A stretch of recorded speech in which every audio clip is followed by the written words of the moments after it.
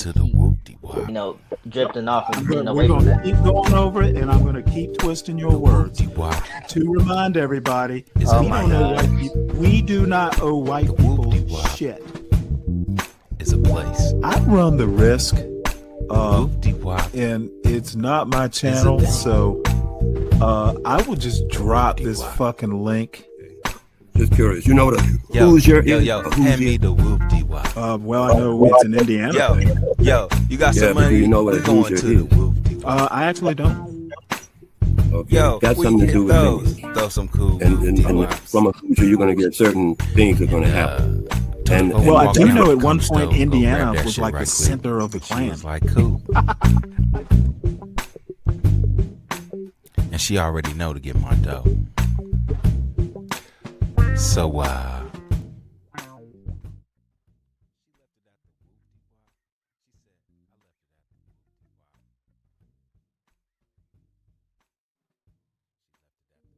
Loringer, Louisiana, Tuesday, June 11th, 2024, 8 o'clock a.m.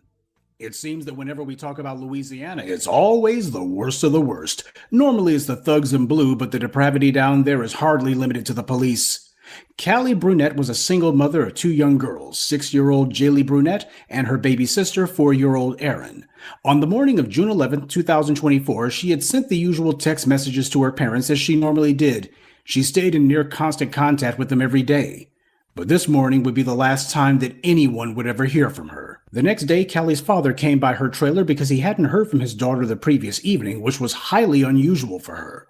When he got to her mobile home, he didn't see her car, a black 2012 Chrysler 200 there, so he initially didn't think anything was wrong, nor did he think to look inside the home at that time. But eventually, being unable to reach his daughter at all, the father forced his way into the mobile home, and when he did, he made a horrifying discovery. Callie's butchered body was lying on the bedroom floor. She had been stabbed more than 50 times. And just as terrible, the two young children were nowhere to be found. Authorities performed a search of the surrounding area, but found nothing. By noon, the Tancapahoa Parish Sheriff's Office was appealing to the public for help in finding the girls. An Amber Alert was issued. The Louisiana State Police posted on Facebook that they were looking for an unknown white male who was wanted, quote, for questioning for a domestic violence incident which occurred at the time of the abduction and resulted in a homicide. They also posted that this white male was driving the car that belonged to Callie. Now, because the missing girls were not black, the case immediately was escalated with the U.S. Marshals and the FBI joining the search. The FBI set up a tip line. They received information from the public that led to locations in Macomb, Mississippi, and then Jackson, Mississippi, which is 2 hours from Loringer, Louisiana. By Thursday afternoon, an undercover Jackson police officer noticed a suspicious man checking door handles of the homes there. When the officer approached the man, he fled. Police and marshals found him in a wooded area behind a house, and after a short pursuit, they took him into custody.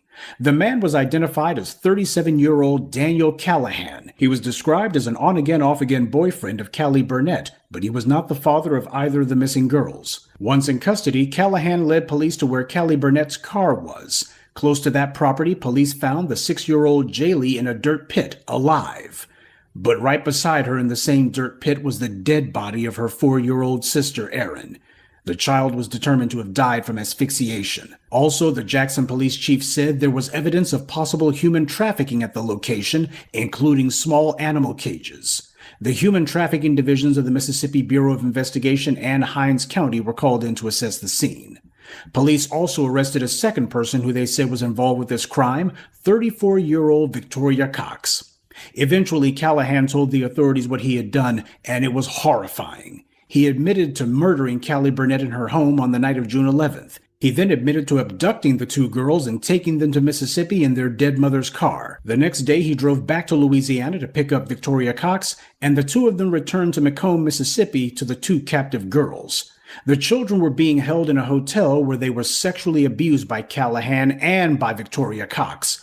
Prosecutors say Callahan then smothered the 4-year-old Erin to death by holding her against his chest so she couldn't breathe. According to court records, she died crying for her mother. Jaylee was given medical treatment and released to the custody of her family members. Callahan admitted that he and Cox decided to keep the 6-year-old as a sex slave. Then they put the child into a dirt pit and threw her baby sister's dead body in right along with her. And had they not been found, that pit would have unquestionably been both of their graves. Even animals don't act like this. And of course, you won't be surprised to learn that this is far from Callahan's first run-in with the law. Learning more about Daniel Callahan's criminal history, Chris Welty continues our coverage. Lee, according to records filed with the Tangier Parish Clerk of Court's office, Daniel Callahan has faced multiple charges dating back to 2006. In 2006, Callahan was arrested for simple burglary. He pled guilty and was sentenced to probation, but that sentence was eventually revoked. In 2014, he was ordered to serve 5 years and ordered to receive drug rehab treatment. In 2008, Callahan was charged with simple assault of a family member. Later that year, he was charged with theft, and he and another family member were charged with aggravated battery. The pair in that case were accused of attacking someone with a mason jar. In 2009, Callahan was arrested again for theft, simple burglary, and unauthorized entry of an automobile. In 2010, Callahan was arrested for simple burglary yet again, but the Tangier Parish Clerk of Court says that charge was dismissed. Tangier Parish Sheriff Daniel Edwards says Callahan was well known by deputies. Primarily for burglaries, some aggravated burglaries, some drug charges, some, I think, probation parole violations. I mean, he was certainly known to us. He was a suspect in some burglaries recently. This is obviously before the homicides that he committed, and we've even questioned him about those as well. So he was someone that was on our radar that we had dealt with before. As people on both sides of the Mississippi-Louisiana state line began to ask questions, Daniel Callahan's sisters said that they had tried to warn the authorities about him, but nobody would listen. I was lost for words because I really tried to help him. Dixie Hemphill says Daniel Callahan is her half-brother. Whenever I had got on Facebook, it was the first thing I had seen was that Callie had been murdered and her kids were missing. After seeing that post, Hemphill recalled a message she received from her brother. I had received messages off of Callie's Facebook the day prior, that night prior in the middle of the night, saying that it was an emergency, and he called me like 13 times off her messenger. He was asking for like money, but he wanted me to call, not text. She decided to call police in Louisiana to report her brother's possible involvement. I picked up the phone and I called Tangipahoa. And I said, I need to speak to the sheriff, nobody else but the sheriff. And she said, what for, ma'am? And I said, because I think I know what happened to Callie and I think I know where her kids are. Hemphill says she's not surprised by Callahan's actions because her family tried to warn authorities. I just think that this all could have been prevented if they would have listened to us 2 years ago. Here in Lincoln County, I want that to be known. And of course, on cue, Daniel Callahan was immediately trying to trial balloon an insanity defense. He didn't even wait for the white media to do it. He was screaming that he has multiple personalities. Mr. Callahan, do you have anything to say? Did you kill Eric Burnett? Unfortunately, on Lexapro, sober, no drugs in my system, I did. Why? Why did you kill the 3-year-old girl? I have no reason for what I did. All I know is I want to say I was sober and only on Lexapro and off Lexapro, and I'm also diagnosed borderline with a multiple personality disorder, and I have not had to talk to a lawyer, and I'm on suicide watch, but I'm not suicidal. But did you kill her mom? Did you kill her mom? The Lexapro. Did you kill her mom? His mom. Eric's mom. Welcome to Stanley versus the world, everyone. Please make sure that you hit the like button. And by the way, if you catch this on after the live stream, please do hit the like button. Please leave a message if you have something to say, good or bad. I usually respond to any comments I get. This is amazing. Why on earth are they even giving him this kind of publicity? The fuck is wrong with these people? This is weird. And this is the sort of stuff that doesn't make the Oc Nation or the Be Brave or the CT, they never talk about this kind of depravity because they're anti-black blacks. So had to get that poke in. It's Friday. Happy Friday. And the Sovereign Beer Fund is open. So support the show by supporting the host. Excuse me. And there will be a show tomorrow. I think I have a theme. And unfortunately, I've been too lazy to do hard work. Believe this or not, I'm actually reading John Stuart Mill for the show tomorrow. In my pretend erudition, apparently. So anyway, let's get back to this depravity. This is horrible. I'm at Rankin County Jail. Y'all like an interview. What's up, CKJ3? You regret what you did. I would kill me, and I have told them everything that I did, and I have agreed. They're interviewing him all the way to the fucking speedy squad trial, car. Why are the cops not clearing these whatever it is, these you hope for the lies death penalty? away? For what I did, lethal injection is the easiest thing for me. Are you pretending to be crazy? No, I'm not pretending to be crazy. Look me up in Region 8. Borderline multiple personality disorder. You better look it up. So you have pretend to be crazy. I'm certified. I was only out of nut house 2 weeks now. Federal prosecutors promised Callahan that they would not seek the death penalty if he agreed to a plea deal. So in August, Daniel Callahan pleaded guilty to federal charges of kidnapping resulting in death and transporting a minor in interstate commerce. Then on Monday, September 29th in Mississippi's Hind County, he pleaded guilty to 1 count of capital murder, 2 counts of kidnapping, and 2 counts of sexual battery. He was sentenced to life on the capital murder and sexual battery charges and 30 years on each kidnapping charge. Callahan's sentences in Mississippi will run consecutively to the federal sentence he received in Louisiana. Victoria Cox has been indicted in Mississippi on 1 count of capital murder, 1 count of kidnapping, and 1 count of sexual battery. She pleaded not guilty to all charges and is scheduled to go on trial December 8th. Because she committed all of her crimes in Mississippi, there's no federal charges. This case is about pure evil, but it's also about how the system keeps allowing certain people to commit crimes over and over and over again. And it seems that no matter how many times they get caught, no matter how severe the sentence should be, they just keep being given more chances. Unless they kill a mother and her child and kidnap and rape a surviving family member. The truth is, this savage barbarity could have been prevented. Just a month before the murders, Callahan had been accused of arson and theft of a firearm. That was just a few weeks before this tragedy was allowed to happen, but nothing was done. And then on June 10th, the day before the murders, Callahan was accused of criminal damage to property and unauthorized entry. Ring video shared with WWL Louisiana shows what looks like 36-year-old Daniel Callahan walking around a property located on the Tangipahoa River, east of Amite. Dated June 10th, days before Kelly Brunette was found dead with multiple stab wounds inside a Laranja home and a manhunt for her 2 daughters started. This video was snapped at 8:45 a.m. The owner says the man is coming out of the mudroom door wearing his waders and holding a torch. In the next video, time-stamped 4:17 p.m., the owner says you see him go in the house. Just under 2 hours later, at 6:02 p.m., the owner says the man is now naked, wearing his apron and a crossbow. The man who looks like Callahan is now walking up the staircase. Less than 10 minutes later, he comes down the stairs, and you can hear him making strange noises while climbing down.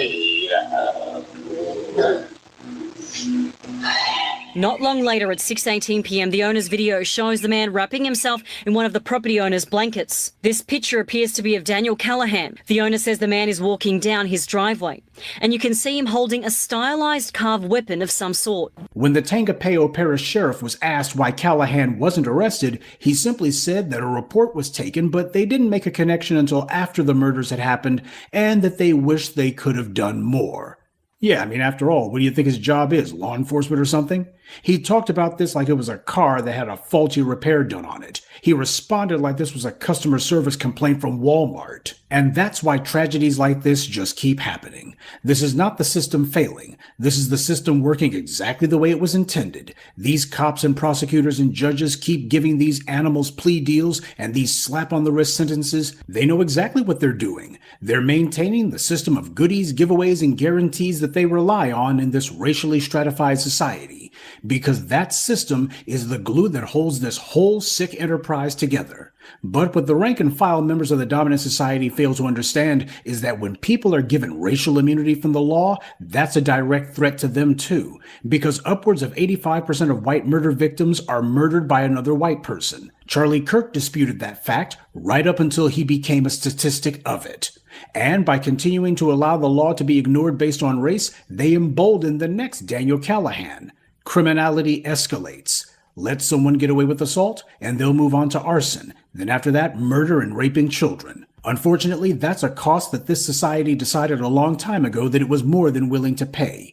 Charlie Kirk himself infamously said that a bunch of gun deaths every year was simply an acceptable price the society had to pay in order to have the right to bear arms. Of course, when he said that, he never imagined that he would become one of those deaths. But the perverse reality is that when it comes to white privilege, which is the tangible and psychological benefits that white supremacy gives to those classified as white, they also use the same brutal calculus. When it comes to losing the lives of people from the dominant society, is part of the cost of doing business. Sure, they don't like the mass shootings and degenerates like Daniel Callahan going on killing and rape sprees, and it would be nice if trash like him was arrested and punished the first time when they commit lower level offenses. But the problem for them, though, is that the members of the dominant society are only too aware that they, too, are desperately dependent on that exact same system of racial immunity from law that the Daniel Callahans rely on. Sure, they may not need it for things like arson or assault, but they need it and use it countless times throughout their lives for everything else. Black people live in a police state, but members of the dominant society live in a so-called free country. When they break the law, unless it's murder, they can count on getting a slap on the wrist. But as I've documented countless times on this channel's Crime Report, even murder doesn't get punished all the time. It's a two-tiered justice system, and they know which tier they're on and they rely on it. The same chain that links Daniel Callahan to his racial immunity from law is also the exact same chain that links the rest of the dominant society to theirs. They know the only way to stop the Daniel Callahans would be for them to give up the very same racial privilege that they enjoy. And they're not going to do that. The deaths of a single mother and her toddler daughter, as well as the violation of a preteen child, that's apparently an acceptable risk the society's decided to pay for the benefits of white supremacy. Because just like Charlie Kirk, nobody from the dominant society ever thinks that it will be them until it is. And that's this week's Friday Crime Report. Keep your eyes open. Yeah, I actually love these Friday Crime Reports. It is something that just does not get any attention from the anti-black blacks. In CKJ3, yeah, Nightish did pretty well on CT's show, but whatever. And by the way, CKJ3, John Galt paid our chat a visit last night. And apparently I said, hey, come up to the panel. And apparently this show is not big enough for Broadway Galt. So whatever.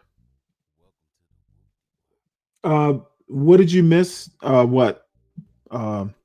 This crime report?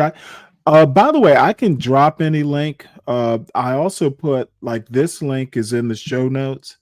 So, I'm always willing to do that if anybody misses something or, wants to pass it on.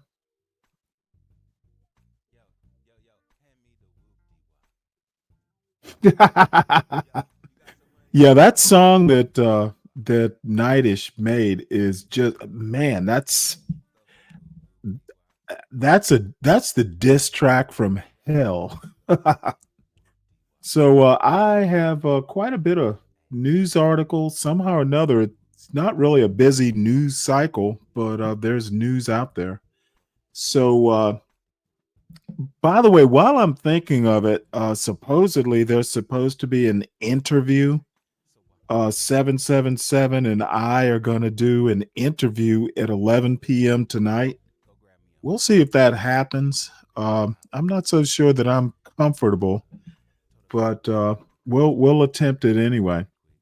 So on to the news. Senate blocks bills to pay federal workers during shutdown. Not surprised. I think Democrats are going to stand firm, and it's not the Democrats' shutdown, folks. MAGA controls all three branches of government. It's on them.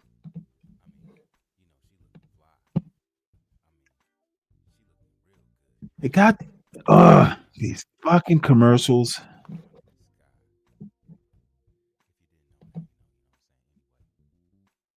They're so long. Oh, you know what? I didn't switch this over, did I? My bad. Thursday to pay federal employees who have been required to keep working and during the let's shutdown. start this process Most Democrats over. voted against advancing a bill from Senator Ron Johnson. Down payments. Just FlexCar, the first and only month-to-month car lease. Hold on one sec. I hit a technical glitch here. I shut the sound off. Why? Well, you know what? Let's just do this. Hopefully that doesn't. You're listening to Senate blocks bills to pay federal workers during shutdown. No, it didn't A news do it. story I'm written gonna by have Riley Beggin to and kill Theodoric this Meyer tab. and read by an AI-generated voice. Let me go ahead and move on. The headline should be good enough. We're still shut down. The government is still shut down. That's the news. So inflation edged up. Believe it or not, it was below expectations. I'm not exactly sure why, but it did go up 3% from 2.9%. Not a dramatic increase, but I'm thinking this will. Well, let me put it to you this way. It's gone from 2.3 to 3. So the trend is up, even if the rate isn't that fast. Gasoline prices up. Grocery prices up. Donald Trump apparently doesn't shop for his own groceries.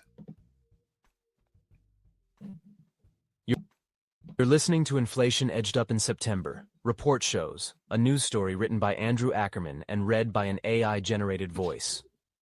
New data released Friday showed inflation heated up in September to a pace not seen since January, according to the first data set to be released during the government shutdown. The September Consumer Price Index showed prices rising at a 3% Okay, annual rate, narrative. up slightly from 2.9% in August and above April's post-pandemic low of 2.3%, according to the Bureau of Labor Statistics. Gasoline prices, which edged down over the past year, providing some relief to consumers, nonetheless jumped 4.1% in September and were the largest factor in a 0.3% monthly increase. Core inflation, which excludes food and energy and is seen as a steadier gauge of underlying pressures, eased slightly to a 3% annual rate. The report offers the only official glimpse of the economy this month amid the government shutdown, highlighting the continuing impact of President Donald Trump's tariffs on consumers, some of which began to take effect in August. Though the 3% pace was slightly below economists' expectations, Friday's report is the latest to demonstrate that inflation hasn't gone away and remains stubbornly above Fed norms.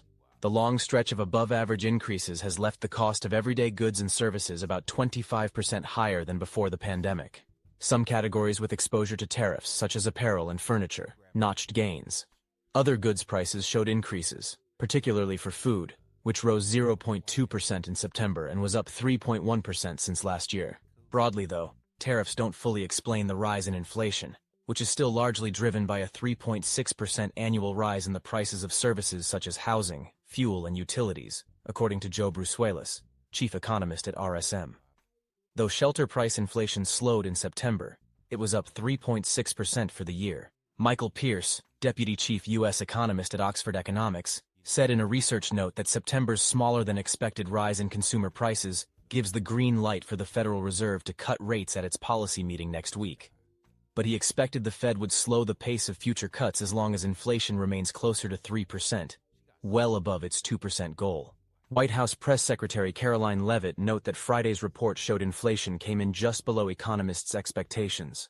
This is good news for American families, and it's a shame the Democrats are using them as leverage to fund health care for illegal aliens, she wrote on X. The shutdown would likely prevent the government from releasing an inflation report for October, she added. Friday's inflation report was originally due October 15th, but was postponed after the shutdown furloughed most Bureau of Labor Statistics staff. The White House later recalled key employees to finish the report, which is... It probably didn't pay them either. Anyway, that's good news. You know, it's a steady state. I don't think it's going to stay this way, but who knows? I'm not an economist. So let us move on. Another U.S. strike in Caribbean targets alleged drug running boat killing 6. Defense Secretary Pete Hegseth said Friday the U.S. military conducted a strike on a vessel suspected of carrying drugs, killing 6 people, is part of the campaign against drug cartels. Citing cartel activity, the administration argues the strikes target vessels operated by the Trinidad gang, with Hegseth noting attacks continue in the Caribbean Sea. Well, you know what? It is, I guess it is a sea, Caribbean Sea. 20-second black and white video posted to social media shows a small boat motionless before a long thin projectile hits, causing an explosion. The clip ends before the boat's remains appear. Lawmakers from both parties warned that President Donald Trump ordered strikes without Congress's authorization, while 2 strikes this week expanded military operations to the Eastern Pacific.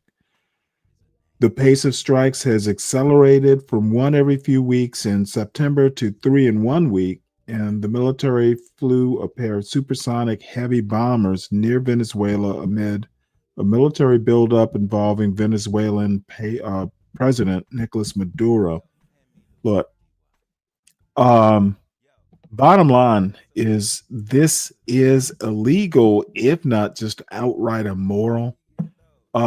President Trump is doing a distraction campaign. The flood the zone philosophy is well known. This will not end well. And if he winds up actually starting a war with Venezuela, how many campaign promises will have been broken? So Trump says he's canceling trade negotiations with Canada over an anti-tariff ad. So they ran an ad and he's taking his football and going back home. Well, here's the ad. Let's see here. When someone says, let's impose tariffs on foreign imports, it looks like they're doing the patriotic thing by protecting American products and jobs. And sometimes for a short while it works, but only for a short time. But over the long run, such trade barriers hurt every American worker and consumer. High tariffs inevitably lead to retaliation by foreign countries and the triggering of fierce trade wars. Then the worst happens. Markets shrink and collapse, businesses and industries shut down, and millions of people lose their jobs. Throughout the world, there's a growing realization that the way to prosperity for all nations is rejecting protectionist legislation and promoting fair and free competition. America's jobs and growth are at stake.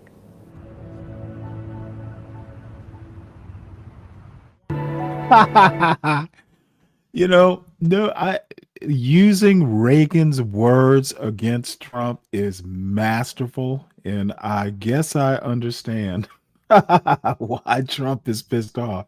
It's a good commercial. Oh boy.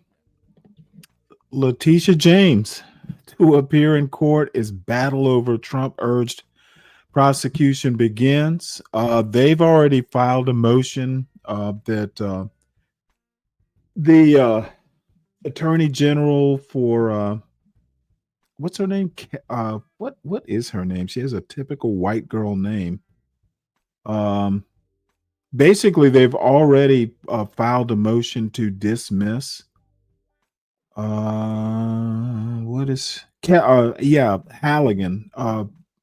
Anyway, they've already filed a motion to dismiss the case because Halligan is illegally appointed or something like that. And then the other thing that's interesting is evidence appears to undercut claims against Letitia James, prosecutors found. So, yeah, I honestly, it's either they're gonna dismiss the case because Kelly Halligan or whatever her name is not legally appointed, or malicious prosecution, which I think is their best chance, or if it goes to trial, they're not going to find anything. Donald Trump, I just don't understand how Donald Trump is just getting away with this. But in my opinion, I've said this several times, even before the election. He is the most American president we've ever had. He is the apotheosis of white supremacy. This motherfucker has taken white supremacy and just he's turned this country into his personal company. America will be renamed at some point the United States of Trump.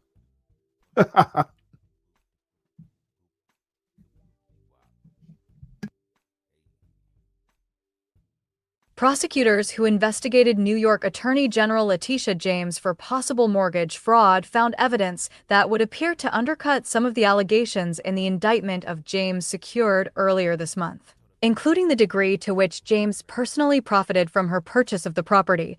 According to a memo summarizing the state of the case in September, sources told ABC News. Prosecutors who led the months-long investigation into James' conduct concluded that any financial benefit derived from her allegedly falsified mortgage would have amounted to approximately $800 in the year she purchased the home, sources said.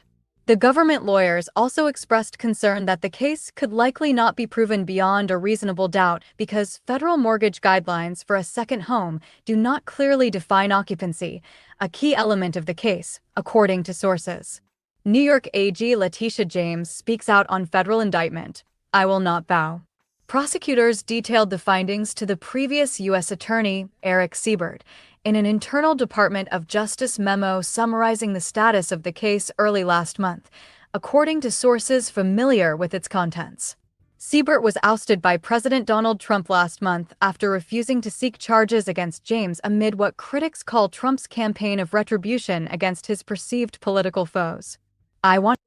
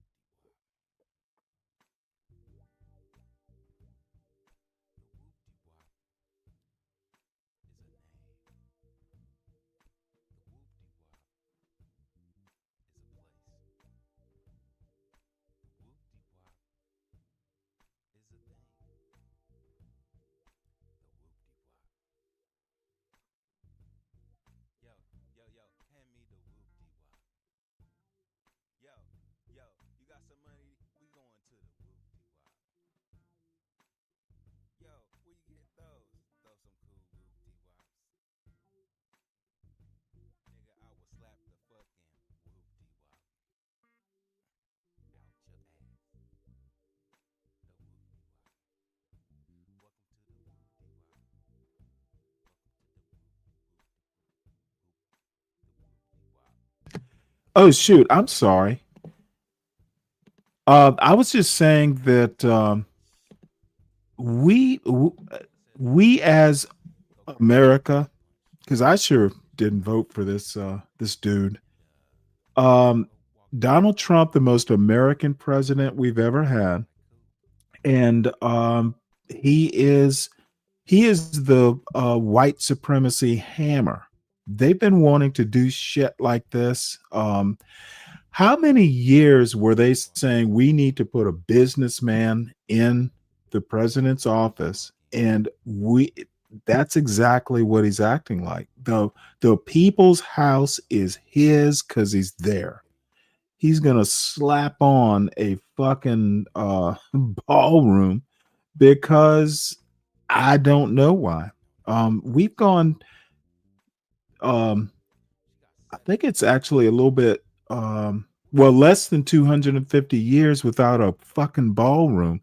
And all of a sudden in 2025, Donald Trump thinks America needs a ballroom on the people's house. It is literally he might as well just put trailers out there. Let's make the people's house the people's trailer park. So, and I was saying, their whole editorials, and apparently the White House is in damage control mode because people are kind of upset at this demolition. I just can't believe that this wasn't preempted somehow. So, America gets what it voted for.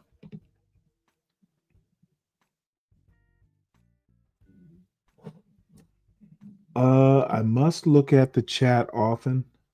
Yeah, I guess I should do it more. I've also been told never look at the chat.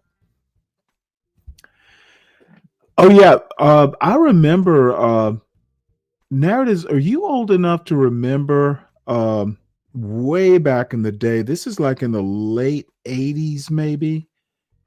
Forsyth County, Georgia was like hadn't had black people there and like since the 1920s. So Forsyth County, and the funny thing now is Forsyth County has like millionaire black athletes living there. So karma did its thing.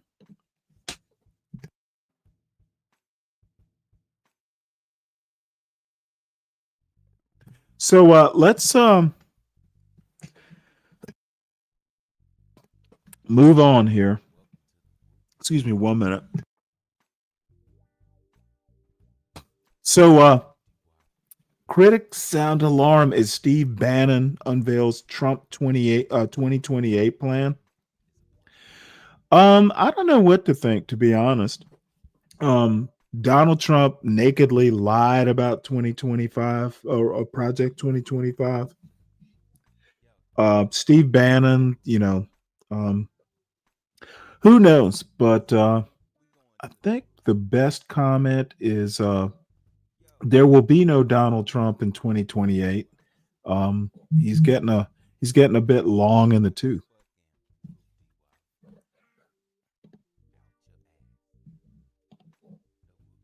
So let's have the auto reader read this, and then I've got a video matched up.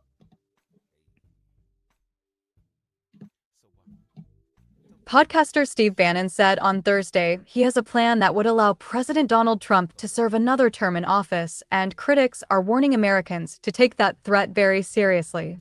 He's gonna get a third term, Bannon said in an interview The Economist published on Thursday. Trump is gonna be president in 28, and people just ought to get accommodated with that. Politics. One of the grossest things I've seen, Marjorie Taylor Greene's Trump hits keep coming. He didn't offer specifics on how that would be accomplished, given that the U.S. Constitution explicitly rules that out for Trump. There's many different alternatives, Bannon said. At the appropriate time, we'll lay out what the plan is, but there's a plan. But he did offer some hints when asked about the specific wording on the 22nd Amendment, which states, No person shall be elected to the office of the president more than twice, and no person who has held the office of president or acted as president for more than 2 years of a term to which some other person was elected president shall be elected to the office of the president more than once. Politics. Democrats launch investigation into Trump's theft of $230 million in taxpayer money. We will define all those terms, said Bannon, a longtime Trump insider who helped him win the presidency in 2016 and served in the White House during part of his first term. Bannon also called Trump a vehicle of divine providence and instrument of divine will who needs at least one more term. Critics were quick to call him out on that.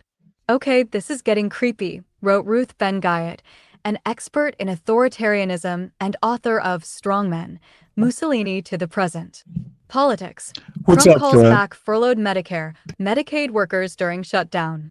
She added, in #Strongmen, I state that propagandists present autocrats' actions as sanctioned by a higher power and the fruit of divine blessing.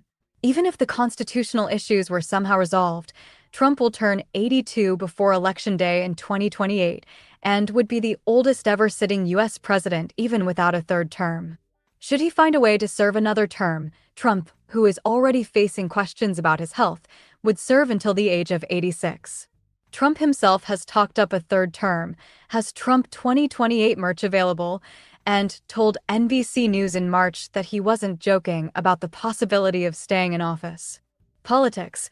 Bernie Sanders gets real about what went wrong with Kamala Harris's failed campaign. Critics fired back on social media. Political updates ex-White House historians ominous warning on ballroom. More surprises down the road. J.D. Vance slams disgraceful. Suggestion his wife should be saved from him. Mehmet Oz just redefined math to make Donald Trump's numbers work. Mike Johnson tries to defend himself against Marjorie Taylor Greene diss on CNN. Paul Krugman warns Trump's economy is in worse shape than it looks. Read the original on HuffPost. That AI did not do a good job reading. So this is one of my favorite historians. His assessment, and I agree with this assessment 100%. This is literally what originalists do. Steve Bannon just said that Donald Trump can get around the 22nd Amendment to the Constitution and be president in 2028. Is he right?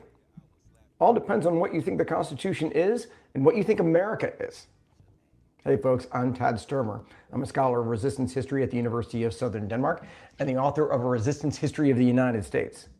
Steve Bannon told The Economist that Trump will be president again in 2028, that there is a way around the 22nd Amendment, and that the Constitution, though, is fit for purpose. How can both of these things be true? That the 22nd Amendment doesn't work, but the Constitution does? That all sounds crazy until you understand what the hard right means by the Constitution, and by extension, what they mean by America, and who Americans are, and which Americans count. Bannon and the hard right revere the founders' Constitution, not the document as it exists now. That document is something that the founders would have hated, and that's part of the point. What they care about is the Republic as it was designed in 1787. They revere the small group of white nationalists who wrote it, and believe that their intent should govern everything, every day. In that sense, it's a living document because those folks are being dragged out of their graves to breathe life into your world. And that's what originalism means in practice. The founders' choices are what matter, not what came later, not your choices. And by that intent, presidents had no term limits. The framers deliberately chose not to limit presidential terms. They debated it at the Constitutional Convention and they rejected it. Their design assumed power would stay with men just like them, white, Protestant, propertied, regulated by, more or less by social arrangement, by the establishment that they created, not law. Washington did set a two-term precedent by choice in 1797, but that was just a custom, not any kind of constitutional requirement. Because the system functioned on the assumption that the right kind of people would always hold power and exercise restraint on their own personal power just by passing it off to somebody else just like them. That's the republic Bannon means when he says the Constitution was fit for purpose. One where presidential authority isn't legally constrained because it doesn't have to be. The founders built it that way. Now, the 22nd Amendment did provide limits on it, but it didn't appear until 1951. So Franklin Roosevelt won 4 terms, 1932, 1936, 1940, 1944, but he died in office in April 1945, not too far into that last term. And then a Republican Congress proposed the amendment in 1947, and it was ratified 4 years later. That's 164 years after the Constitution was written. Not part of the founders' design. It's a modern addition that directly contradicts what the founders built, and that's the logic of the hard right. The founders chose no term limits. The 22nd Amendment imposes them, and the 22nd Amendment should be interpreted not in terms of the framers of that document, of that amendment, but it should be interpreted in light of what the original founders meant. And that's why Bannon's logic works for those people. When Bannon says there is a way around the Second Amendment, he's not describing some sort of loophole. He's saying it has no legitimacy because it contradicts the founders' intent. Originalism basically means you follow what the framers designed. They designed a system with no presidential term limits. The 22nd Amendment violates that design. Therefore, from an originalist position, it shouldn't govern. And that's not interpretation. That's the logic of original intent taken to its conclusion. So the Founders' Constitution concentrated power among white Protestant nationalists who owned property. The Senate, the Electoral College, filtered representation, that was infrastructure for their authority, protecting against the tyranny of the majority, the tyranny of you, and included slavery as foundational structure, women as legal dependents, indigenous people as obstacles to be removed, property requirements for voting, violence as enforcement. And that system worked exactly as designed for the people it was built for 80 years. So when Bannon says the Constitution is fit for purpose, he means that purpose, the founders' purpose. The hard right sees everything after as deviation. Reconstruction amendments that expanded citizenship, federal enforcement of rights, voting rights expansion, presidential term limits. None of that was part of the original design. All of it can be treated as illegitimate structure imposed on the founders' republic by doing what? By creating a multiracial democracy. But restoration means returning to what the framers built. A presidency without term limits, federal power that doesn't enforce rights against states, citizenship as the founders defined it. Steve Bannon isn't guessing. He's describing a constitutional vision where the founders' choices override everything that came after. The founders chose no term limits. By that logic, the 22nd Amendment has no authority. If you think the founders got it right, if you're the kind of person that republic was built for, then yes, the Constitution is fit for purpose. But if your rights came from breaking that design, from breaking that republic, from the destruction of what it is they created, then you know exactly what going back to it might mean. Well, let me help some folks out here. It is your constitutional right to carry a gun in the state of Illinois. You know what? Actually, we will watch this video, but later. I'm not a big fan of stating the obvious, like CKJ3 writes, I personally think this process started a long time ago and it just led up to Trump. I thank you, Sherlock. That's stating the obvious. Of course, you're right, but not particularly helpful. No idea what this means. And let's see, create a problem to create the solution. This sort of cynicism tends to, I don't know, this barbershop cynicism. Again, I find it kind of just pedantic. I don't know about that, Fred. Most people that tend to swing through this chat tend to be fairly politically astute. So anyway, let's move on. Oh, wait, hold it. Yeah, this is I wanted to do this because people seem to not quite get what I mean when I say whataboutism. It's not a good thing.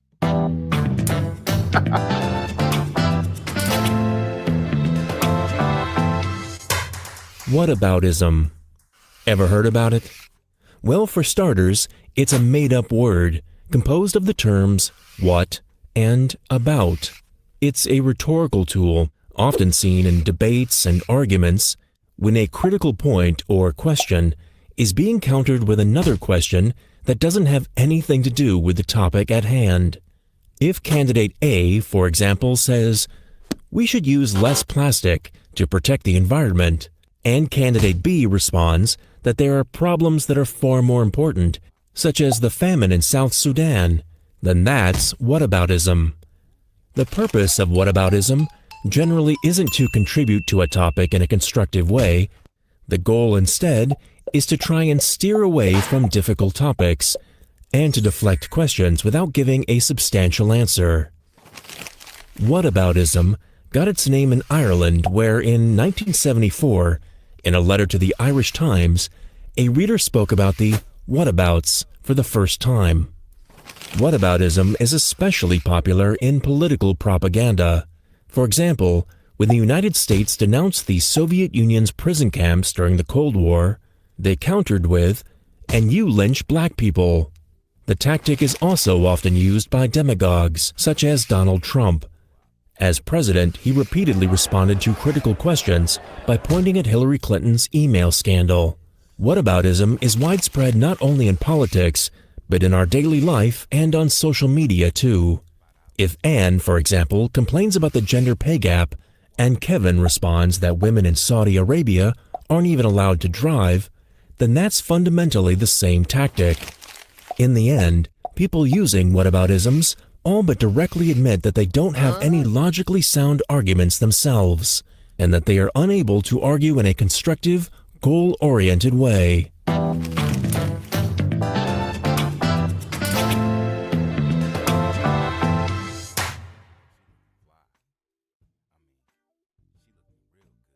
All right. Well, we should probably do Steel Man too, but that would be beyond the scope.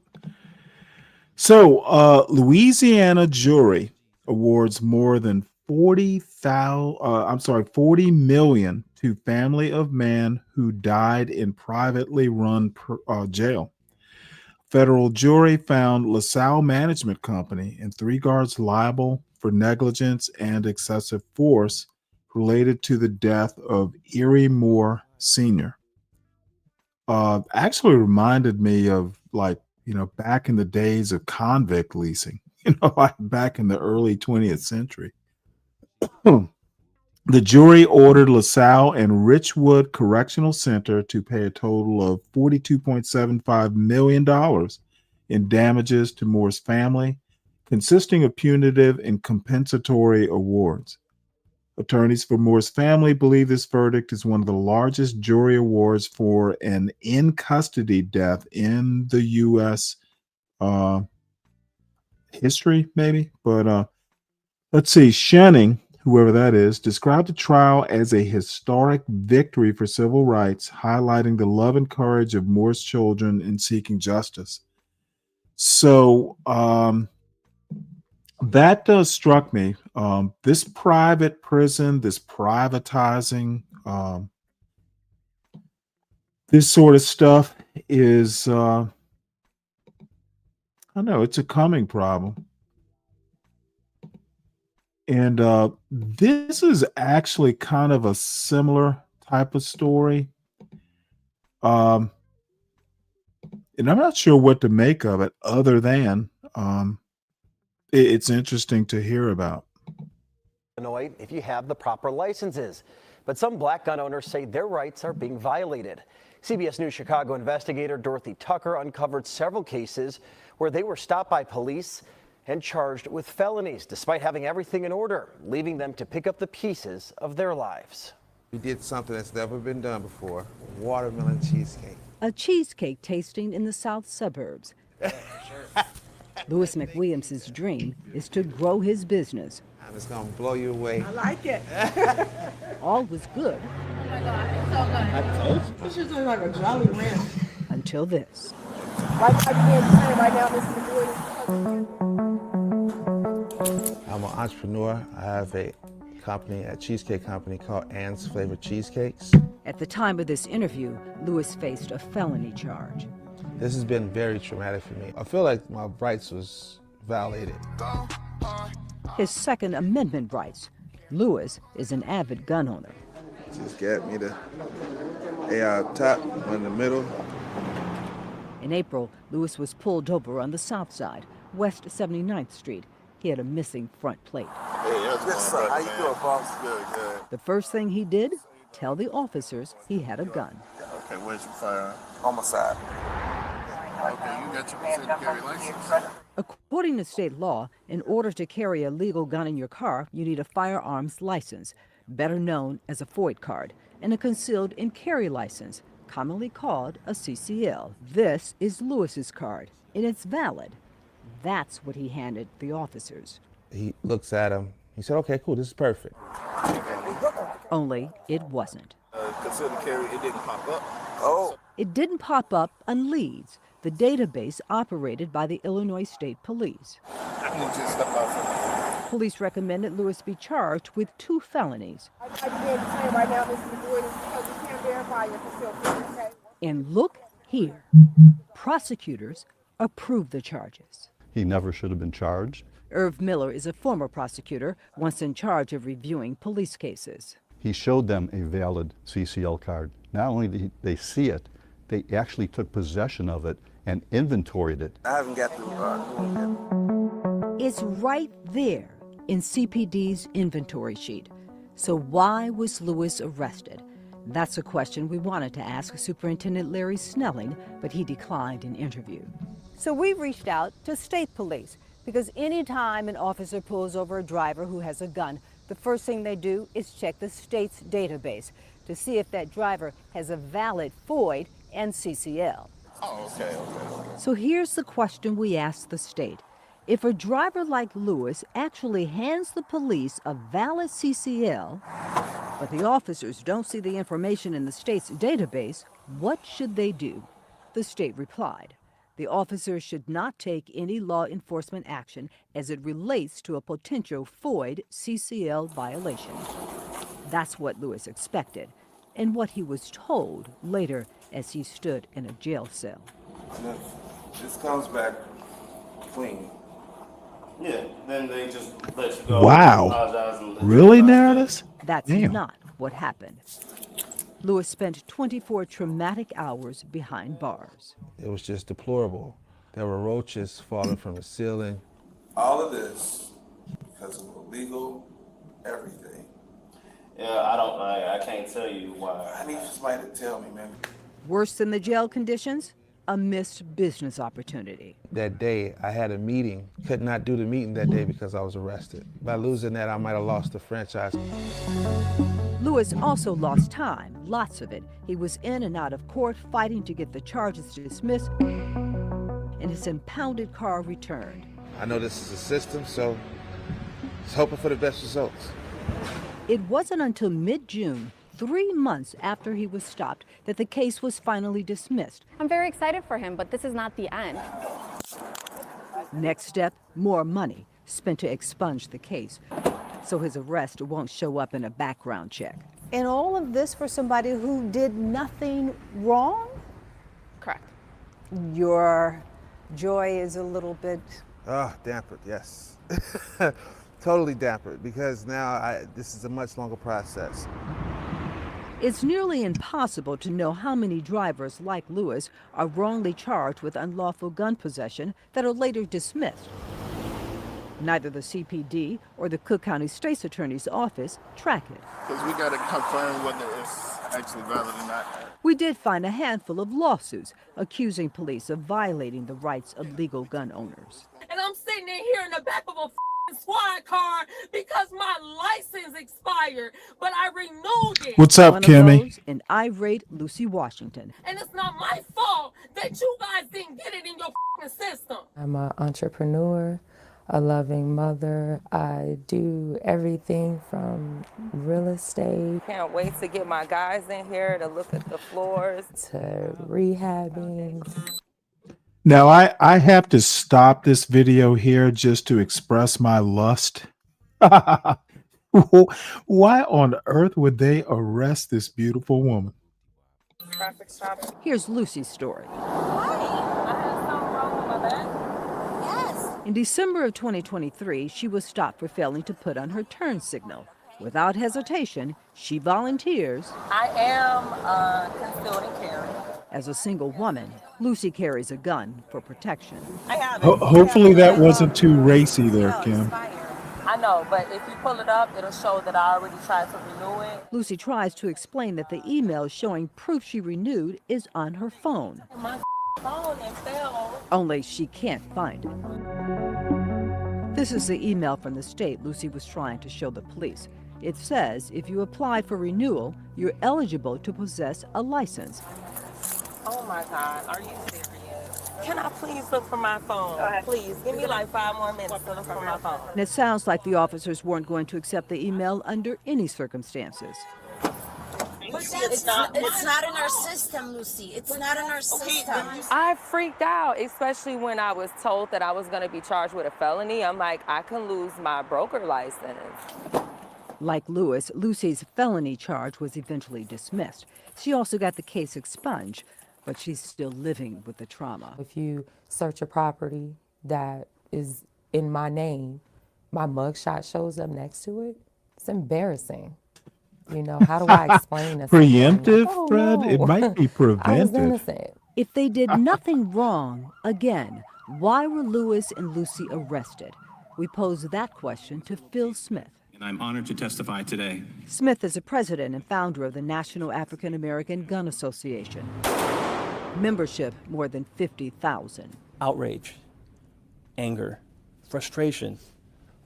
Not again. Those are the conversations and statements that are going in my head when I hear about another black person being stopped illegally, being arrested illegally when they've had all their stuff together.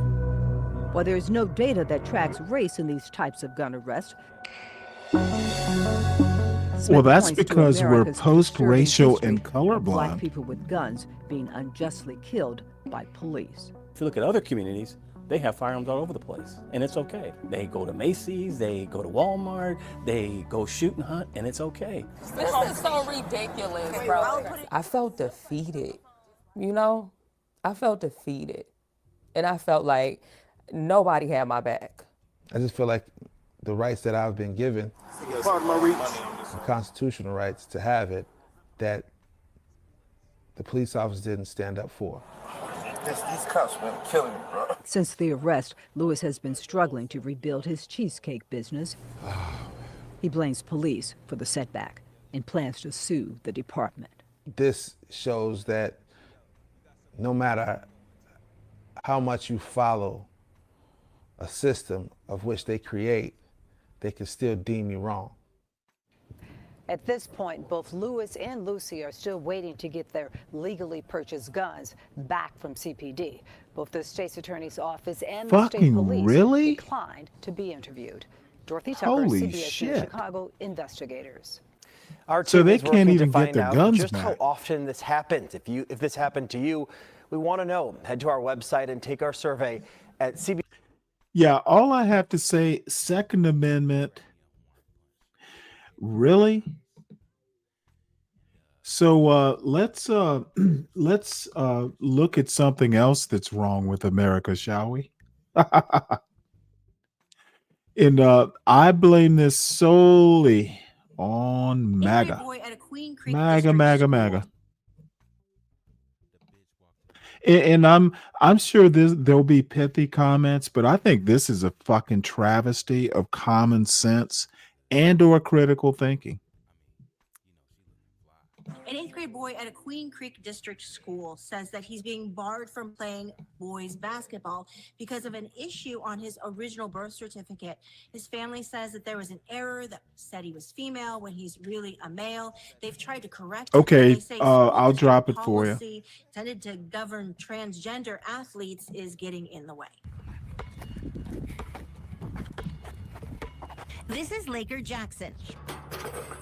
He wants a spot on Eastmark's boys basketball team. Small forward shooting guard. But controversy about his birth certificate over the last few months hit a tipping point this week when he was removed from boys tryouts. I was really, really upset and disappointed because last year I didn't make the team, and it's been like a year straight for me of training basketball almost daily, and to make this team. Here's what happened. Mom Becky Jackson says Laker's original birth certificate had an error, listing him as female instead of male. She said she first spotted it years ago during school enrollment. Well, at the time, we thought it was funny. As a busy mom of 6 kids, she says getting a corrected version was not top of mind. So we just put it in the drawer. I'm going to make a point here. Her name is Becky. You know, that might be a point to roast. Dude, if there was an error in my son's birth certificate, it would all of a sudden be moved up to top priority. What the fuck was she thinking? The birth certificate is like a legal document. Well, it is a legal document, not like one. If there's an error, you get it taken care of immediately. You never know what the downstream results could be. Dude, what the fuck? What if he wanted to join the military? Okay, so there's a problem with the critical thinking skills of the school system, but there's also a problem with this. I keep saying parenting is America's biggest problem. And here's an example of it. Becky did not do her job, her due diligence as a parent. This is a travesty. And the other thing, they're kind of saying, oh, hey, the poor boy is a victim because of the school system. It's really the parents' fault. Dear Becky did not do a good job as a parent. She put it in the goddamn drawer and she thought it was funny. The fuck? And moved on. And it hadn't been a big deal. It hadn't been an issue until this past spring. When they started calling me like a girl in the nurse's office during school, and I asked why. Becky said school administrators then barred Laker from an all-boys gym class. You know what, Fred? Boys basketball team tryouts. You know what? Somebody needs to fucking call Child Protective Services and take all of her kids away from her. She's an irresponsible parent. How on earth could you let a legal document think the error is funny and throw it in a drawer? The fuck? And it's not even, oh, the boy's a girl. For me, it's just there's an error in a legal document that there are so many things you need a birth certificate for. My God, she's a horrible parent. They also make him use a separate restroom. So Becky and her husband took action to get the birth certificate. You know what? I asked the same question, Fred.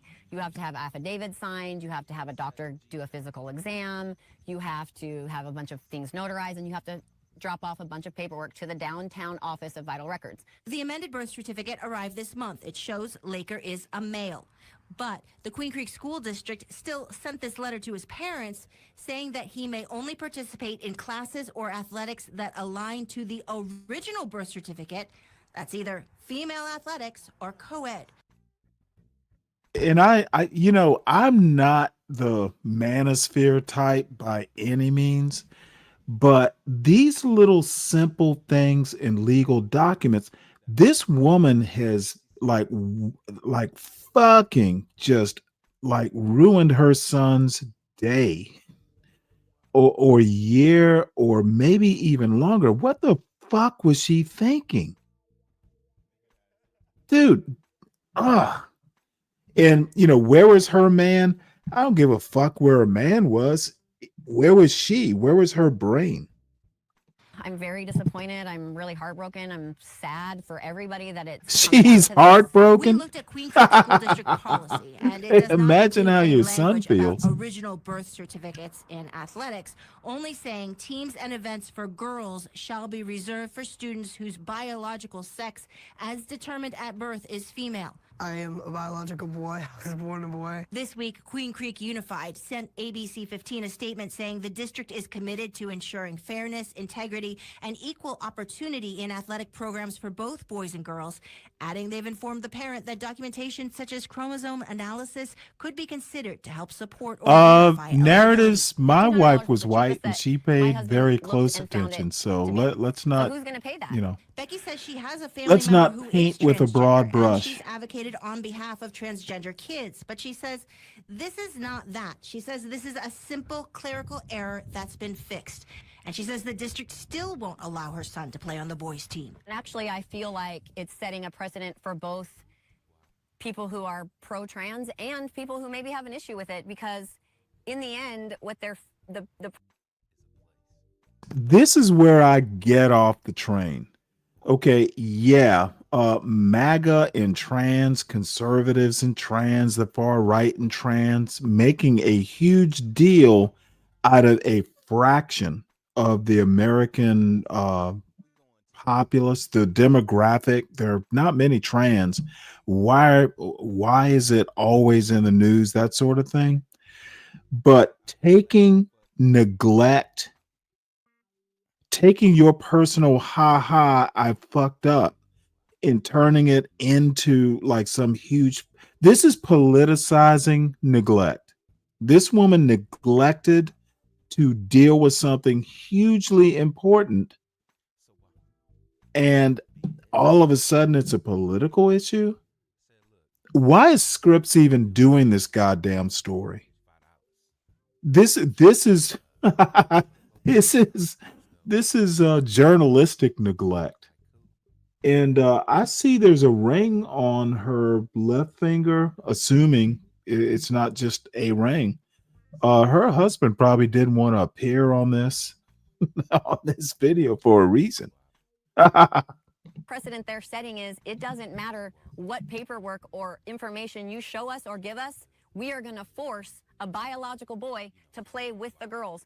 Lakers parents say they will have him try out for the girls' team if the district gives them no other option. I've gotten called some names, and a lot of kids do talk about me because they think it's funny or weird, make jokes about it. I've gotten pulled into the principal's office. I'm really confused because he's like, I want you to be comfortable, but I am comfortable if you like just put me with the boys and stuff. ABC 15 investigators are looking into whether any other school districts in Arizona are trying similar things where they may require a student to provide genetic testing to prove their sex to participate in school sports. Melissa Blasius, Scripps News Group.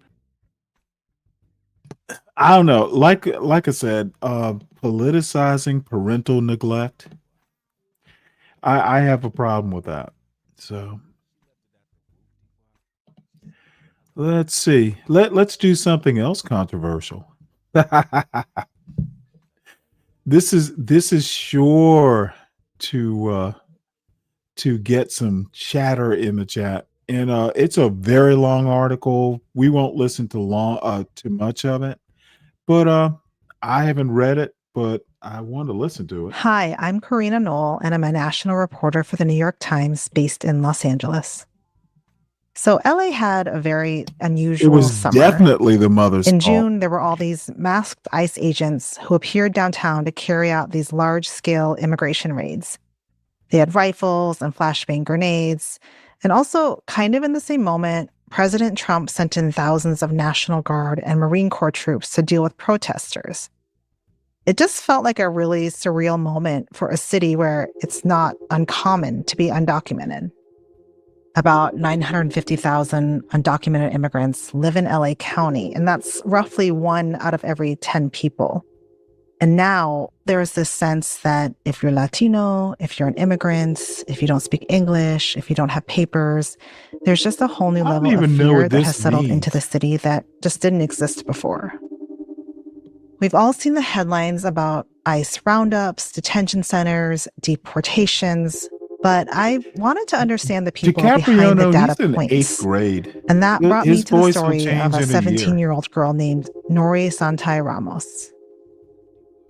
Nori had just finished her junior year of high school when she and her mother were abruptly deported to Guatemala during what they thought was going to be just a routine immigration hearing. So I reached Nori over WhatsApp in August. Hi, I'm okay. Yeah. Thanks for asking. When we connected, I was really struck by how young she sounded. She just sounded to me like any other American girl who had been super excited about her future, but one whose life was upended at this really crazy pivotal age. I couldn't sleep last night. I was overthinking too much. Thinking about what? I was really sad about not being there for the first day. I cannot be walking in with one of my friends, my closest friend, because every first day of school we go together, and it makes me want to cry. Nori had been living in Los Angeles since she was a third grader, when she and her mother fled Guatemala to escape gang violence. When they arrived, they only spoke Quiche, which is a Mayan language, but Nori fully acculturated to American life. Oh, that's interesting. And now, here she was speaking to me from this remote part of Guatemala. Nori doesn't really feel safe being back there, so she doesn't really leave the house. And she does have a phone, but it's pretty much the only access she has to her life back home. I checked if anything, I received a message from my friends. And I just did it for one of my friends, and she was like, I miss you. Yeah. And I'm like, oh. I talked to Nori on what should have been her first day of senior year, and she told me, how she was preparing to try to continue some of her coursework online. Right now, I have a homework from Ms. White. What is it? It's about history. Executive orders from Donald Trump. Okay. I'm going to write a paragraph about who, what, where, when, why. Okay. Nori had this sort of transformational junior year. She was previously a really shy, introverted kid, but she had kind of told herself, junior year, I'm going to make more friends. I'm going to put myself out there. And she did. She was excited for senior year to go to prom and go to all of the senior year events. I was looking forward to AP art. Yeah. Having my first outfit ready and being excited about it, but being nervous at the same time because it's my last year of high school, Yeah. Okay. Before, the whole world had been sort of Nori's in her mind, but now her world is this small bedroom in a village that she doesn't even really know. And actually, while I was reporting this story, she went through another just unimaginable tragedy that turned her world even further upside down. Nori's story is a reminder that it isn't just adults who are being caught up in these immigration sweeps.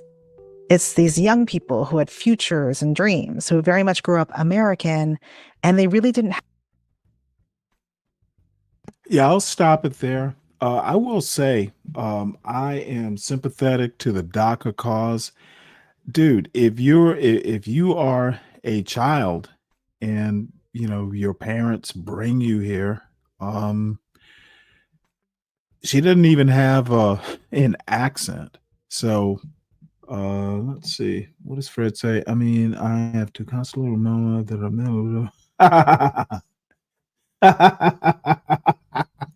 Fred, now I would think over there, everyone would be using lotion. It gets pretty cold, right?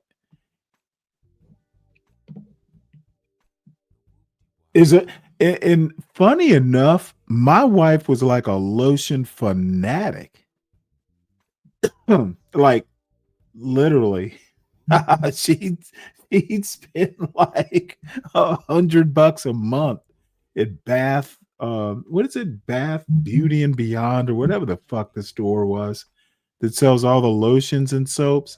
Now, I actually, Bed Bath and Beyond, is that what it was? Not Bed Bath and Beyond. What's the one that has all the lotions and stuff? I had a thing for Kitchen Lemon, as a hand soap because it had the pumice in it. But no, this woman would have a whole 5 lotions. White people get ashy. It's just harder to notice. But anyway, let us move on. Speaking of DACA deportation and citizenship, This is a Washington Post article from yesterday. And dude,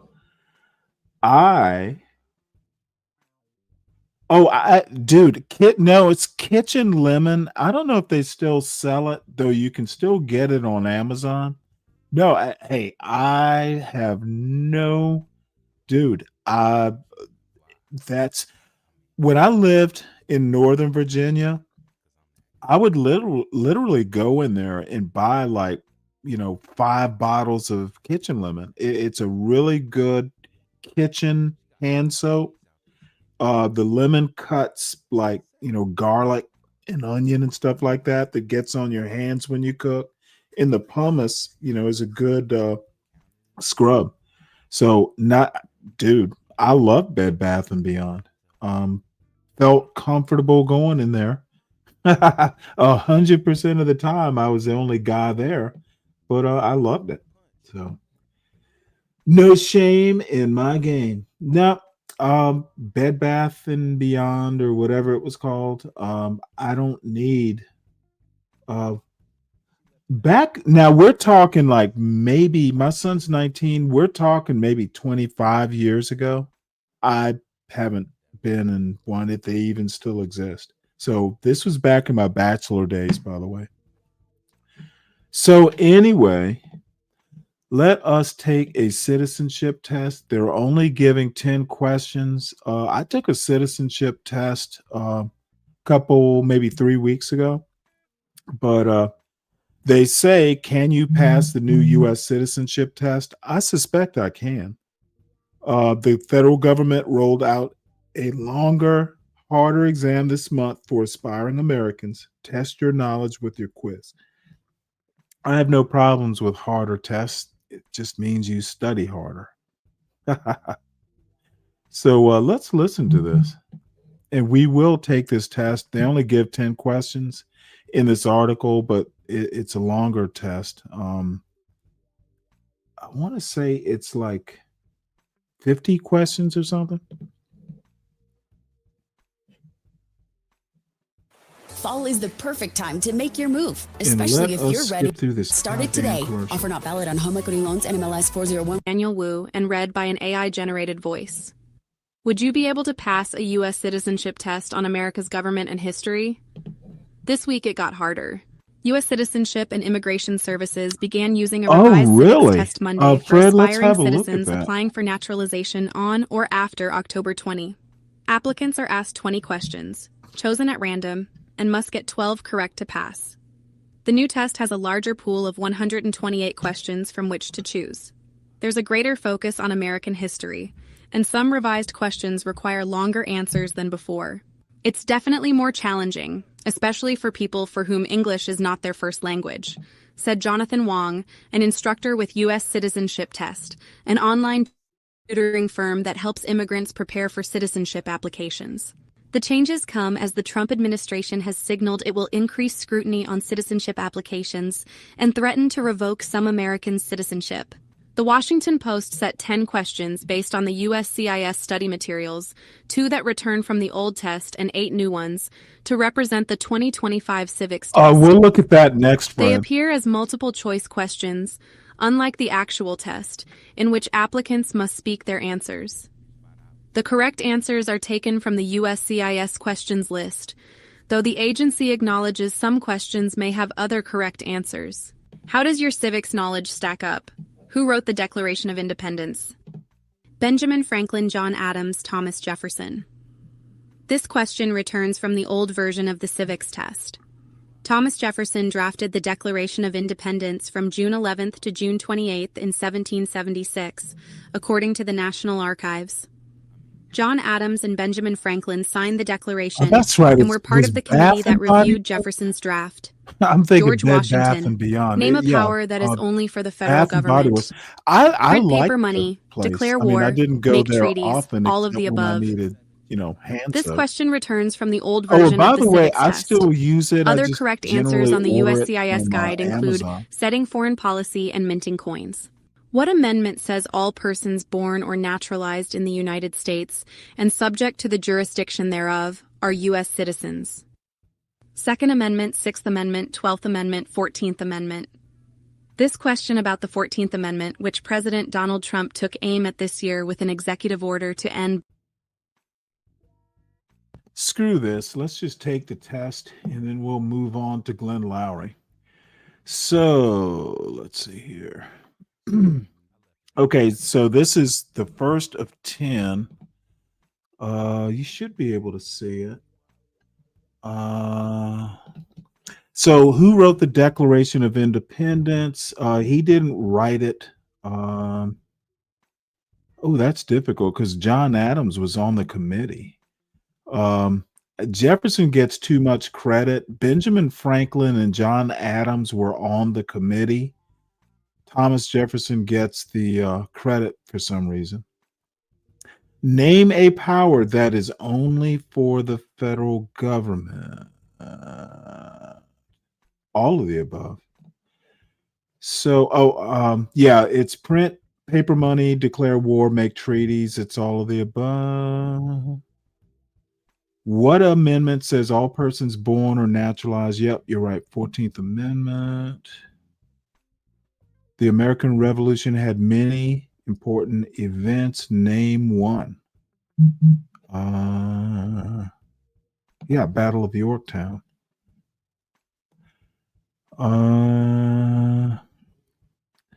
Why were the Federalist Papers important? It inspired? No. Yeah.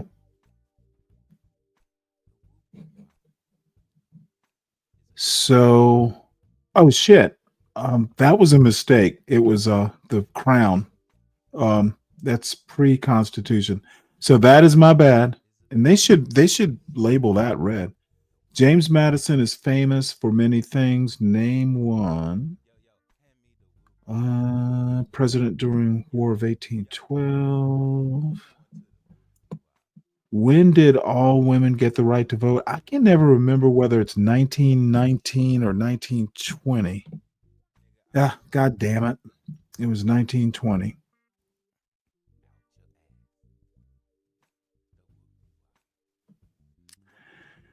I can't believe I got that wrong. I can never remember. It was 1920, so I guess I won't forget that again. Why did the United States enter the Persian Gulf War? To force the Iraqi military out of Kuwait. Name one example of American innovation: stethoscope, computer, electromagnet, light bulb. That's Thomas Edison. What is Memorial Day? A holiday to honor military history, holiday to honor soldiers who died in military service. That's what it is. You passed, but God damn it, I got like 2 wrong out of 10. That's bullshit. One was an honest mistake, though, so we'll just have to deal with that. Yeah, I'll send. Let me send you the link right quick, Narrative. Hold on one sec here. I have to. Let's see. Share it out, and then I have to. Ooh, there we go.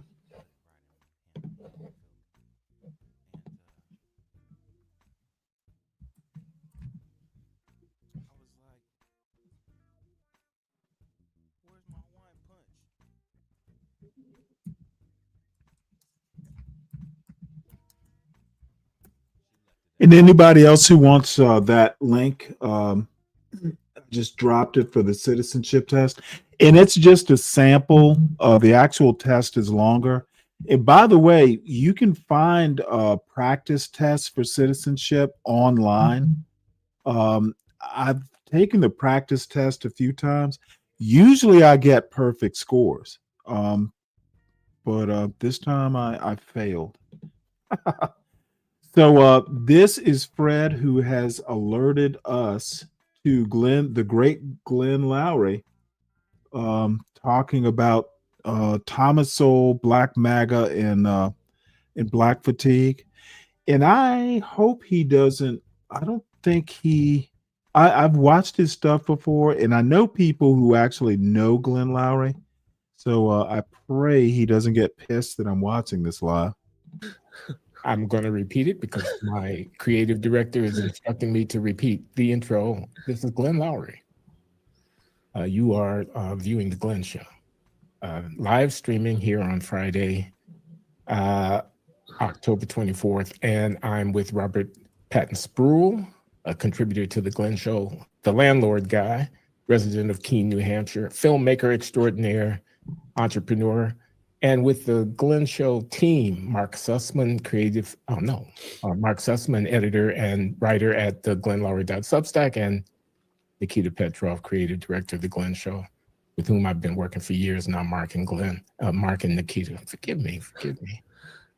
Anyway, okay, so we're live at the Glenn Show. We're going to have a conversation today. We're going to be talking about all kinds of stuff. The big deal for me over the last 6 months has been the lead up to and the culmination of and consummation of the conference honoring the great African-American economist and public intellectual Thomas Sowell of the Hoover Institution at Stanford University, 95 years old, and the author of 40 books, and an iconic figure, both as a scholar of social inequality, race, and ethnicity. Let me pause this bullshit. And also as a now when Lynn talks about the 40 books, look at the reverence that Mark Sussman gives this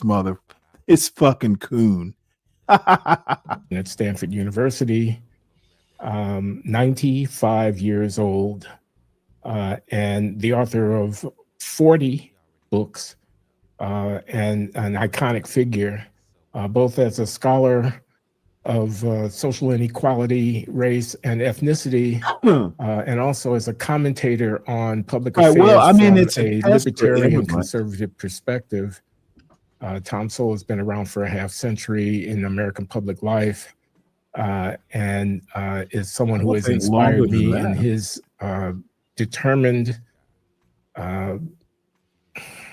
heroic advocacy of a point of view about public affairs and about race that is anathema to the conventional liberal mind.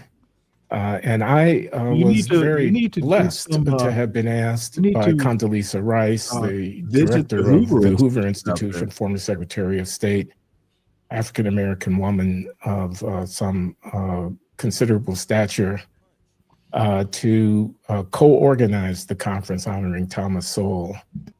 I worked with Stephen Davis, an economist who is director of research at the Hoover Institution, and the two of us put together a 2-day program.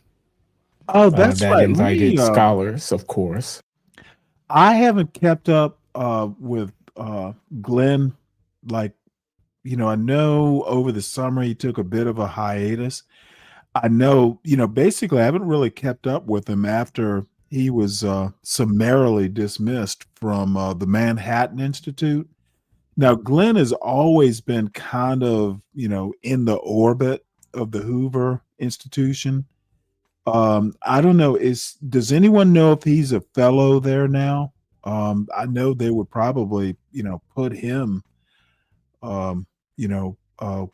very they treat Glenn Lowry like the Thomas Sowell's son.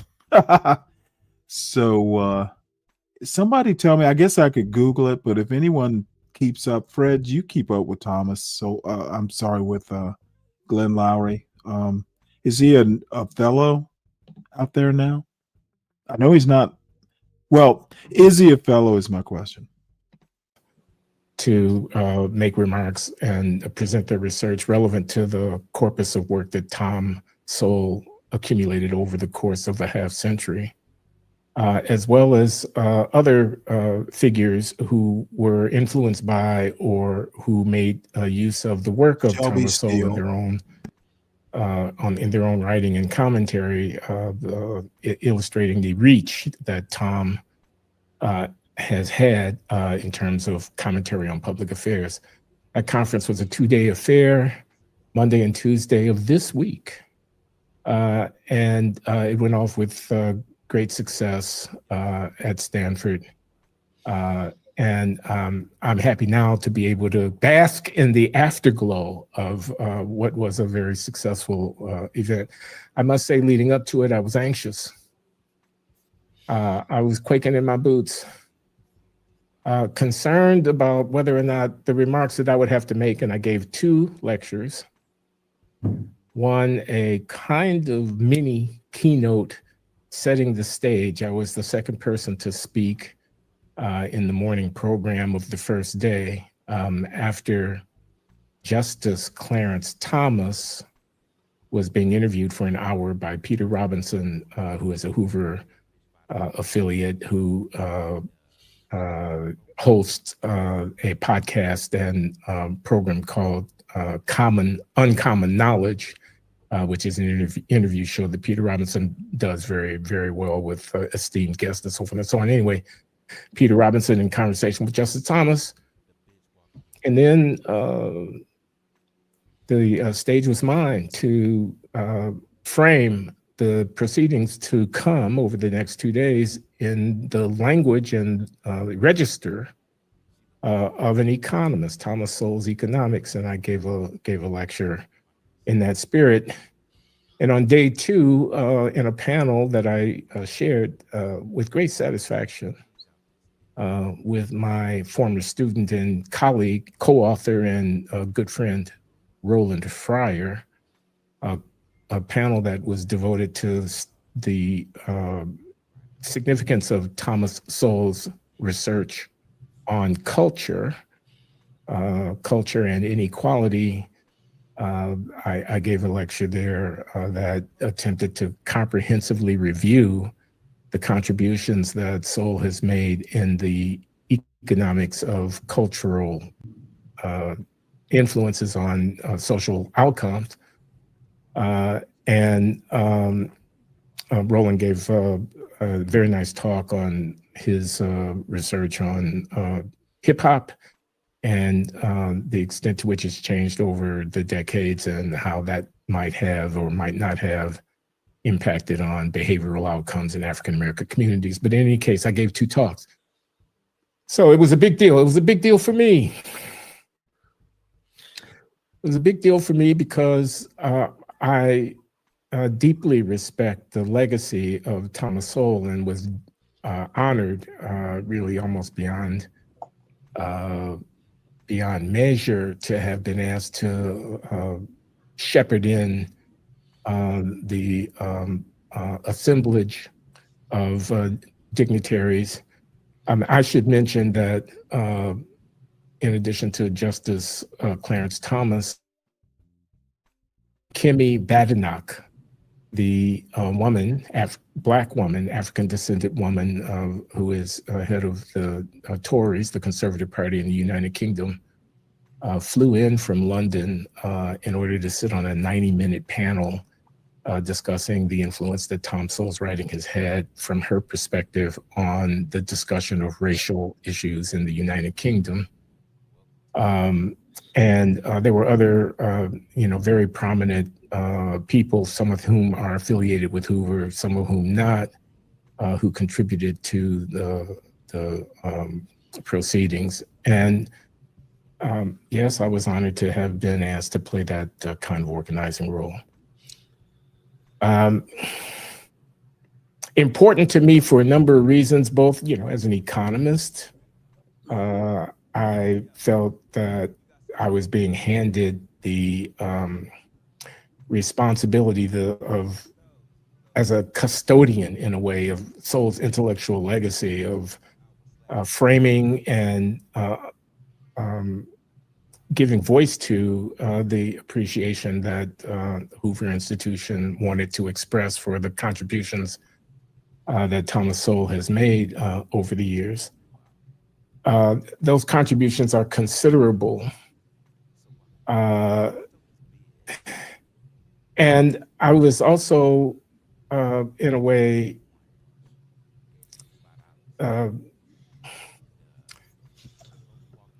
chastened a bit by the responsibility of giving voice to what Soul has actually done in his life. I mean, conservative, Black conservative. You know, how much of a Black conservative is Glenn Loury? Well, you know, the person could raise a question about that, and people have raised questions about it. And what role does race play in the self-understanding of an intellectual who happens to descend from slaves? Soul, in the excellent biography by Jason Riley,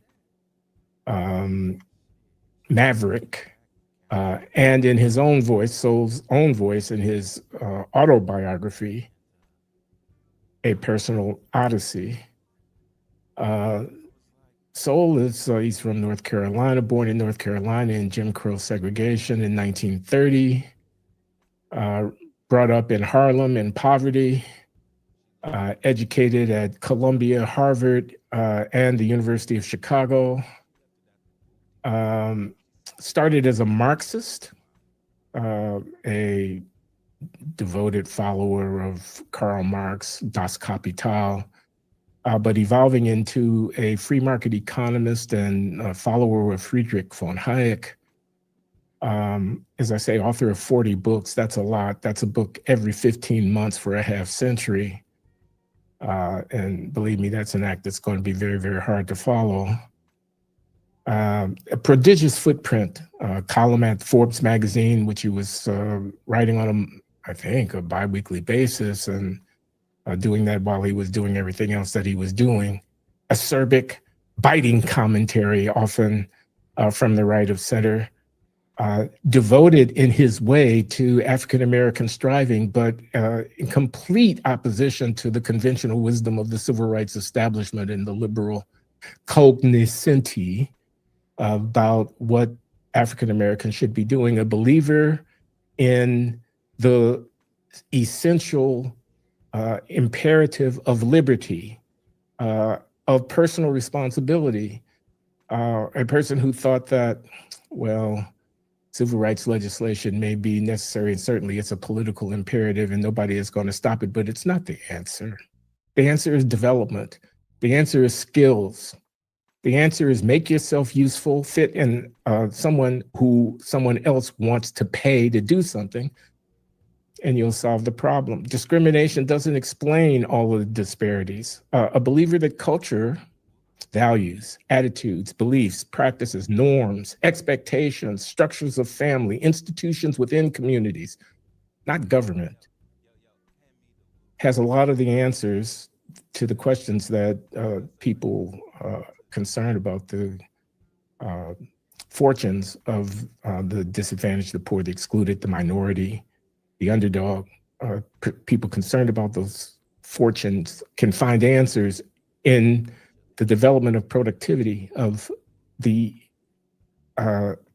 achieving the potential of the market. Anyway, I go on perhaps a bit too long here, but this is Thomas Sowell, and I was asked to curate this legacy for the purpose of the Hoover Institution's two-day celebration. Now, I was asked to do this as a distinguished visiting fellow at the Hoover Institution, but I was also asked to do it, I dare say, if I dare say, asked by Condoleezza Rice to do this, if I dare say, because I am, in some sense, following in the footsteps of Thomas Sowell, both as a conservative and as an African-American and as a first-rate economist. I mean, I'm not going to toot my own horn here, except to say that in the same way that Thomas Sowell venerated excellence and looked to the bottom line of productivity and engagement with the frontier of one's discipline as the currency of the realm, so I have, in my own way, proven my bona fides by exhibiting that currency in my own research portfolio. Trained at MIT in the 1970s, first Black professor at Harvard University in the 1980s, going on to a 14-year career at Boston University as a very productive scholar, publishing in the frontline journals, evolving into a public intellectual with his own acerbic tone, critical of conventional African-American liberal nostrums in the arts, developing a podcast with a big reach, such as the one that you are now taking part in, and so on. I felt it was a kind of confirmation to be asked to play this role in this conference. And so there you are, Glenn Loury. I'm not going to say being handed the mantle. I'm not going to write another 40 books before the thing is up. But Glenn Loury, a custodian in a way of a precious legacy. And I was humbled and honored to have been asked to do so. I see that Clifton Duncan is in the picture here. Hey. Yeah. We got there, Clifton Mr. Lloyd. here. Oh, sorry, Clifton. Oh, Mark, no, my mistake. introduce Clifton, and then we can have a dialogue. Well, I will in a second with great pleasure. But before that, I've got, I just have a kind of question. So there's this big event that's honoring this major intellectual. As you say, it's honoring his legacy. We're talking about legacy. We're talking about the past. But I want to know if you were able to glean anything about where things are going in the future from, because it's not, it's not Soul. And if I understand it, I don't even think Soul was there in person, which is not that surprising given his reputation. Was he there? He did not show up in the room. He did do an interview. Let me tell you something. This Thomas Soul was a very mediocre social commentator. He was very not a good historian. He wasn't a good teacher. He literally wound up at the Hoover Institute because the students hated him, and apparently he was just fucking afraid of them. He wasn't a good teacher.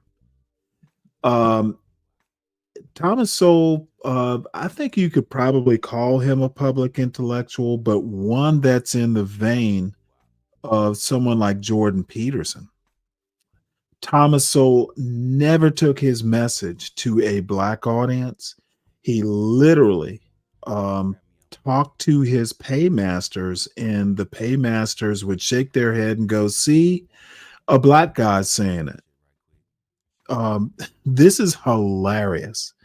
And Glenn Loury, in my opinion, has a little bit more of my respect because he has on occasion talked to a Black audience, obviously much more comfortable for some reason. But this veneration of Thomas Sowell, Thomas Sowell has never done anything important in the field of economics, like as some sort of actual scholar. Glenn Loury's done more. Kind of sad. He is literally, Thomas Sowell is literally a mediocre white male. You live to tape with Peter Robinson, some segments of which were broadcast for the assembled magnitudes during the conference. And I understand that he had a live feed, and so from the comfort of his I want to bedroom or emphasize, wherever he might Sowell have has respect because he's an elder, and he actually has done some things. But in 100 years, nobody's going to remember what Sowell did. Economists tend not. Milton Friedman, Hayek. There's a guy named even someone that I like better than Hayek because he's more, a little bit more. He wasn't the market. Man serves the market sort of guy. Poliani, And to be honest, I have a book by him and I've never read him, but I know of him. Milton Friedman and Alan Greenspan. You know, we know who they are because they were kind of pop culture people. I just don't get why these black conservatives or conservatives in general have such a I mean, I understand why they would respect him. I understand why they want to put him up on a pedestal, but in all honesty, nothing much. He was observing the proceedings, but he was not in the room. No. Yeah. Not that surprising given his reputation. Well, you want to know about the future? I'll tell you about the future.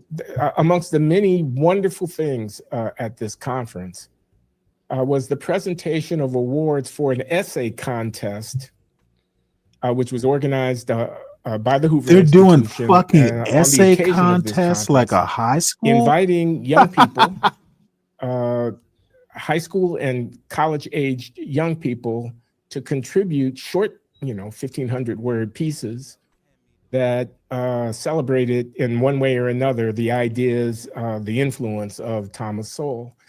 And the contributors came from all over the world. They came from Latin America, they came from Europe, they came from North America, and so on. And there were two winners, both of whom were young Asian men. And there's I don't have a problem with that. This is not a complaint. This is an observation about where the future lies. And the future lies, of course, in the small world that we are entering into, and the universality of the ideas that Sowell championed, and so forth. But that's just a kind of, I think, interesting indication of this future. I'll tell you this, man. I'm walking from I was on the program, of course, because I was one of the organizers. So I had access to the green room, which means I had access to the green room bathroom, which as Robert Patton Sproul will be quick to tell you, for a guy of our age, I'm older than Bob, but that's okay. It's good to be able to take a leak, when you need to take a leak. So I'm in the green room doing what I need to do, and I walk out, and they're sitting in the corner, huddled, whispering to one another, are Condoleezza Rice, Black woman, former Secretary of State of the United States of America, and Clarence Thomas, Justice Thomas, Black man, senior member of the United States Supreme Court. They were huddled. And I'm walking by, and I don't want to interrupt, so I'm trying to, get back to my seat. And Condi says, "Glenn, have a seat." So I have a seat. And I said, what y'all talking about? And it turns out they're talking about education of poor people in East Palo Alto, California, and the role that Stanford is playing in facilitating that education. And Justice Thomas makes the following remark. He says, "We have yet to have a case in which the petitioners are trying to protect their right to take race into account as they deliver educational services to poor people. We've had a case where they want to take race into account as they deliver educational opportunities to the elite at the institutions of higher education. But nobody has come before us and asked for, in effect, the blessing of the court on behalf of a program of enhancing the education of poor Black kids."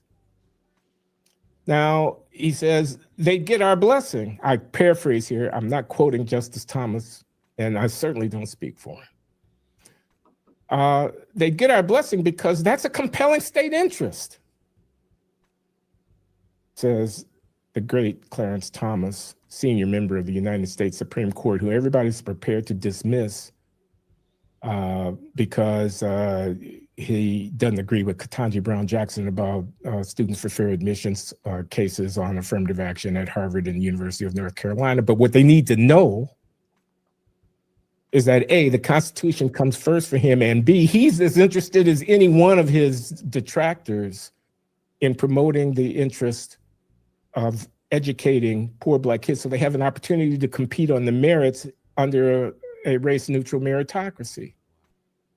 But in any case, I'm saying something told me that I was glimpsing the future. This very powerful woman, I mean, she is Emeritus Secretary of State of the United States of America. This esteemed and extremely accomplished jurist. Yeah, that's Clarence Thomas who I'm talking about. And what do they have to say when they're huddled in the green room at a conference honoring Thomas Sowell? How can we get people to take more seriously the public imperative of preparing young Black kids in poverty to compete on a level playing field in this society? That's the future. Now, knowing you as I do, I know that this conversation that you observed kind of fits into Let me an make idea a that you've been working comment on with. that. We're not going to have. See, this is time to go into it here exactly what coons like Clarence Thomas and others, and Condoleezza Rice, I actually really like. Dude, like, ignorance is confined to young Black kids. This is why shit doesn't get solved. I've made the argument that racializing crime pretty much just says, oh, hey, you know what? Black crime is a Black people problem. Same thing with education. They're literal. That's literally unimpressive. Ooh, Clarence Thomas cares about Black kids and why they're not being educated. Well, this is one of those times when racializing something hasn't worked yet. People have been worrying about Black kids and, miseducation for quite some time. It's because we're racializing problems as if Black kids are the only ones being miseducated. As soon as white people start caring about the ignorance of their kids, maybe there'll be a trickle-down effect. This is so annoying.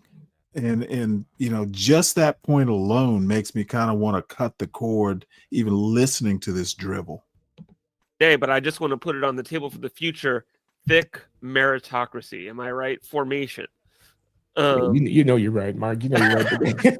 Because you and I have been What's having up, dirty conversation dude? What's about up, this very Ryan? topic, and it is something What's up, I Brian? have been asked to contribute an essay to a collection of scholarly papers. Exactly, that's being narratives. organized by my This is friend for white Stephen people. Derloff, who is professor of economics at the University of Chicago. This message, that'll be published in the Annals of the American Celebration of Academy Thomas of Sowell. Political It's and for Social white Science. people and white The Annals, adjacent. next year. And my commentary on meritocracy is to introduce and then try to explain this distinction between thick and thin meritocracy. Now, to be brief, because we don't want to spend all our time on this, but the idea is that there is selection and there is formation. Selection is I have positions, fewer than there are applicants, and I have to decide among the applicants who gets the position, so I'm selecting. Formation is the applicants will be presenting certain more or less meritorious characteristics. They will score this high on the test. They will have this kind of resume, these letters of recommendation. This is fucking over analyzing. Okay, God damn it. I hate economists make the worst social critics. They shouldn't even be talking about culture. I think, you know what? I'm not going to even speak because I'll just muck this up.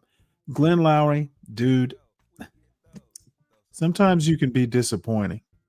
We will do interviews and they will be more or less impressive. They will have accomplished this or that previous accomplishment, all of which are to be weighed in the balance in assessing their merit. And the idea of meritocracy, thinly understood, is the insistence. No, that well, when we in a apportion, way, the I give scarce, Glenn positions Lowry some amongst the grace. more than He might be the can only be satisfied actual number of, black of conservative I applicants. kind of We do so admire. based on the criterion of giving the positions to those who have the But greatest it's always a thin line. accomplishment somehow objectively assessed. Objectively assessed in the sense that the assessment does not turn on the identity of the people who are applying, not their race, Renato, their ethnicity, their I said they make connections, bad but rather cultural their or qualification. We social use critics. qualification to judge who gets the What the position. fuck That's did I say thin about meritocracy. But we don't inquire in under thin social meritocracy studies? about Is social studies like a major? processes of Can formation, you get a about PhD the in social social influences, studies? the background opportunities, the institutional enhancements that abetted the acquisition of the meritorious characteristics. That is something we take as a given. That's thin meritocracy. Thick I meritocracy have to give recognizes Justice Thomas that when he's we from are my at that home, final stage like of selection literally and we my are facing home these applicants of parish varied in quality, Savannah. I have to respect my elders. that the formation of those qualities is itself a social It's how my mother artifact. raised me. It's not a fact How of my nature. It's not parents simply based raised me. upon their IQ, their abilities, Oh, their McWhorter's talents, worthless. I don't even or their fucking effort. like. It's I've also gotten based to a upon the point to extent to where which if they did or did McWhorter's not have on a access screen, to all of those I social turn it off. I don't even want to hear influences that abet the acquisition of John skill. McWhorter. Thick meritocracy takes I'm tired of seriously his the fact fat that it's a smoke tape. dynamic program that one has to execute in finally choosing who to bless with the scarce positions that are being allocated. It's McWhorter, not McWhorther. And wants to level the playing field to some extent that's feasible. These are not easy. These are difficult problems, but takes the responsibility of inquiring into the processes that are preludes to the actual contest of selection, takes that seriously, and promotes the development of talent as well as adjudicates the allocations of talent. And my essay is an argument for thick meritocracy, especially in a racially divided society, because you see, race is not just the marker on the color of the skin. Race is a social artifact as well. It's something that's being produced and reproduced through choices that people are making about affiliation, including intimate affiliation. It governs the access that people have to those institutional portals where conventional qualification and skills are acquired or are not acquired. In a society with our history, we don't want to forget that history. Even though we are in an age where DEI is verboten to speak of, we don't want to forget the history because we didn't just get here yesterday. Speaking of that history is not some kind of a backward critical race theoretic diversion away from freedom. Speaking of that history is taking ourselves and our conditions sufficiently seriously to not be one note ideological, monomaniacal, but to be subtle in our custodianship of the institutions that distribute opportunity amongst our people, aware of the processes through which historical inequality grounded in unjust action are being reproduced in our own time, and so on and so forth. So I go on too long, I'm sure, but that's the idea. And we will, I know we will be hearing a lot more about this idea and kind of what you're planning to do with it going forward. Idea. But for now, we're going to bring on Clifton in 1 second. But before we do that, we've got a packed show here today, and we probably / may not, almost definitely not get to take calls from you, the audience. But if you have a question or a comment that Nellie you want Fuller? Glenn to address, Who the fuck is you Nellie can Fuller? express it via super chat if you're over in the And YouTube chat. Neely That is, Fuller just click the is $ not button left-wing. and throw us a few bones, The throw us a fuck? few bones, and that'll get you the opportunity to ask what we want. We've got Nikita in the chat collecting all those, and they will not be forgotten. We will absolutely 100% make time for that. And hey, if you just want to, support the show, you throw us a few bones on the super chat. But a few bones for now, right now, we've got with us Clifton Duncan, the multi-hyphenate talent, who is working hard at work on a one-man show. He's a black about radical. Thomas Sowell and many other things. And Yeah, we I figured don't it'd be know. a Probably perfect black opportunity radical to is a get him good on the stream. description. So go to it, you guys. Hey, Clifton, how you doing, man? Mr. Laurie, always a pleasure to see you. Thanks for inviting me on. And thanks for making the trek to Palo Alto to be in the audience and to contribute your spirit as well as your voice in the conversations that went on off camera at Thomas Sowell celebration. I thought it was great to have you out there. What you think, man? How did the event strike you? I'm curious to know. Well, it was great to be out there, and it's funny You know because what? Is your I thought I job made a long today? trip, and then of course Kimmy Badenoch shows up, and she Yeah, literally man. flew in Really, from across Fred? the world, and then got right out of there. She had a hard out. It was interesting for me just because I take pride in that I was one of the younger people in the room, maybe one of the more liberal people in the room, but also one of the few, if only, artists. in Shoot, the room. Fred, I don't even know It was that very I'm humbling in terms politically of astute when it being comes to around Neely so many Fuller. great minds. I remember, I met Roland Fryer actually, and and a gentleman named Ian Rowe introduced us, and it's just Ian like, Rowe, God oh, damn. everyone's Ian like, oh, Rowe is just a I graduated fucking from shyster. all these vaunted institutions, and I published this many books, and I write for this publication, and I've done this amount of Coming research from you, and published in Ryan, this journal, and it's like, well, that I'm doesn't an really actor, I hurt did my some feelings. Broadway, and now I'm doing this thing. I think you And, you venture definitely get a sense between of your far own, right to MAGA. your sense of self-importance definitely gets rearranged just a little bit in those kinds of situations. See, but it was let me absolutely a pause this privilege, right quick and, because this comment sort of annoys me, dude. Giving respect to someone's opinion is not the same thing as agreeing with them. Like the far right motherfuckers you worship, Ryan, dude. In MAGA in particular, like if you don't shit on the crowd at No Kings, then you hate America. There is no middle ground with folks like yourself, Ryan. I tend to pay respect, even if I don't disagree with someone like Clarence Thomas. He is due his respect because he's earned it. Donald Trump earned votes. At least Clarence Thomas fucking worked hard to get where he is, and who knows what he had to do. But I would venture to say Clarence Thomas is a greater man than our current president of the United States. If I had to choose my favorite far right motherfucker.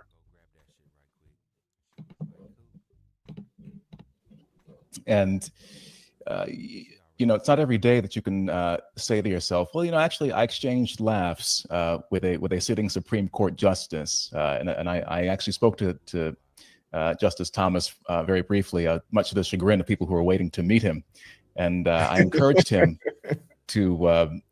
He's very loquacious. He loves. It's so strange because for me, this is a man whom they've been trying to destroy for almost as long as I've been alive. And to actually meet him and to hear, he has this wonderfully sonorous laugh that just cuts through cuts through all the sound and all the noise. And I encourage him. I am Justice actually Thomas, wait, hold on start here. learning to rap. Now this is weird. Ryan, what the fuck? Dude, did I fucking ask you if you were pro gay rights? That's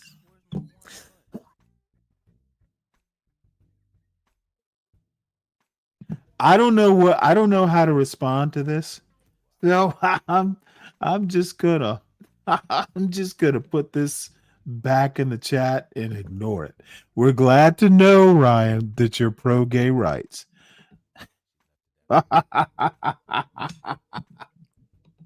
And then you can reach the next generation of individuals. But what did he say to that? Oh, he laughed. Yeah, he laughed. Of course, he laughed. You know, so you know, it was a very remarkable experience, and I took away. It was very inspiring on 3 different levels, and you know, for one, you know, I heard an anecdote from Eli Steele. Hey, son by of, the way, great Ryan, black intellectual Shelby Steele. This is what folks forget. I love twisting people's words, their points. I know what you meant, and I didn't read the rest of the sentence just to mock you. Ryan, I twist words just for the fun of it. I twist points just for the fun of it. And but you did right that you are pro gay rights. So socially liberal too. You're a socially liberal gay rights supporter.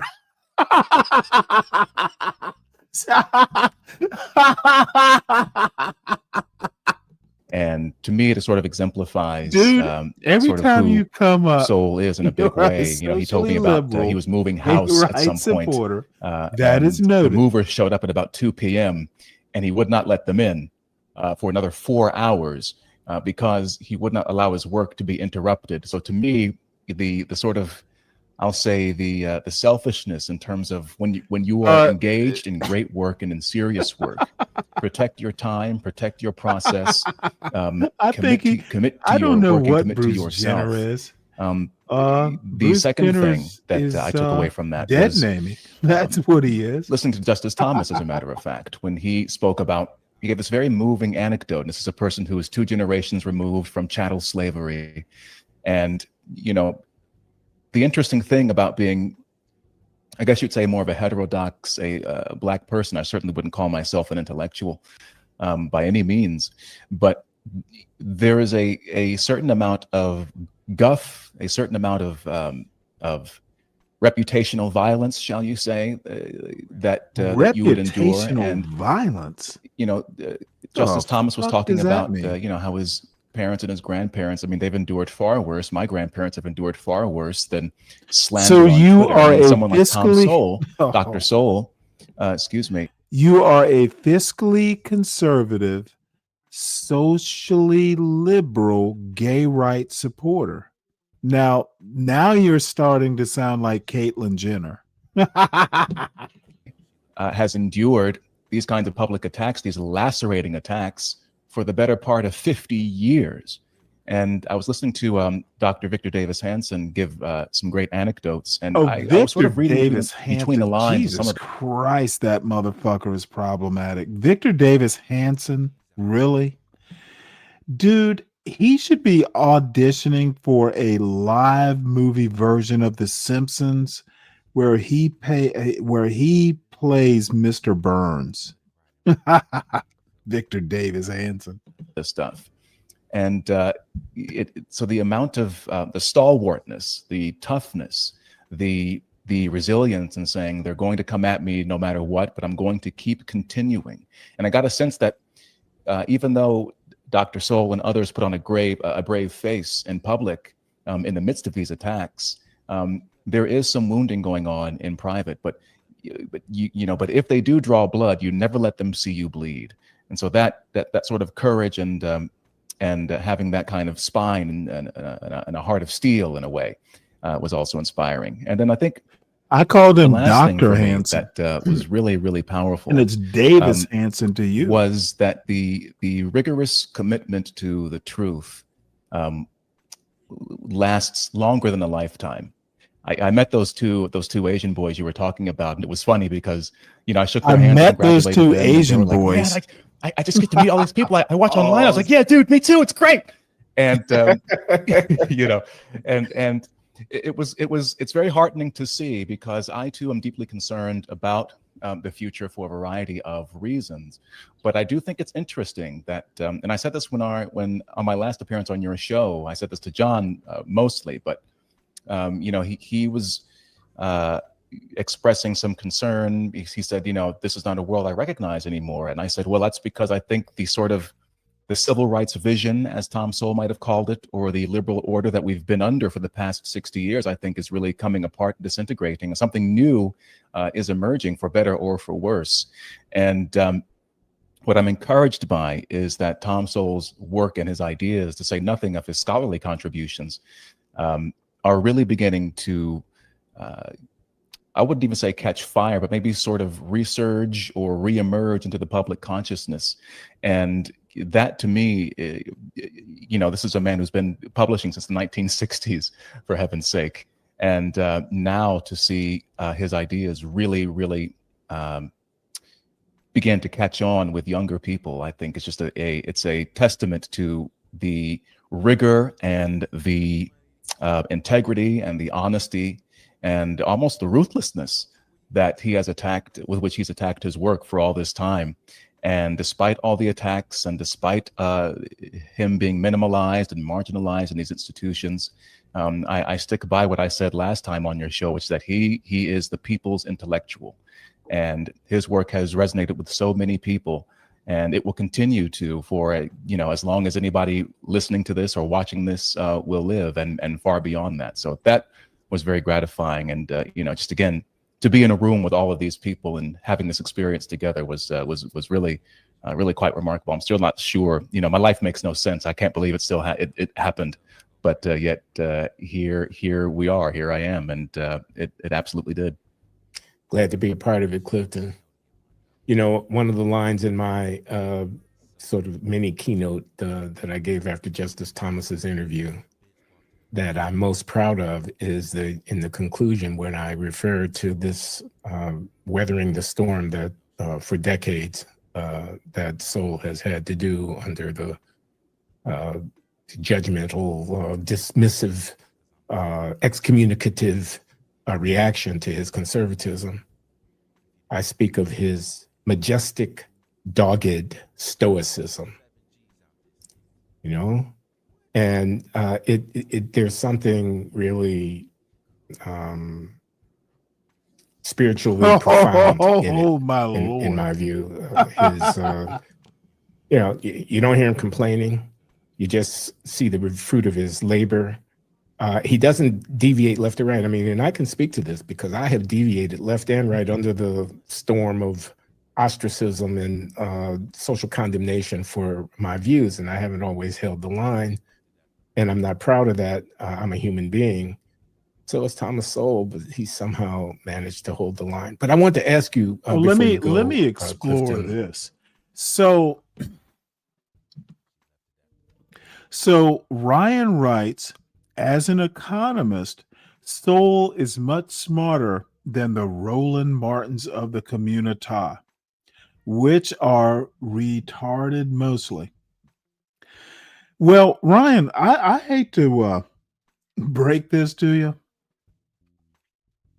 As socially liberal as you think you are, who the fuck are you to really speak on Roland Martin and the community and call them retarded? You, dude, who is your nearest black neighbor? You need to work on that social liberal bullshit.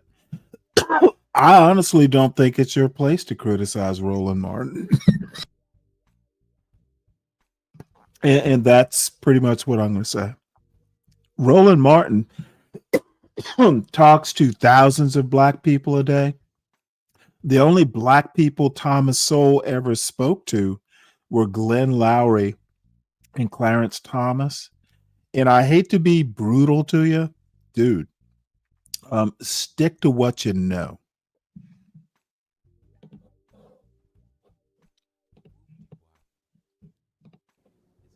You're an artist, as you say.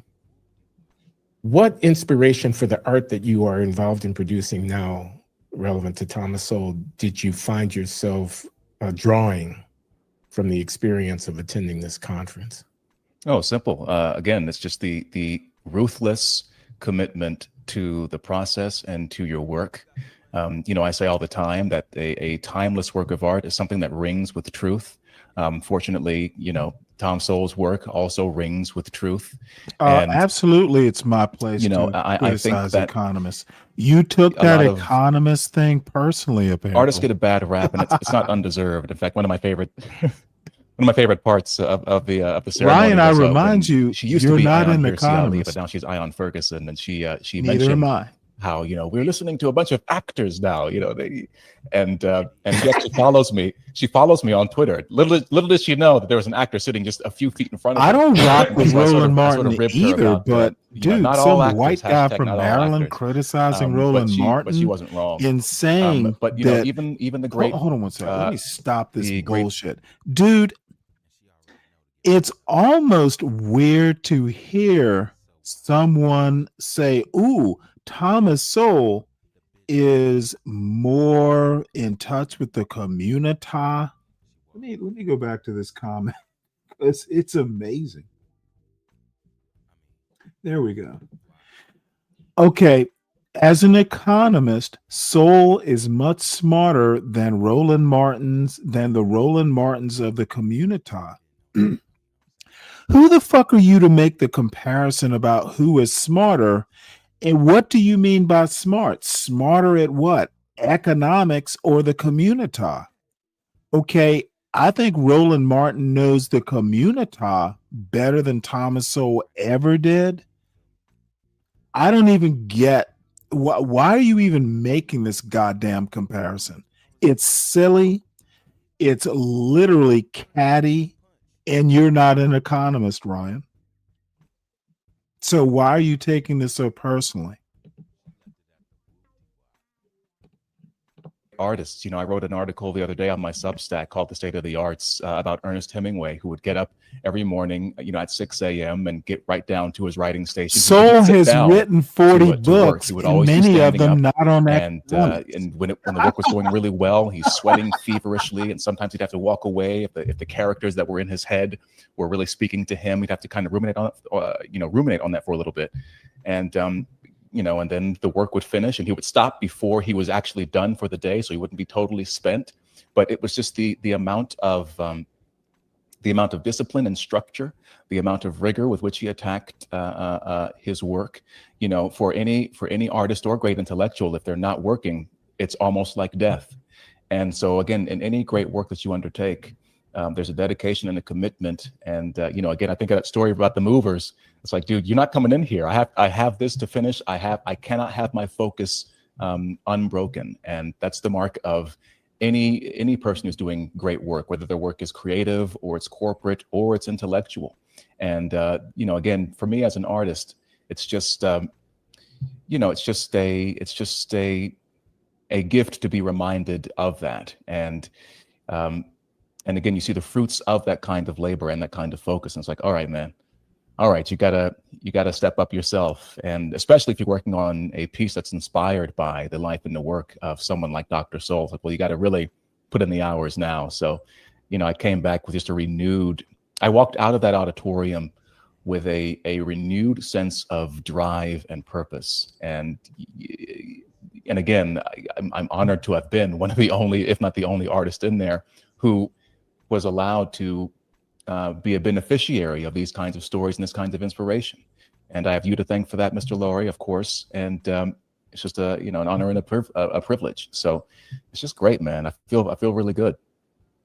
Well, I'm happy to have contributed in a small way to what I think is going to be, and not to put any pressure on you unduly, It's already there. and a very important work of art that is in the process. Clifton Duncan, thank you very much. Wait. Hold on 1 second. Clifton, I'm sure that our audience is curious about this, so why don't you let us know where we can follow your work and find out what you're up to and read your writing? Sure. So you can find me, if you want to see the more acerbic side of me, you can follow me on X or AKA Twitter. I mean, I still call it Twitter. I don't know why. I should be pressured to call it X, but it's at Clifton A. Duncan. You can read it on the screen right there. I also have a Substack/newsletter, which recently moved into the top 50 in cultural publications on the Substack, which I'm very happy to say. But it's called The State of the Arts. I've sort of rebranded recently in terms of, it offers cultural commentary on Sundays, but also artist commentary on Fridays. So for endless inspiration to your inbox, please become a patron of the State of the Arts.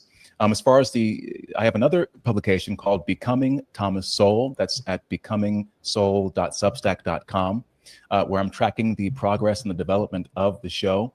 My last post was about, this is what the show is going to be about, but I recently had a revelation after talking to you and John, actually, Glenn, that I was working on 2 shows, not one, but now I've refocused on the original project, which was the solo play.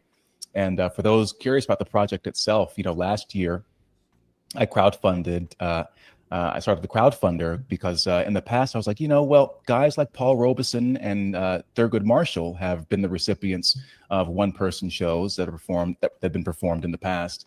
And so I had this idea about what about Tom Sowell? And I asked initially for about $10,000, just to take some time off and maybe write and do some research and put out a draft. And we ended up raising 15 times that amount, which has afforded me the opportunity to really take my time and absorb this massive body of work. I mean, I was just up the other night.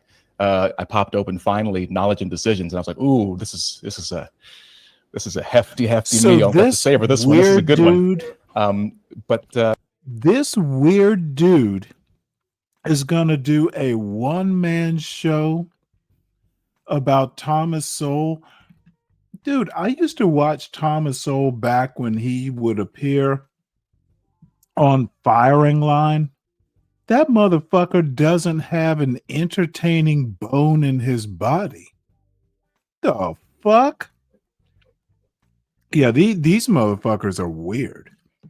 From where I'm at right now, the play is finally emerging, and we're going to set it in the late 1960s, which is the most tumultuous time in his life. And we're going to jump around from period to period, and we'll see who pops up. Milton Friedman might show up, maybe Malcolm X or MLK might show up within the play, but it's a very exciting process. And the goal is I want the audience to walk away with the feeling that they've just spent an intimate evening with Tom Sowell, and that's the main goal. The only issue is that you're going to have to find a way to. I'm still doing research. I'm interviewing off the record Victor Davis Hanson in a few weeks to kind of get more of the skinny on who he is in private, because I want to get to the emotional core of the person. Let me Jiang Wei. There's trolling, and then there's just plain old trying to be like a clone of Palomino Ricky Z. This is edgy. It's right on that event horizon. Criticize my fellow lib. But it's a privilege to be able to do it, and I have my backers to thank for the opportunity. And I've learned so much, and I'm learning so much right now. And as I said to you in person, Mr. Laurie, the play is finally beginning to emerge, and it's really, really an exciting process. So again, you can go to cliftonduncan.substack.com for the State of the Arts, or you can go to becomingsoul.substack.com to follow Becoming Thomas Sowell, and we'll see you there. Becoming Thomas Sowell. Jesus Christ. Fantastic. Mark, what's next? All right. Well, we'd already you kind of mentioned that you gave these talks. So, I what did you talk about? You gave a major address. I mean, you're talking 40 books. That's incomprehensible to me that someone could write that amount. And dude, I know that you set on. yourself the task. Gerald Horne, who in my opinion is way the fuck smarter than Thomas Sowell is, in 20 years younger. Y'all, dude, none of the goddamn 40, dude, he didn't write 40 economics books. The dude has written books on photography, for God's sake. And y'all want to act like he's some fucking economics genius? Oh my Lord. At least Glenn Lowry retired as a professor. He actually took the time to teach kids. Now, they were all elite institutions, so there's an argument within that. Thomas Sowell ran scared when the going got tough. There's a saying that Hunter S. Thompson had, and I think it's from The Curse of Lono. I used to be a fan of Hunter S. Thompson when I was in high school. And one of his quotes is when the going gets tough, the weird turn pro.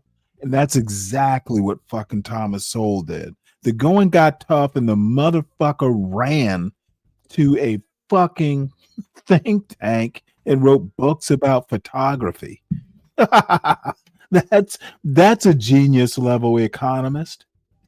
Of if not reading all of them, then going through a lot of them in preparation for writing this major address. So can you just talk about that a little bit? What'd you say?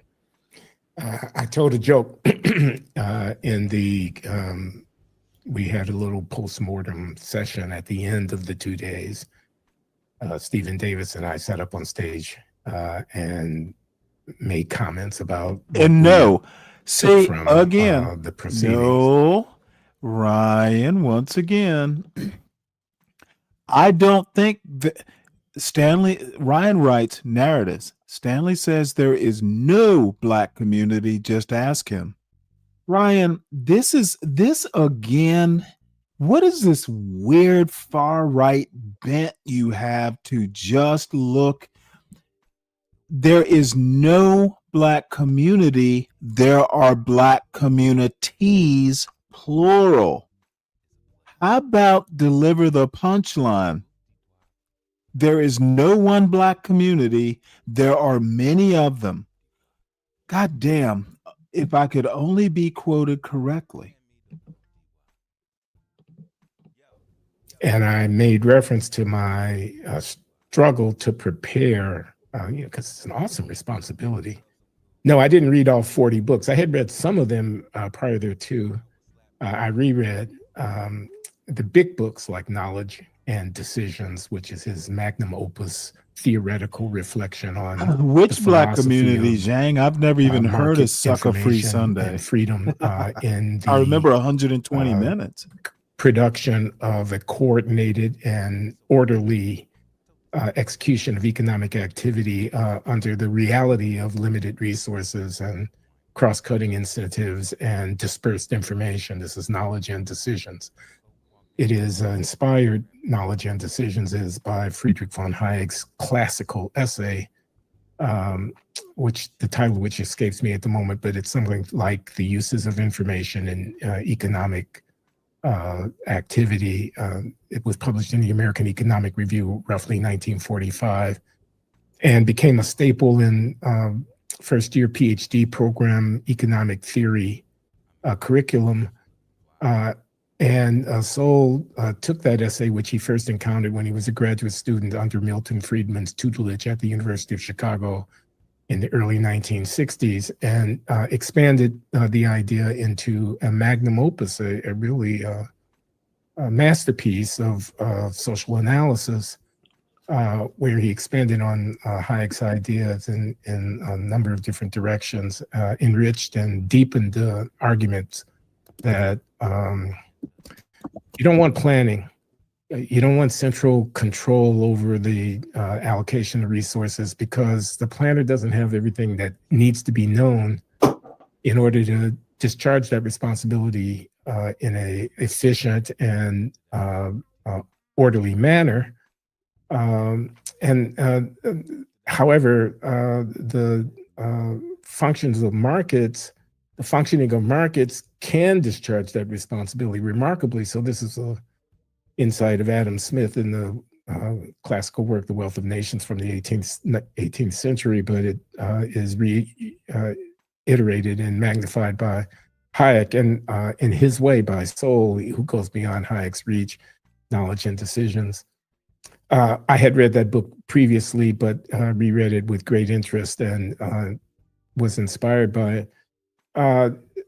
Ethnic America, which was published roughly 1980, It is a history of ethnicity and the making of the amalgamated And American one society that in the is late rarely 20th cited, century, even out if you of the Google it. flows of various immigrant streams from Ireland and from Eastern Europe and from Latin America and from Asia and from Africa, of course. Not immigrants from Africa, mainly descendants of slaves in the case of the African heritage. But a contrast and comparison and analytical engagement angry? with. Hey, I just came up to blow up your dumb show. No, I'm just kidding. I'm just kidding. All right, listen, man. Listen. Number one, I do support gays, but not really. I mean, I don't care what they do as long as they leave me the fuck alone. And I'm pretty socially liberal because I don't care what people do. Just don't spend any money for the government. That's all I ask. Don't spend any fucking money. I'm sick of them spending all this money. And that's my position. You know that. You know that, Stanley. You know what's up. No, I don't know what's up. Yeah, you do. What the fuck are you talking about? Can I ask you a question? Why are you comparing Thomas Sowell to Roland Martin? That's an odd comparison. Okay, so can I explain why? Yeah, I'm interested to know. Thomas Sowell is an economist, of which you seem to have a major problem with all the economists. I don't know why. No. Why can't he comment on social stuff? I think economists doing economics is perfectly fine. It's when they step over into culture that they are. I cannot think of an economist since Adam Smith. Adam Smith was actually pretty good. There's another guy, Brad DeLong, at University of California. He's out of Berkeley. But even his book is about economics. It's not really about culture. Tyler Cowen is actually pretty good at culture, but dude, he's a polymath. Thomas Sowell was a failure. He is due respect as a public intellectual, but he's not even a Tyler Cowen. I think Roland Martin, comparing a journalist to an economist who never had the balls to talk to black people, if he had such strong ideas or opinions about the failings of the black community. Listen to what I'm saying. He was largely rejected. Someone who talks to the black community, right, wrong, or indifferent, to a fucking man who fled his black students at UCLA for the fucking metal detectors and the locked doors of a think tank, the Hoover Institution. Dude, Thomas Sowell didn't fucking fight for his ideas, his beliefs, or his opinions. He depended on white people to deliver the message to black people. He never fucking did it himself. And I have a huge problem with that. He talked at the black community. He never talked to the black community. Why can't you be a conservative if you're black, Stanley? This is my problem. I literally just told you. Whoa! I literally just told you my problem with Thomas Sowell. I don't have a problem with him being a conservative. I have a problem with him not fighting for his conservative ideas. He never did it in the black community. He talked to white people who delivered the message via William F. Buckley or something. Being conservative is fine, but if you feel so strongly in it, fucking stand up for your ideas. Okay. My question is to you. Why can't you be a black conservative? You don't like them. You go in them all the time. I literally just said you can be a black conservative, but if you want my respect, you fight for your ideas to the black community. If you have a problem with the black community, then you go and present your ideas face to face, not through William F. Buckley. He was more than that, though, right? Like he had the idea of trade-offs. He was a non-economist. He wrote books on shit that he didn't know about. He was the black Jordan Peterson of his time. Do you think Jordan Peterson doesn't know anything at all? I think Jordan Peterson as a public intellectual is a reiteration of Thomas Sowell as a public intellectual. So what about Roland Martin? Jordan Peterson was obviously a good psychologist. He's not so great as a cultural critic or public intellectual. Same thing as Thomas Sowell. Thomas Sowell was out of his depth. Thomas Sowell went out of his depth, and he has been found wanting. I personally think that you have a problem with black conservatives, and they can't ever do anything right. I think black conservatives you don't like them are overall. not. I think black conservatives are by and large coons. Glenn Lowry might be a bit of an exception. But yeah, if you don't feel comfortable getting up in the pulpit of a black church and delivering your message, then no, you're a coon. So, but why is that your position? What is here's my question.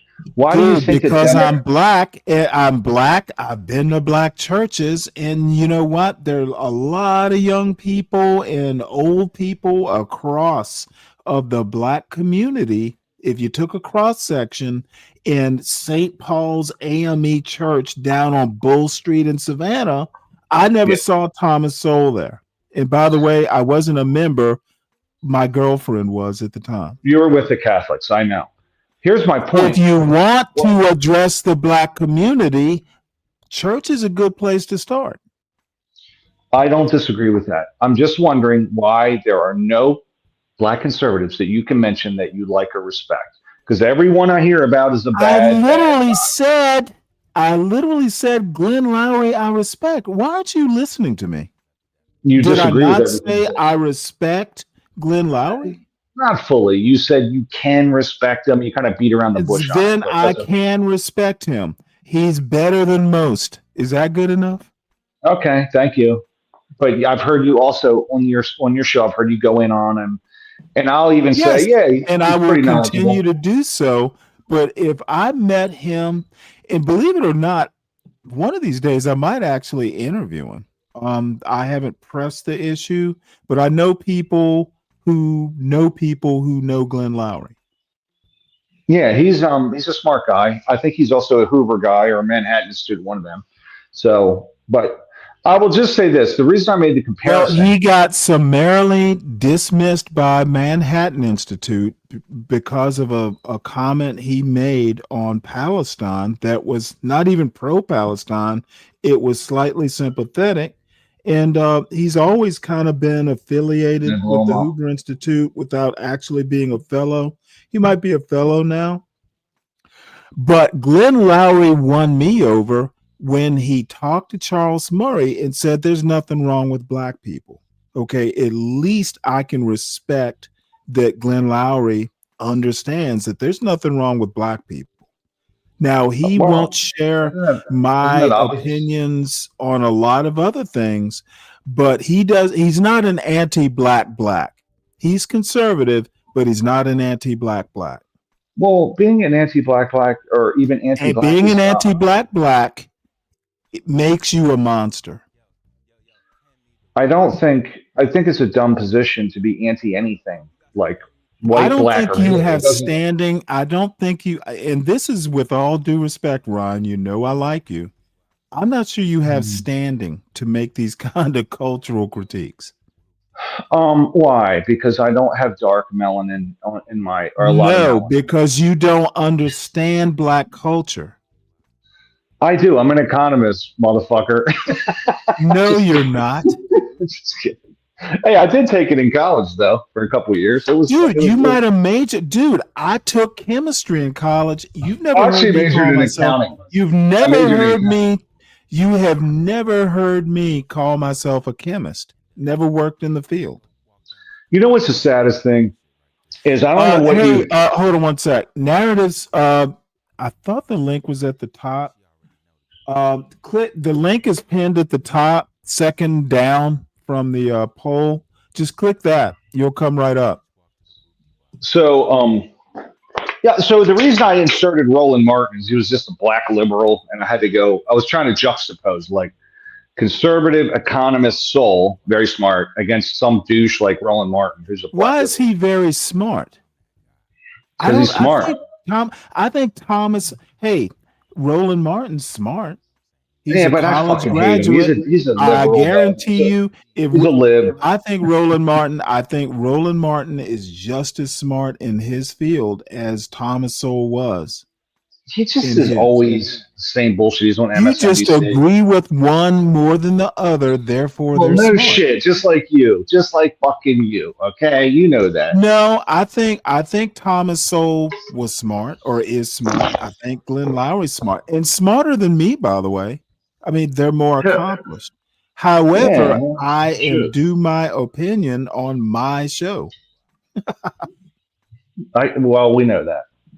No, I just think I will tell you that Thomas Sowell, like him or not, he's very good at explaining the idea of economic trade-offs, right? And everything you do in economics with So is a government. good parent. Okay, can I just fucking finish? Listen. Oh wait, hold it! Because Don't you dare pull that act like you do on Be Brave's show. All right, just let me say this though. Let me say this. Whenever government injects into the economy, he's very good at pointing out the impacts, the downstream impacts that nobody talks about, right? Like how it distorts demand and supply curves and things like that. He does a phenomenal job. Yeah, that's what black people talk about in church. Curves. Well, why the fuck? What black people can't talk about economics? Why not? There's many black economists. What you don't seem to understand is many black people don't talk economics, especially when they get together in the barbershop. Thomas Sowell in a barbershop, that should be the one-man show. Thomas Sowell walks into a black barbershop. That could be a whole stage show. I'd pay to You know see that the wealthiest black man in the United States is from the field of economics and finance. I don't care. Yeah, It's that's right. irrelevant to That's my right. point. It's irrelevant to my point. Well, what is your point? The That wealthiest you don't like black Thomas man Sowell. in You hate America, Republicans. the wealthiest black man in America could probably walk into a barbershop and hang out. He can fucking buy and sell the barbershop, the street, and the things. He's worth Again, like $20 billion. you missed my point. It's not a matter of what you can afford to buy. It's due. Stanley, can I have an opening statement? No, go ahead. Hold on one sec. Have you two ever talked narratives and dialogues? Coffee, Yeah, right? just in the Am I chat, pronouncing just that briefly. correctly? Yeah, Coffee. I'm Coffee.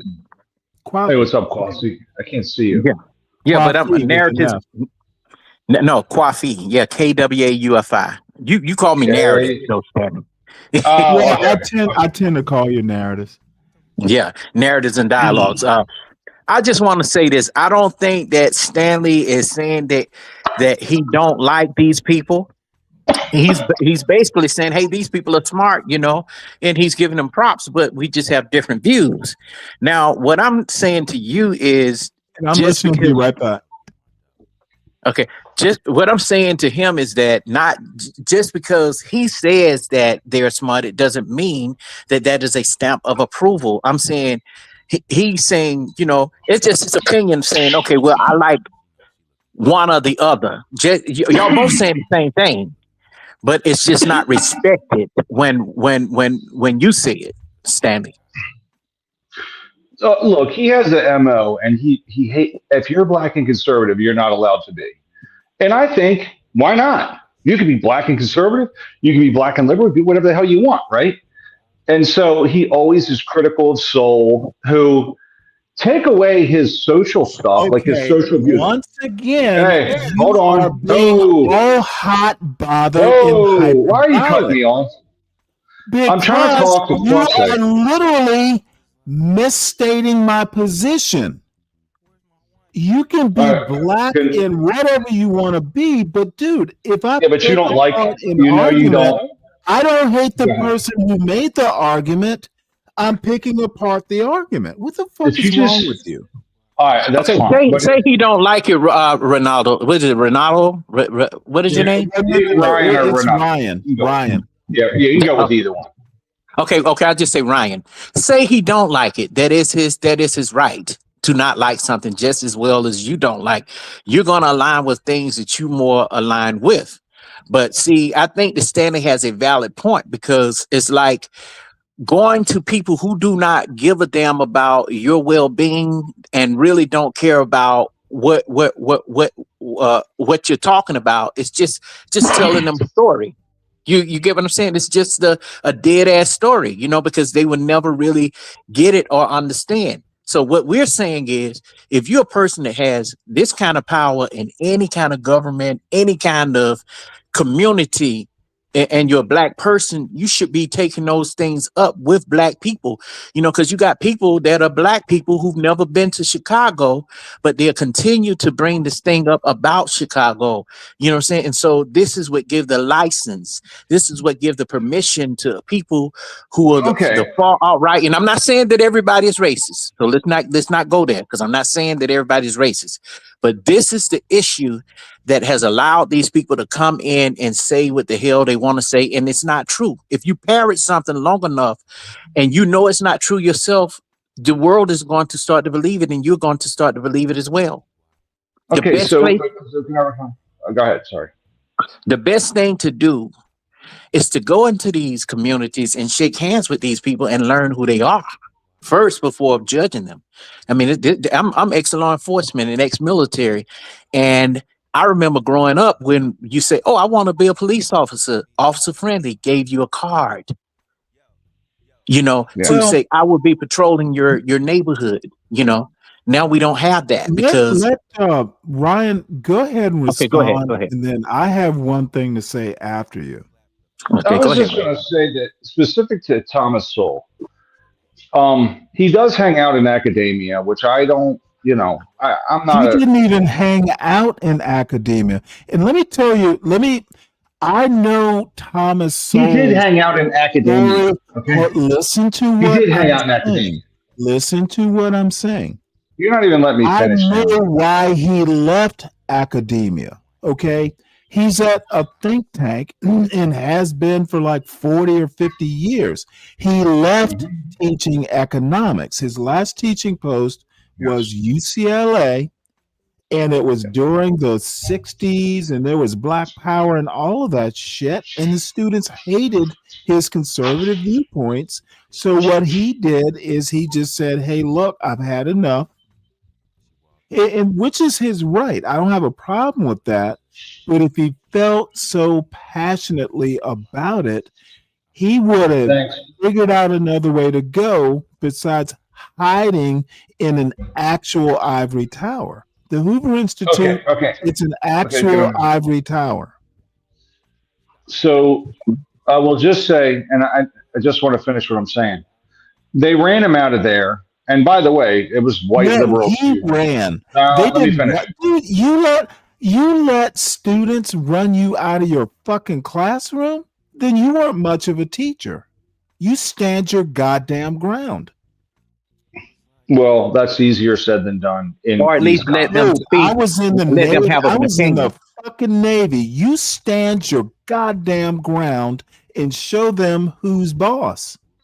How susceptible? Okay, let me ask you this question: how susceptible was the black church or the black community to Thomas Sowell's conservative views? Don't know. We'll never know.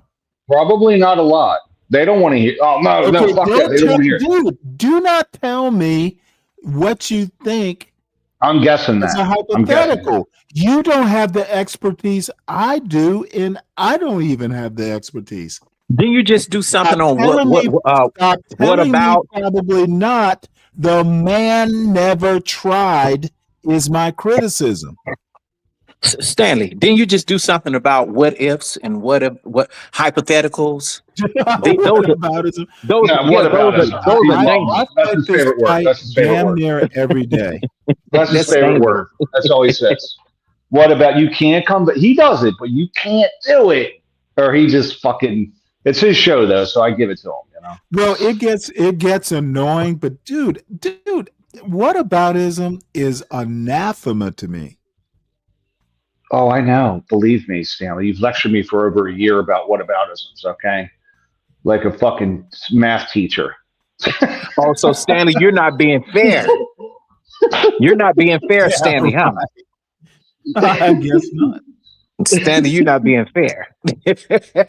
Nah, believe me, he's never fair. He's never fair. I've been arguing with this guy at 4 a.m, okay, for it's been a long time, but and so he's never fair. He's like, it's my show, but it is his show. I give it to him. It is a show, right? So, you know. But Ryan, you know what I like about you so far? John Galt blessed us with his presence in the chat yesterday. Who did? Yeah, John Galt. Okay. Let me say this, and I'm gonna get down. I said, "Hey, bring your ass up here," and he was like, "Oh, you're not big enough, Stanley. When you get to 1,000 views." Like he's some Hollywood star. Listen, I'm up on your platform and I got 80,000 subscribers. So that's dude. I had no clue how big you are. God damn. You know, because the thing is, I try to be fair. 90 motherfucking 1,000 people. Okay, hold on one sec, 12th man. The town drunk is here. 4 o'clock in the morning. Speaking of 4 o'clock in the morning, it's 12th man. Welcome. Go ahead, you go ahead, narrative. Disturbed. You all been fucked up yet? You need to turn up your volume if you're to be heard. No, turn it down. Turn it down. No, I'll do that for him. On my phone, so. Hey, Stanley, thank you for having me up, man. I'm going to go ahead and get down, but dude, I just want to say, you don't know how welcome you are. Yeah, it's good, narrative. Come back and see us, man. Hey, let me just say this real quick to Ryan. Ryan, what I do like about you is that you're not policing people's choices. Because that's what we have issues at, you know. And the thing is, out here in California, I'm out in San Francisco. Oh, I'm sorry you're out there. Oh, wait, Trump's not sending troops. That's crazy town, though. That's crazy. The problem that I have. My son was just out there this summer. He loved it. I'm afraid the motherfucker might move out there. That's a beautiful place, I'll tell you that much. Well, let's say this. Not everybody out here is Democrat. You know, trust me, San Francisco is a rich place, and there's more Republicans there than you think.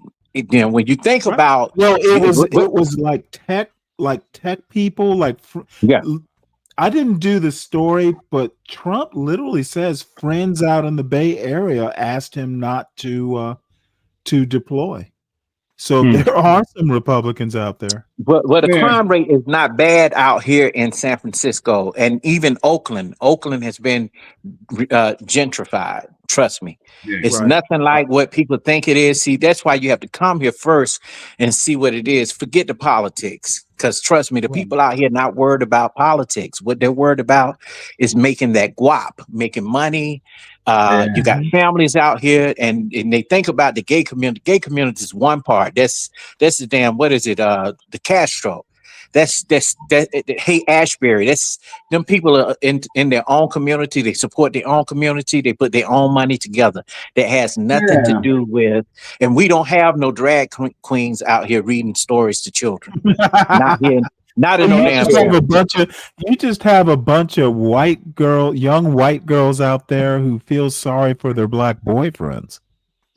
well, yeah, you do have black men that have white women out here a whole bunch. You even have gay men who got white boyfriends. The population, like the black population in California, is 5%.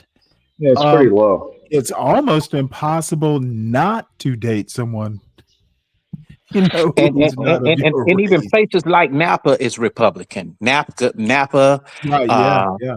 Mountain View, all those places like that. Imagine the rural areas too, like up in once you're inland a little bit where it's not on the coast. I couldn't believe. I'll tell you what. I was in Ventura, and I thought it was going to be a liberal paradise. Just liberals everywhere with solar panels on their fucking bicycles.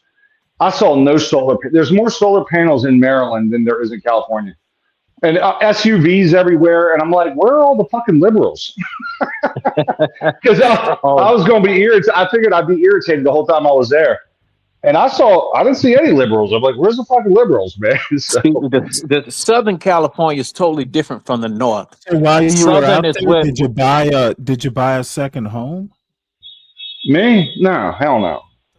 No, it's way too far from me, man. I was out there visiting Ryan's wealthy. I'm not wealthy. I'm not broke anymore, but I'm not wealthy. So hey man, being comfortable is okay. Ain't nothing wrong with that. I'm still a working class stiff like everybody. I'm just teasing. No, I know. No, actually, Stanley, I think you got more money than I do. Probably you retired at what, 50? I personally don't. I have a father, and I don't know, Stanley. You kept sending those super chats over there in big numbers, 60, 50, 100. Yeah, Stanley's from the landowner class, okay, where they just own land, It's a tax haven. Yeah, I'm like Stanley down there by the Goli Geechees. Yeah, that's right. The Goli Geechees, one of them. St. Simon's. That's right. No. I'm St. Helena, not St. Simon. Oh, okay. No, I'm my mother's family's from the Sea Islands of South Carolina. And my mother's family is from Troup County, from that area, like going toward Alabama. Nice. Oh well, I'm in Carroll. I'm in Carroll County. Okay. You how'd you get out to California? How'd you get out to California? I'm right next to Alabama. Oh, I'm originally from San Francisco. I was born out here, but I graduated from UNC in Charlotte, North Carolina. UNC. Nice. Yeah, nice. And I came back out here to get 2 more degrees as an adult. Wow. And I'm done with school, hopefully. Just certifications. If I know what I know now, I would have never went back. You know what? Funny. I actually I got a full ride to get a master's in public administration from Old Dominion University. And this is so funny. Now, see, y'all will love this. So I been out of the Navy maybe a couple years. So I went out to their public administration people and said, hey, this is what I got on my GRE. Is it possible to get a research assistantship? And they're like, well, yeah, if you are actually true about what you got on your GRE, yeah, we might be able to work something out. Dude, I killed my fucking GRE. Hey, Stanley, I know you did, man. You're so smart. I be getting a history lesson over here. But let's say this. I want you to pull up that comment with Brian Nichols, who said that I live in Hunters Point. Brian Nichols is a troll. Yeah, he's I know. Brian, no, sir. I live in Diamond Heights. Look it up. Diamond Heights. Oh, really? I have no. Diamond Heights is just like Sausalito. I guess I got to make it out to San Francisco. My dad told me it's really a lot of parks. It's really a neat place, but I've never been out there. I guess it's so much to do. When I tell you, educational wise, forget all the rainbow stuff. You're gonna see that, but you ain't gonna see that as much unless you're in those areas. Like anywhere, like Atlanta, you're gonna see that only in Piedmont or. I don't want to go to any of that shit. I'm not going to go into those areas. So. But I'd want to see the parks, and I'd want to see some of the. I usually like the outdoor stuff, like the redwoods and all that shit. That's what I would want to see. Go to Sausalito, go to the Golden Gate Bridge, go to Star Wars, Yeah. you know, all those different Yes. things. Even go to Haight Ashbury, because that's where a lot of the people hung, like Janis Joplin, what's his name? The black man. Jimi Hendrix. Jimi Hendrix. Yeah, Well, all those people. It's a lot of that history there. basketball player from UCLA, Ralph Sampson. Yeah. What was the guy's name? The Yeah. redheaded guy.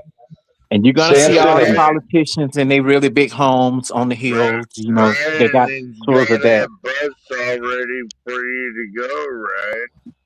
Gavin Newsom's out there. He's got plenty of money. Man, I can't stand Gavin Newsom. Well, he's full of shit. I think he's the most full of shit. He's the most full of shit politician. Just hearing him, he looks like he's full of shit. He looks like he's a car salesman. Bill Walton. That's it. Bill Walton. Bill Walton. Didn't he go to UCLA? Yeah, UCLA. He was always in San Francisco. He was like a hippie, just smoking dope and shit all the time, I think. Yeah, well, shit. Yeah, he was definitely a hippie. Like me. What's up, Kenny? There's a lot of people live out here that are, you know, stars and politicians and I know it's just, expensive as hell. a whole bunch of I them. know Oh, yes, it's very expensive. Yeah. Very, very I mean, expensive. I'm in the DC area, so it's not cheap here either. But Baltimore, I could afford DC just on upside down on my head. But out here, I guess it's just, you know, it's culture. Other things are cheap. Food is cheap at times, but a place to stay is very high. Yeah, but you will adapt to it. You know, it's super NIMBY out there. Super NIMBY. Don't let not in my backyard. But don't let it fool. Don't let what people say on the internet fool you, because the same prices in any other big city out here, it's the same as what you would see in places like Atlanta, Texas now, because a lot of people have moved to Texas to move away from California, and then they're coming back because you're not getting paid a whole bunch of money out there. Like in Georgia, you may have to work 4 or 5 jobs to keep $1 million home. Yep. You know, out here you make the money. Yeah, but listen, it's actually smarter to be in a more expensive place. Here's why. They have to pay you more, right? So, but what happens is if you're in a very low cost area like Mississippi and you save 10% of your money to your retirement, you make 80 grand, let's just say, that's 8,000 a year you save for retirement. The same job in San Francisco pays 200,000 and it's more money to live there, but 10% of your money in retirement is 20,000 a year. You both retire to Florida or whatever. Right. So you end up saving more as a percentage, and then you move, and you make out. So I tell people, living in a low cost state isn't necessarily better because, you know, you lose that portion of it. You know, so or be bi-coastal, live in the South, but come out here and work. Be bi-coastal. You could do that too. Yeah, and I tell people all the time. That's the first time I've ever heard that piece of advice. Yeah, because a lot of nurses and a lot of doctors live out that way and have big, beautiful homes, but they come out here and work. Same thing with music executives from Atlanta. They buy their big homes and mansions out there, but they won't buy them in LA because, trust me, I mean, it don't look nowhere near what you would get out there. We do have nice places out here, but if you live in, like, anywhere you live in a big city, it's going to be big. If you live on the outskirts, you probably get the same prices. You can live like you live in North Carolina or Georgia if you live on the outskirts. But if you're trying to get a piece of San Francisco, you know, I lived outside. I lived in Northern Virginia for damn near 20 years.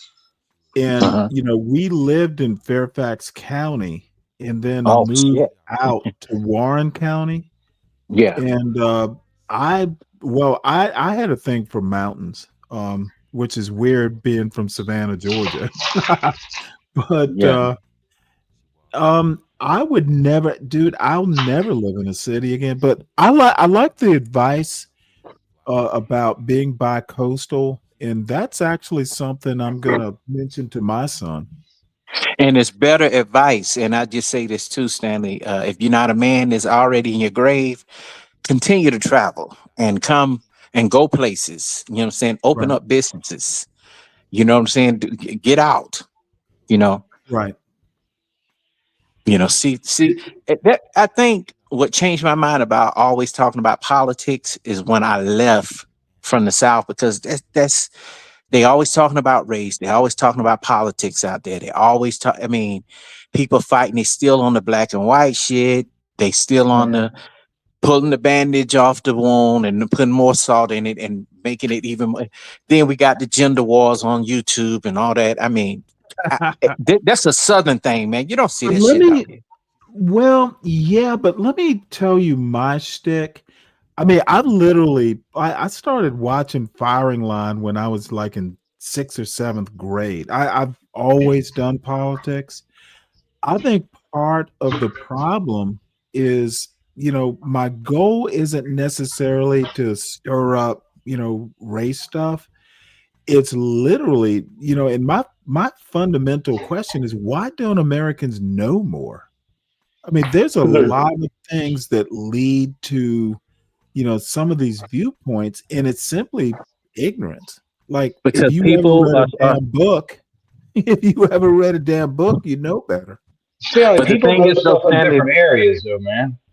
Like, do you know about how to make liquefied natural gas? Probably not. What You does know a that lot have about to what do with you. my day? Other than buying it at the 7-Eleven or wherever I buy, The what does point that is, you have can to only do with know my so much, day-to-day right? life? So you Okay, know a lot of dude, stuff in your area. this is why I think economists make horrible culture critics. I personally don't care how to make liquefied natural gas. I just need to worry about being able to afford it and where to get it from. But my point is, you said, how come people don't know more? Because they're studying other stuff, like liquefied natural gas, like Okay, like particle physics. odd example, but if you can't know dude, culture is software. Okay, L&E, that's irrelevant to the software of human existence. The culture is upstream of politics. Okay, I don't give a shit about liquid natural Well,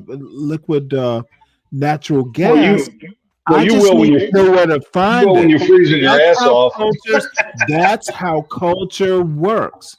Okay, it literally started with specialists or people in guilds knowing how to do specialized tasks. And maybe they're smarter, maybe they're not. But dude, I don't care about liquid natural. Not too many people. How many petroleum engineers do you know? How many chemical engineers? There are a lot of them out here. There are a lot of them out here because there are a lot of. But I'm talking to Ryan, who brought up the point. Oh, okay. My whole point was just that people know a lot of stuff. You're talking very specifically and said one thing. How come people don't know more? Because there's a lot to know. Very specific. There's a lot to know. It boils down to personal interest, guys. Personal interest.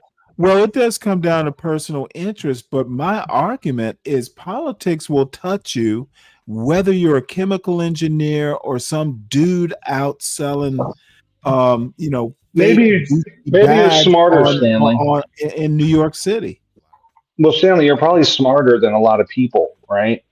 So, like, you know a lot, you read a lot, but a lot of people are not breaking any fucking records for intelligence out here, buddy. All I hate have to tell to you that. say is that all I'm saying is that people need to be a little bit more interested in the day-to-day politics.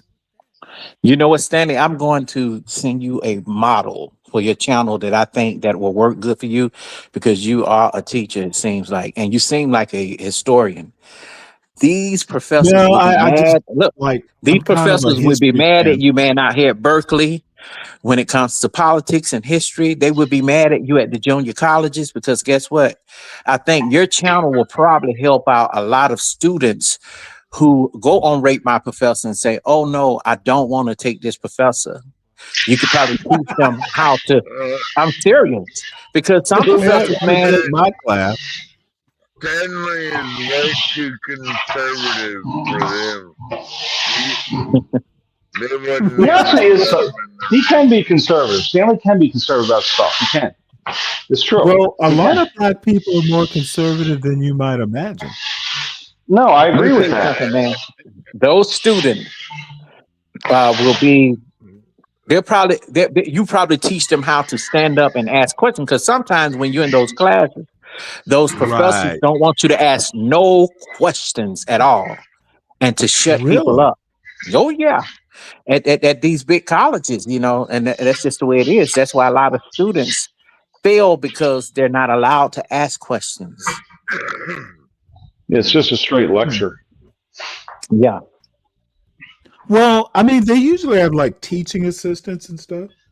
Yeah, but what I Oh, mean is, really? if you have a question, the professor will just tune you out and say, well, hey, that's not correct, or that's not right. And sometimes they'll make you study from their own books that they wrote. I took a Yeah, they're trying to biochemistry sell class. them. They're trying to sell the books. They want to The sell them. the professor was like a famous biochemist who had written a textbook. Yeah, you had to buy his textbook. Oh yeah, I quit plenty of them that way, because they didn't see anything the way you would see it. Like, I took up as an elective a history of fashion class, which was Really? also, that spoke on what people wore in the times of from from BC all the way up into the Edwardian time period. And the problem that we had was that they did not have anything in there for students who looked like me. So when I did my project, Really? I did it on the 1970s, the history of fashion, and I got a Well, damn let me D. ask you a question. Well, finish what you're saying because I have a question when you're done. No, go ahead, ask. What did you? Because hold on one sec here. Give me one sec. What did you think of Ralph Lauren's Morehouse and Spellman series? Man, I loved it, and I cannot Okay, find one hold at on one all. sec. Hold that thought, dude. I loved it too, and I kind of Mhm. loved the debate about it. It wasn't Uh-huh. always well. Let me, because the reason I'm glad you brought this up. Mhm. Where is it? Hold on one sec, because I ran it through the YouTube algorithm to make sure there was Uh-huh. nothing that would get a strike. I love this shit. So they debated about it on the level of what that Ralph Lauren. Are they trying to say it's No, DEI and that as well? it was. I'd have to go back and find the. There was a whole thing on TikTok. It really boiled down to a class argument. A lot of like hood dudes felt that this sort of stuff was for bougie blacks. That's sad. And Now I'm gonna tell. Can I tell you something really quickly before we go deep no, into go that? ahead. I got Okay, all day. I seen two sides of it. I seen the Mhm. Ralph Lauren marketing side of it, well, three sides. The Ralph Lauren Yeah. marketing side of it, the business side of it, which was Ralph Lauren. I saw also a supportive side of Ralph Lauren that said, okay, well, let us support uh, by having people who are black designers to design what they would consider as upperclassmen preparatory, wear for students that are Well, the going lead on. designer was a Morehouse grad. See, and that's what I'm saying. So then you also had the other people on the other side who were just white students that says, okay, well, you've never done this for us. Why are they having it? DEI. So it Well, was an no, argument. I didn't see that side of it. It was really an internal debate. It was Yeah. basically it was almost like an E. Franklin Fraser thing where it was bougie versus hood. That Well, was you're gonna get that, which is basically stupid. Anybody that don't know about you going to college as a black person, because there are some black dudes that say, "Oh, nigga, you think you something because you went to college." And no, bro, look, my thing is everybody has a choice. We all don't arrive at the same. We don't arrive at the same time. But there is a place for you. Everybody has choices, but we don't get the same opportunities. I mean, that's just life. Yeah, and I agree with that. And you help where you can. Yeah. And you know what? We will have like a huge talk about, kind of my views on where the culture is now. And when I say culture, I mean American culture. Well, I want to say this real quick. Let me just say this real quick. The black men that I run into, especially on YouTube, they love to shame other black men for being a part of Alpha Phi Alpha or D9 or any of that. Right. They say, "Oh man, that's a cult. Oh, that's this that." For things that they don't understand, is usually men who did what not. they don't understand is the history. No, what they don't understand, what it is, they were not selected, and that was the issue. Yeah, oh yeah, some of them are failed. They didn't cross. They weren't selected, so they was upset. My thing is when you want to be happen. Yeah, when you want to be so bad, so badly a part of something, it doesn't. You don't run up behind people and say, "Oh, I want to be an alpha." No, let us see your work. You see what I'm saying? And just like some of these guys, they want to be a part of something. Like some of these, even black men, they wearing the red hats. You don't have to wear a red hat to be a conservative or to be a Republican. You see what I'm saying? And they don't even know why they're doing it. You need to know why you're doing something. What's your purpose in life for it? Ask half of these guys why they pick being a conservative. They can't even tell you what a conservative is. They just want to. They parrot. I might ask that question. Mm-hmm. Like John Galt, like you said, look at him. He just put the hat on and talk all kind of shit. I've never seen him wear a actual Well, back, I think. Well, let me not say that. Let me not say that because I think I did see him with it a long time ago. But anyway, did. It wouldn't surprise me. This story is not about him, so I guess we ain't even got to talk about him. Well, the bottom line is that, it's funny that you mentioned fraternities. I went to Georgia, University of Georgia, and I guess I could have joined a fraternity, but it Wait a minute, Athens, UGA? Yeah. Guess what? I worked there. I used to work there. I used to work unit housing and security. Yeah, I did Bromley Hall. Well, then right where Russell Hall is. Yeah, Russell. Yes, that's definitely right next door to the Virgin Vault, right? Oh yeah. But I've always kind of been a lone wolf, kind of, personality wise. Wait a minute, not the lone wolves, like as in the racial group lone wolves, right? Not that group. No, I mean, as in, I tend to be an independent. Like, I never joined a study group because I don't like studying like with other people. I have to think my own way. Stanley, what did Groucho Marx say? I'd never be a part of a group that would have me as a member. Well, that's kind of true. But what I wanted to make is I never had if I had to join a fraternity, I would have been a Q. And for two reasons. I had a boss when I was in the Navy on my first deployment, an immediate boss who was black.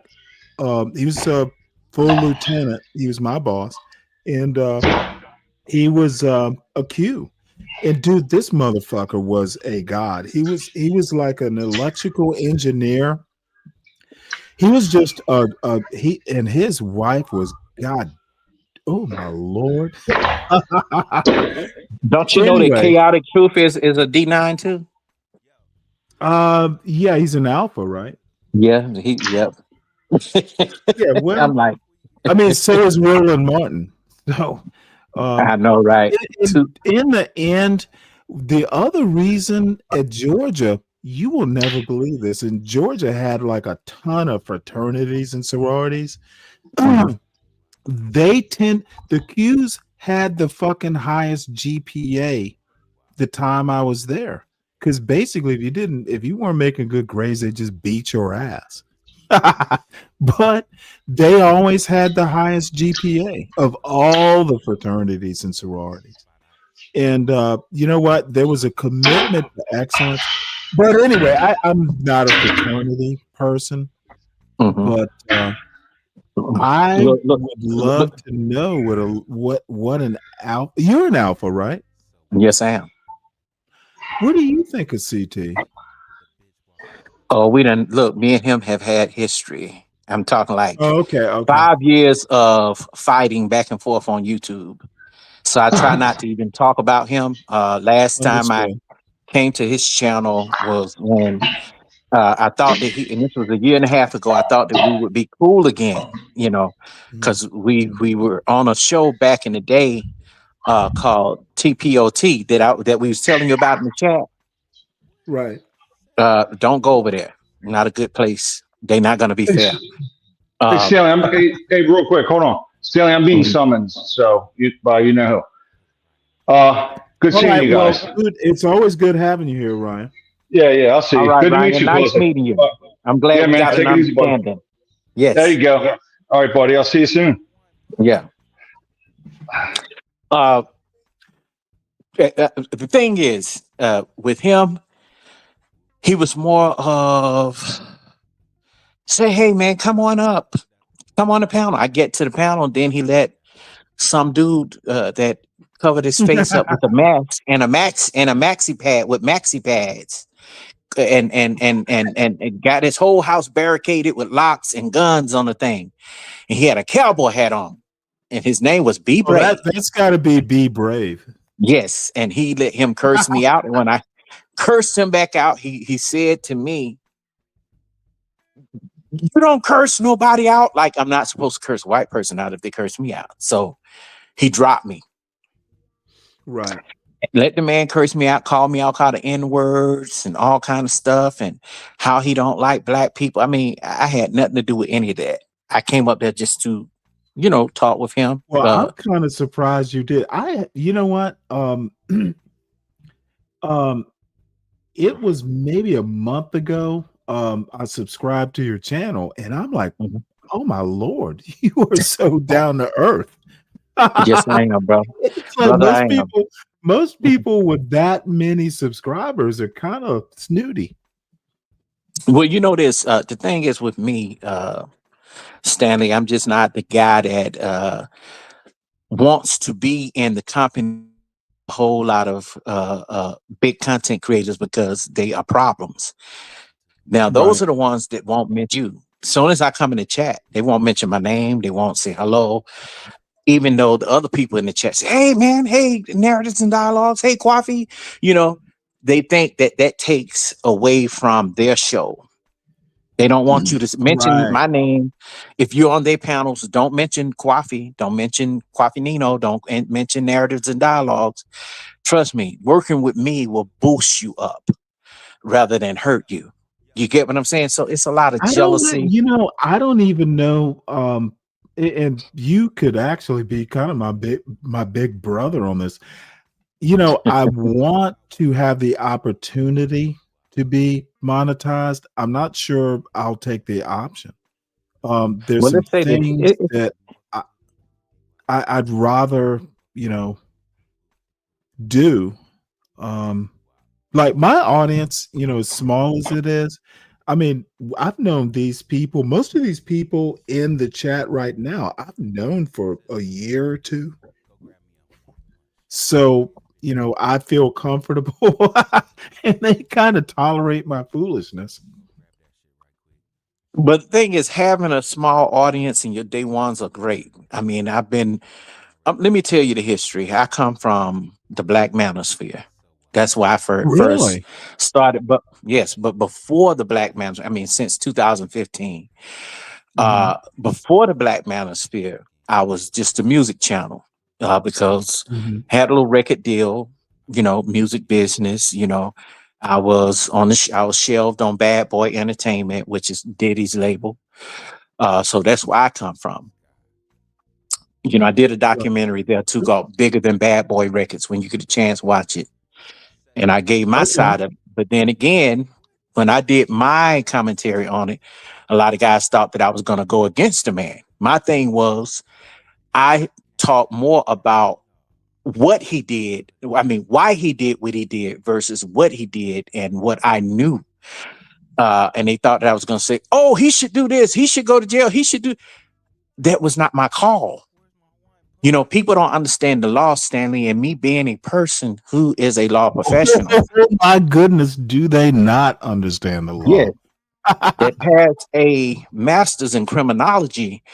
I wasn't just gonna say, oh, he's guilty. Oh, this man is gay. He did this. He did. I don't know that part because I didn't. Let me tell you, if you look on my channel, you'll see where I did a short that says, where I said, I didn't think the man liked me, which was a good thing. I didn't care about him liking or disliking me because you notice any artists that he have that were R&B artists versus rap artists, you don't hear nothing about no R&B artists going through all that stuff. The stuff that it's mainly rap artists who were so wanting to have a record deal so bad to where they didn't understand the business part. Usually R&B artists come equipped with their own music, their own lyrics, and most of the stuff that the talent they came with, they wrote, So I owned the rights to everything that I wrote. And, he was the one like, oh, you're a smart nigga, you know what I'm saying? And the thing is, Puffy, he looked for four-man groups. He didn't look for a solo act. He can't make money off of a solo act because all the royalties would go to you. Mhm. You get what I'm saying? And I wasn't the guy that wanted to have all the shiny suit stuff and all that. I was a singer and I can sing. Right. So that's what that was about. And besides, I already came from the music industry because my dad was a famous drummer. So Mhm. it was never me wanting that type of exposure. So what you would, my style would be more of a classic hip hop soul, neo soul, underground. That would be me Mhm. because of what I sound like. But long story short, outside of the music, that's how I came into the awareness of the Black Manosphere, what they stood for. I didn't have those same experiences, but I did not dismiss these guys' experiences. Like you said the other day on Nightish panel that you did not go through certain things and they wasn't respected that. The same thing with me. I didn't have Right. Yeah. a bad run with my ex-wife. It did not work out. It was what it was. It played out. I got married at 19. I divorced at 35, and here I am 5 years later, single and okay with it. Mhm. You know what I'm saying? So I'm not going to sit around all day and rant and rave about women that I don't want or women that don't want me. Cardi B and all these different. I care nothing about that because that's not what I look for. And then on top of that, my channel is not a grift, so I'm not grifting off of that kind of talk. Right. It's so many things going on in the Black neighborhood right now. The black community, as they would say, community, to where we ain't got time to be, talking about a whole bunch of nonsense and YouTube trash TV. Even with these MAGA Yes. clowns, we ain't got time for that. Let me ask you a question, though. One of my, I guess, points of view is the Black community, if you want to look at it as a coast to coast community. And I don't. I think Savannah, you could go to Spartanburg, South Carolina, you could go up to DC, and you know what? They're different in sometimes substantive ways. even if it's kind of style that's different. I think if we want to do like the black conservative position that the black community is broken, then you just say, okay, declare the emergency. We need to rebuild it one household at a time. And I'm a little bit social Darwinism. You know what? There's gonna be people who fall by, as my father used to say, there are gonna be people who fall by the wayside. Yeah. They either be helped or want help, or they just fall by the wayside. The thing is, though, Stanley, my thing is, if you continue to beg for more pain and go towards things that are known to fail you, you'll never learn. And I think part of that never learning is never going, so you'll never grow. I tell people all the time, leave your neighborhood, go different Oh, places. absolutely. Go learn something new. Go understand different cultures. This is why we can't get away from the old black religion. Like these guys on YouTube now, they constantly condemning folks, Bible thumping. Okay, well, my Bible says blah, blah, blah. Everybody want to take a damn page out of the good book and tailor it to their own feelings, not understanding that, hey, bro, I didn't grow up as a Christian. I grew up a Muslim. You know what I'm saying? My dad was a Muslim. My mom was a part Christian, Catholic, or whatever. Dad Nigerian, Yeah, mom I grew up Dominican. Catholic. So, but I was born here in America. And and that's the beauty of it all. See, because what I learned about these niggas, excuse my expression, is that we try not to use that word. I know. But what I learned about them, and I ain't talking about us as black people because I'm not a coon. What I learned about them is that they're not able to see outside of themselves, and that is the problem. That is the problem. Anything that want anything that's supposed to help you get ahead in life, they don't want to see that. They into the tradition. And also what I learned is that money was shutting them up. Money on the job was shutting them up because they know they can't do the shit that they do on YouTube on the job. They say don't talk about race, religion. What is it? What is it? You know how to say it, Stanley. The proper way to say that is what? Well, is it I race, don't know. religion? I mean, you don't Well, I know talk, at the dinner table and at work, you don't talk race, religion, or politics. Yeah, or even someone's sexual orientation. And if you tell them, Well, hey, that's man, a new one. When I was a kid, that never came up. But the thing, but it's just basic politeness. Yeah. I mean, and the thing is, they be so it literally graphic comes when I down tell to you. manners. And when I tell you, for men to be straight, they be so graphically into these people bedrooms. And I'm like, damn, if you're a straight man, why you so worried about if somebody is where they putting it at and how they doing it, what kind of booty grease they This using? weird, you know what? It is literally a weird notion. You remember how, you've seen movies where, like the first time some person deep in the Japanese jungle runs into a black soldier, they will like touch the skin and rub it to see if the color comes off. Yeah. that's pretty much, a lot of these, and they're homophobic. They think you can like be taught. Dude, let me put it to you this way.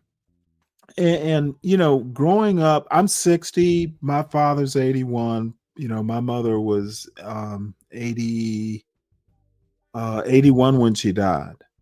My eldest aunt is 82.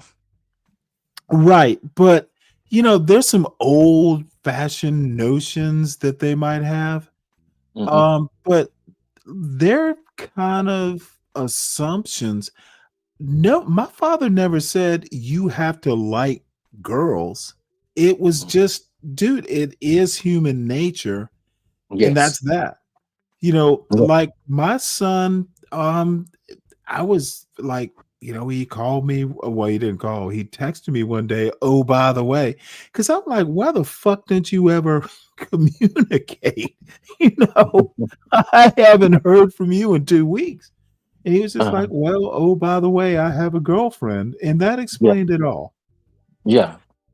But the point is, it's not something you teach. It is literally an orientation. I'm sorry, it's an orientation. You are something, or you are not something, or you are something else. This weird notion that it'll rub off. It's literally Well, the thing like, is, it started at dude, the have dinner you table. ever read a chemistry? Have you ever done a chemistry lab? I tried, but No. I mean, where do people get this notion of how biology works? You know, they'll Yeah. say race is biological. They'll say, dude, if it was that biological, we would already understand it, and we would have a cure or preventative or something. And to another point you make, people need to understand religion better. Yes, they do. It's like, dude, half the shit that people say that the Bible or the Quran, dude, there are why do you think there's so many? There's a King James version. There's You know when I all learned kinds of versions. when I learned that religion learned a little bit more about religion is when I was in college and I saw people who were going to school to be theologian scholars, and they said, Really? "Man, it's a business." That's what they told me. They said it is a business. You know what I'm saying? So, um, some people say that even being a Muslim is just a way of life, it's not a religion, but it falls under Well, the I religious personally umbrella. think it is. Yeah, and it's just all kind of things. So that kind of and my mother and father never shoved anything down my throat because they knew I was going to do the right thing anyway. You know, it starts at the dinner table. Dude, that is so important. You know, I'm glad. and I'm happy to that hear even you goes. had Let good me say this, parents. Stanley, and that even goes with respecting people for their choices. And if you respect people for their choices, people that don't agree with you for doing that, they say, "Oh, you are too." You know what I'm saying? You can't win. Right. Yeah, you know, that reminds me of something that I've said a couple times. Dude, I don't need to call my son every day. If he makes a bad choice, you know, I've told him since he was in high school, don't do something I can't get you out of. But Yes. I suspect that motherfucker might actually be a conservative. But you know what though? But you know what He though? might have voted for Trump for all I know. But the thing is, though, Stanley, when you teach your son more than the basics, and that Yes. means to be fully aware of everything revolving around you in life, have knowledge of self, then you ain't got to worry about him going off making mistakes. And I'm one of them guys that, Well, I you worry know, about it, but I trust my upbringing. And yeah, oddly enough, you know, he's 19. If he hasn't been in, you know, dude, the other piece of advice is, dude, not every cop, like my father was a cop. He's a retired police captain. So I don't have a fear of the police. Why would I? yeah, However, I will say in 2025, don't trust that every cop has the wisdom of yeah. your grandfather or Andy Griffith. Because you There's know some what? dumbasses. Because you know why, Stanley? Because a lot of people today are failing at their initial careers where they get their degrees and they turn around and become a cop and they become a monster. And that's a problem too. So we're not being honest with that. Just because you can pass a background check doesn't mean you're not a criminal. And it doesn't mean that you don't have an agenda to go in there and shoot everybody up. You know what I'm saying? So it's usually No, I don't disagree with that. being a person that is ex-law enforcement, military stuff, all that. You need to know the difference in between people who just was hired on the job versus you having your experience to be emotionally intelligent and to understand that your feelings should be neutral in law enforcement. Even as a judge should have neutral feelings and only go by the facts and go by the laws, and also have empathy to a certain degree, because some people that become cops have never left Buckhead. They lived in Buckhead, but they don't know shit about Bankhead Highway in Atlanta. You know what I'm saying? I know, right? You know what I'm saying? So they're gonna, when y'all both scared of each other, y'all gonna do harm to each other. Meaning you see a little dog, a Doberman, a mini pin. You know how some girls be afraid of like a dog like that, and the dog is just not they look at it and they just see the pointed ears and they think, okay, he's gonna be just like the big one. He's she starts screaming. It's the same thing with cops. They automatically, especially white cops or white boys that come into the neighborhood and become cops, they don't go in and shake hands to say, hey, we'll be controlling. We're not control. Well, they do control, but we will be patrolling your neighborhood. This is who I am. This is my card. To the people we know that are not degenerates. Is that community policing? And I'm asking the question. I think it should. I think it should be. Yes, it is, because you do have some officers What is that kind of the definition? No, you have some specialized cops who on specialized teams that go out and pass out their cards, and that's what I think. It depends. It goes agency by agency, and I think that will help a little bit more, because some of these people that are hired, I can't really just blame it on their training. I blame it on the Office of Professional Standards, because they're not teaching these guys the importance of not having excessive force and turning a simple traffic stop into a murder. And the person don't even have a criminal record. You see what I'm saying? That costs money out of taxpayers' pocket. Absolutely, it does. And I don't believe in defunding the police, but I do believe in spending the money on the right training, because they need to go back to the drawing board, because these good old boy systems are a problem.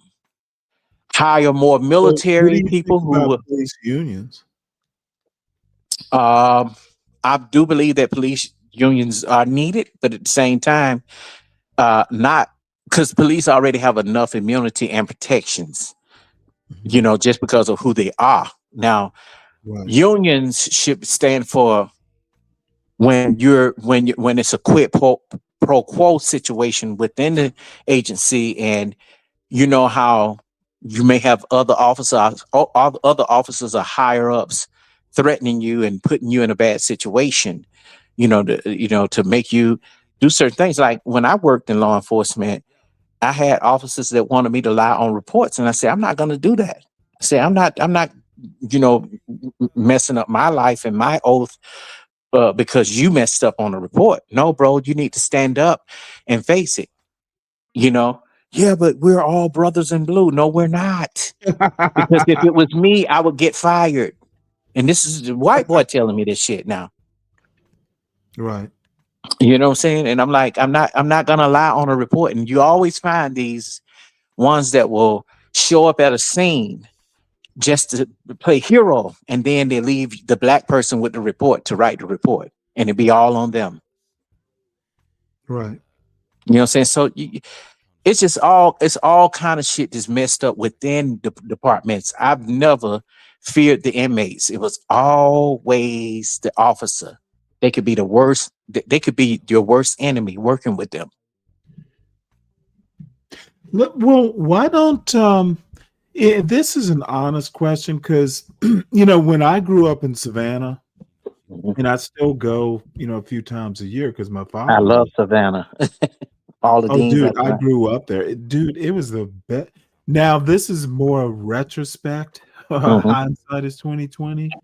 But no, I one of these days I'll talk about. I went to the Cathedral Day School. Right next to the Catholic Cathedral is the school right next to it. And I don't know what that building is for. And my brother went there 13 years later as well. So, well, more than 13, but that little square, there was a used bookstore. And my sister went to St. Vincent's, which is on the other side of the cathedral. It's the Catholic girls' school, high school. So I spent a lot of time and joyful time in that particular section. And I'll be honest, I will probably wind up dying in Savannah. I miss it even now. So, and the saltwater fishing, we forgot about that part. Well, before you do all that, you talk about dying, Stanley. You got to come out here. The farthest west I've been is Phoenix, but my wife is buried. I know where I'm going to be buried. My wife is up in Culpeper, Virginia, at the National Cemetery. Oh, she died? Oh shit, she died 11 years ago. Wow, Stanley, I'm sorry to hear that. I didn't know that. I thought. Oh yeah. Well, my son, I raised my son myself after she died. And he's at Georgia Tech, by the way. Good school, and they say that black fathers are no good. Well, I had a purpose, but dude, my parents were married for 59 years. Failure was not an option, even as a single father, because they'd have fucking knocked on the door and said, "You're not doing good enough." Given to Let us. me tell you, my mom and dad was married for 40 years too. My dad was in the Marines for 40. My mom was a school teacher for 35 years. Hold it. He was in the Marines for 40 years? Retired, yes. Cow. Wow. My oldest brother is 50.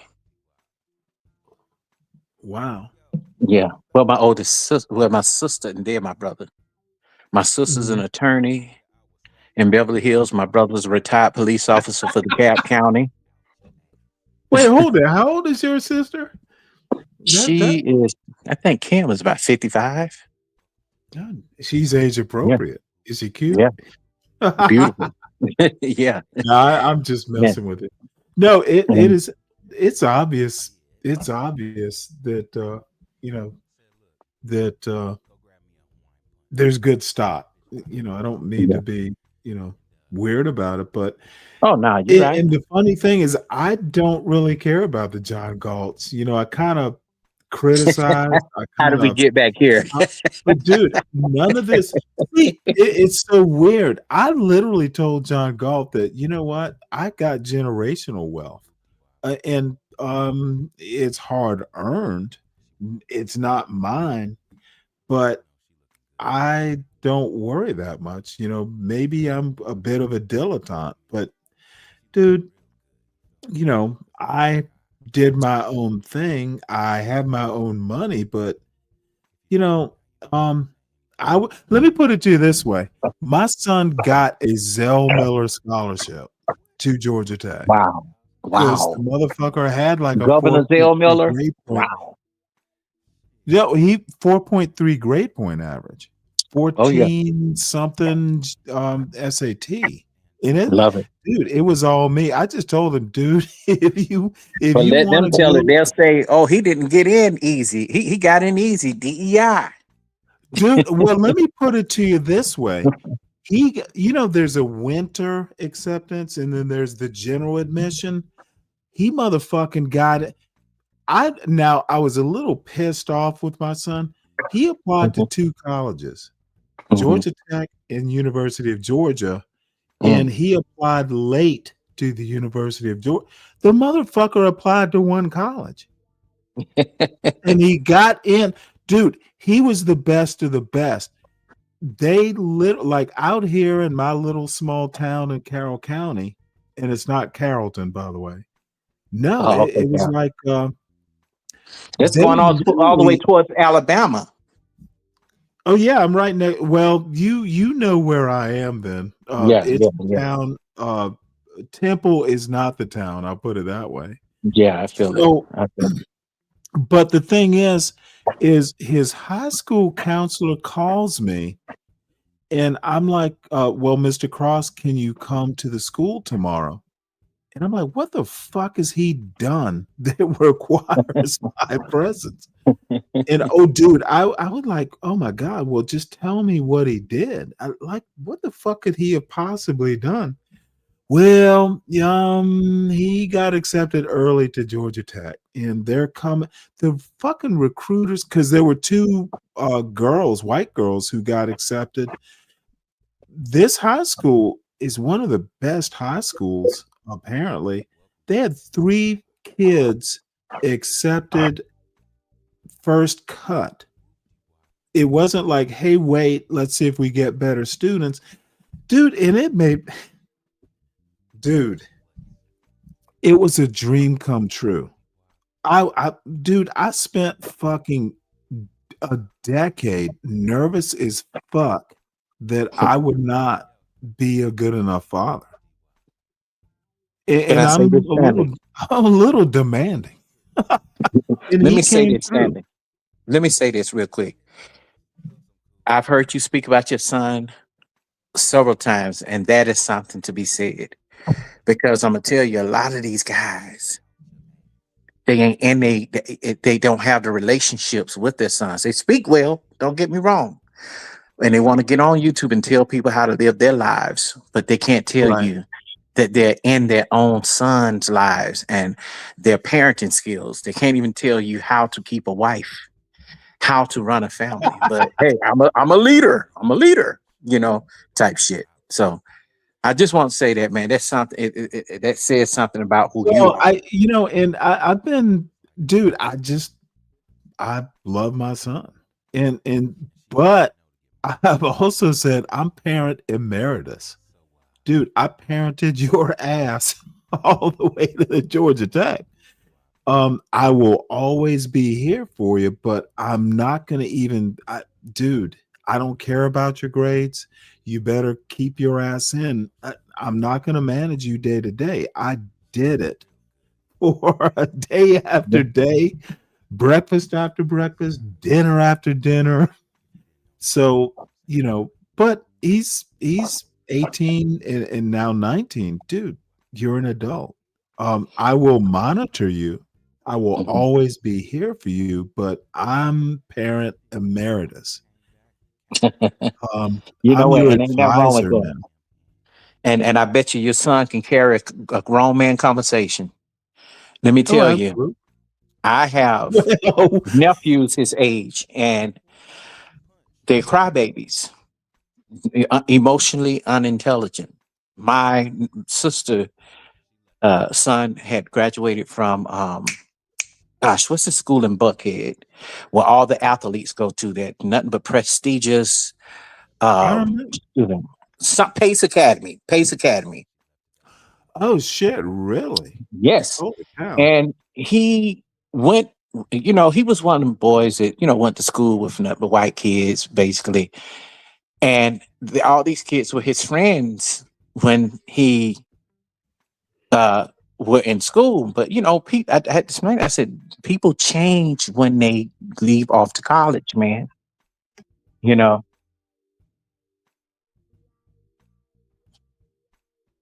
Yeah, these people leave off to college. Can you hear me, Stanley? Right. Oh yeah, I can hear you. Stanley, can you hear me?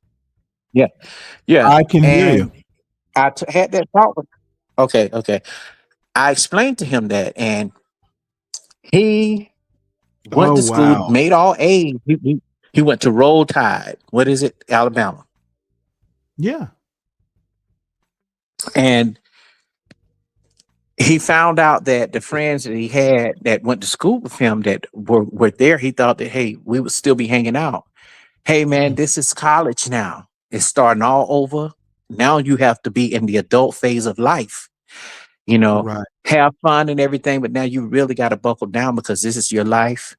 This is going to depend on your life and your career. Sometimes Right. some people leave and still become successful. But his mother paid $50,000 a year for him to Oh go to my that school. God. Guess what?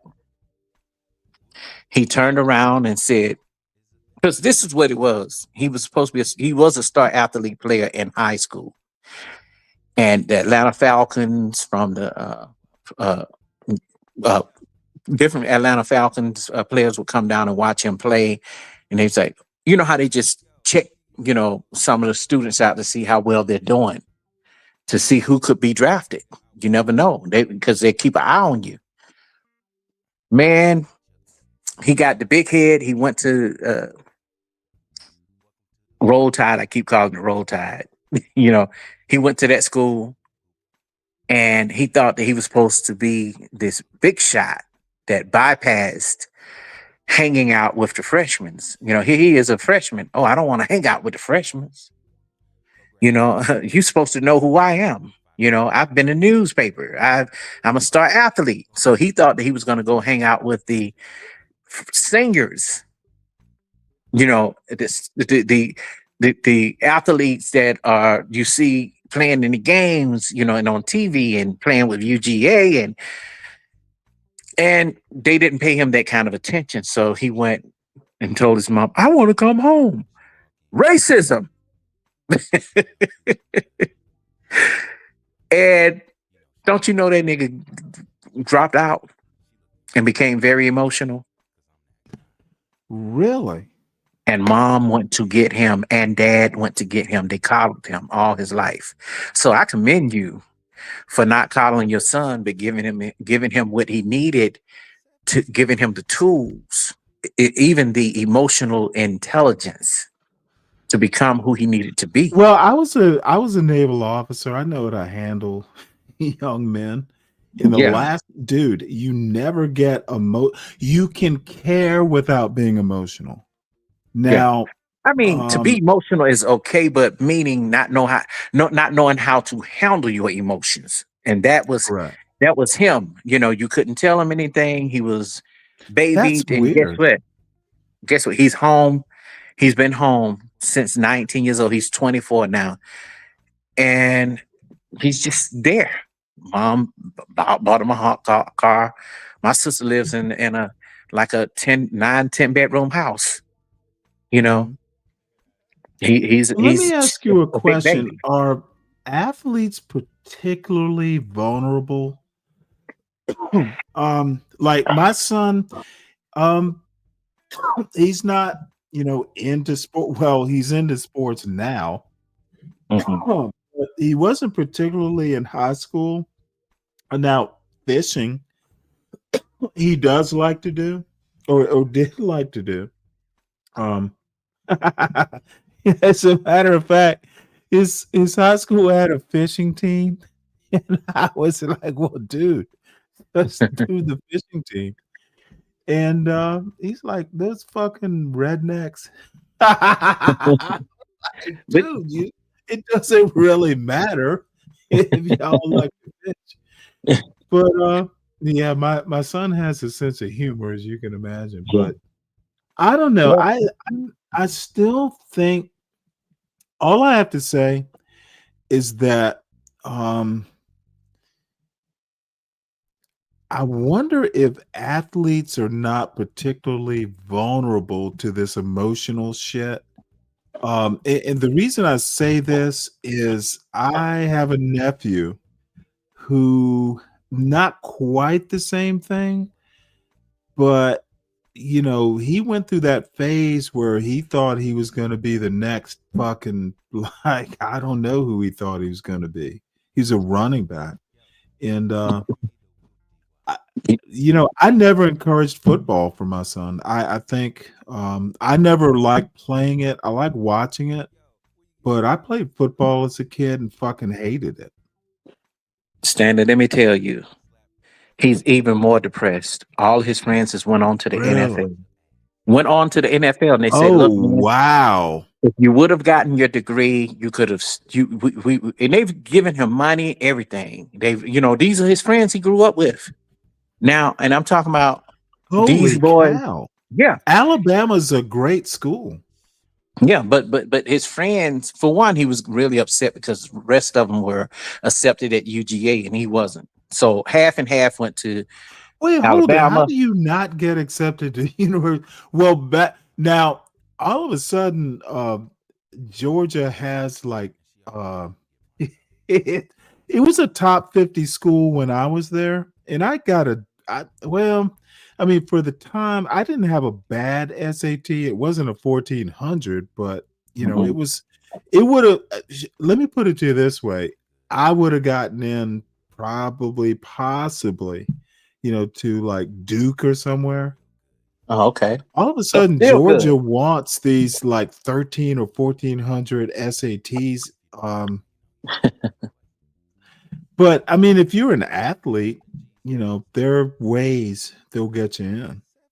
Well, and that's the thing. Like when you say emotionally, are these guys emotionally pronged? I think they set them up. They take these black boys Oh from the yeah, neighborhood absolutely they and do. say, "Hey, come on over, play for us. We'll pass you. We'll do this. We'll do that." Mhm. And I think that's what they're doing in some of the high schools. And then when they Mhm. get to college, they cannot cope. They don't know how to interview well. It's this, that, and the other. When they speak, they can't speak well, and they not up on the academics, and Right. that's a problem as well. Now, when I look at a person like Michael Strahan, Oh Strahan was yeah. very smart guy, and Mhm. you know he was able to utilize his degree even after Right. in NFL. What did he major in? It looked like journalism because that's what he in now. Interesting. Well, let me put it, but you're old enough to remember people like Alan Page. He played for the Chicago Bears. He was a lot like I think I can't remember whether he was offensive or defensive lineman. He became a lawyer. Franco Harris. I can't remember what he became, but he had some. There's some like even there were back in the day, like who's the dude? Not Montana, but Steve Young. Um, he was a fucking lawyer. You know, back in the day, there were actual student athletes or scholar athletes. But let me tell you this: so usually these guys seem to not be able to be anything but ball players, even if they have the degree. Right, right, Simply right. because it's just like, say for instance, and not to change up, but I'm going to use it as an example. Like Jamie No, go Foxx, where it goes, wherever it goes. Jamie Foxx can sing his ass off, but guess what? Mhm. People don't take him serious as a singer because they're too busy laughing. You get what I'm saying? Well, you do you think do you think In Living Color had something to do with it? Well, in Living Color, and even when he played the yeah, definitely. And Martin playing playing what What's is his up, name? 90s? Hit the Yeah. hey 90s, hit the link. Yeah. So when I look at people like him, I think about the same way about athletes because athletes it seem to be only good for what people think that they are. And like this recent situation that went on with Gil's Arena and Kwame Brown. these men, they're educated men. They should not be arguing back and forth like this. You know what I'm saying? They should be able to Well, take. Arenas has always been a problem. He's I don't know what it is about him because I was up in I lived outside of DC when he was actually on the Wizards team.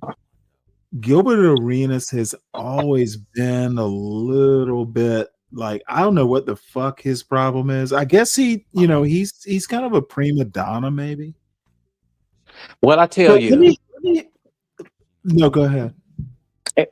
I kind of think that, but maybe he didn't have any kind of coaching on, and that's the thing right now. I think that when boys become athletes and they're gonna go into their careers, they need some kind of coaching on dating women and everything. Because I remember when I was working at UGA, one of the guys had got accused of rape. Remember that? This was in No, 2000. dude, I graduated in like 89. Oh, okay. It's been a while. I'm But 6. yeah, but those things happen. You know what I'm saying? And when people don't,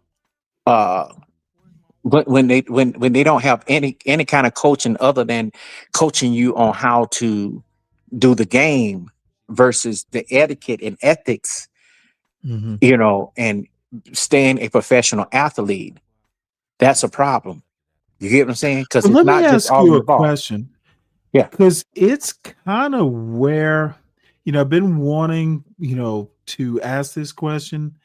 And this is oddly enough, it's an honest question. Why do I understand the money aspect of it, but I discouraged my son from playing football, and he's 6'1". Shit, he might be. Well, I know he's 200 pounds at this point, but I never even had a desire for him to play football. Baseball, maybe, because I thought he'd be a good catcher. The good thing about that, Stanley, is when you don't try to live through your children, they'll find out where it is that they want to be. And that's the same thing with Asian Oh, people. no! They live You need to develop that, dude. You have the floor. Develop that point, please, because I wanted my son to be a damn chemist. Hey, or dad, I wanted him to major in chemistry. My dad wanted me to be an attorney, but my sister turned out to be an attorney. My brother turned out to be my father, the cop, told me, dude, I actually said, hey, daddy, maybe I'll do law. Oh, cops and attorney. Dude, he looked at me like, what, do you want to be a criminal? He didn't say that, but that was the look he gave me. Low key. I was like, really?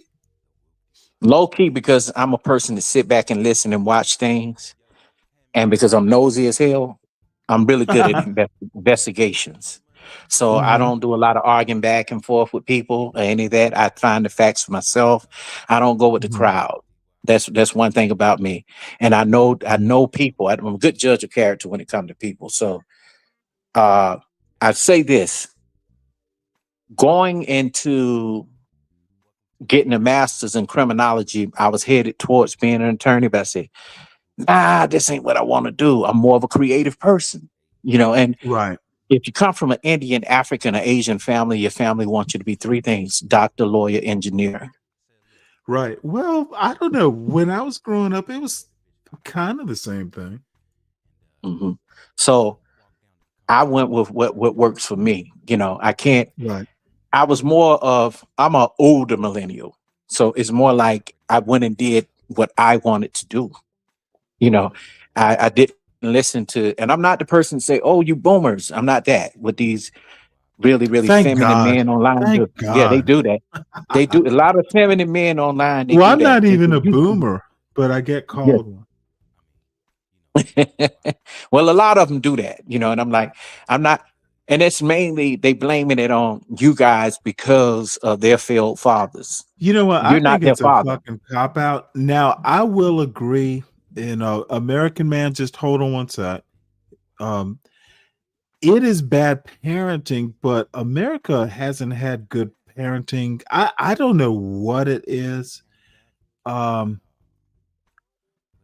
I honestly find the oh shit, you know, my son is, emotionally. You know what? Um, Sometimes I still wake up in a cold sweat. What if he's not okay? But every time I call, I think he's actually going to make it through. But dude, once you have children, it's over. Yes, it It, is. it's Well, I ain't gonna about say it's them. over. No, if you're a person, Stanley, if No, you're a person, no. Well, for me, it was like I was older though. I was 41 when my son was born, and I was actually looking to settle down. So I Mhm. kind of wanted it to be over. Can I say something? But I'm you like, still that I still don't. have a porch and another rocking chair, and me and my son can just hang out. No, I can do Stanley. the Look, Andy Griffith bullshit. Stanley, we're gonna revive you because you speak well. No, no, bro. No, no, no, no, no, no. I know. Look, I know men that are out here in the Bay Area that are still getting it. They 72 years old. Those are the men that I You know listen what? to. I let me work on that myself. Okay, I'll be okay. I know you will. You know, no, Dude, and what? and let me tell you something that will make you laugh. And then American Man, you go.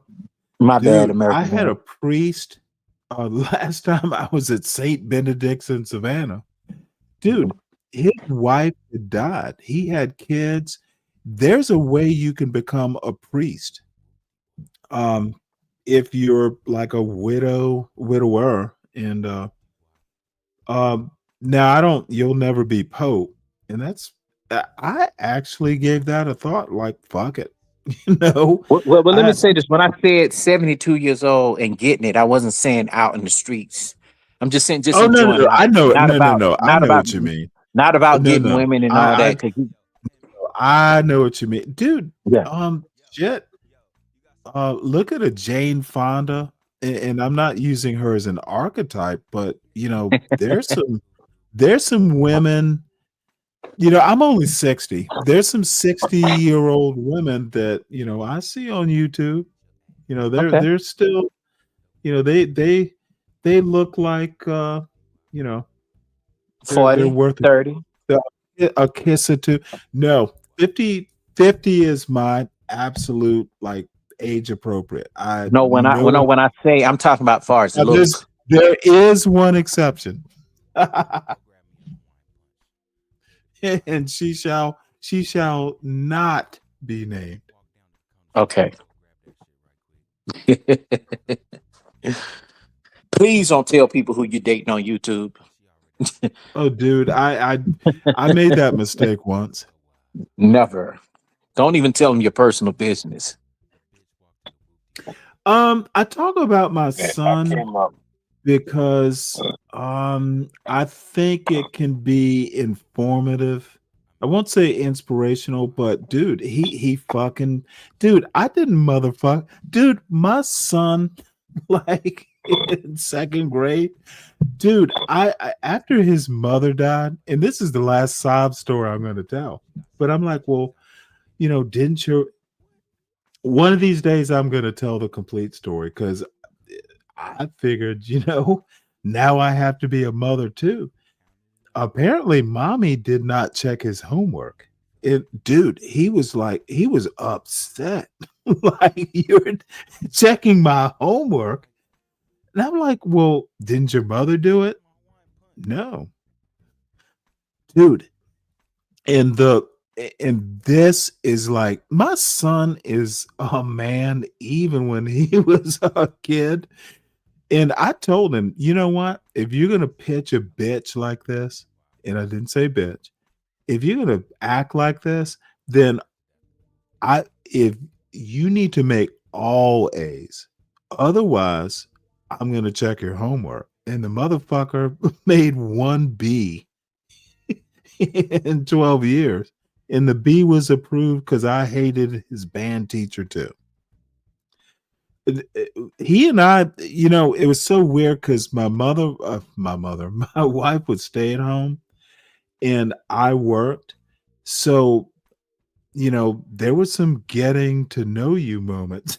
Like the first time I took my son to the fucking grocery store after his mother died, I'm like stressed because I commuted to work and I had to pay for an after school program, just, hold him till I get there. So I'm like stressed. I'm tired. I've been working all day. So we go to the grocery store after I pick him up. So I get what we need for dinner, walk through the line, and we get to the parking lot he starts booing. I'm like, what in the fuck? Why are you crying? Well, mommy used to always get me candy going through the aisle. Oh my God. You know what? I was so annoyed. I'm like, if you haven't noticed, I'm not your mother. And I'm like, let's go home. Motherfucker, do you honestly think I'm going to go back and buy you fucking candy? Well, we do have fathers that are bitch. We do have fathers that are mothers on YouTube right now. Fathers that are mothers too, that wear bonnets. And I'm gonna leave it at that. And I want to hear what American Man gonna tell us. I was fucking Your mother did what? Why the fuck would she do that? That was in my head. Your mother fucking spoiled your dumb ass. You don't buy kids candy every time. Like the lollipop you get when you go at the bank.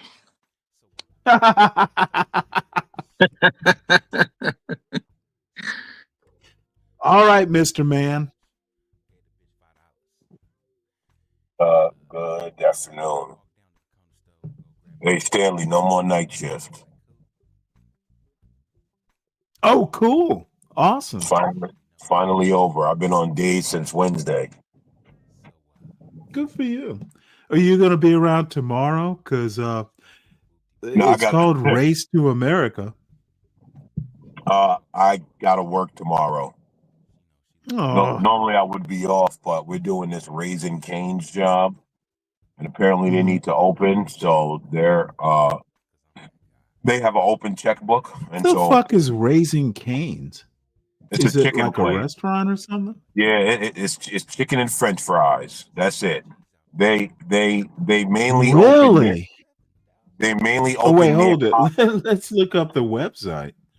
Yeah, I could use some Oh chicken. no, Stanley, it's is good. it It's fried really chicken? good. Hold really on, good. guys. I'm from Vegas. They mainly open near colleges. And so you get drunk kids and you feed them chicken and fries. There's It's a great business. They should call it Freshman 15. Yo, it's a great business. I mean, listen, Oh, chicken and French it's like fries and drunk kids. Zaxby's. Okay, that's not that. Yeah, No, Raising Zaxby's Cane's kind of is does the different from same Zaxby's. thing. They're opening a lot more this year. We did one last year. And so essentially they have an open checkbook. They're like, look, we need to get guys in here working. And so we're getting our overtime plus an extra $350. Wow. It is it is making me hungry though. God damn. That looks good. Yeah, well, it is what it is. I've never had them yet. I've yet to have them. No, there will never, dude. There is no chick, dude. Let me tell you, narratives. Chick-fil-A, and Georgia. Chick-fil-A has been around since I was like in 7th or 8th grade. The first Chick-fil-A I knew of was right next to the Sears in the Oglethorpe Mall in Savannah, Georgia. Oh, dude, Chick-fil-A has been around for fucking ever. At least in my Savannah experience, there will but never. the first one was originated. Chick-fil-A. But you know, the first one was in Greenbrier. That's the very first one. Greenbrier Mall in Yeah. Atlanta. I've been. No, the first one was at. It wasn't a mall. There was actually a standalone, and it wasn't in Atlanta proper. I can't remember. I have to look it up. But Hey, I didn't come up to talk about. I actually wanted to address. well, no. Let me finish the point. There is no Chick-fil-A but Chick-fil-A. That's all I have to say. I wanted to address narratives when he Okay, said be polite, sir. when he said I'm always polite, Stanley. When he Oh, are said you? that the colleges set the kids up and all of that, to me it sounded like we weren't putting enough onus on the parents and their parenting to teach these kids. No. American man, change your tack. This is not what you're gonna do. Stanley, what are you talking about? Okay, motherfucker, I know where your argument's going. Where's my argument going? Dude. Do you remember the part where I know where arguments go? Yours is not going to go there. No, mine is going to. If we're saying, okay, motherfucker, we covered the parenting part. Do not make this personal. What are you talking about, Stanley? Don't abuse your friend of the show privilege. What are you talking about, Stanley? I know where it's going, American man. I'm genuinely clueless as American to why man, you're, I know you. I know your style of No, argumentation. you don't. And No, you I don't, Stanley, deliberately didn't go there because it's too personal. Don't piss off Why my is it buddy, too personal, right? Hey, let him go ahead and ask. I think I remember him from Freezy Channel. Go ahead. I want to hear what he got to say. No, only with your talking about permission, athletes, dude. I right? will. This is one of these times your ass will be flushed. Do not make it personal, that's American fine, man. Stanley. To be honest, Stanley, I'm these genuinely motherfuckers confused. don't these people don't I'm genuinely actually confused. understand that arguments are predictable when they come from far right conservatives.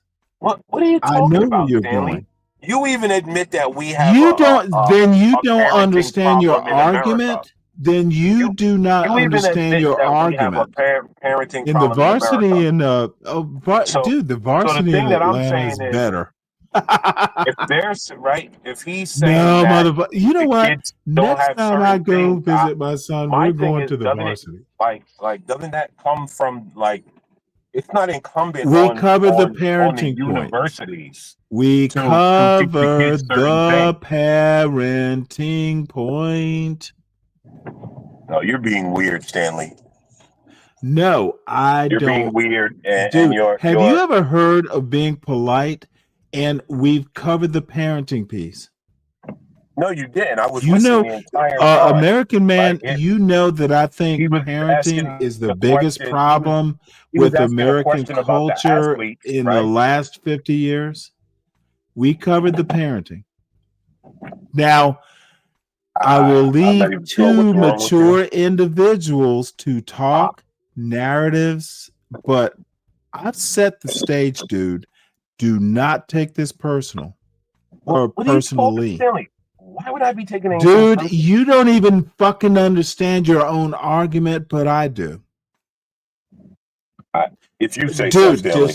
You're being weird. I'm going to go on ahead and disappear. Yeah, I'll talk I'm to you being later, weird. I'm being knowledgeable. I know who you are. Oh, look. God damn What it. you think I he was hate it going to when this say? motherfucker. What you think he was going gonna to say? start. He was going to start asking about your sister and her husband in the parenting. Because he does shit like that. Okay. Oh no, he No, could that never get me on the motherfucker was gotcha going to moment. do it. He was going to do it, and then he was going to twist it into black parenting. Oh no, I ain't gonna do that. I know We're not American gonna do man. that. Yeah, we're not gonna do that. I kind of know his talking point. Time I'll let you kind of. Oh no, deal with him. no. I'm glad you motherfucker. You interjected. cannot lie, American man. You know you were.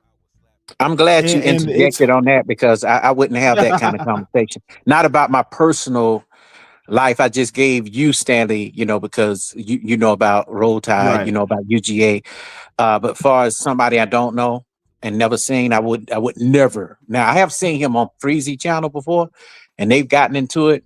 I would never let that conversation turn into a coon talking point. Well, And I'm let me not put even it to you this way. American Man's not exactly a coon, and he is a friend of the show. okay. But all I have to say is he can be he can be interesting. And General Dave, look who has shown up. What's good Warn me with you, about all man? these people. What's good with you, boy? You ran American Man, little soft ass off of here, boy. No. He's here to deal with your soft ass now. Where American Man at? Right next to you, bud. Stanley, I have to come up and defend myself for you to just blatantly lie and say No, that I was going to attack this man's American Man, family. if I'm wrong, hold on one sec. Stanley. If You're I'm lying, wrong, Stanley. no, I'm okay. telling If you, I'm you lying, are. hold Why would I on. attack this man's family? Okay, dude, then defend yourself. Just defend yourself and stop coming after me. Defend yourself. And Dave, hold on. I haven't seen you in a bit. So just I hold know, on, man. I'm please. about to pull up at the crib. I'm probably gonna switch to my laptop. So if I go out, I'm coming right back home, man. All right. All right. Just defend yourself. Stop attacking Stanley. You waited till I dropped down to make a bold-faced lie to say that I was going to attack this man's family. Hey, I have a dude, I problem with twist that. words No. and laugh I when have I a do it. problem with that. I twist words. I twist art. Dude, you know me for a bit. That's what I do. Yeah, that's fine, but don't. I make my old far left liberal commie. I make my But own don't tell narrative. this man that I came there to attack his family. Hey. Like that's Then not. defend. Hey, now that you're done, defend where I thought you were going to go. And if I was wrong, dude, I will admit I'm wrong. The point that I was making, and that's why you should have calmed down to hear it out before you started acting weird. Yes, sir. Make your argument, and then I will apologize once you make your quote good argument. I will apologize. Change this and put the varsity up. Put the varsity up instead of this. Yeah. All right. Yes, sir. It's a goddamn better restaurant. Give me a hot dog. Give me a good varsity hot dog right now. Orange freeze. Dude, I haven't been to the varsity in decades. So go ahead, American Man. Defend your argument or make it. And I'm sorry if I offended you. You will have a real apology once you've made your argument. Yeah, I was trying to. So take this comment down so I can see who it is. So the point that I was making, right, was it's about American Man. Was about parenting as a whole, because you and I agree that parenting is the issue. That's what I was talking about. I wasn't talking about this man's family. I don't know him, and you don't know me to get up here attacking nobody's family. So I'm highly offended by that. Anybody, not nobody. Attacking anyone's family. There we go. Right. So that works. Right. So to push that, all I was saying was parenting as a whole, because he was saying, right, the schools, they set these kids up, in regards to certain things. And I'm like, well, that may be true, but is it incumbent on the schools to teach these kids everything? And again, athletes as a whole, not his family, like you tried to. Can I respond to that, American Man? Can I respond to it? I get what you're saying. But the thing was that conversation came on later on. Now, what I said to Stanley was, You know, I blame his mother and father for babying him. No, They no, no, came no, right no, out of no. school and got But him out of the I school. wasn't talking about your nephew because you Yeah. guys were talking about athletes as a whole. Now you did Oh no, bring that's in what I your said. That nephew. came. Yeah, that's what I said. It came on after that. What you talking about came in later in the conversation. Now, Right, what I did, right. But what I that's what I'm did say. addressing. I'm not addressing your nephew. I'm Oh, addressing okay, okay, when you okay, guys were okay. just talking about the athletes, like Yeah, in general. That's why I keep yeah. saying as the athletes in general. I'm not speaking on your family dynamic. That's No, why I got so I offended when Stanley insinuated that. I understand that, brother. But what I'm saying to you is, let me just talk about what you're talking about. Forget my family. Um, I get what you're saying, but when it comes to certain things, I don't think a mother and a father know anything about a football career. So I think that there should be courses implemented in or some kind of bylaws to being a professional athlete, where you come in where these athletes should either have the choice to follow these bylaws of the school, you know, so they won't get caught up in different situations. You see what I'm saying? So yes, that is a parenting issue too, but at the same time, you know, it's certain things even in NFL that you must go by before playing a game. They're very strict on certain things. So that's what I'm saying. Even then, you know, at the collegiate level, they should have the same thing that prepares them even for that. That I think that's what make you become a great athlete. That's all I'm saying. Yeah, yeah, because so and what I was really exclusively referring to was the academia part of it, right? Where parents should be telling their children, "Hey, look, you know, yes, you're playing football or basketball or baseball, but you should focus on academia because here's the thing, not everyone makes it." And so when you were saying about you know, these schools prop these kids up and they, you know, let them slide on academia, I lay that at the feet of parents, right? They supposed to be telling their kids, hey, you can get injured, that could be the end of your career. You should you know, go for making sure that you have a degree that will enable you to take care of yourself. Oh yeah, indeed. I know what you're saying too on that, and I did kind of say the same thing basically. Maybe you didn't hear it. I did say that even, and I'm gonna reference my nephew, and you're not referencing him. I'm gonna reference him.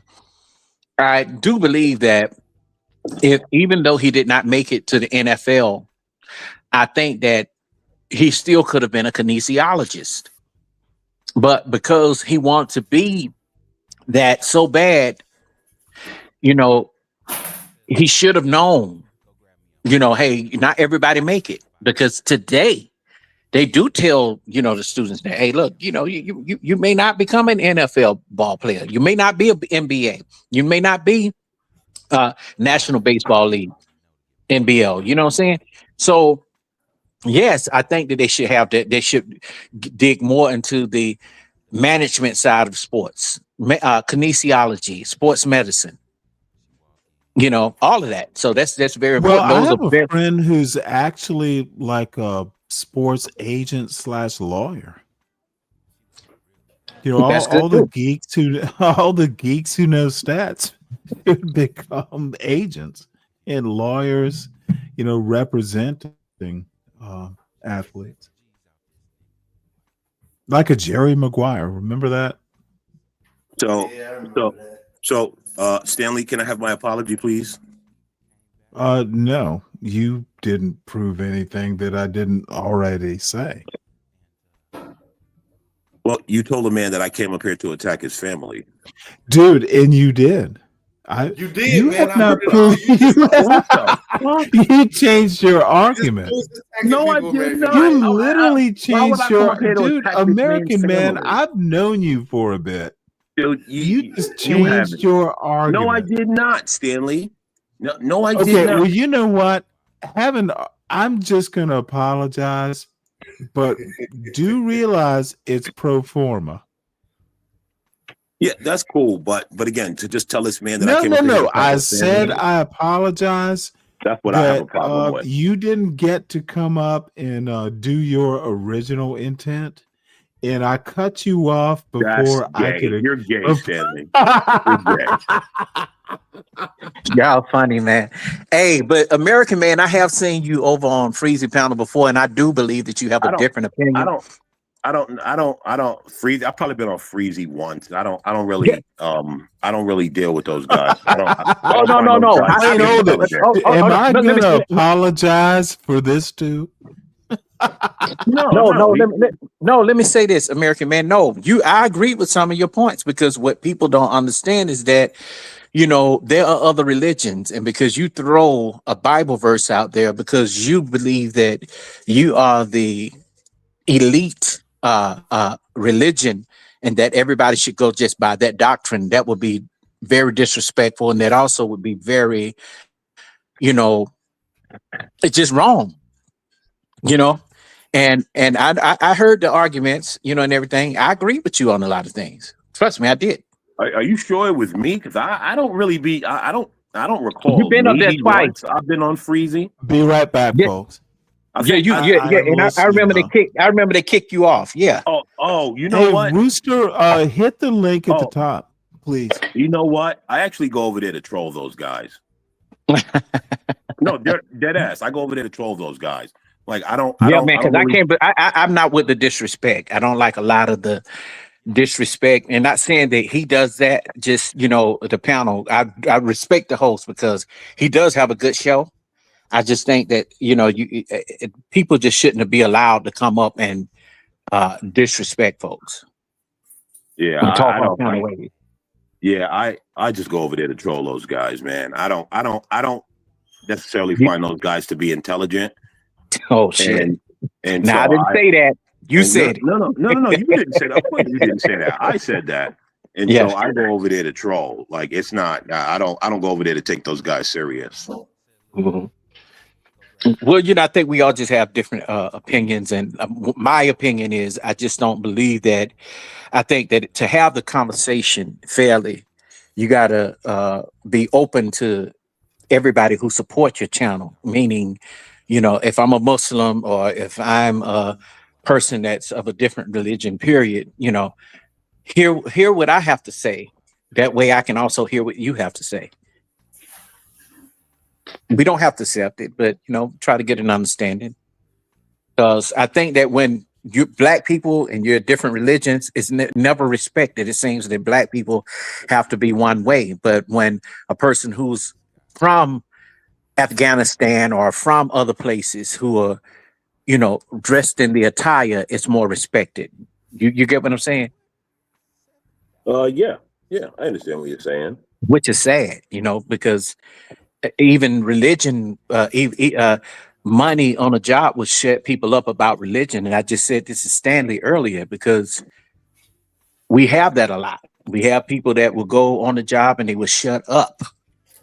The money wins out every time. That's true.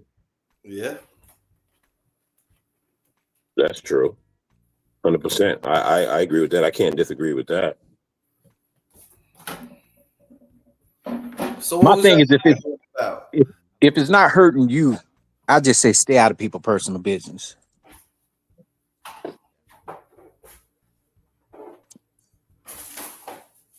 You know they can't do that. You know they can't do that. That makes too much sense. Definitely. You be over there on over there with them, right? Yeah. Yeah. I never have come up on y'all panels, but y'all be on 100 over there. Yeah, they but try I'll be in the chat. They always trying to say Chicago needs to be invaded, man. They some haters. Well, let's just say this, and the same thing I was saying to Stanley earlier too. You do have people who've never been to Chicago, right, who will say certain things, and it allows other people who are not even of. And I'm not a person that's just all about, you can't tell me something because you're from a different race. But my thing is, if you come from white suburbia in Buckhead, Atlanta, don't come to Cabrini Green in Chicago trying to tell me What it what is. life is. Right. Yeah, you know, because this is what they see on TV. Right. You see what I'm saying? It's never that. Same thing with Atlanta. Atlanta is not all of what they think love and hip hop is. Right. Atlanta is not all about Cheshire Pride, Cheshire Bridge Road and the gay community. You know, because this is what they think. Oh, okay, I'm back.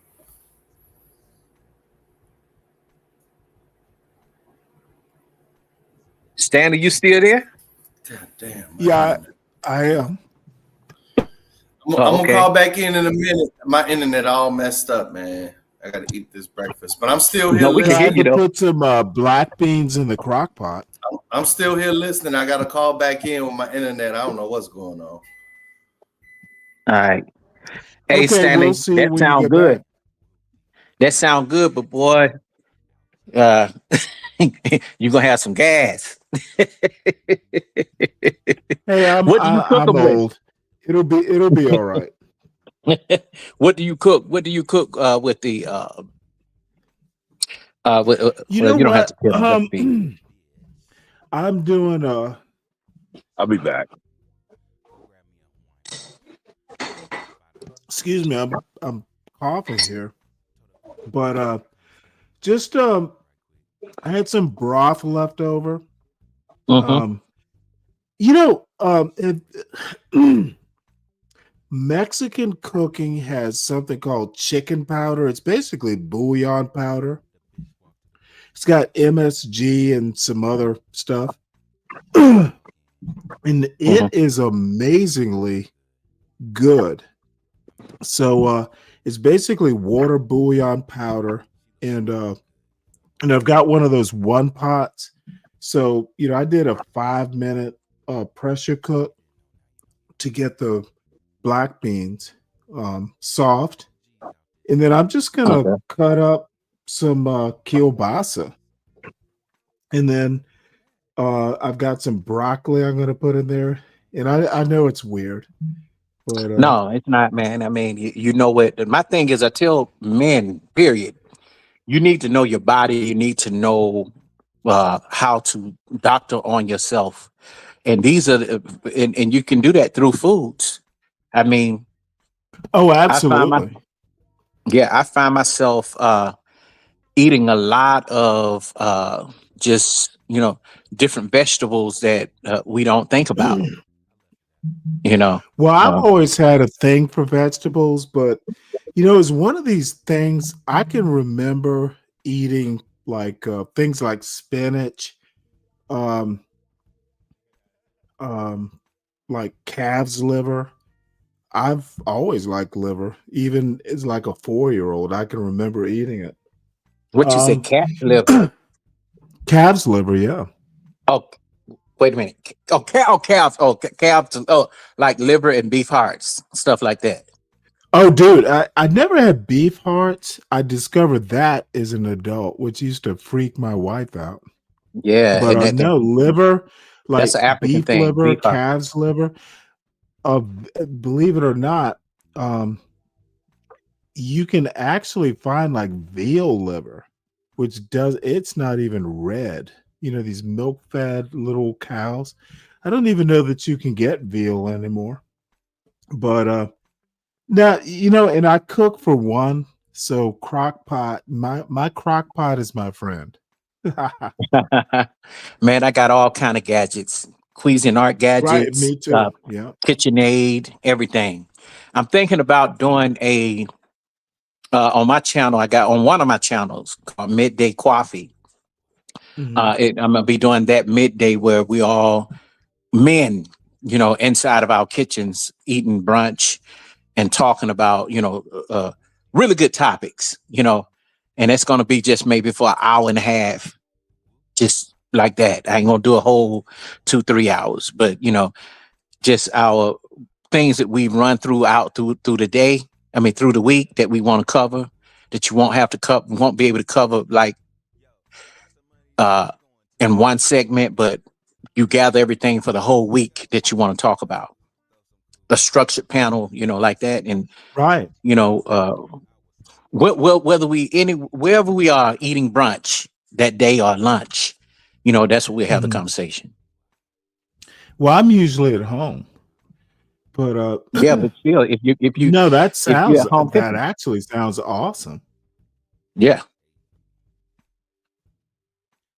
So that and the other one that I'll be working on is the smoke channel. What, for cigars? No, sir. Meaning, but in a Oh, respectful okay. smoke. Meaning, but it won't be no bullshit, no trash, YouTube trash TV reviewing other people's shit and all that. Mm-mm. The smoke channel is called Let's Address It, No Whining. Meaning, emotionally intelligent men on the panel.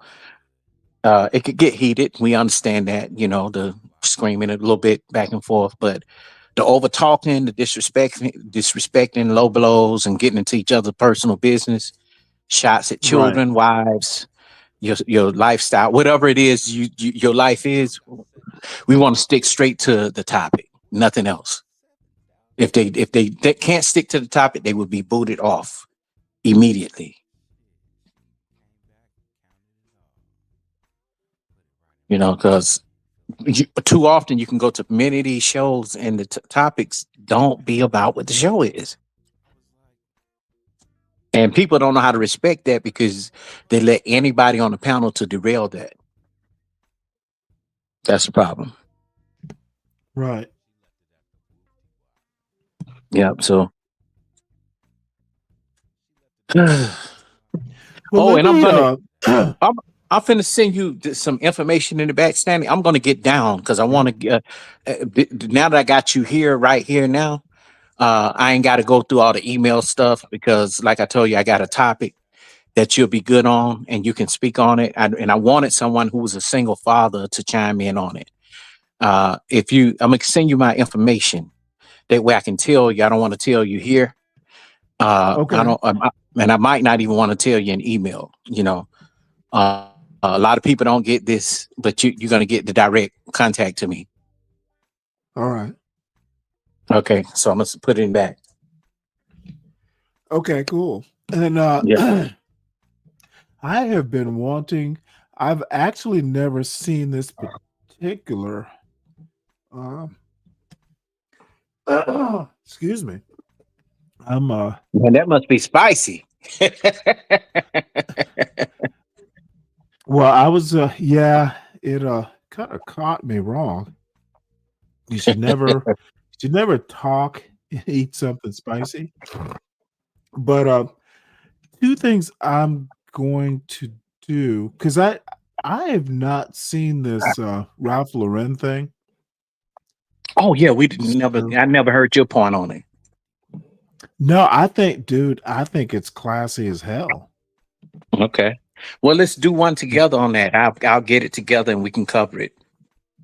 Okay. That'll be great. I actually ran a couple of his like those. This one's like a 30-minute just rollout of the fashion and the history and all.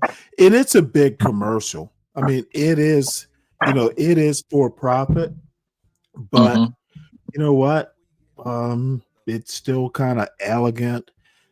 Dude, I just have no problem with it. Let me tell you something. That sweater, the Morehouse sweater I've been trying to get for 3 years. They completely sell out. And people who are alumnized for Morehouse, most of them have them, and I'm hoping that money is going to good cause because I'm not going to lie. I love HBCUs and what they stand for, but it's about who they put in office to handle funding. Here's some advice for you. Don't date him.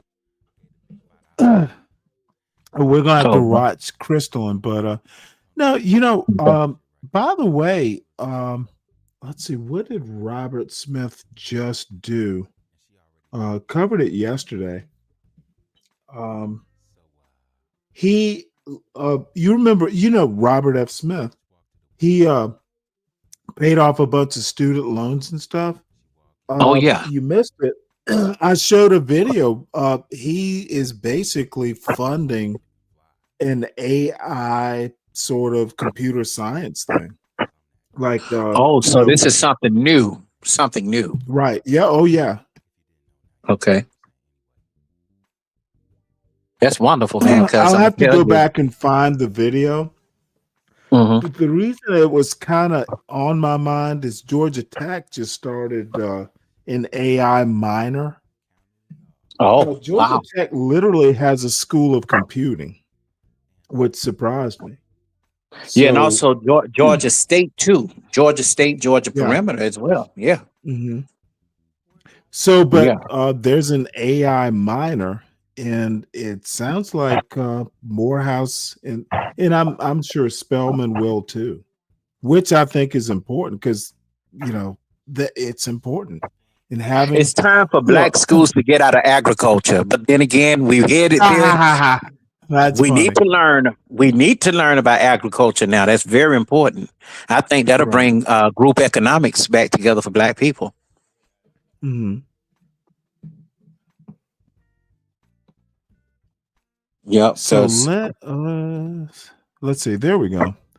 I don't know. I just kind of like I this have sort of always stuff. believed in the American dream.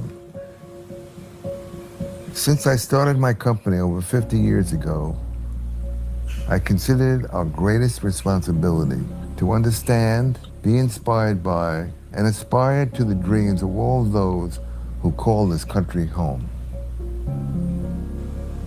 When I was approached with the idea of a collection inspired by the heritage and traditions of the timeless dressing of historically black colleges and universities, it became clear that part of our design sensibility has been missing. This special collaboration with the students, the faculty, and alumni of Morehouse and Spelman colleges, two esteemed institutions attended by our own employees, extends the authenticity of our brand heritage, writing untold chapters in our storytelling. Our portrait of American style and our vision of the American dream would be incomplete without black experiences like these. I'm so honored. And let me make the point. And in a way, you can take an opposite tack. White supremacists like say Be Brave, accept legacy Black Americans, and I call instead of FBA, I say legacy Black Americans who have deep American roots in history, but there is something that I think Ralph Lauren puts in words, but we already know this. He might be a little even time late. I was watching a video earlier today of Asians who want afros. Asians and Yeah. afros. It almost sounds like a Dr. Seuss thing. Stanley, let me ask you a question. Now, Yes, sir. do you think that when these people become in their very old age and feeble, now they want to say, well, let me contribute. Let me try to understand. Like you said, I think it's a little bit too late, Yes, but I'm glad. absolutely they do. I'm glad that he did do this because why not? Black people have been supporting your Ralph Lauren forever. Polo has been in Well, our lives forever. let me give you my personal, and it's anecdotal. Before, for some reason or another, and having a family, settling down at 40, 41 was part of it. I think, being on the downward slope of life, I'm trying to understand what I lived the first half of my life, explain it. So yeah, I think what you're saying, um, on the downward side, you're basically trying to explain, what did I just see? What did I just experience? The last 20 years. So you nailed it.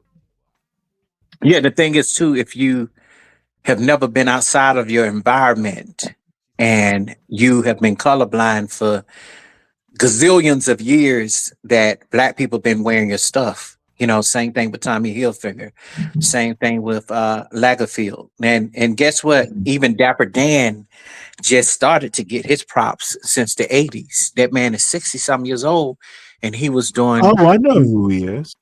yeah, and he was taking stuff from and they finally made the fabric available to him. Because let me tell you, that man made Louis Vuitton, Gucci, MCM, Fendi, all of those places. All of those designers, fabric fit black culture. And not only, it was very boring when it was just white. I'm not trying to be funny, but it was. And even white people say it too. Younger white generation now says, oh, well, I don't want it unless it has some swag to it. Right. At least, you know. And they started to Dapper Dan also brought the body form of what it means to fit a black person. You get what I'm saying? Because our bodies are different. Right. All right. Well, let's finish it. I just thought it was just, especially, I have to admit, you know, to be part of it. Dark-skinned women in white dresses, kind of a stunning look.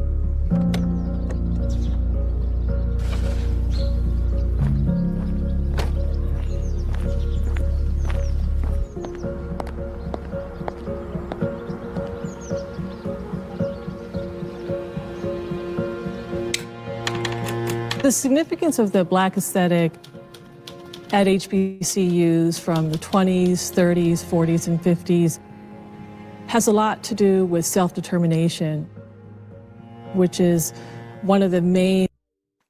Oh, and by the way, I'm not much into, you know, respectability politics and stuff, but if respectability politics is your thing, you know, go for it. What's up, Dave? So let's just go through this. Hey, I just wanted to make a quick comment. I had a Morehouse sweater shirt. You know what? Let me see if I can make it my back. How long did it last you? Was it made out of cashmere? Hell yeah, that shit costed $400. Oh yeah, definitely. I went to Morehouse, so you know, go, bro. I went and copped that, and then I wore it for like one winter season. And it's somewhere in my mama's house. I think my mama just stole it, packed it up, and was like, all right, we saving this for the grandchildren. I'm still looking for it. but yeah, it's a great collection. Everything sells out fast. I'm about to get a jacket and some other stuff. Yeah, the money, this stuff sells out super fast. The money definitely goes back.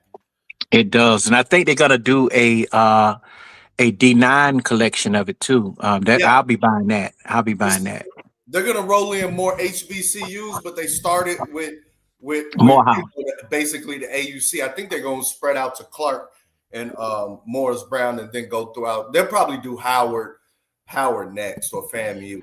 Yeah, I went to Southern. I went to Morris Brown and Southern my first two years. When they get a Savannah State, where my mother graduated from. But there great will be quality, at least one. You know, I just called in to say, yes, it's a good thing, man. They come out with new selections every year. That's what's up. I'm good, man. It's good to know that you did go to Morehouse. What did you major in? Finance. Okay, that's what's up. A friend of mine, he just got his. He just became a doctor from Morehouse. All right. He just graduated. Doctor, right? Yeah, and he be in the chat too a lot. Yeah, I referred him to some of but that the medical school, man. Oh yeah, he just got it. Man. Well, I think a year and a half ago. Congratulations, man. Yep. And he live out here now. Yep, I'm on mute. I'm gonna let y'all talk, but I just want to put that positivity. Well, now we're gonna play this video. Yeah, I never seen it. It's a beautifully shot It is. Wait, you've never seen any of these I've videos? never seen the video. All I did was like 2 years.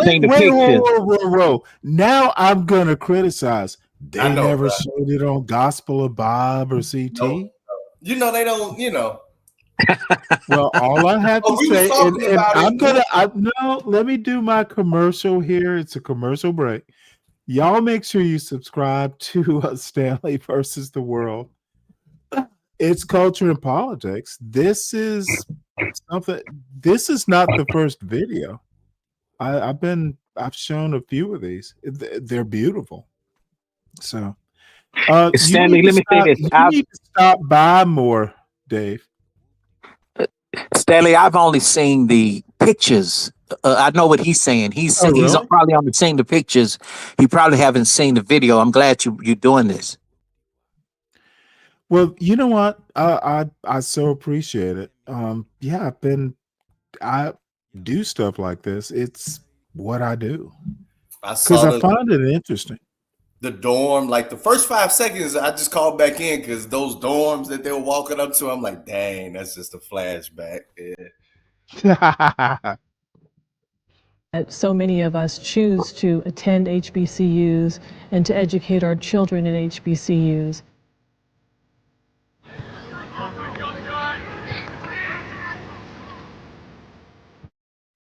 One of the things I'd like to say about the significance of Ralph Lauren seeing us and seeing what our institutions produce, recognizing that for hundreds of years, for certainly decades, there was an identity placed at majority Ivy schools that people didn't realize were happening in other places.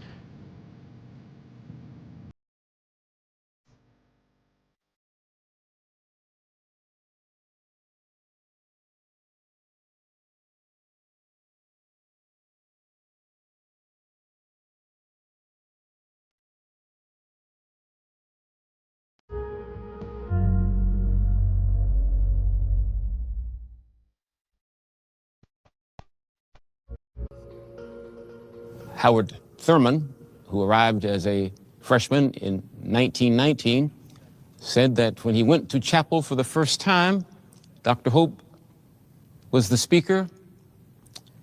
He arrived at the podium, and his first words were, "Young gentlemen." Howard Thurman said the words were startling and literally stabbed the student body with an awareness that they had just been affirmed in a way that was not common. Taking that in, on this little island called Morehouse, Thurman said it poured iron into their spines, and they felt like they were somebody in a way that they had not previous to arriving on campus. So as Spelman, when we greet our first year students, we say, look to your left, look to your right. Make sure that the person on your left and the person on your right is with you 4 years from now. So you come to Spelman and we know that you're going to be ambitious for yourself. We expect that. But we also expect you to be ambitious for each other. And so the Spelman sisterhood is more than just a social notion. It really is core to the values of what we believe our students will take with them when they graduate from here. And that is to understand they have an education for themselves, but they also have a responsibility to a larger community. Yeah. Historically, Black colleges and universities provide the kind of cultural awareness that many students don't get before they come to college. We expect our students to leave here and not only do what they are specifically prepared to do, but also to become leaders in the community, the nation, as well as the world. My mother is also a graduate of Spelman College, so my first entry point into this community was her. My father is a graduate of Morehouse College, so being a Spellhouse couple, it's sort of in my blood to love and respect not just Spelman and Morehouse, but HBCUs in general. One of the things that encouraged the learning that motivated the students to understand what being on the campus was supposed to do for them was related to this affirmation they got of their character, of their self-esteem. And probably all historically black colleges should be valued for the significance of what the faculty and the administration transmitted to the students about their personhood. You know, he was the chapel head when I was so there. they could believe in themselves. It was an understanding very different. Yeah. I remember from what the dude, it's larger base culture everything. was saying about them. Students at my school have to wear a uniform every day. And I hope. Anything you want to tell us more about it?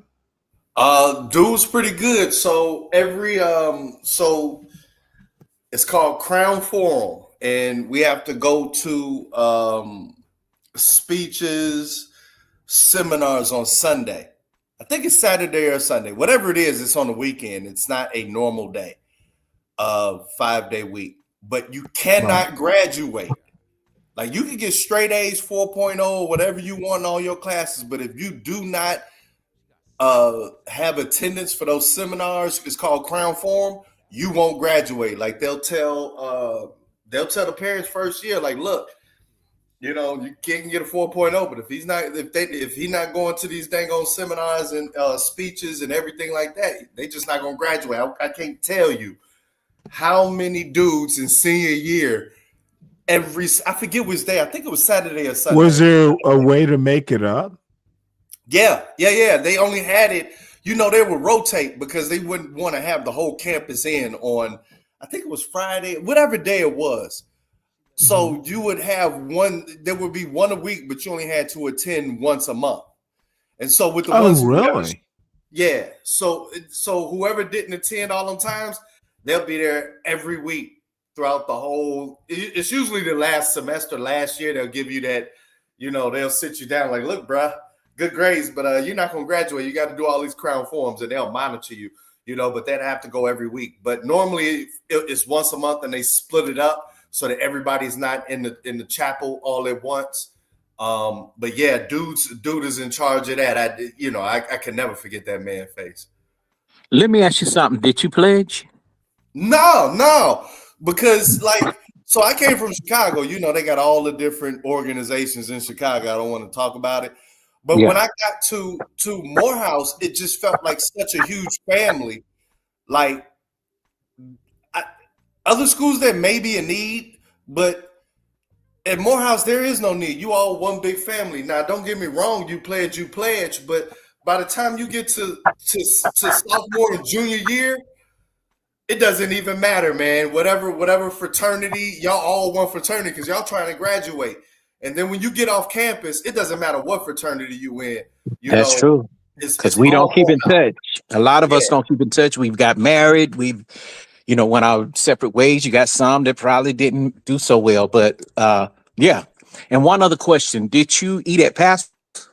Pascal's? Yeah. I think they tore that down like 3 years after I left. But yeah, it was a whole street with the Pascal's, the Pascal Hotel. I forget exactly what street. They still up because they got robots delivering you your food there. That's what Dr. King he did it. Because it was when I was leaving, that whole street, the historic street, the back street. You talking about Ashby and all that? Yeah, they were trying to get money. They were trying to get the city and all alumni to kind of like get the funds together because it's a very historic street. But I'm glad to hear they put that money behind it. Yeah. So you left during the time when Mars Brown was having their troubles. Yeah. They're starting to have their real deal troubles my last year. And they lost their accreditation. It's that division or whatever. But all the alumni, everybody was pissed. So they immediately got their accreditation back. Yeah, I felt bad about that too because my band teacher from high school, Eddie Ellis, who's now the director over at South Carolina State, he's the band director over there now. He lost his job, over there because they thought they had the budget and they didn't. But it's just all bad management and all that, man.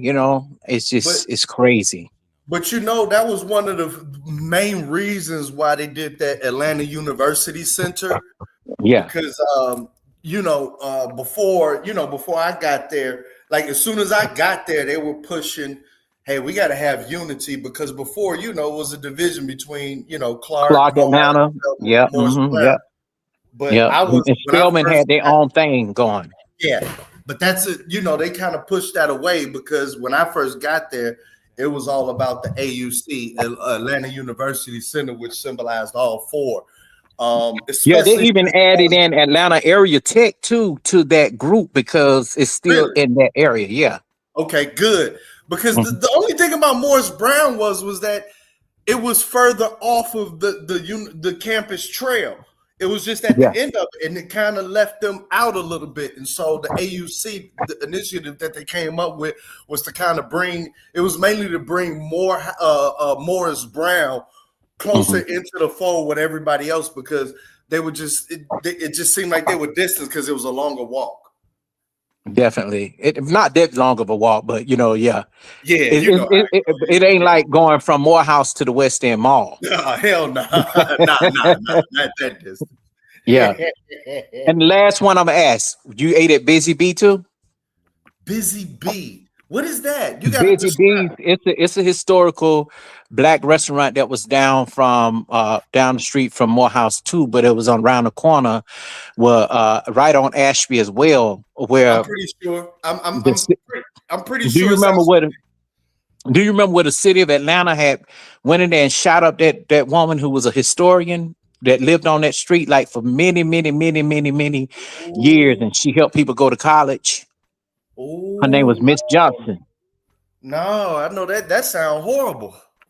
Yeah, they got the wrong house and they shot her house up, and she was shooting back and killed her. She was 90-some years old, and she had been there since Dr. King them. Oh, I know they got hell for that shit. Oh yeah, it was right down the street from Morehouse though. Yeah. Yeah, they got hell for that shit. I'm pretty sure. No, I don't know what year that was. I was in 96 to 2000. Oh, okay. Yeah. So we about the same. Okay, all right, but cool. I got my master's in 2005. Man, I just went back and got my master's like 4 years ago. I should have listened to my parents. Was like, it's a double-edged sword, because now everything I learned was more updated to today. Let me tell you something, man. It doesn't matter what age you get it at, as long as you get it. I think it keeps you young. Because even now, low key, I've been working on my PhD. Good. Yeah, but I've been doing a little bit here and there. What field? Well, I want more private investigations, but at the same time, to be a private investigative reporter, crime scene reporter, and also to be that's what my channel is about. I tell stories, but at the same time, I'm a really good investigator. All right, put your link in the chat so I can subscribe. All right, Stanley could do it. Yeah, do it, Stanley. Yeah, I'll do it. I did once before, but someone was time late. Oh, okay. Hit the link, Rooster, and let's play this video. I'll drop the link. We'll mute. Yeah, all right. From what the larger culture was saying about them. Students at my school have to wear a uniform every day, and I hope that when they leave from Drew, I want them to leave knowing that they are worthy. And I think for me, that was probably the most profound message that I left Spelman College with. I went straight from Spelman College to graduate school, and I just knew who I was. I was confident in who I was. I recognized and appreciated my voice, and I had no problem saying to someone that I didn't agree with something, or have you thought about it this way, or here's another perspective. The women who came here were women who were not satisfied with the status quo. They want to change. They wanted to become the doctors and the lawyers and the teachers who were going to win that full citizenship for their people. And that is also still true of Spelman College and all historically Black colleges. You can see, especially in the historically Black colleges and universities, you see periods where there was great emphasis on dress, being clean, pressed down and starched.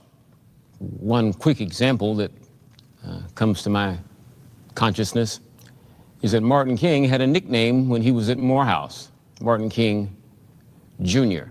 They called him Tweety because he was known for giving special attention to what he wore. His shoes were always shined. And that was an emphasis at Morehouse.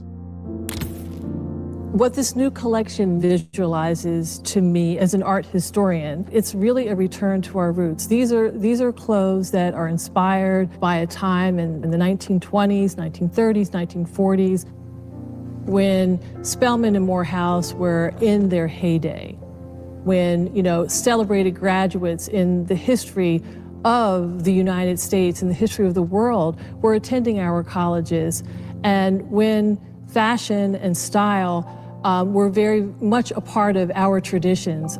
It captures a period when Morehouse was speaking to the world about the future that we were creating, projecting where this people will go and take the world with them, which is to a better and more inclusive embracing of our humanity as a global citizenry, right? To me, that's been the part of the arc of the moral universe that Morehouse has helped to bend.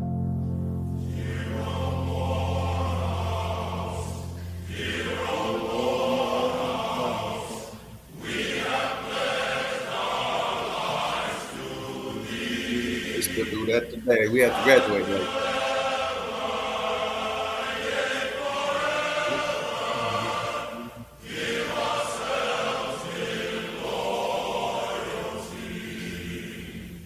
The five wells emerged as the explanation of a larger definition of the Morehouse man for me.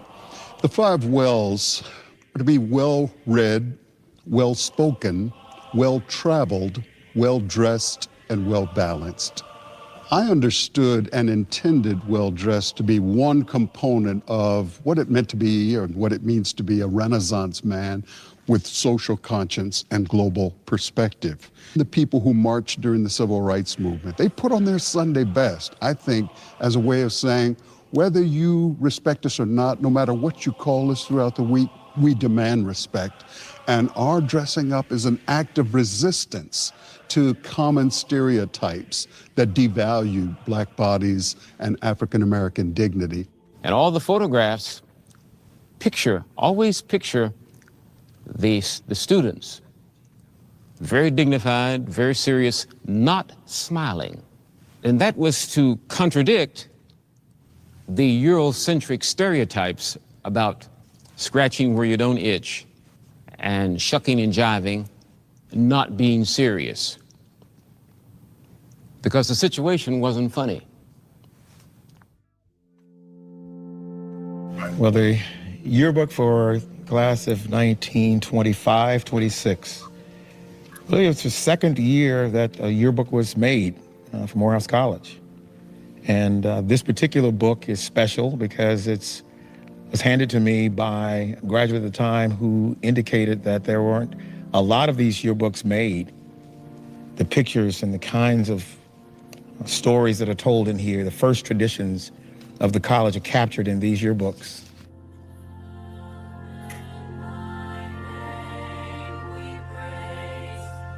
The first picture I saw was my Spelman sisters sitting on the steps of Sisters Chapel, and it just brought back memories of Founders Day, where we got a convocation and just going inside of Sisters Chapel each time. You just get a feeling of just sisterhood, being at home.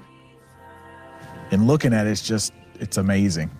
I mean, to see, in many respects, yourself, you know? Yeah. To see yourself as a student, to see yourself as a faculty member, to see yourself as, you know, intimately connected to the Black diaspora is just, you know, it just fills you up. So it's special. They need to keep this under lock and key for guys like me. Seeing all these beautiful Black women in their white, which is a tradition that has continued forward to today.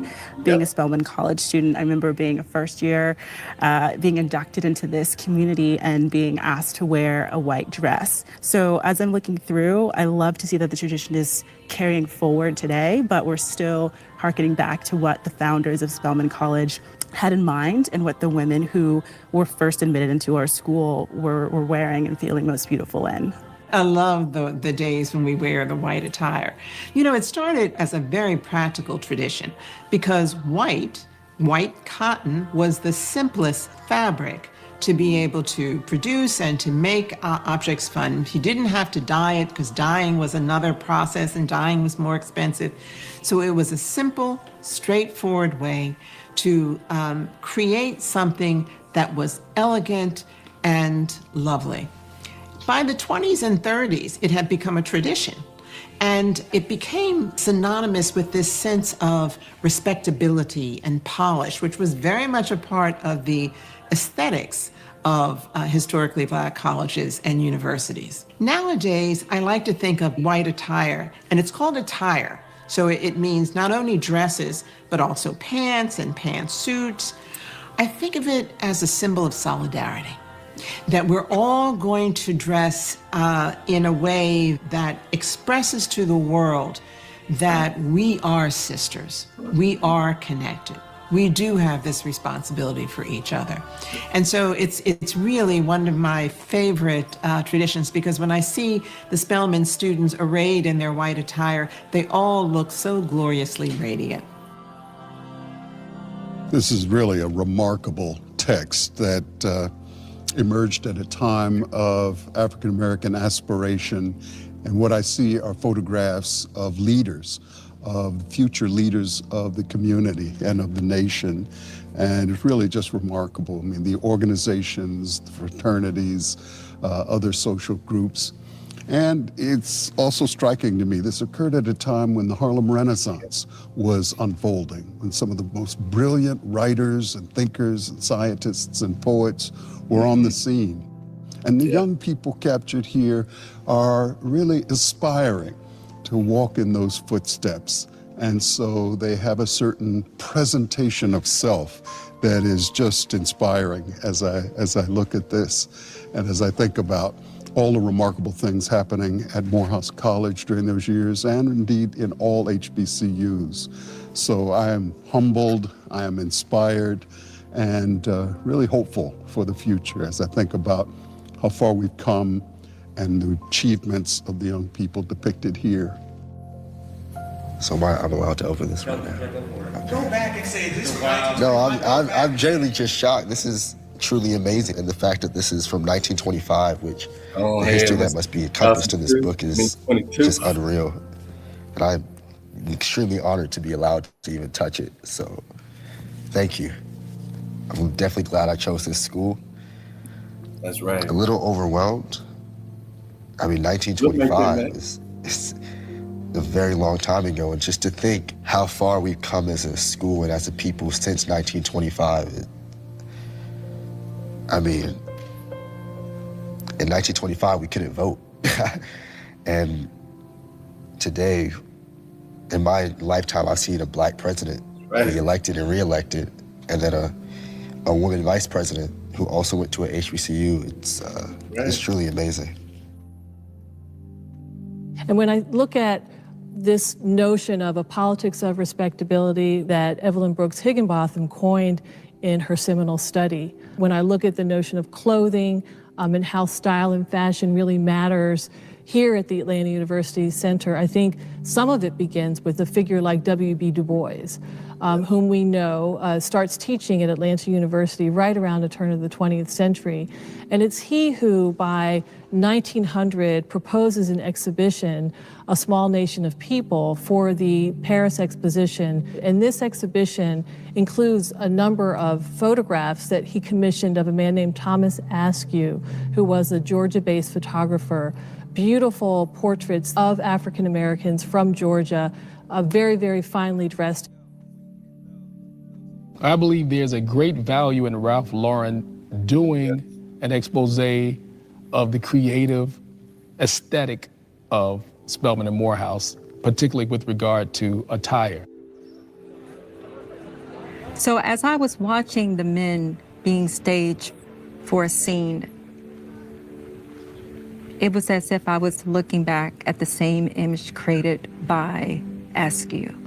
The way that the men across generations looked at each other. It was as if a story was being told. For me, the significance of this collection is layered. For me as a professor, I get excited about the idea of my students seeing themselves represented so elegantly and appropriately. I don't want to quite say that it validates, because we are already validated. We understand that Black genius and Black brilliance has been about since Black folk. But to have that cosign, to have that visibility within a very American popular space is something that I take great pride in being able to share with my boys. For my boys to be able to say, my dad's a professor at this college is just really cool. This Ralph Lauren line representing Spelman College means everything. I grew up wearing Ralph Lauren, so to be a part of something so special in this collection, honoring Spelman College and what it means to really all of the Spelman women, just to be recognized. I love the way that Professor David Wall Rice introduces this notion of well-dressed as a part of an improvisational performance of dignity, of power, of self-efficacy. And Professor Rice also links this notion to Du Bois's profound... And I'm sorry, I stepped away. I had to add something to the crock pot. What's up, King Rooster? Man, this is beautiful. Yeah, it's excellent. What we doing, my man? You know what I'm saying, Stan? What we got going on? 100 Well, grand? your mic's a little. What we got going on today, man? Your mic's a little spotty, but Hey, Stan. nothing much. Just Hey, Stan, watching thanks, something man. that's really fascinating. Go ahead, Dave. There it is. Nah, I was just telling you thank you, man. Oh, absolutely. No, don't run dude, now, Dave. this is- Hold on, don't run. Oh, I ain't this is coming to mess with you, Dave. King Rooster. Hold on one sec. Don't crow yet.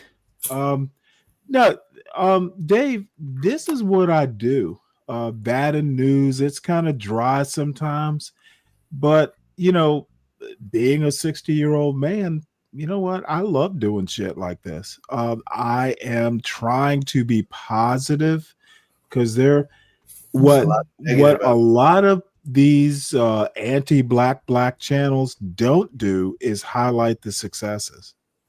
Okay, Bob has his shtick. Galt has his shtick.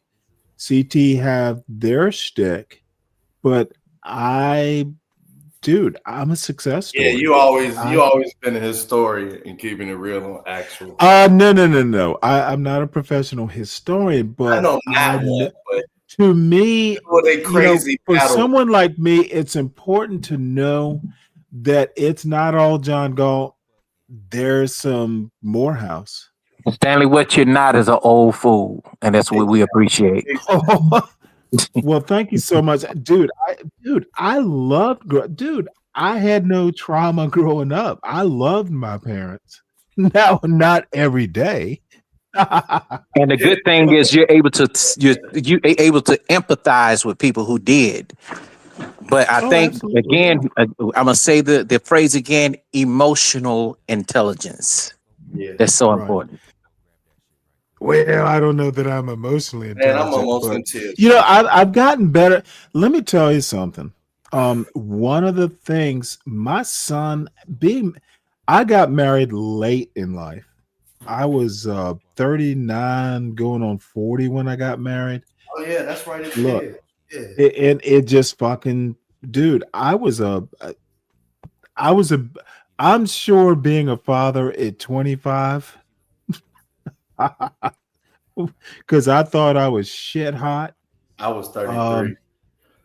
Um, and dude, I was ready to settle down. I adored my wife. I was 23. I adore my Yeah. son. So he's too old for me to And be I was on How's he doing 19. in school? Did what? How's he doing in school? Actually, he's got over a 3.0. It's not a 4.0, but Okay. Hey man, that's cum laude. he's That's cum surviving. laude. Huh? That's cum laude. That's cum Dude, it's laude. Georgia Tech. Dude, apparently Georgia Tech is kicking his ass. Yeah, it will. It will. Look, I was like, here, I What is told he in him, engineering? no, he's software engineering. Oh, okay. Yeah, yeah, that's definitely gonna kick his ass no matter what. Well, let me put it to you. Well, shit, he's got a 3.0. Hey, Or actually a little bit above, maybe like 3.1, 3.2. 3.2. But That's I'm He can like, handle it. dude, I was like, dude, we could use a few more A's. And I've never heard no, dude, he looked at me and he was not bullshitting. He said, Dad, this school is hard. Yep. It is. I It's was Georgia like, Tech. dude, I went through 12 years of criticizing his study habits. But you know what, though, And Stanley, the finally reason why he say that, finally the motherfucker has to study. No, Georgia but the Tech. reason why he say that, Stanley, is because it's the pressure around him. Like you have other kids that, Right. saying, well, Oh hey, yeah, they're competitive. I can get on TikTok and be a millionaire within no time, and they are. You get what I'm saying? And they leave that. See, but I think that if you become that overnight success, you won't know how to keep up with generational wealth because you see people that hit the lotto one day and be dead broke tomorrow. So it's not just all about the money. It's all about you being able to have something to fall back on.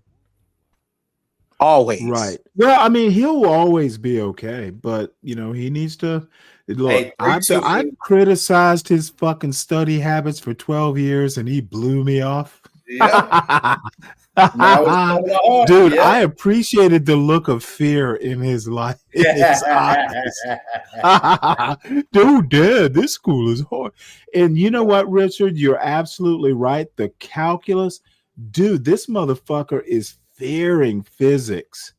Dude, he's scared. And and I'm just weed out the worst. But you know what? The thing I'm proud of is he's where he needs to be. Yeah. He's doing fine. I had Georgia Tech graduates when I was in the Navy, and they were fucking smart as shit. Hell yeah. Now Naval Academy is always going to be like, but like Georgia Tech graduates, no, they excuse me, I'm sorry, they acquit themselves well. Yes, they do. And you know what? He's on time. He even took classes this summer, so he's where he needs to be. My brother that was in the Marines went to Georgia Tech too. You know what? I wanted him to go to the Naval Academy. And I have a couple buddies who are one's a 3-star admiral. With his grades and he's done the extracurricular stuff. Yeah, he could have gotten in. And dude, at least the I served as a junior officer with a couple 3-stars, current 3-stars, so they know me and they know how I would raise a son. But it's fun. Stan, after we get done with this Morehouse HBCU, Hold on, Stan. movie, That sounds like hold on, nepotism. no, I'm putting this on the docket. I'm putting mine on Stanley, the docket. that What do sounds you mean like nepotism? nepotism. I did not go to the Naval Academy, Rooster. Oh, I definitely No, want your but you opinion. said Okay, they they're know not me. family, Rooster. Look up the word nepotism and then look up the word nepotism and get back to me. Nepotism is Yes, all involved dude. with word Let of me mouth. ask you a question. Do you know more words than I do? If the answer You is can know no, more words, but I can Google understand the nepotism. world better than you do. Okay, Because you might have I been don't living think, in a controlled environment. You are Mr. Navy dude. ship sailor. And that's a controlled environment because Mr. Navy ship everything operates. officer, son.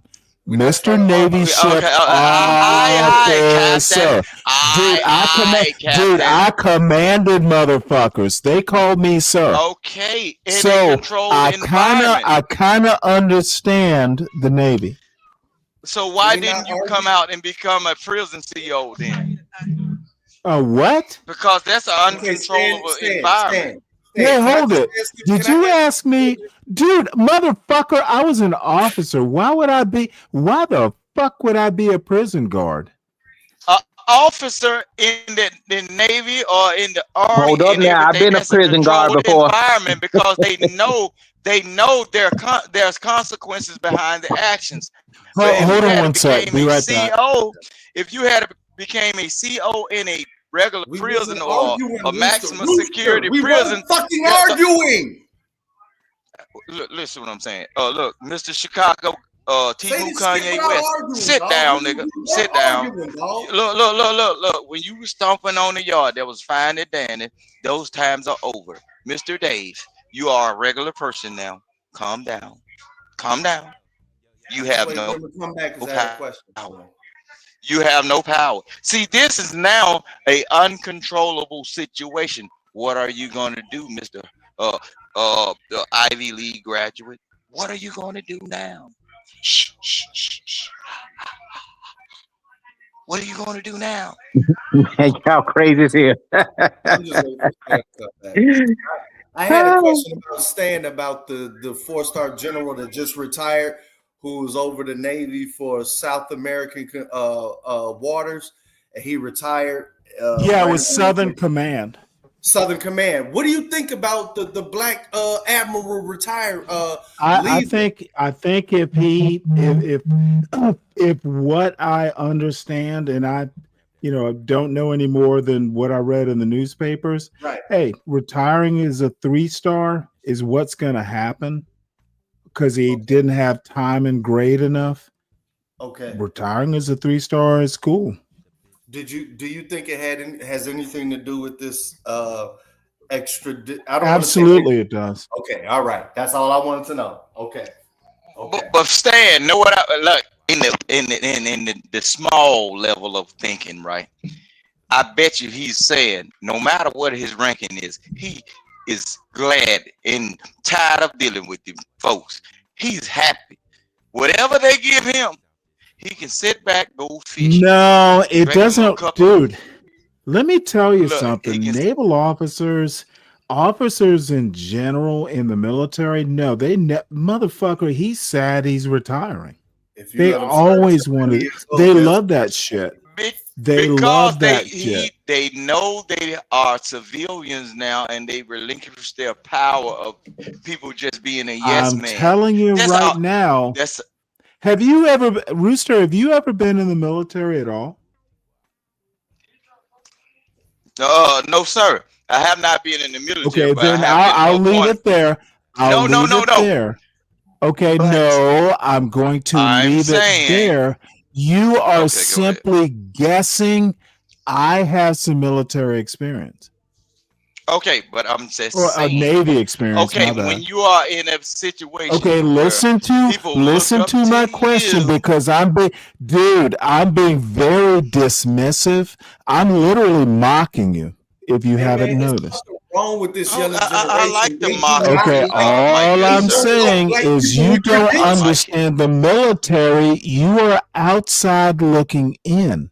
It's something about this. It's all about the These power, new bro. black men Once do they not become know It's black civilians, people. they all no about longer you have that looking power, bro. in and thinking you know what you're talking about. That's what it's all about. It's all about You literally me don't Ain't no know walking black up shit, to men with you son. and giving credentials, you You a dog. certain literally amount of do not respect, know bro. shit, Any and black you man want to Once you go sound home, you don't important. have no respect no more because you are no longer in a Lieutenant King controlled Cock, environment. Lieutenant King Cock, stand Aye, down. aye, Captain. I understand your need to want to know what's going on. Stop talking about shit you don't know. Right. I don't want to know what's going on because I know Well, then one if thing. you don't want to know, then you shouldn't want to talk But about Stan, it. Stan Lee, Do you let me tell love you, like, talking about shit you don't know? I ain't never said let Is me this what change. King Cox do? insides. All I talk about is geopolitics, man. No, Hold on listen one what I'm sec. Let me saying. change out earbuds. So, okay, but Stanley, you can change this from a military compound situation into a prison compound situation. You know why the recidivism rate is so high? Because once Okay, them folks get nothing to transferred do out with of the the prison system, military. You're you know what? They comparing don't have oh the my lord. respect that they had inside. That's why they go back in, because ain't everybody is dealing with an individualistic mindset out here, but only in Are you controlled comparing the environments. military People, to a fucking prison? shit, they got to do everything that somebody got to say, to tell them to do. They got to get up at a certain time. They got to shit, shower, and shave. And if you miss that goddamn meal, you don't get nothing to eat until lockup. And you better hope don't nobody throw no shit or start no shit on the yard, because they'll solitary confine every goddamn body in it, motherfucker. So that's what I'm saying. The military and basic children's school systems and everything. That's the road to showing how a person is supposed to be programmed. Bro, do as I say, not as I do. Do this, That's do that, and then literally not my experience. I know that's not your individual experience, but the whole thing is, the setup is, hey, you gonna do what I say because I'm the Master Chief, and then when I'm not there, you better have the goddamn show sense of God. I get your point. Look, if I'm not your around, point. Well, guess who? Guess who the Master Chief? And maybe it's just my experience, Stanley, but guess who the Master Chief in my life right now? Guess who the Master Chief worked for? His name was Lieutenant Cross, dude. Master Chiefs, I got to tell the Master Chief how I want my department to run. And if I was not running I as a department head was not running a prison block. But listen, what I'm saying though, it's the same thing. It's still the same thing. But as you being over the Master Chief, guess what? No, it was not the same thing as my subordinate. They got out of the line. They had to come you are literally making this up. I was there. No, I ran a department aboard a ship, and my orders were carried out, and I wasn't running a fucking prison block. What part of this can't you accept? No, look, you wasn't running a prison block, but anything in the military, just like prison, everything out of line is going to be checked. Dude, why are you fussing? Dude, I was in the Navy. I was there. I am a voice of some form of experience. You are not anywhere near a voice of experience. But But Rooster, everything what that's is not does aligned, matter, you check son. though. with black men with credentials? It does matter.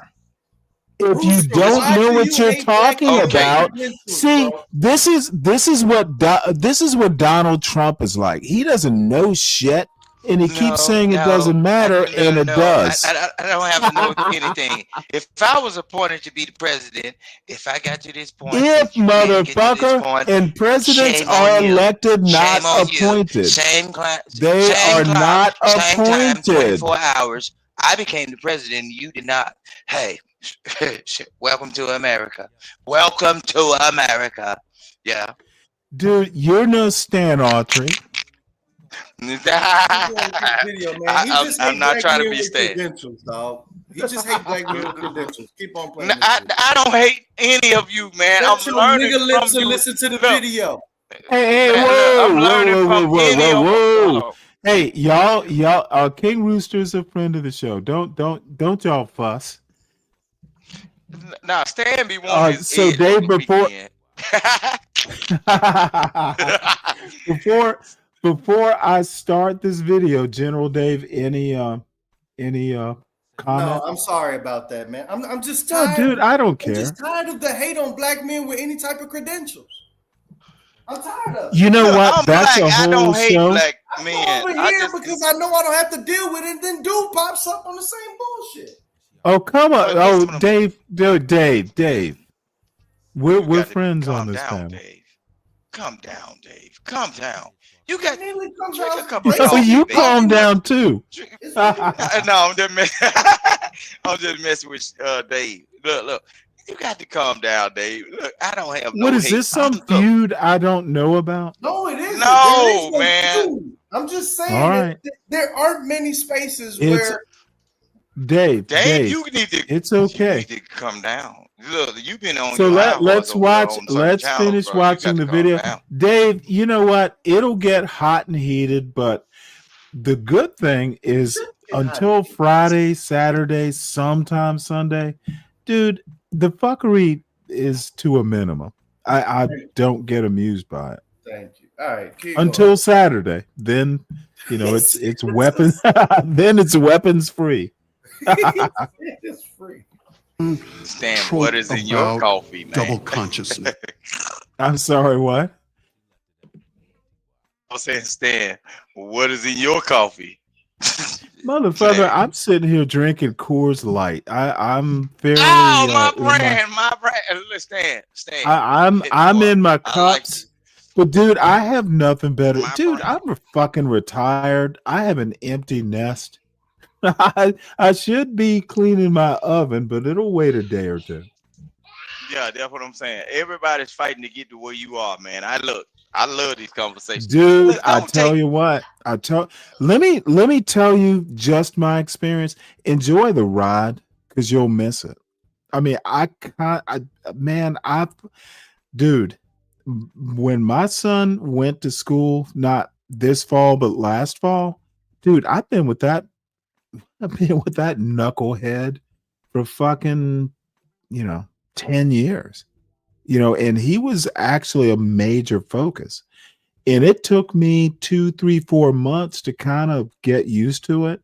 Now, this summer, after his freshman year, I couldn't wait for his ass to go back. When he's like, "Hey, I'll be home in a week." I'm like, "You didn't get a job?" It's like, motherfucker, I'm the same though, Stan. Shouldn't you be getting some sort of internship in Spain or somewhere? But dude, I love the boy, so we'll be all right. As he writes in the 1903 classic, The Souls of Black Folk, one ever feels his two-ness, part of an American culture, part of an African culture. Thank you, Quappy. I bringing these appreciate that two coming in from a you. kind of interesting creative You're a tension, superstar, man. ever striving for something better. It was powerful in that moment to be in Sale Hall, understanding that hall Oh, wait, was built hold in it. By the way, 1910. Sitting there at that is desk, could feel the power of a. There is another excuse me, another Morehouse graduate who just joined us. Brazil saying, young man, you are ready to take on this. It was a powerful moment to be in there with some who were freshmen, class of 2025, and they were in a room that was built in 1910. How do you put that into words? It was powerful. That's right. It was powerful. And then participating in the scene where there were Spelman students and recent graduates, all of us were in a room together. You had a past alum of an older generation in the room, a former Miss Maroon and White. It was so moving because it was this cross-generational discussion about how you have these women that were part of a tradition where their mothers and grandmothers attended Spelman. Yeah, you know, I think the thing that really can't be understated is the significance Man, that of motherfucking herring Ralph Lauren wearing. Dude, I trusting want one. and investing Hey man, look in at the James collection. Jeter's Nice. vision. Hold on, You know, to have been a part of, you know, I got a Harris tweed jacket, and dude, I actually need like a summer weight, but those jackets are just fucking classy. So of this was neat and cool, but it also is historical in terms of a young man getting to himself be recognized allows the broader swatch of us as Americans to be recognized.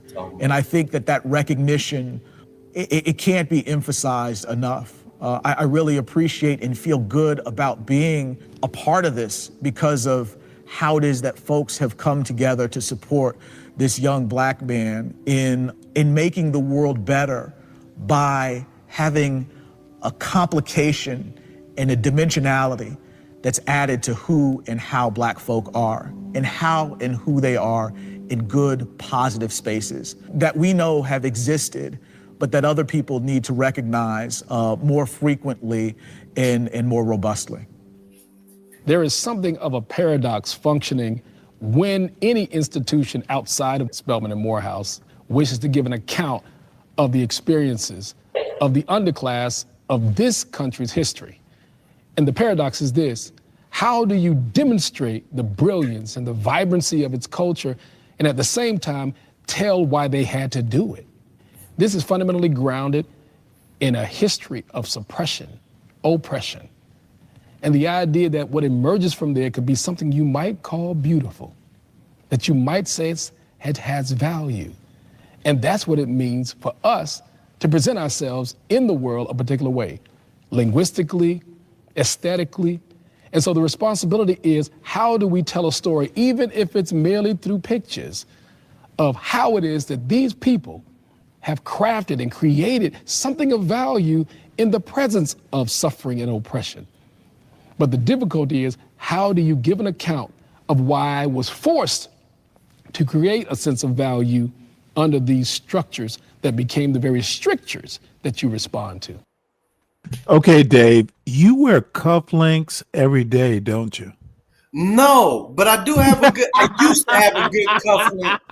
I used to have a good cufflink collection, and I got a couple of just stellar shirts that I got to get my cufflinks back. It's a dang. I'm gonna look up the brand. Like I've got to recap. No, dude, I was just fucking with you. I'm looking man. No. I need them. I need to. I got to get all my gear back together because I put on muscle. I used to be like 162. I'm like 195 now. I'm trying to get to 210. So I have to do all my wardrobe. This is uncouth. Uncouth. Okay, you wear cufflinks, bitch. Yeah. Don't hate on me, boy. I had my You will get your couth back, once you find those cufflinks. That's right. But I think my mama take everything that's like just astounding with gear wise, because she's like, all right, I don't know if she's trying to save this for my kids, her grandkids. I have no idea, but keep going. I'm still pissed about that Morehouse sweater. I'm gonna go find this shit tomorrow. Oh, it'll be okay. I'm gonna tear up the house because I know she hiding this shit for the grandkids.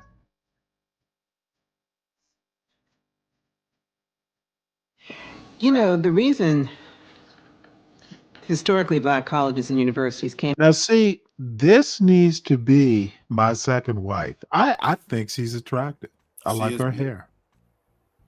into existence in the And I don't know what I forget what she teaches, but you know what? I sit back on the porch. This is a place. beautiful video. Man, can you Is drop that the we link had- to this video? I need my kids to see this. You know what? I can. I ran it through.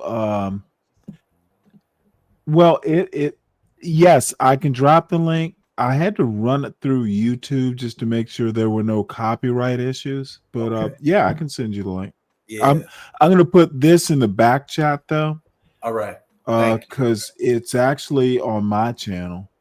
Thank But you. yeah, absolutely.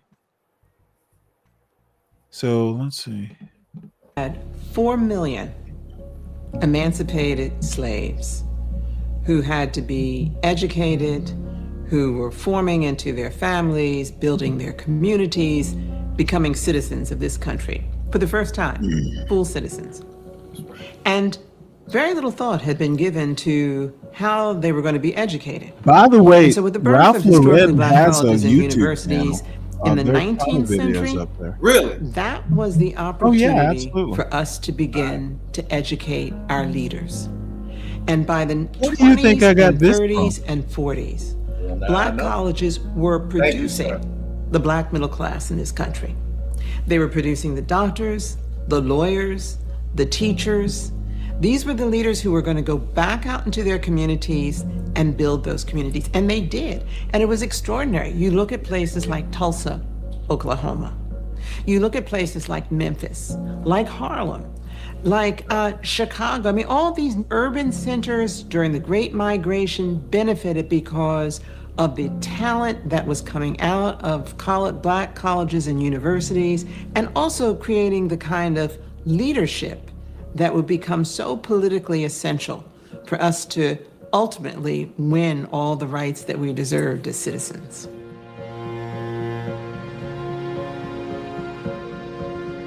I think that the notion of the talented 10th has been central to so much of HBC culture, certainly at Morehouse, where this idea was actually first cultivated among some of the leaders and elders, Henry Morehouse and Morehouse's first Black president, John Hope, and then of course Du Bois was a part of that conversation, and the Niagara movement Du that Bois led to had the a NAACP in little bit of a 1909. All of them were thinking of how do we cultivate Spelman, by the way? a tiny set of committed leaders who can then go out to inspire others, to make others in their image, and to expand the power of our Bois unity. taught The talented Spelman, 10th was not not Morehouse, just about if I recall. celebrating the best and brightest. That's a kind of elite notion He rooted also in didn't come up with the enlightenment term and talented much of 10th, Eurocentric higher education.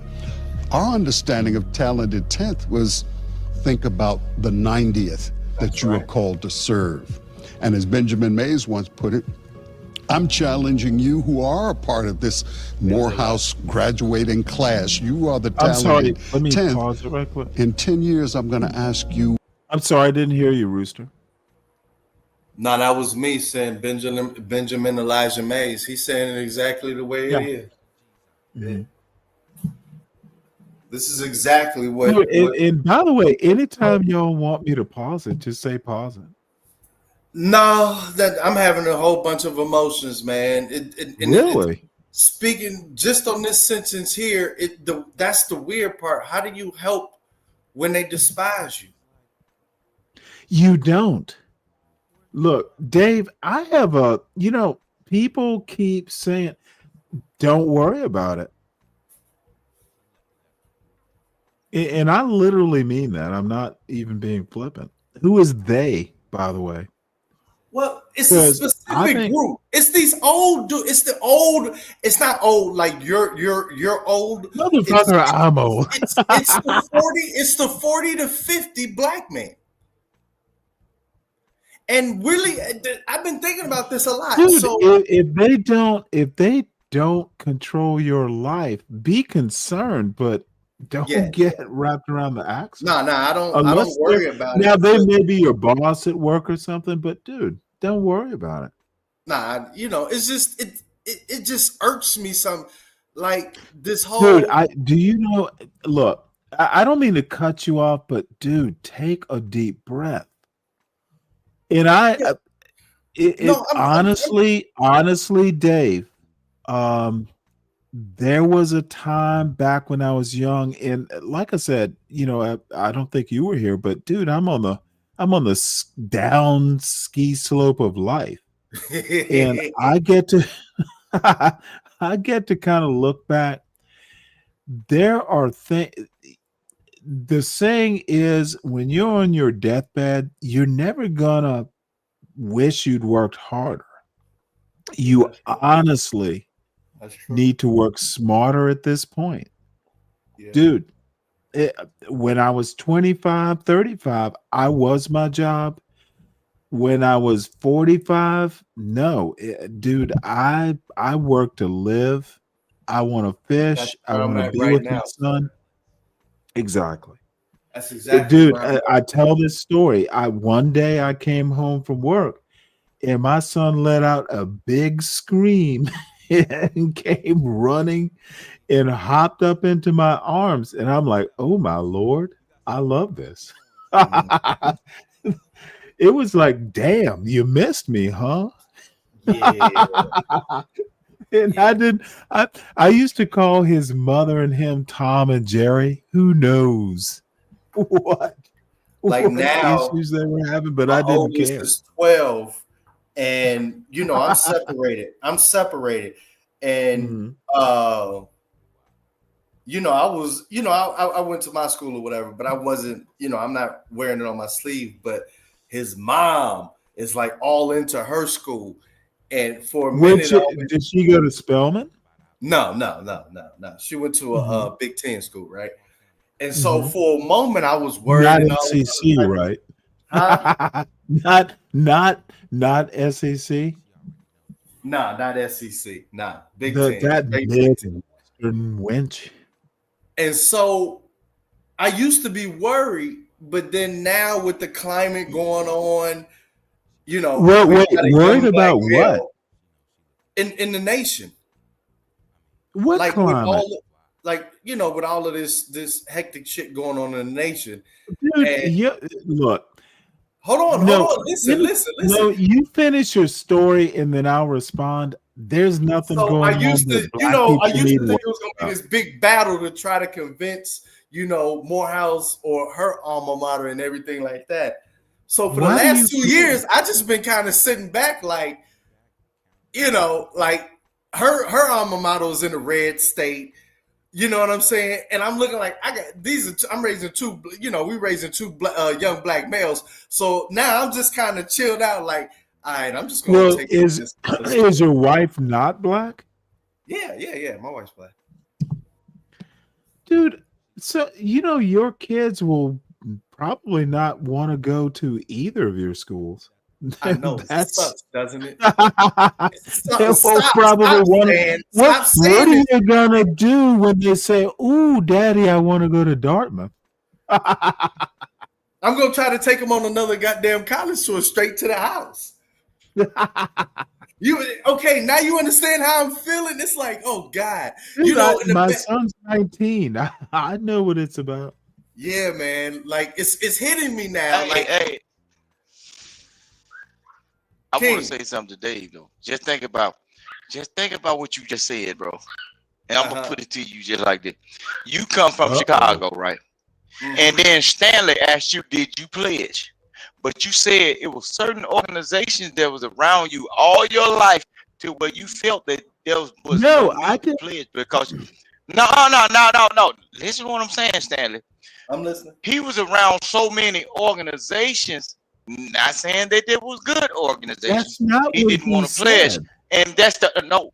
He understand what I'm saying. No, that is what I said. So I didn't feel the need. just like what Stan is trying to look, what Stan is trying to explain to you, by your children seeing that you come from a prestigious place, they might not choose to do any of that because it has been around them all their life. Right. Just think about it. Got the foundation of it. It's crazy. No, I get your. I got your point. I got your point. I know, man. Because I just didn't want to call out certain organizations, right? I know, No, man. dude, See what I'm saying? dude. So you don't need no leadership, no growth and development. It was always around you. It was always the brotherly love, the brotherhood, or each one teach one. So you said this sounds like some of the same stuff I come up out of. So I'm gonna just get the education, because what was lacking is the educational part in those environments that you grew up in. So you just went straight for the education and not the organization, because you should have did that on the block. Right. I truly understand what you want to say. Yeah. That's, You know what I that's mean, pretty JB? much how I did feel. Like, Good what's for the you. need I have for this? I still think you're gonna have kids who go to Dartmouth. Stop it, Stan. Stop it. Stop it, Stan. You know, do you They're gonna want to understand that go this is all the way, this, all the way to do you not Vermont, understand and that they're for gonna the learn past how to 2 ski. years, I've been thinking this, like, the oldest is 12, right? And it's like, okay, just at least give me one. I'm gonna start praying to God for this. Just give me one. You really want your kids to go to your alma mater or your wife's alma mater? Well, I don't want to put my wife out of this. My ex-wife out of the situation, but I prefer them to go to Morehouse. I'll pay for the whole damn thing if they choose Morehouse. You know what he want? He want a legacy kid. No. I'm not gonna say Dude, that again. I kind of Let me not say that understand again. his point. Because I went to an all boys Catholic military school, and I actually like tradition. Like, oh, you're a cross. Like my brother, who is 13 years younger than I am. Now, my parents were in their early 20s when they had me, and they were in their 30s, and my brother used to fucking hate it. Oh, are you Stanley Cross's brother? He's still living in here. Yeah. Dude, he had some. Now he's a good dude. He's in his 40s now. I can understand that. I had a big brother. It was annoying to him. And then they were like, I was still in the Navy at the time. They're like, ooh, tell him to wear his He uniform. didn't want to be a part of the system of the program. So you got to understand. No. Choice, he wanted to be his own person.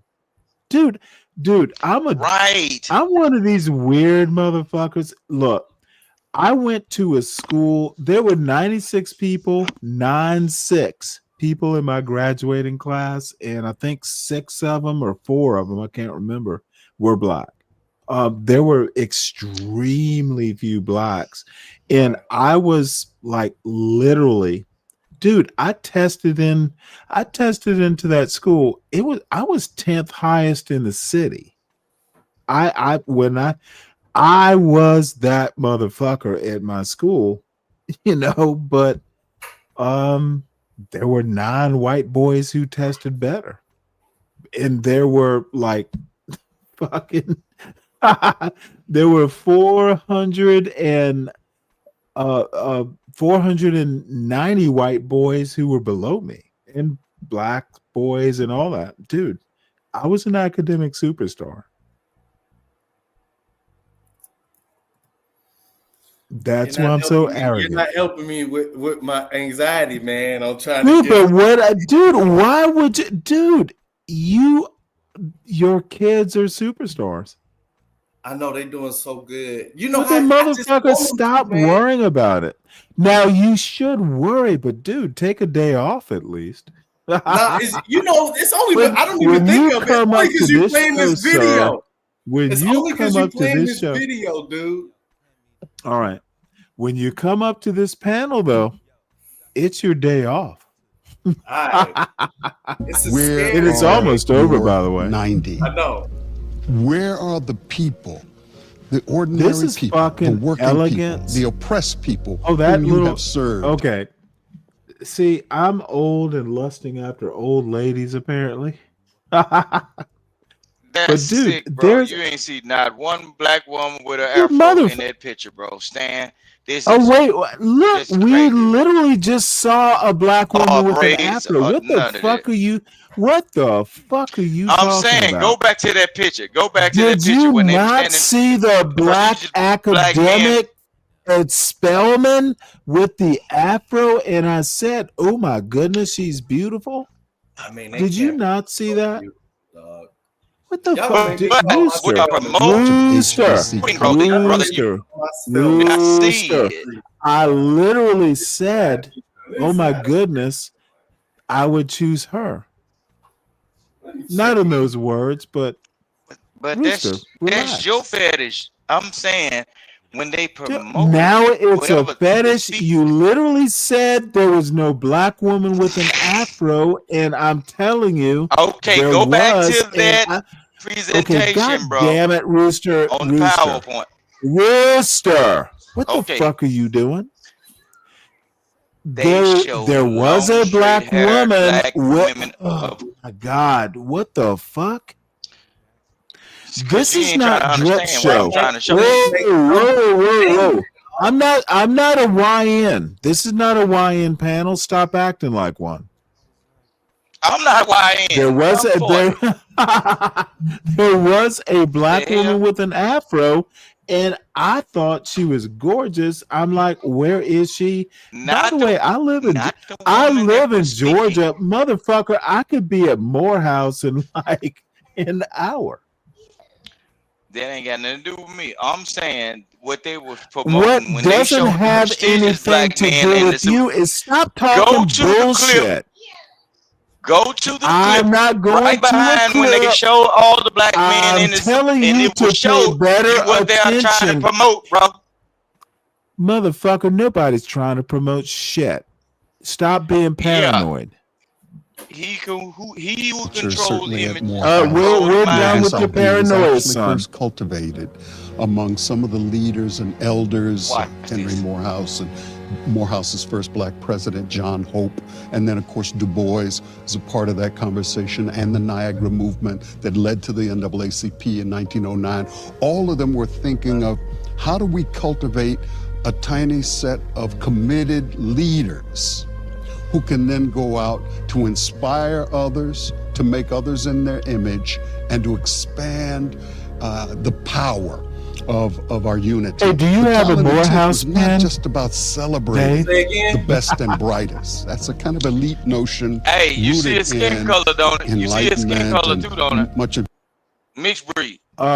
Wait, hold it. I'm You confused. sound like a Whoa. goddamn girl. I'm confused. You sound like a girl. His skin color, he looks like a black American to me. What would you That's what call y'all him? told to Kamala Daddy, 80-year-old. Okay, but all at the same time, bro. I'm from the real Whoa, South, bro. We look at hair texture. Y'all Shut up. stop fussing.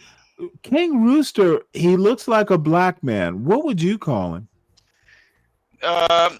Based on people that I know in real life that Okay, look like him, motherfucker, they got a quickly mixture. answer He's the a question appointed. He's before an I appointed get speaker, bored. bro. I will be bored. He's a appointed speaker for a certain community, bro. They don't allow Okay, let me dark-skinned, help raggedy you. niggas look at it. Even if you Can- got skills, you Wait, might we not don't be use the cut because N word you on this dark. panel. We try Okay, to my bad. avoid it all the time. He looks like Okay, a are black you man unique, to bro? me. He looks like a black man, looks like elderly, elegant. Hold on, Everything Dave. I have looked at in my life God over damn 40 it! I years can't speak have on not my turned own out to be panel. what it seems. But until I learned better, I understood better, You need Mr. to love Stan. yourself, bro. Learn to love Man, yourself. I love myself. I love myself over everything. And Oh Mr. my Dave, lord! if You know what? I need to be. You know what? I swear I'm going to become John Galt or Art or one of these. This Dude, dude. he looks like a very elegantly dressed older black gentleman. Exactly. Emphasis And I on bet that black. suit is hot. What in That the suit is fuck? hot. Why am I looking at his skin color? I'm not going to kiss his cheek. Why do I need to know about his skin color? Because he a girl. See, the whole thing is, Stanley, You want to be when it colorless comes like down girl. to You a skin, girl, hold on. dog. When it comes down to skin men color, talking, bro. that's Stop what being a girl. okay, your power structure that y'all try to fight hard against. General. Let him oh, finish his answer so we can mock him effectively.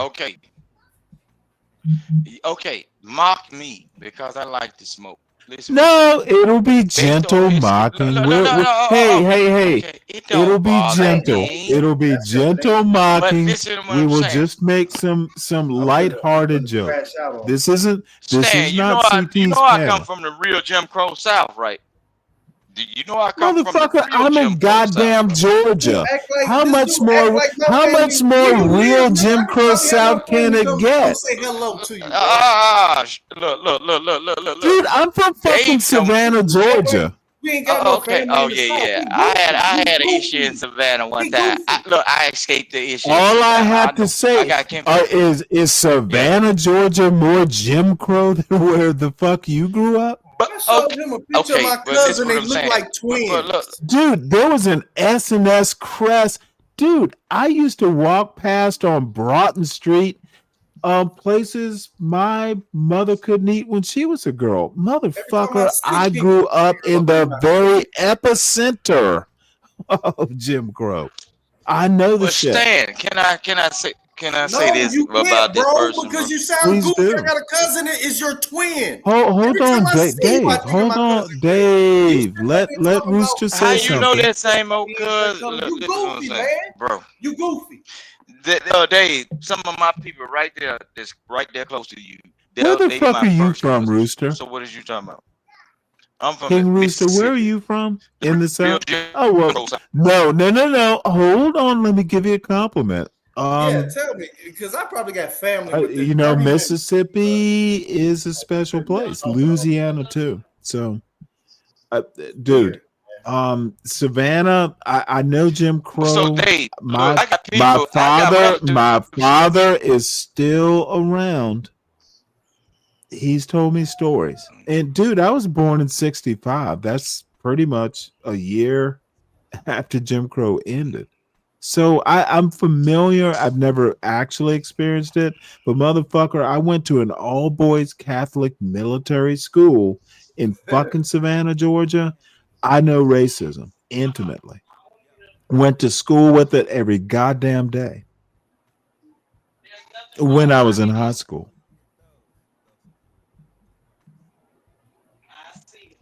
Look, and Stanley, I know racism right now that Dave might come from a person. Look, Dave, I got relatives that left when they did the Great Migration and everything.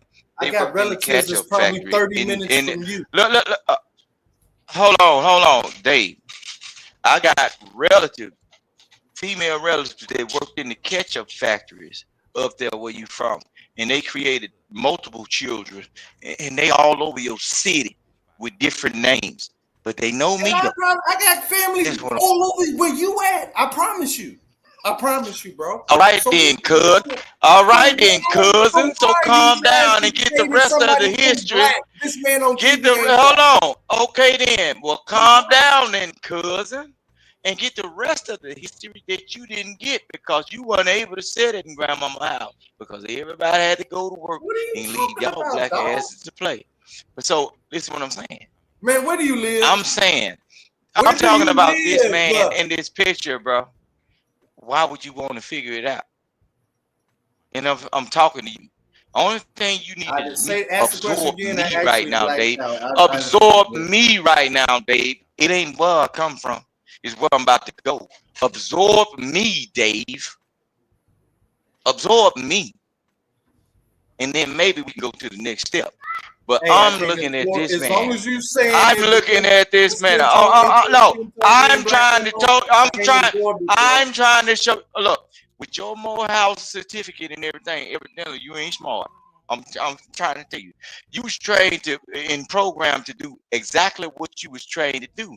That's what your certificate This is says you are allowed to strangely do. becoming a dating show. It's wild, dog. Listen what I'm saying. Listen what I'm saying. Absorb me. Wait, No, hold no, it. no, no.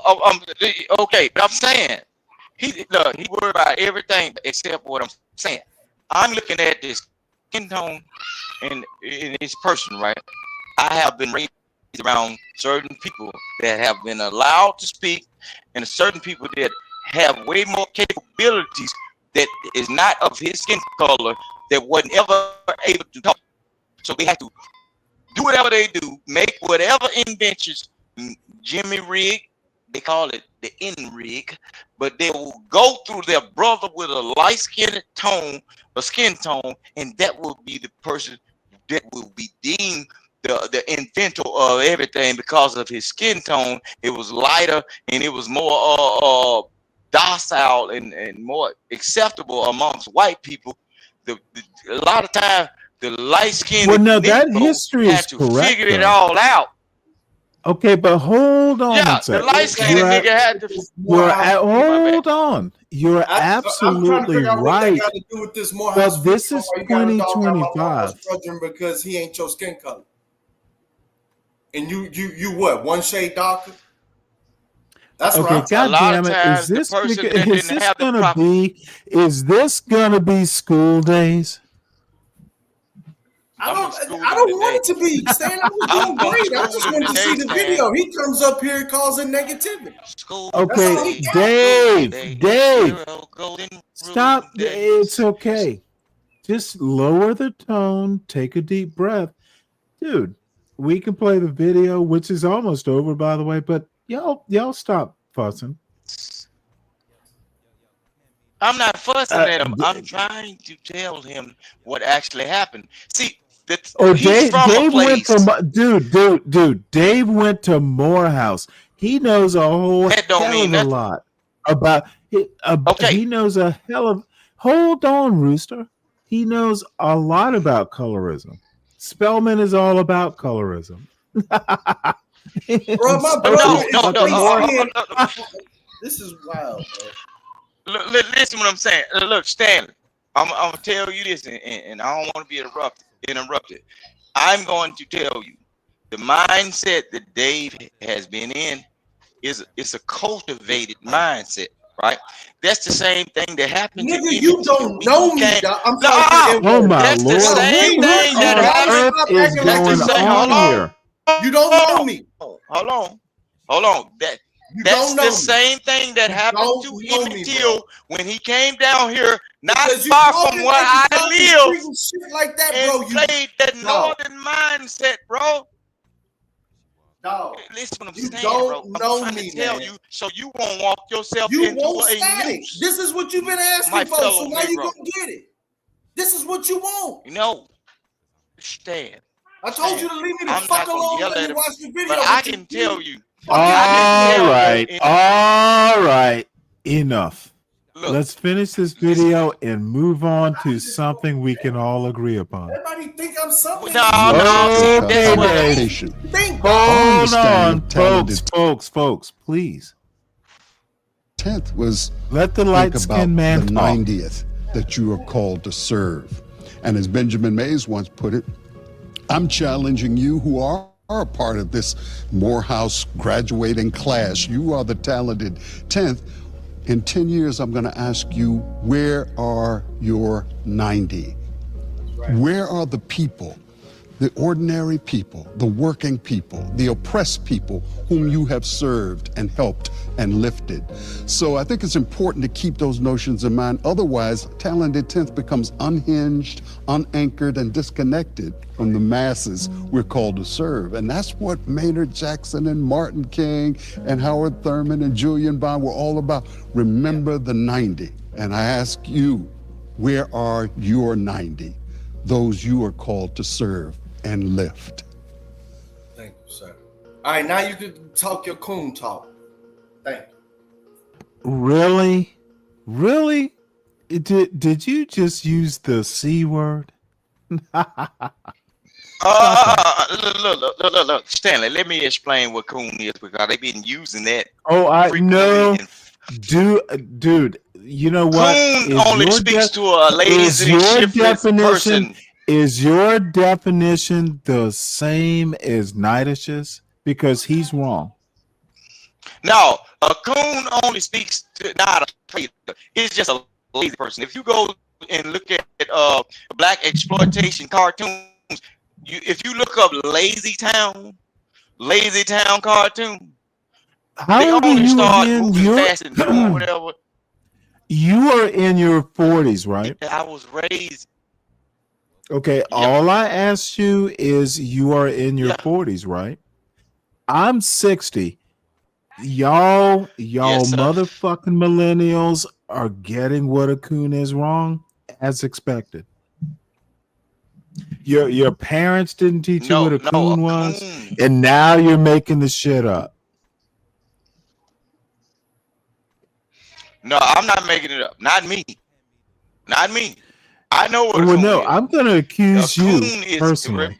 Oh no, you can't put it on me, Stan. No, a coon is related to a rebellious Negro, a No, person that won't absolutely wrong. Absolutely wrong.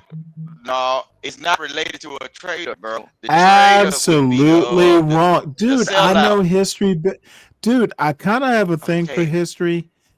Well, enlighten me then. It is literally someone who's afraid of white people, for starters, and will do whatever they can do to be accepted by white people.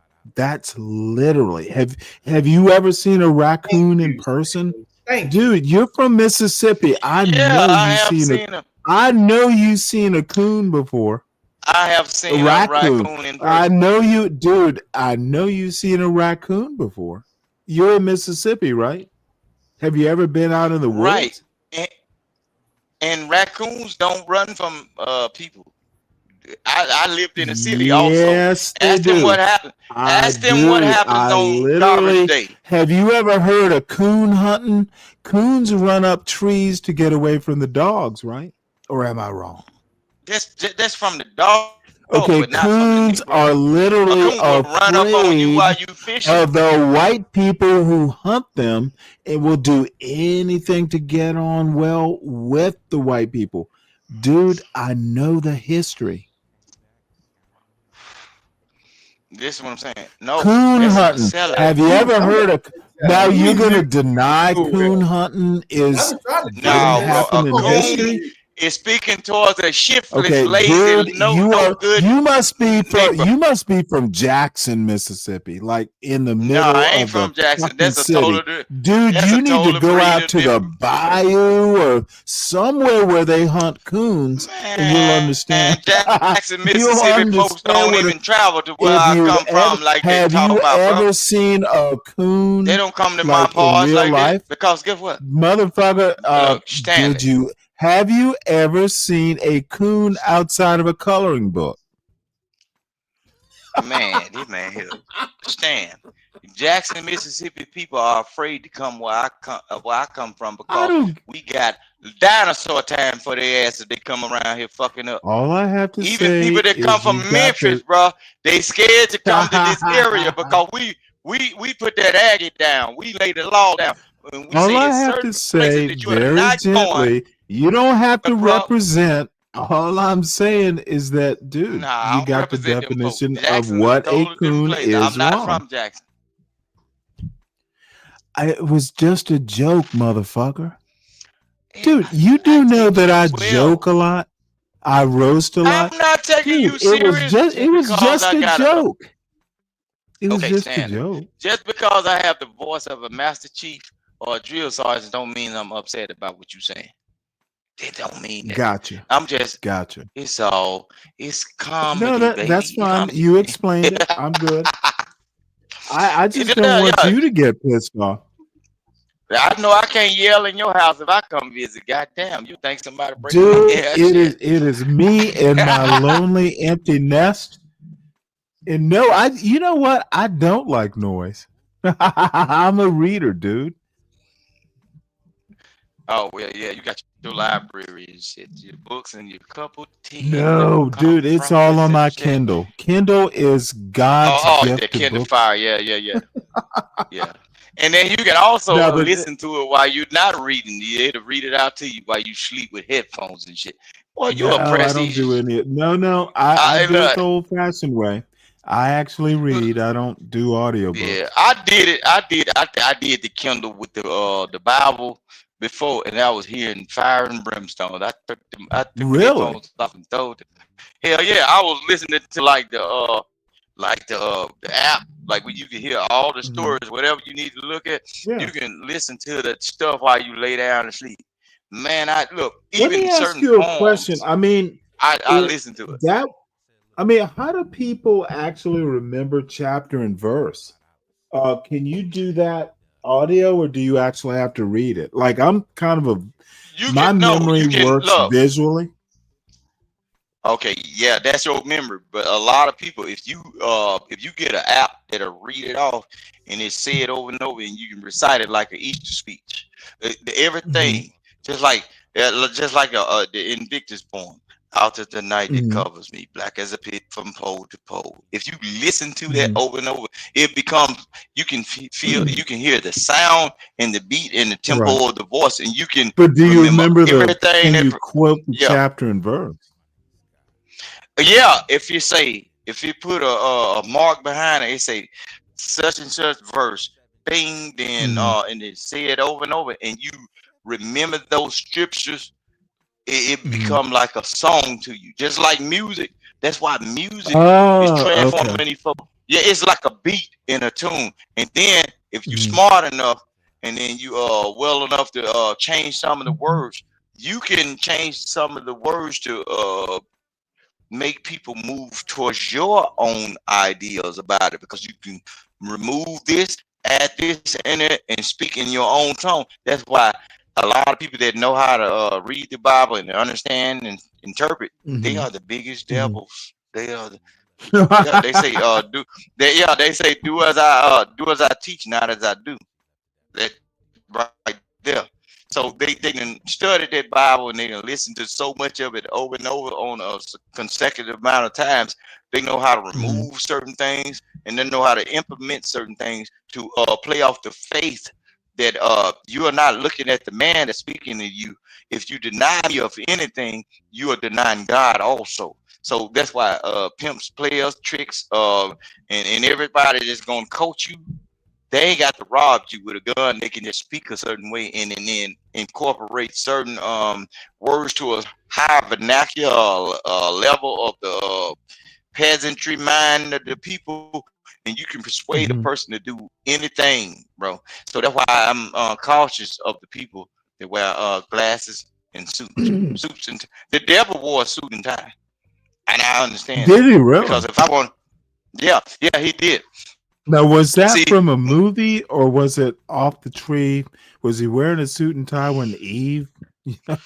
No, because whenever you it's a joke. It's a joke. It's a joke. No, I'm saying whenever you try to persuade a person, you got to come with your best. King Rooster. I'm just gonna tell you straightforward. So go ahead. Since you want to say I'm a northern guy, I'm from Chicago, right? And is that in the north? Where I'm from, that's the Midwest, really. Where I'm from, people like to say you gotta be weary if people say they like you or something like that. Does it get cold in the Windy City? They want to put you in the box that they think you is.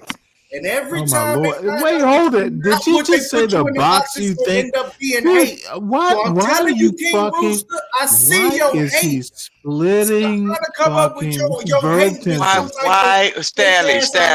Why would I hate him? With any type of why would I hate him? I cannot imagine why you would. I peep that shit. He thinks this is gospel to Bob.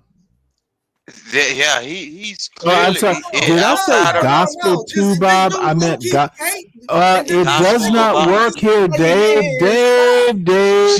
So why would they call it the gospel of Bob? This is not gospel of Bob, dude. You don't have to yell like this to get attention. This is not the gospel we are speaking. We are just conversating, buddy. Well, I'm gonna say this slowly. This is what I Please, peep please don't fuss. Just This is be what I peep Dave. out of Rooster. Be General Dave. This is General Dave. There is an Be underlying Hopefully with Dave. a calmer presentation. There is an underlying tempo with this today. dude Don't be Rooster. general. There's an underlying tempo with this dude Rooster that he hates any black man with any type of credentials. Hold on. He doesn't seem to hate baby. me that There's no much. underlying tempo, baby. No, I like Stan. Look, What Stan is is an the man. underlying tempo, by Look, the you way? need to get on board. What is an underlying tempo? It's like a foundation, right? So Right. I'm gonna explain this underlying tempo. Everybody. He's midnight. Oh. Hey, let him cook. So I don't know why people do this, but they like to say, "Hey, I like you," right? And they try to put you in some type of frame of box. And every time that usually they're wrong about it, but every time you kind of step out that box, they want to try to punch you back into this box. Well, what they want, and especially King Rooster, is any black man with any type of credential can't be worldly savvy. He can't know what they think they know. So what Rooster always tries to do with me is and he does it pretty much probably with anybody that goes to college. Since you went to college, you can't possibly know about anything related to the world. Because for them, Let me tell you the worst person I know that does that. And I have to give King Rooster some credit.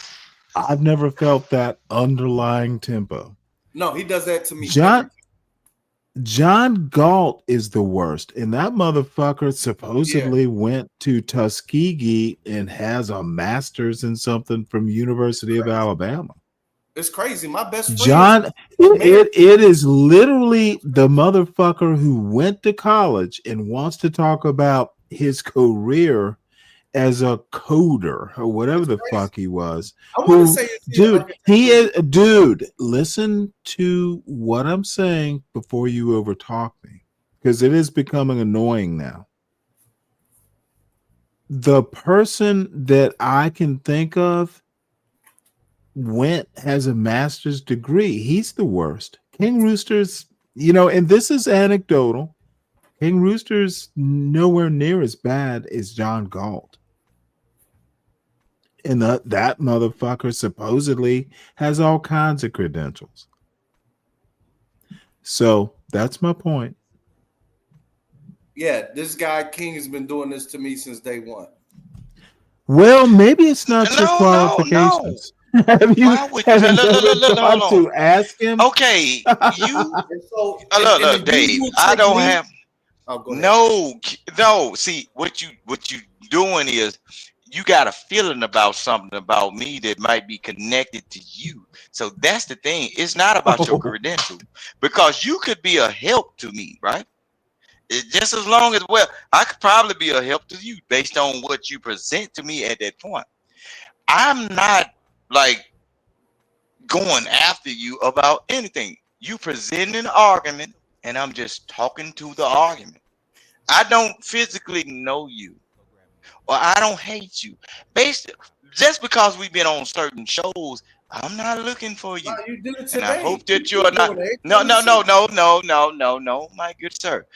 How can I graduated high school. God be the glory. But you are a Harvard graduate. How can I, little old me, peasant brain, box you in? So you need to do some rethinking about what they taught you. No. What usually happens, how could I box you? No. So basically, no. Wait, are y'all gonna devolve into fussing again? Nah, I'm finna get out. No. See, what's happening I is I see Gospel to Bob has just started. Have they sent you the Bob signal? No, I'm about. I really don't want to argue with you. Stan. No, go ahead. No, Stan. and I want you to understand. Yeah, go this, ahead. Go Dave, ahead. I want you to understand. I want you to understand this, Dave. It's nothing to you. It's just I have been well traveled, and I have relatives that help me travel. Right, I can understand where you come from. It does not have anything to do with your academic achievements. It's like when you say something and you say you from Chicago. My people are from Chicago. They have done some prestigious things too, but that doesn't change that I'm some kin to them, and I can understand where they came from, why they eventually got to where they are. Yeah, it's great migration stuff.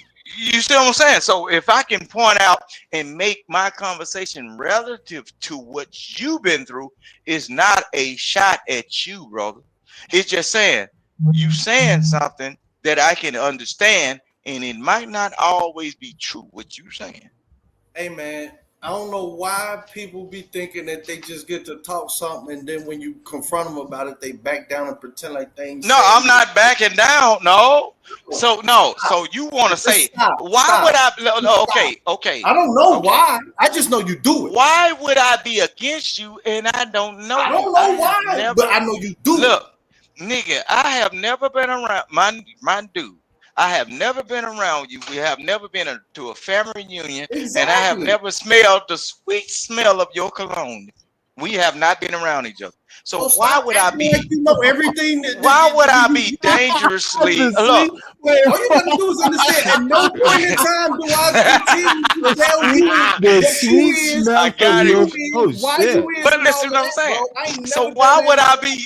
Look, why would you be a target? You gotta like if you have not done anything to me, my good sir, or you have not robbed me, stolen anything from me, or physically put me in bodily harm's way, why would you be a target of a conversation when you have not done anything to me?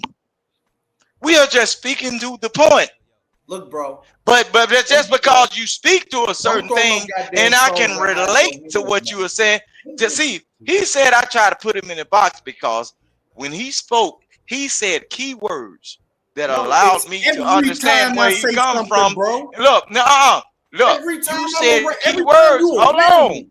You said key words that allow me to know where you come from. Look, notice I don't I don't talk to you about how you should be, what I think you are. I take you at what you say you is, but you can't do that.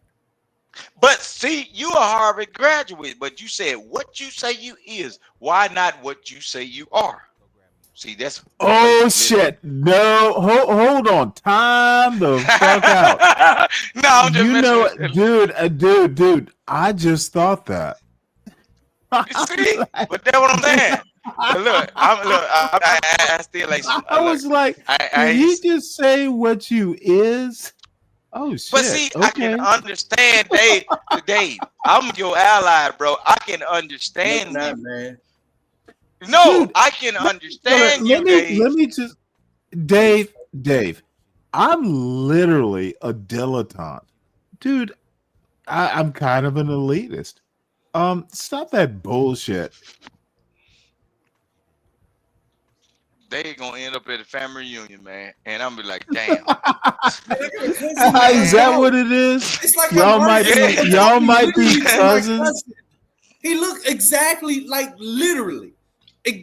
Every time I see him, a picture, anything, he's exactly my cousin. And so when I hear, okay, so is that why you're annoyed? No, I love my cousin. I don't like this guy because I don't do the shit he do to me. We might need to talk. Okay, Dave, I'm not quite sure. Dave, I honestly don't understand why you're upset.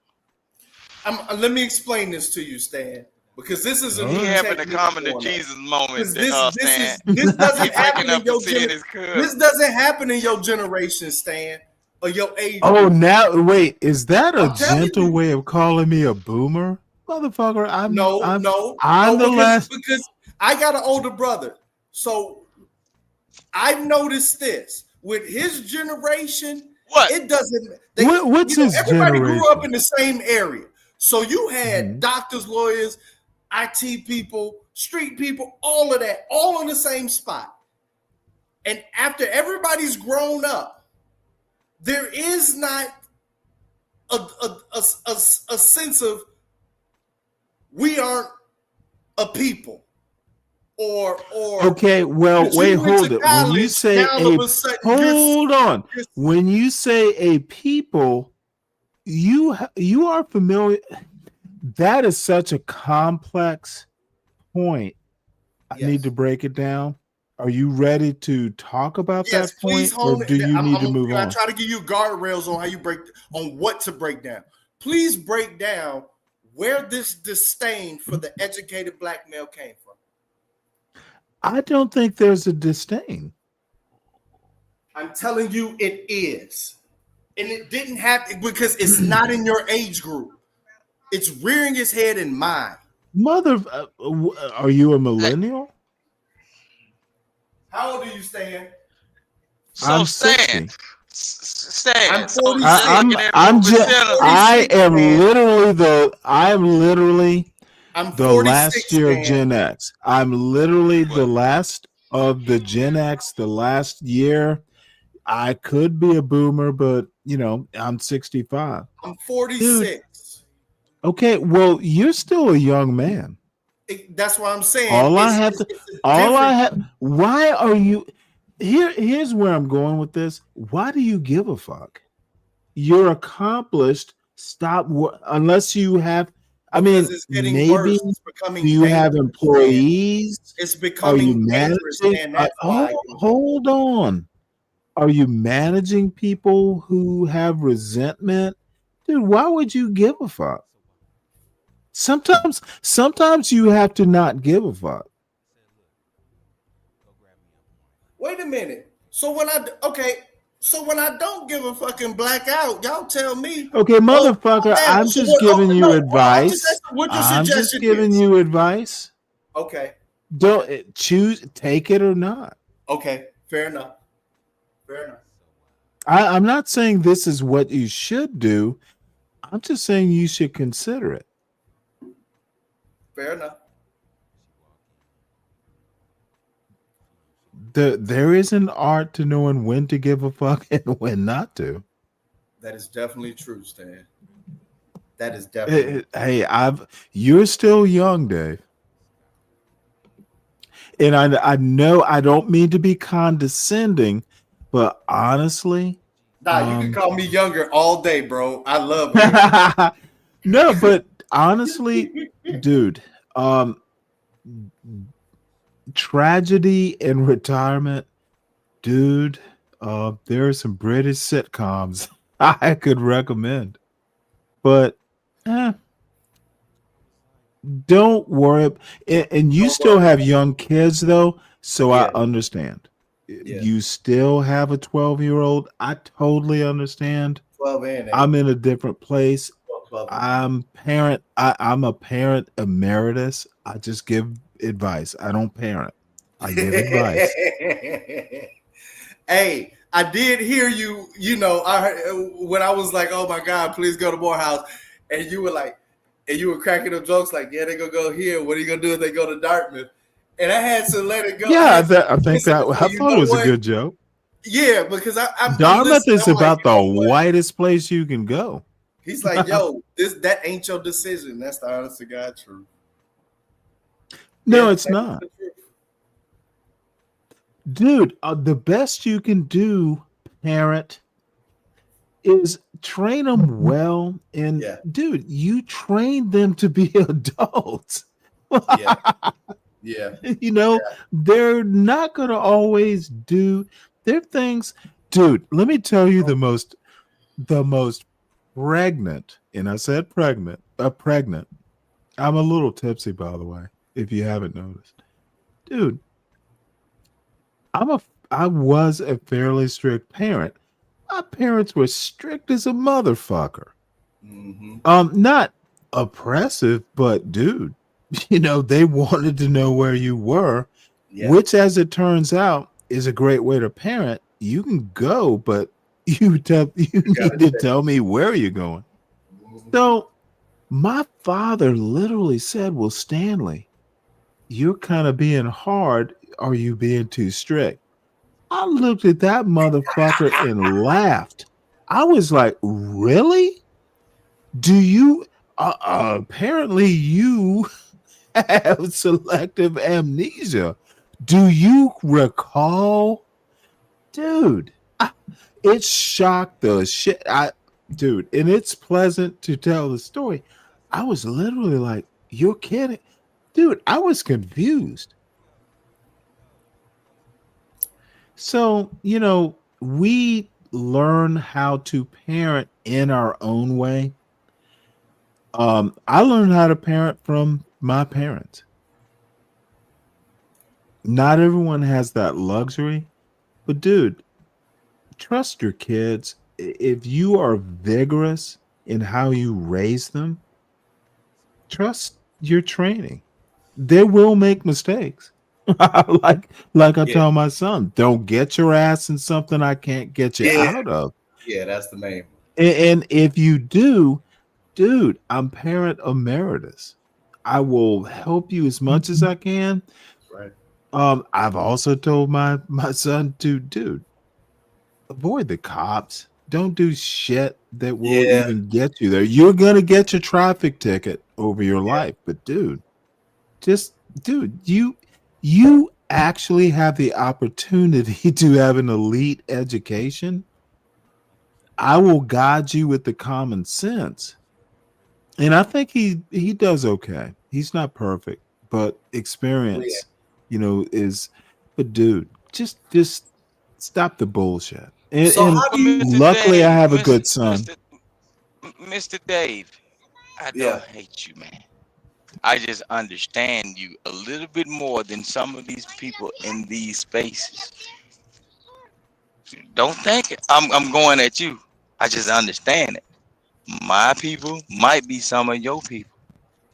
It probably is, man, because I got a cousin that's got to be your twin, bro. Yeah, man. Probably. Now that we talking, dog. Get in there. I swear to God, and it's one of my favorite cousins too, man. Well, we went from he don't like me because I'm the favorite cousin. J-Dub, I hope you and Richard. This is what Stanley versus the world does. It doesn't always have to be. It doesn't always have to be versus. We can do a big old group. You know what? On the back channel, we can do a big old group hug. And sometimes we're cousins. Sometimes it's Stanley versus. Stanley embraces cousin. We might be related. The more and more I start, I'm looking at your avatar right now again, and you keep saying it. Like, I got family. We might be somehow. I ain't gonna even lie. Ain't no telling. Ain't no telling. Look, I got people in stream. I got people.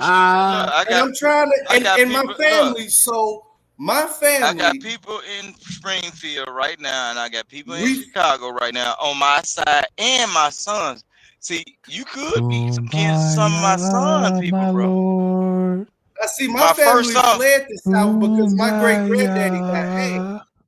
And it was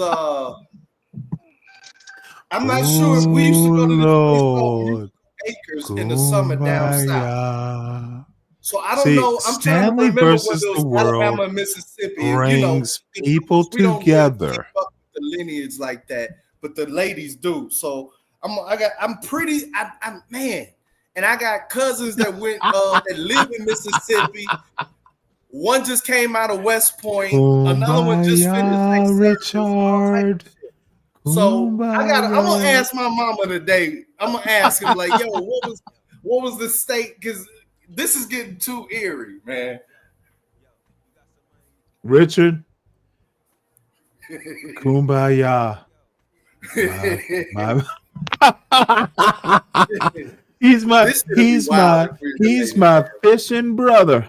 Kumbaya. Look, let me drop down and come back up. I'm gonna redo my headphone because it hooked in my truck some kind of way. Dang, it would be wild. Kumbaya, my bro. I'm coming back. Dude, I don't remember whether it was Mississippi or Alabama. Because I know that. Motherfucker, dude, I'm in Carroll County. I'm literally maybe 20 minutes from Alabama. I'm right on the border. Okay. My godmother used to stay in where's not Mobile? Yeah, Mobile. She stayed in Mobile. Dude, that's a ways. That's right down. That's on the water. Yeah. She used to always talk about the dang on riverboats and how Dude, there is nothing fucking better than like New Orleans, Mobile, Savannah, Charleston, all of Florida. Being on the water in the South is just fucking heaven. Except for the gnats and the mosquitoes, but you get used to them if you grow up there. How do you feel about speaking on the water, like the Mississippi and you know how they built all those dang old causeways and everything on the Mississippi, and now the Mississippi is kind of like stretching its lungs, saying I'm taking all of this crap back, and the Corps of Engineers are finally saying, look, man, we can't. Oh, I don't care. We got to learn to live. Dude, I'm from Savannah, Georgia. What do I give a fuck? That's a Mississippi problem. He said that's a Mississippi problem. Isn't it? Yeah, that is. Well, it's like crime in Chicago. I've literally never been to Chicago. Why are they talking about Black culture in Chicago as if all Black people live there? I have no idea. Well, I do have an idea. They picking on Chicago because if you had to describe what is the headquarters of the Democratic Party, where you'll have California, you'll have New York, you'll have Atlanta and all of that different type of stuff. But when it comes to the hardcore, like the money and like anything, it all runs through Chicago. And especially since that dude Obama, most people don't know, but he dropped $1 billion dead in the heart of pretty much Southside Chicago. So I got a lot of friends that just made I ain't gonna say, my family did good. A lot of friends, a lot of homeowners that pretty much now, I ain't gonna say wealthy, but it's generational. And so I see it as pretty much as an attack, one, on a very political area for Black people, but two, that is the citadel of the Democratic Party. Well, let me put it to you this way, and I don't want to dwell on this point, but the way racism and white supremacy works in America is they will conflate. Obama didn't have $1 billion to drop. No, he did. For starters, they will literally conflate things just for the convenience of it. Mm-hmm. Obama pulled that money from around the world. Right. And my point is Obama didn't have the money. Don't conflate Obama dropped $1 billion. He just didn't. He didn't have that. He didn't have the money to spend. Oh no, look. The motherfucker was actually smart, charismatic. Yes. I heard I ain't gonna lie, he's the best president I've had. He had some problems, but mostly because he was too timid. I think Obama should have been more Calvinist.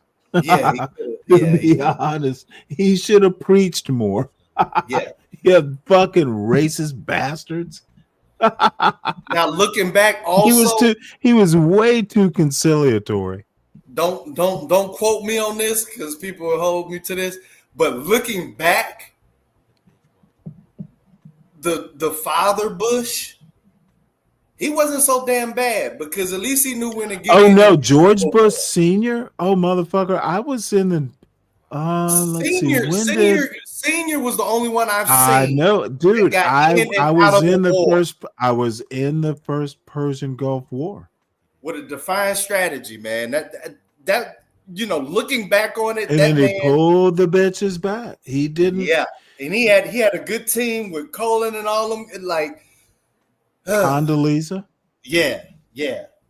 With a defined strategy, went in, got out.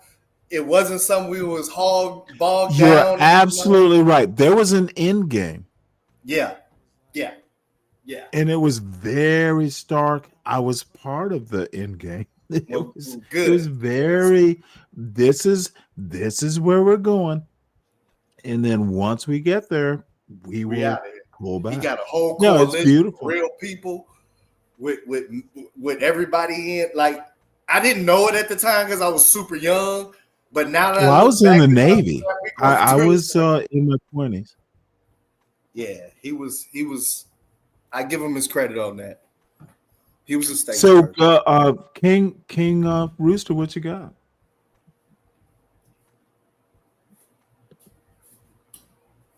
Can't hear you, sir. Cuzzo. I'm trying to think. Those were, out of my whole life, those were the two best. Like Clinton. Hey, cuz.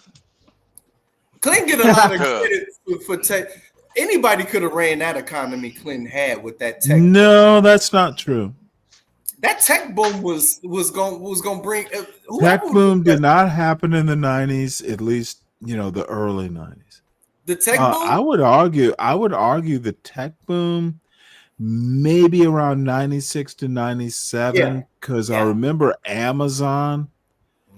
I remember really AOL. It literally started maybe starkly mid 90s, 95, 96. Mm-hmm.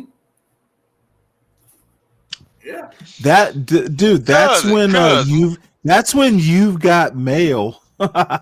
Yeah. I still got a Yahoo email. Dude, I lived it. I'm an old man. My first email was a Yahoo. I don't even know how to get in. Really? Dude, hey, let me tell you how long. Dude, my email address, it's stanleycross@yahoo.com. No one. Mine is my name at yahoo.com. Dude, I was one of the original people. I still got mine. Yeah, but the point I want to make is I was so new with Yahoo. It's literally stanleycross@yahoo.com. No Stanley Cross 123. They start tagging numbers when they need to, make the, separate their accounts and make differentiation. Yeah. I literally got in on the ground floor. Well, we were told, look, which means nothing, by the way. We were told you can have your own little personal email, but you need the email to put on your resume. With your name. Yeah. Yep. My first one was a Hotmail. I had a Hotmail and a Yahoo. I still got the Yahoo. It was General Dave. I'm hotmail. Nah, General Dave. Dave ain't even my real name, man. So Dave, you were trying to catch the chicks on Skype too. Yeah. I used to do the Yahoo Messenger. Yeah. Yeah. So yeah. Yeah. The you know party about that line and all that. Yeah. All that when you stay. Yeah. See, we come from the era where the phone line, the cable was long. The cable was long, and we knew. Dude, my brother's first job, in high school, this motherfucker was making like $20,000 is like a high school job, and this is back in the 90s. This is back in the 90s. Yeah, that's a lot. He started repairing computers, and I remember coming home, on leave one day, and this motherfucker had, Richard will remember when T1 lines were like the fastest shit you could have. It's back in the 90s. Dude, he used to build, he went from Daddy, and he was talking to my father, Daddy, I know how to build computers or repair computers, and no one fucking believed him. And he actually could. And he might have, I don't know. I didn't teach him how to do that shit. Well, I don't think I did. But anyway, brother they finished also learned, dude, this motherfucker as a mid-teenager, like 14, 15, was designing websites for corporations. This motherfucker was making back, dude. Now, he always says, "Well, Stanley, you taught me how to do computers. We used to just play Castle Wolfenstein and shit." It was like he would take the right side of the keyboard and on a Commodore, though. I mean, Wait, did you have a still Tandy? Did you have a Tandy? No, I had Commodore 64s. I did have a Timex. You remember Timex made a computer? Timex watches. I remember Timex watches. I They thought you were talking about actually the made like they actually made a computer. Wow. I Well, this is like 80s shit. I remember. See, I was born in '85, so that's. Oh, dude, I was a. You was already up and running. I was a sophomore in college. He had a That's what I'm saying. Yeah, but when I started, look, my aunt was like teachers and stuff. When we used to get their little, my mother they used to bring stuff home. The way you look, we used to do crazy shit. Like, spit on the glass and let's see how many bacteria you got up on you.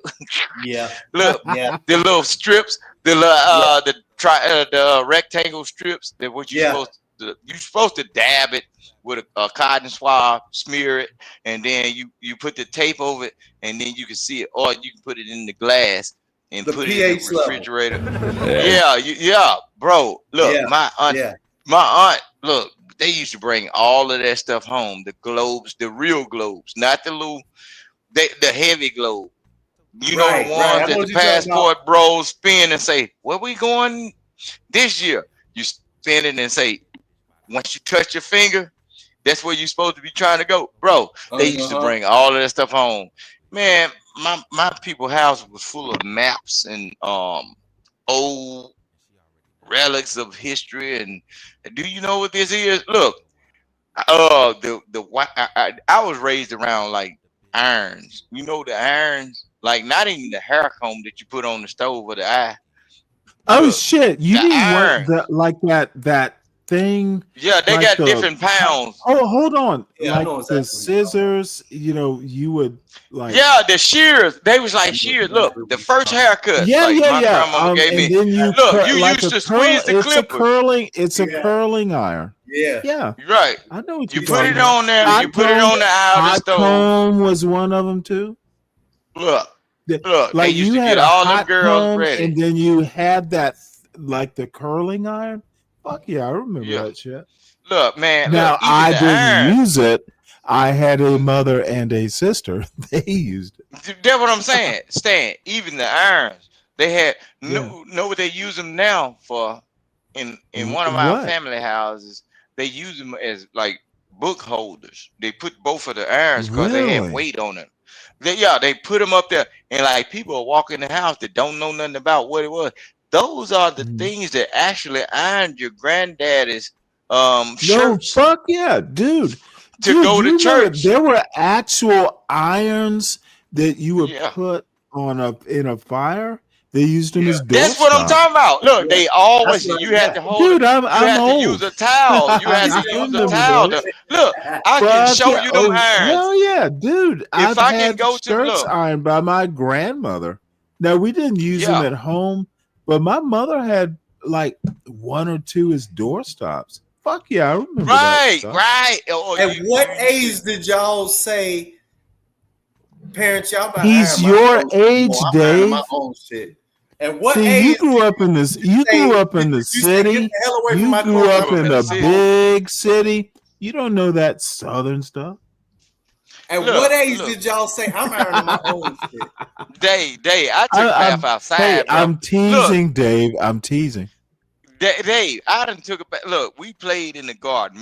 This is an old memory. Me and my brothers, we was outside because look, they didn't already picked up everything out of the garden. We've been shelling purple hub peas and doing everything. So when you till up a garden and you do it over and over and over, that ground gets real fine, right? Yeah. We went out there playing in the dirt, bro. And Oh my uncle shit. was at my my uncle was at my granddad's house. But these, like, they sell them at Tractor Supply right now. But y'all would think it's a horse or a cow feeding container, right?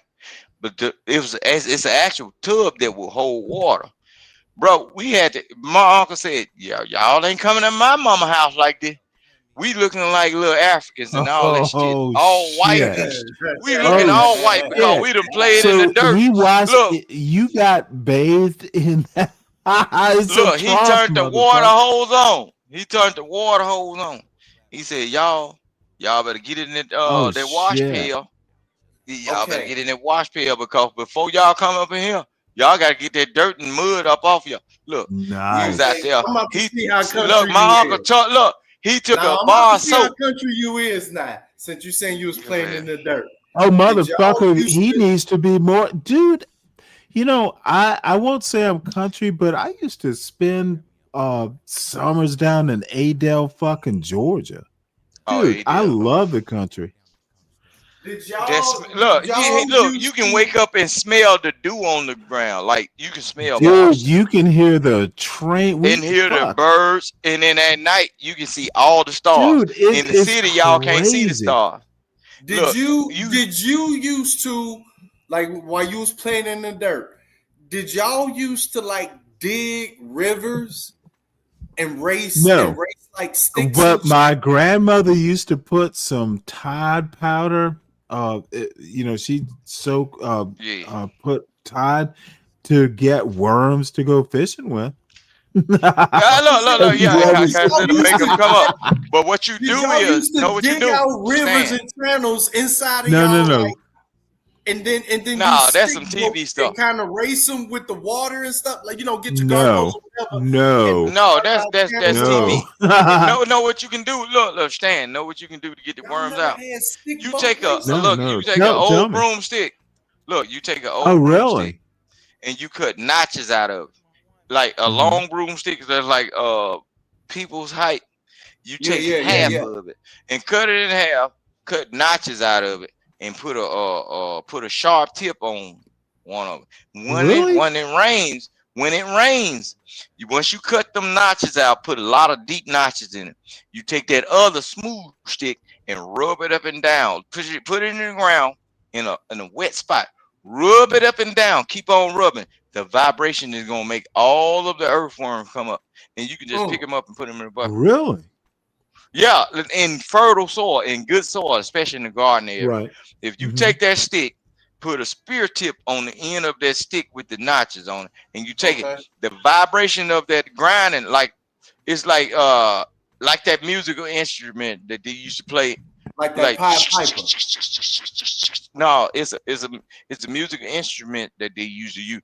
Look, once you keep rubbing it, the vibration of that stick rubbing in the ground is gonna make them worms come up to to the surface, bro. You have all the fishing worms that you ever need.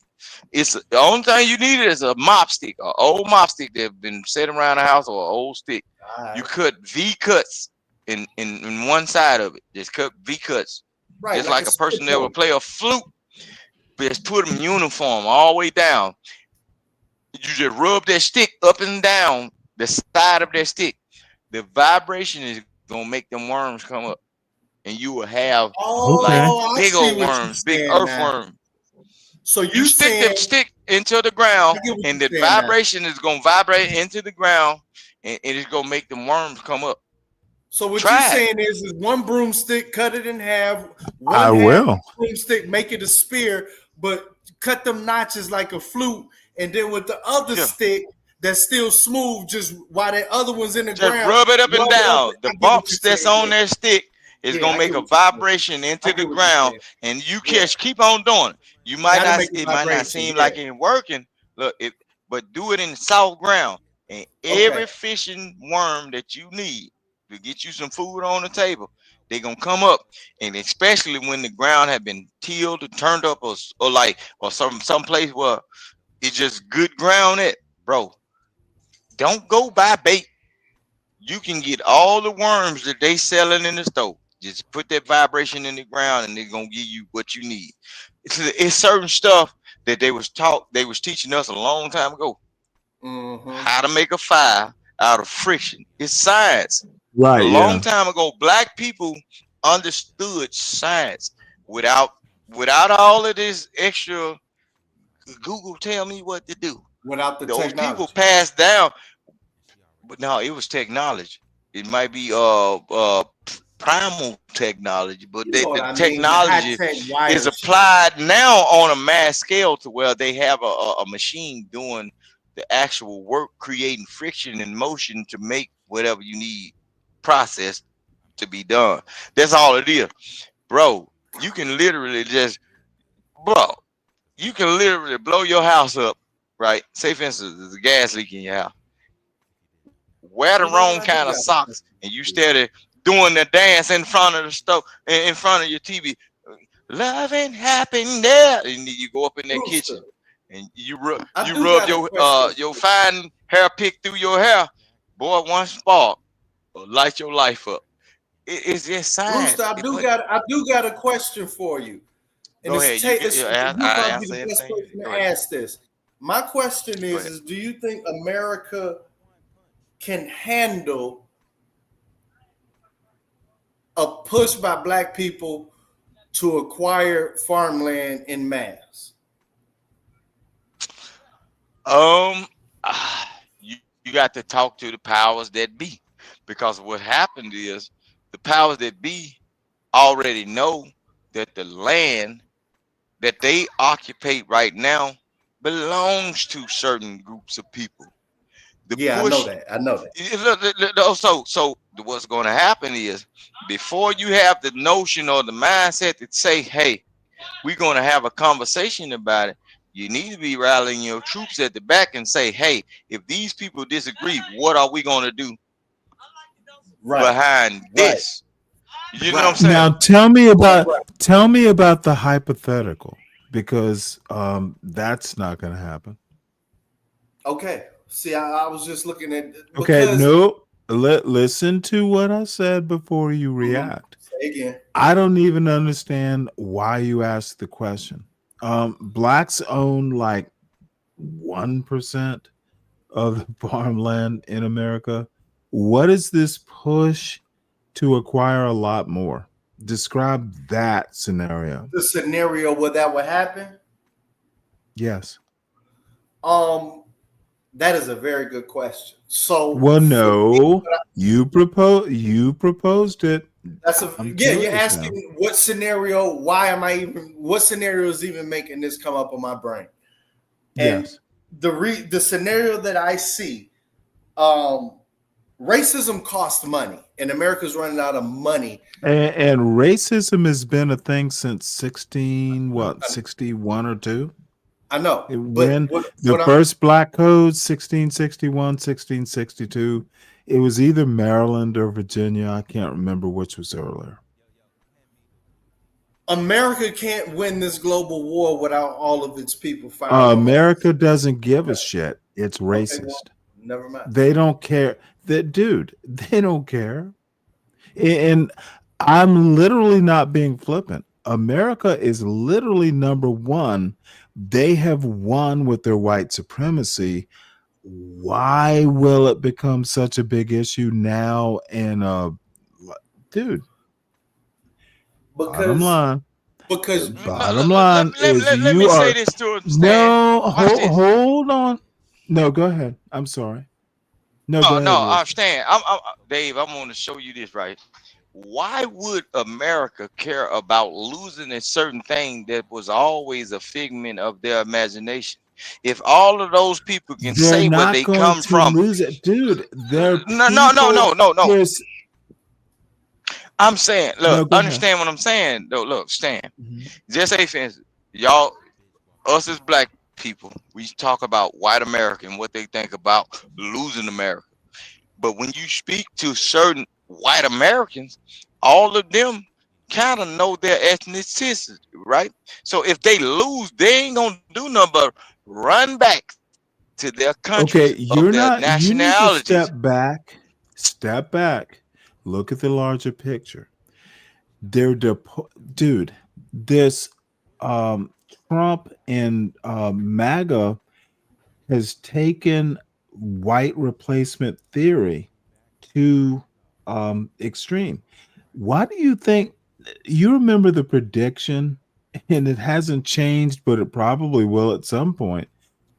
America would be white people would be what's the term minority majority, like there would be more non-white let me finish please, more non-white people. They would essentially outnumber the white demographic.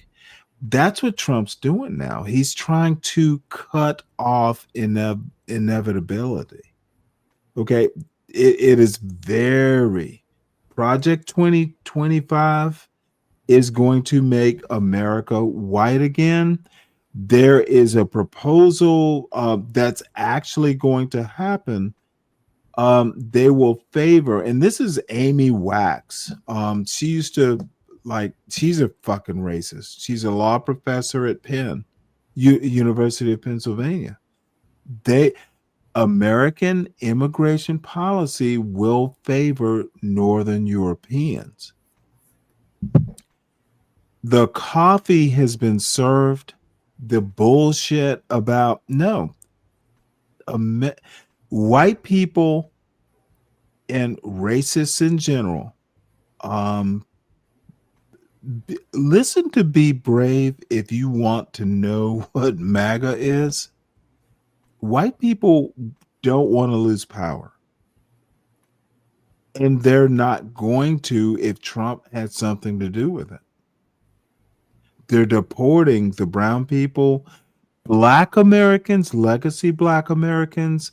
They can tolerate because, we're kind of legacy Black Americans too, for some reason. As long as, like Be Brave says, we're second-class citizens, we live like kings. Stop the theory and look at what's right in front of you. You don't need theory. It's right there. It's in the news headlines. Dude, I do news every damn day. It's there day after day. So, that's my spiel.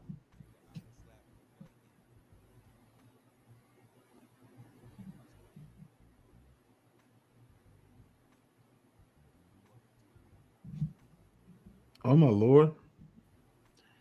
Did my earbuds die? No, we here. No, all I'm saying is it's right here. And I don't know whether it's good or bad. I'm not saying it's good or bad. I am saying that America, the racism is literally in the fabric of America. It's not going to go away. White people don't want it, and a lot of Black people don't want it. There are some Hispanics who don't want it. So, it is what it is. I think you just need to know the nature of it, and then you can avoid it, you can deal with it, whatever. Because you asked me a question and I said one sentence and then you just took over. No, I'm sorry. I'm sorry. I'm drunk and in a mood to make homilies. I want to put some on your brain. There's 13%. We know Black people make up 13%, but we don't know. It's probably more like 12 point something. It's not quite 13. Yeah. But we don't know about. People very rarely talk about what combination actually forms white. And I just want to say that. Okay, who gives a fuck about any of that, dude? I'm not a fucking mixologist. Listen. Well, Stan. Okay, dude. Never mind. Who gives a damn about the mix? Tell me why your point is important. Preface it before you make the point. Let me explain it because it no, I need you to tell me why your point is important. I need you to explain why the mixology point is important. Because I don't think it really matters. Black Americans, there are a lot of white Americans who have African blood. I struggle to see your point, is what I'm saying. Okay. If you will allow me to explain this. My theory on what's going on right now, what's pushing it is this. For the pushing very long, what is being pushed? Can you be more specific? The geopolitics. You say it. What is it? The politics of today. Which is why you have Trump, why you're having a move more towards for lack of a better word, fascism. Okay. All right. For the longest time, pretty much for the majority of the 19th century, 20th century, German American was by far the most populous and dominant nationality in America. From based on what demographic, dude? Really? Based on numbers, you numbers demographically. Okay, I'd like to see. I hope you will be able to document this argument.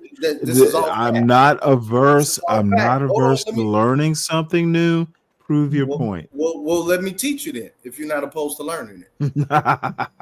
All right. If you're gonna teach me, you will need to do an Did you know that German Americans were by far this the is most not populous motherfucking. demographic in I'm America? not goddamn Ert, dude. I'm Stanley. You can make your argument, but if you think it is evidence based, I need to see the evidence, not your fucking syllables. Okay, all you have to do make your argument. Make your argument, but make sure you send me. Make sure whilst you're talking, you need to be sending me links. Let me Google I it. literally need you to be sending me links. I'm gonna send you the link in the chat. Links, because it sounds like you're cobbling together some bullshit. Dude, and by the way, let me just warn you, I'm not a historian, but I have some knowledge about American history. You're not going to be able to prove Germans in America. They weren't even near a majority. Here we go. Just click this. Hold on. I'm control copy. You can talk and link at the same time, right? Don't let me slow you down. No. Just present just present. Stop. Don't see. This is what, dude.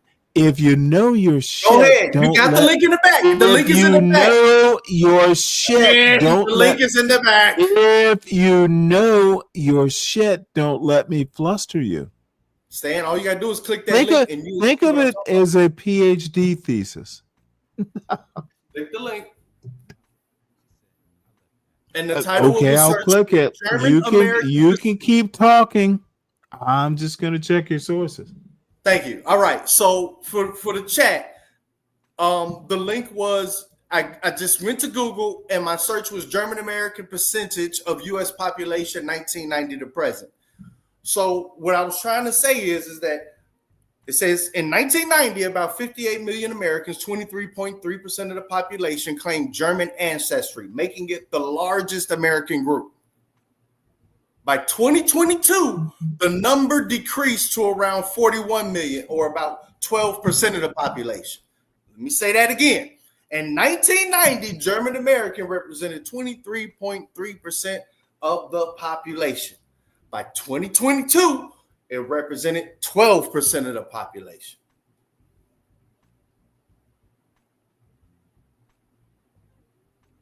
Are we debating that before I go forward? Are you cool with that, Stan? Okay, all right, you got it up there. I was looking at something. Now, I dare say my theory is this.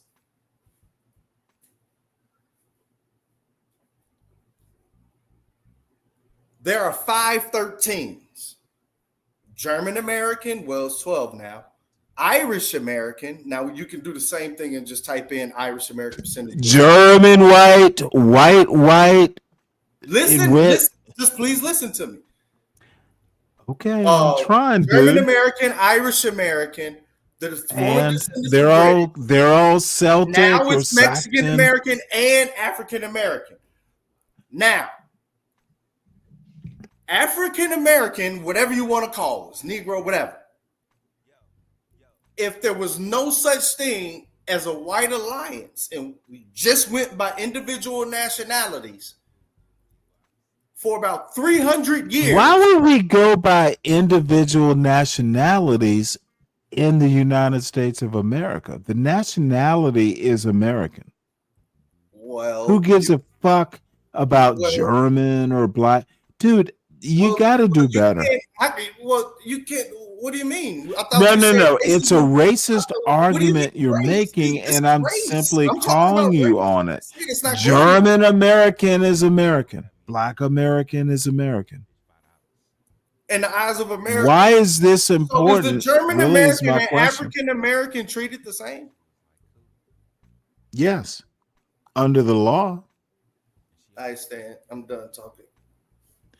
Okay, I'm sorry I defeated your argument. It wasn't that hard. Sorry, American is American, even if you're German American or Black American. In theory, the law is the law. This is half a reason of the push for power. No. Hold on while I teach this young admiral. America is a racist country. This is such an annoying. Okay, Dave, enough. Hold on. When I talk about race, CKJ3, when you know enough, you'll be able to chew gum and walk at the same time. It's a racist country. I don't see the dichotomy you seem to think there is. Know something before you speak, son. I'm sorry, Dave. I don't know. That's all I was trying to say is that you literally said nothing. Of course not.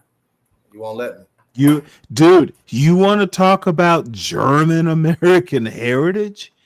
German American is a heritage. American is American. You can be, I said legacy Black American, Black African is a heritage. German is a heritage, but we're all Americans. Nothing wrong with your roots, but it's the plant that grows. That's actually important. So go ahead. And maybe CKJ3 can help you. America is a fundamentally racist country. I don't see the dichotomy, period.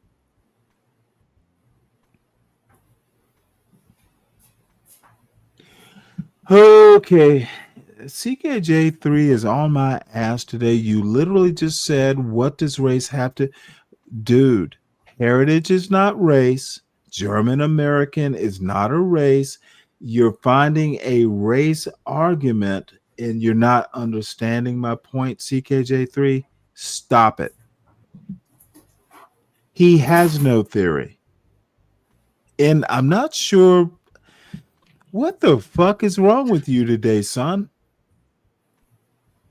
German American. Well, can I just say something to CKJ3 then? Not you?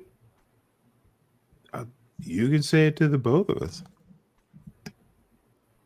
Well, you're going to interrupt me, but I'm thinking mentally. Are you absolutely sure? CKJ3, you'll just say it.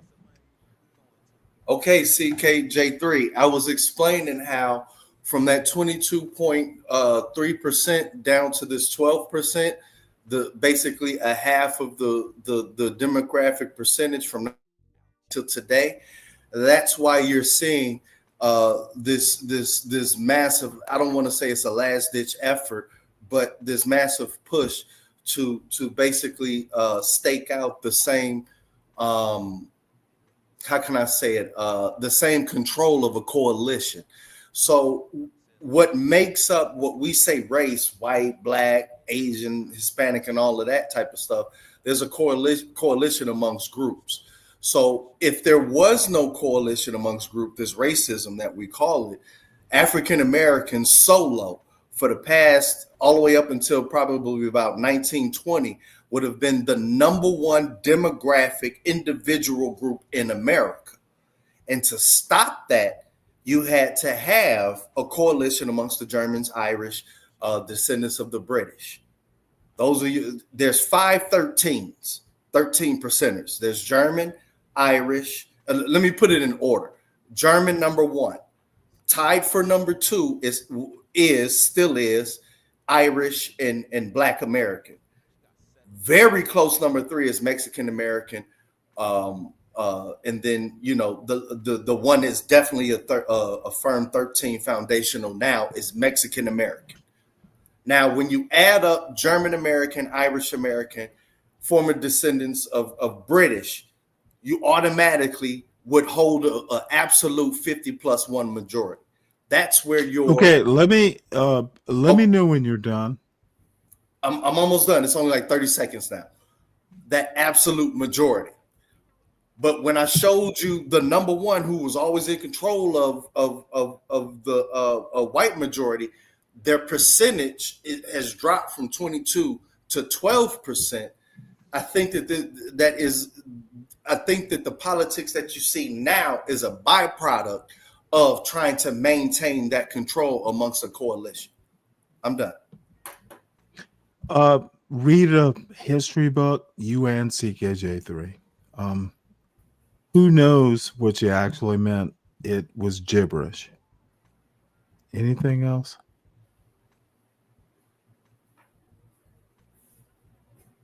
Oh, let's watch this video then. What is the opposite of vertical? Which I'm sure I'll get tired of really soon because it sounds like gibberish. What is a verb? Verb. My name.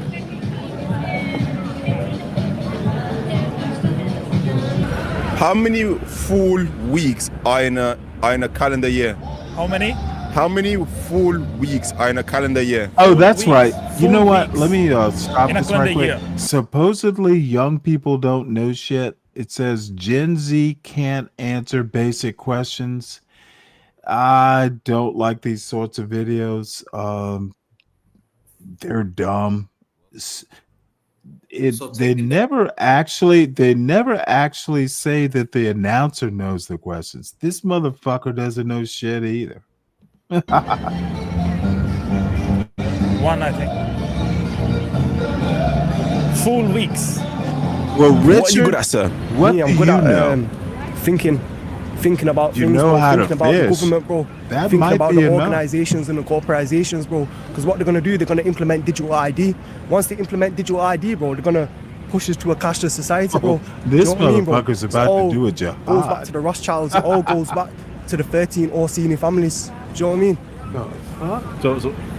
So what does that have to do with anything? Bro, that hasn't got nothing to do with anything, bro. It's got everything to do with everything, bro. Because bro, the oxygen we breathe, it's been polluted by the government, bro. Every time we eat, we're genetically poisoned by the Rothschilds, bro. Do you know what I mean? Oh, you got beef with the Rothschilds? Bro, I got beef with them, bro. Do you know what I mean, bro? They're after me, bro. Do you know what I mean? Even now, bro, we're probably being watched, bro, by the CIA, by the MI5, by the FBI. Do you know what I mean, bro? It's deep, bro. It's deep. So what do you do for work, sir? Me, I'm a landlord, bro. A landlord? Yeah. Okay. Well, how many properties do you have? About 7. There's a bomb in my beard. What is 50% of 100? I don't even know, bro. How many syllables, How many syllables are in the word question? 5. Hey, 5. You know what? How did you get to 5? I went and then I just guessed from that. All right, I'm out of here, Stan. It's 2. I'll be back though. How's the 2 syllables in question? I don't know. Obviously, question, hold you know? Before you go. Oh, you don't think it's right? No, I don't think it's right. Okay, how is it then? Supposedly, there's an interview with me coming up on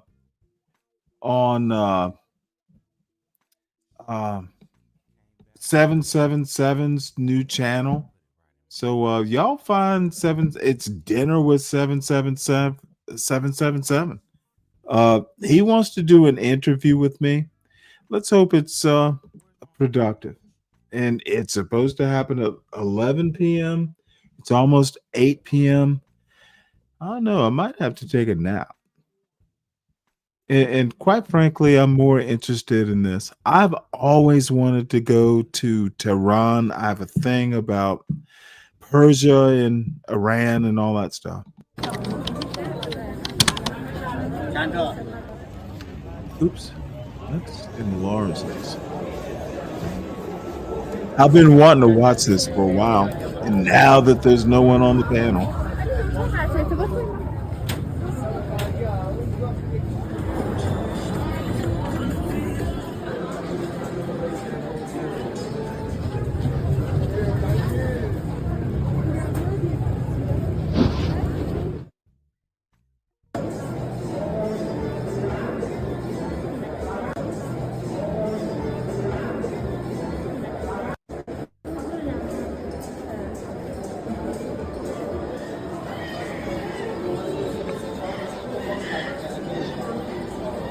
Oh, really, narratives? Narratives. Oh my lord. Let's see how much. It's only 11 minutes. I stopped the link you sent me. Floppy as shit is frustrating.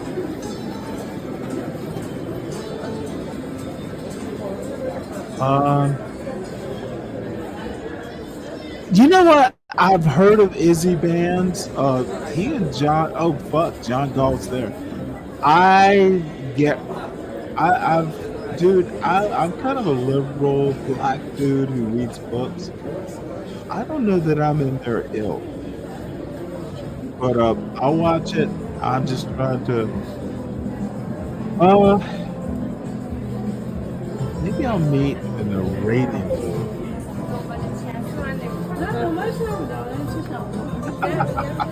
So it's more productive. Is that your point? All right. Whatever. Let's see what we got here. It's a little time delayed, folks. How about you? You always, man, make sure y'all send the cash app, send the super chat. Big prize. I'm about my paper. Yeah, I'm about my paper. Yes, I'm Coffee, about why my don't you hit the link? So I feel like you was missing out on some money. Together. And who got the bam? So you let it play. I said, okay, that's gonna be the last. I'm just not that big of money that you man get play in off your me. face. Why you let this man play in your face like that, Wait, though? hold on. He's not playing. Come on, Robert. He's not playing in my face. We're having a conversation. Listen, like. So I went in, did a stream about it. I talked about it, and I never talked about it again. I never mentioned your name. No, that's again. not true. That's not true. You went multiple. JP, that's not true. You had multiple. Not in the last, not recently, but you had before that when I wasn't mentioning you, you was going in on me. You was calling me butlers. You were saying, yo, hold on. You were saying that we take the white man dick. You were saying all these their corn, their goddamn Fight Club rejects and all this other shit that you was going around saying, bro. So And I then, call all them Fight Club rejects. nah, and you included me in that shit. Nigga, stop. Nigga, stop. Y'all is Fight Club rejects. Nigma, I'm not a Fight Club reject. Fight Club rejects. I mean, it is what it is. Nigma, stop it. So my thing is, once I did that return video, because we was going back and forth after that, because you had made another video about me, then I did one, then after that I dropped it. That's been over close to a year. I haven't mentioned your name on my streams. I haven't been to your show, and I did none of that. I left you be. Even when people sending me videos about you, I said, man, I don't want to see that shit. Keep it going. Right. I didn't even respond. I didn't give no damn. I kept doing me on shit. Hold on, that you care now. I'm telling you what went on. No, but during that time, it don't benefit me to react off you. It don't benefit me. Okay, it sounds good. So during that time, you was wilding out, and you know what I'm saying, and you was going in on me, and I didn't say nothing to you at first. Yeah. I didn't say nothing back at first because you said that if is review any of my videos, I'ma strike his channel. I'ma strike his channel down. Remember that? So I didn't say shit. I didn't say nothing. Hold on, I didn't say nothing in response to you. But what I did was I decided that day. I said, hey, you know what? narratives. That nigga If gonna you're talk still about listening, I just striking my subscribe. channel down and all this shit. So, I'm gonna let him get his I shit see off. you in there, And then chat. as soon as I feel it again, I've heard as of soon as his I get the events. tingling in my balls again, I'm gonna go at this man every chance I get. So it was. I didn't even know. I didn't even really. I heard of it, but I didn't really pay no attention to it. I said what I just said. Right. But you said, but I didn't respond to you at that time because you were sending out idle threats. You were sending out threats that didn't even make no sense. You're gonna talk about. Because I feel like if you're gonna be talking shit about people on your platform, a bounty shouldn't be able, because it is against the policy though. Okay, I get the sense, JP, there are articulate black men on this panel who don't tolerate the kind of John Galt, J. Prince bullshit. These are solid black men. And I sense trouble for JP. I wasn't talking no shit about you. Hold on, let me finish. If you're gonna mention people and that person gonna be the topic, they should be allowed to defend themselves. But by you having this body system, because we once had, since you talking about Fight Club, we once had a rule: if somebody's off the panel, you shouldn't be talking about it no more. That was the rule. Hold on, defend myself. Hold on, but I suspended the bounty so that you could be able to talk for yourself. But I just asked you, I said, in return for that, since I ain't gonna get the money off of that, I just need you to leave my people alone so you don't agitate them and upset them like I'm trying to. Like I'm trying to. I was trying to. You would not allow me. I was trying to. You would not allow me. I didn't start highlighting their comments until you kept going at them. I didn't stop highlighting their comments until you kept going at them. And I and I don't know why. Because they the ones sending that cash. At the end of the day, like you said, you bought your money. So you kept highlighting the comments. You know how I'm going to react when you say certain stuff about certain stuff. How are you going to react? And so you, at that point, at first, it was a timeline. I guess you gave it 30 minutes. But why you know do the people's itching to cash you out. And so you kept highlighting shit. JP. And they start talking about my parents. What does this and who out the little bell. man? And you know how I'm going to react. Right? You know me from Fight Club everywhere. You mention certain shit. You know I'm going to react that way. And so you kept highlighting comments. And so I reacted that way. And you kept telling me to shut up. Basically be disrespected while you getting paid. No. And I said, man, the hell, you got me bit. So I started returning. I started saying some little shit. I didn't give a damn about him bothering me. I said, okay, cool. That's gonna be the last dollar that he gonna gain off me. And I ain't come back on your shit again. Right, but this is the problem though. If they are sending super chats, I can't control what they say in the super chat. But I'm trying to, of course, I'm gonna highlight it if it's in the super chat. But overall, I was talking to them and asking them to chill out. I told you I was gonna give you immunity, whatever the case may be, and let it rock, whatever the case may be. Kind of bullshit then you would not just let it rock and chill, and then it just kind of got off the handles and off the rails. So, like at the end of the day, but then you blame me and try to attack me, like, oh, these niggas don't got no talent, they can't do this and they can't do that. I'm like, yo, Truck and Yell support me regardless. Crown Heights Brainiac supports me regardless. All these people support me regardless. Yeah, okay, fam. Listen, you don't have to listen, fam. Come on, like they just robbed you. That don't mean you got talent.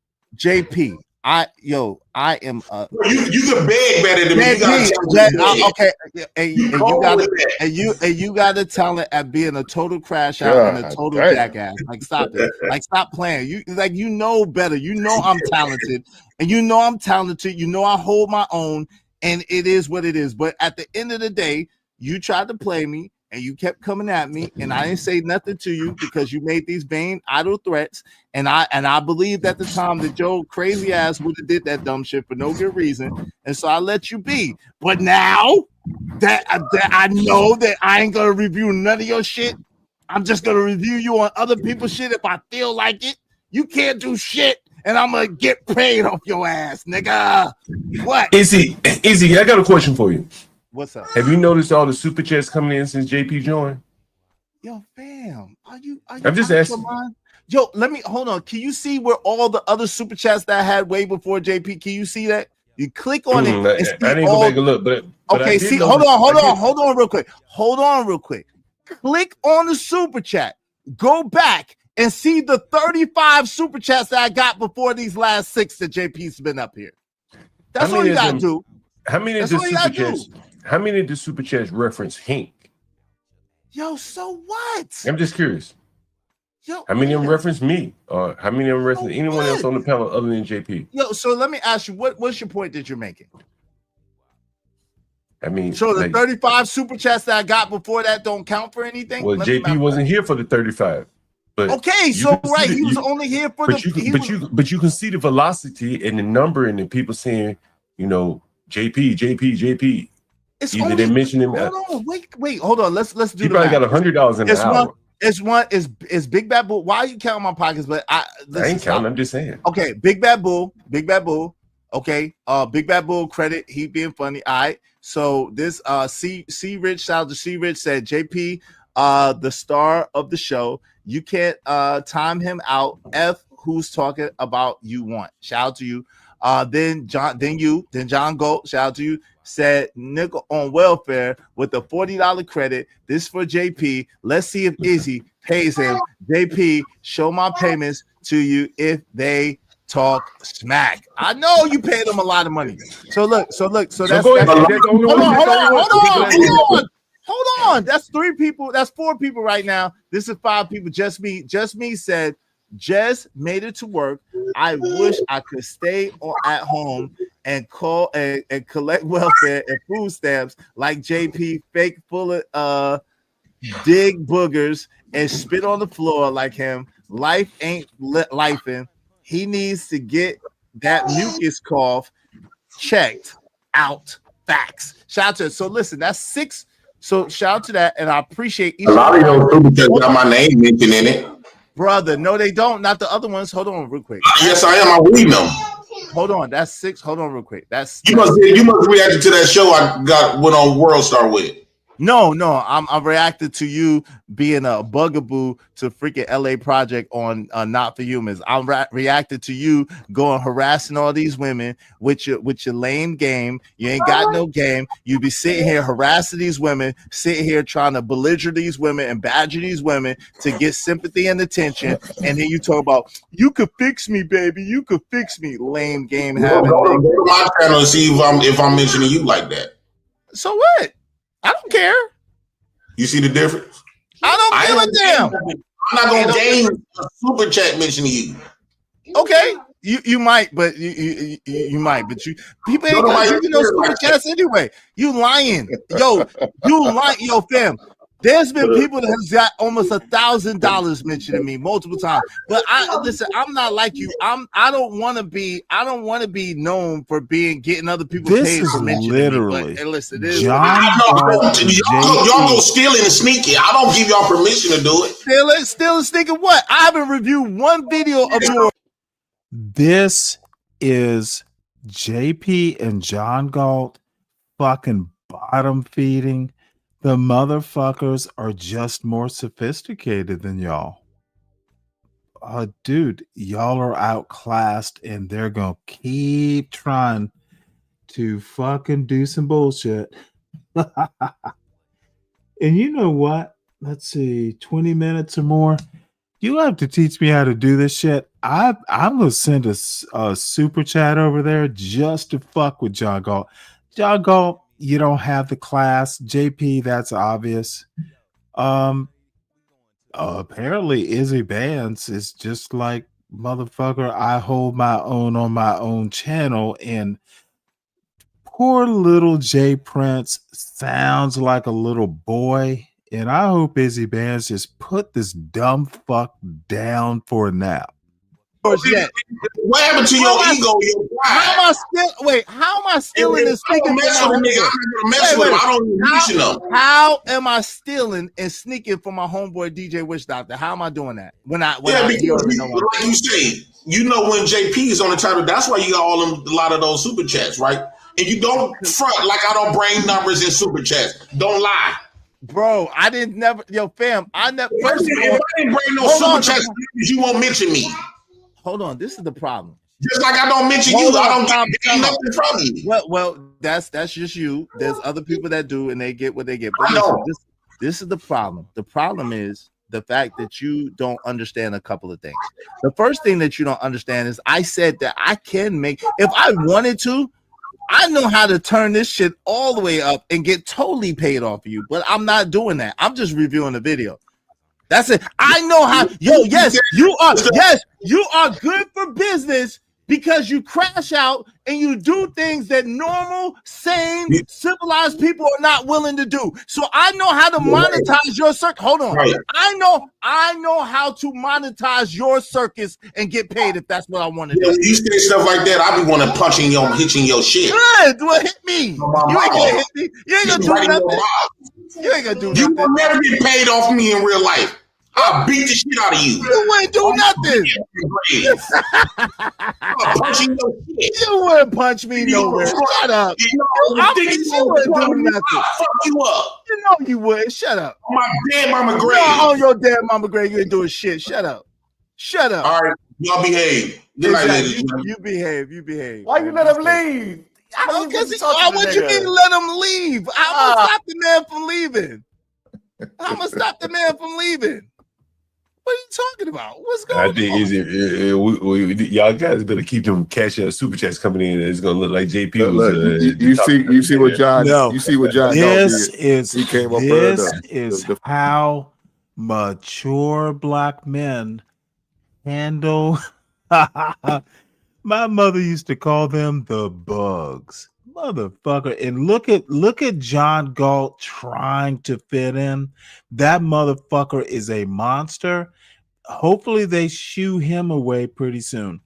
John Galt's a fucking problem, mostly to himself. You better get super chats, motherfucker. I ruled John Galt. That's why he was in my chat last night. Defend his buddy. Yeah, he did. He left. Now one person sent a super chat with Hank's name in it. Why is that? What does it I know matter? you don't care. Your man, you don't care about your man. He's getting money.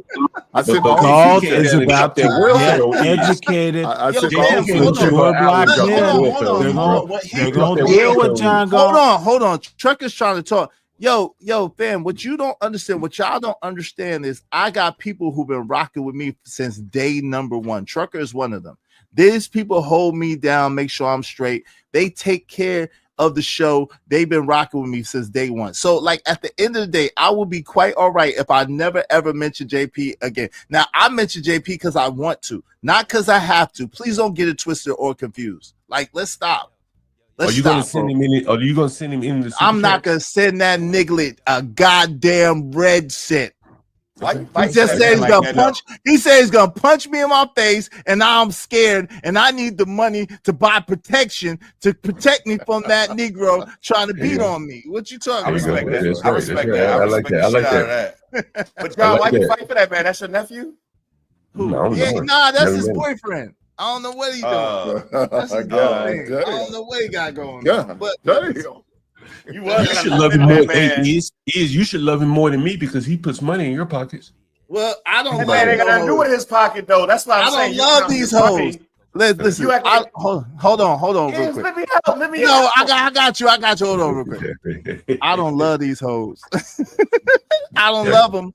I don't chase them, I replace them. Understand me? So listen, you boo loving over there on JP. I'm not boo loving on JP. You pay JP and JP make me money. You pay JP and JP pay me. Good for just them.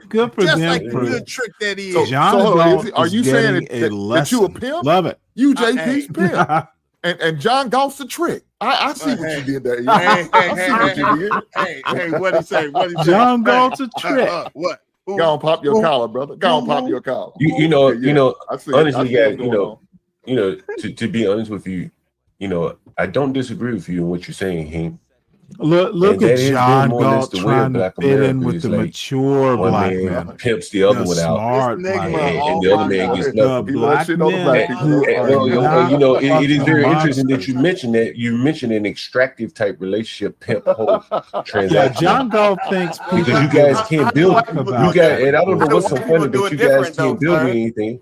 Boy, This is trying to build anything with him, but people do it different because you say black people. But yeah, so but how do for white you people guys, do it different? but for you guys, it don't seem to have anything. You don't seem to have any content. That's just my outside looking in. Listen, hold on, John. Come over here and make it hot, right? John, stop it. John, stop it. Bro, the man just read over there. Yo, Hank, if you can, real quick, do it again.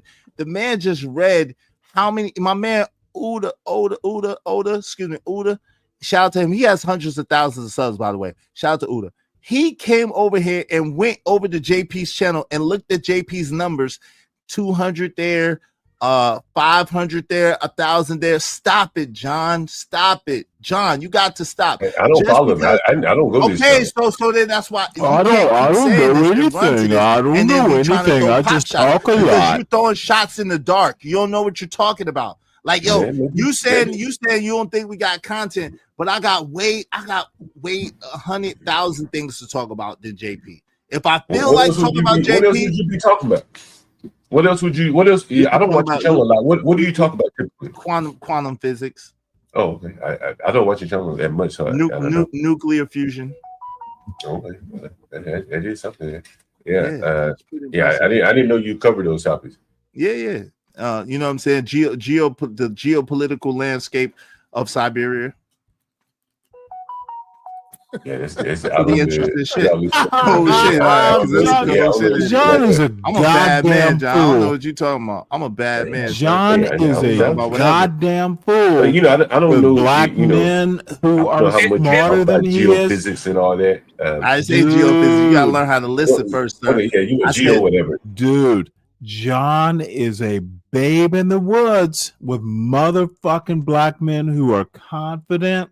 John preys on black men or just people in general. John is a fucking monster. And you know what? Hank is just fucking not saying much. John Galt, the motherfuckers, John Galt is not the problem. The people on his channel, the people who pay for this fucking rot are the problem. Y'all are just enablers. Brother, let's just be honest. You look 70 and you got the mind of a 75-year-old. Hey, because you don't remember nothing. You twist facts up. You sound like an old man. Hey, see, way more facts I know. We the same age, brother. That's a god doggone shame you ask me. We the same age, brother. When's the last time you talked about the geopolitical in Siberia? Literally a stupid question. In my imagination. Literally. Hey, serious, somebody needs to chase this little pussy off. Chase the pussy off the panel. You're 75, man. Stop playing. I knew you didn't have a stream like that. I was just playing along with you. I knew you didn't have a stream like that. I was just playing along. Right? Stop it. You gotta understand, man. Listen. I know blacks very well. I knew you didn't have a stream like that. I just played along, just seeing it. So you couldn't make a living talking about that. That's what you don't want to be honest about. If you came up there, You can make a living talking. Not to I these blacks. can't. No, I can't. Okay, Shoot, let's do I it can't. tomorrow. Let me be. Do it I said tomorrow. I Do it can't. tomorrow. Hold on. I said I-CANT. Shoot, Oh. let me be real with you. Let me take it another step. I've done streams where I'm talking about how to get out of the rat race and change your mindset and be more whatever. And I don't get paid off that neither. Let's just be real about it. But I can see you doing well with that, but I don't see you talking heady topics with your audience.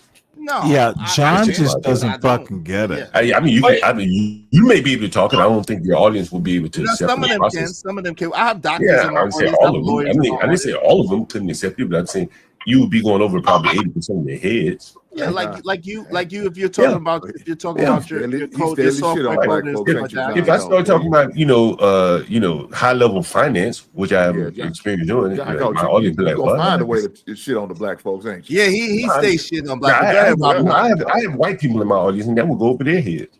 Okay, yeah, what are you talking about? You talking about like ROI dividends? You're talking No, about if I start talking about compound interest. If I start talking about the Black-Scholes model or the binomial pricing model of options or something like that, or structured finance. You're talking about options. Okay, I'm talking about finance. I'm talking about very high finance, swaptions, puts, caps, floors, fixed. You see, I got right in there, right? You see, I started talking about puts. But I'm talking about pay fixed swaptions. Receive fixed swaptions. That would just go. Most of my audience they may know what options are. That's very simple.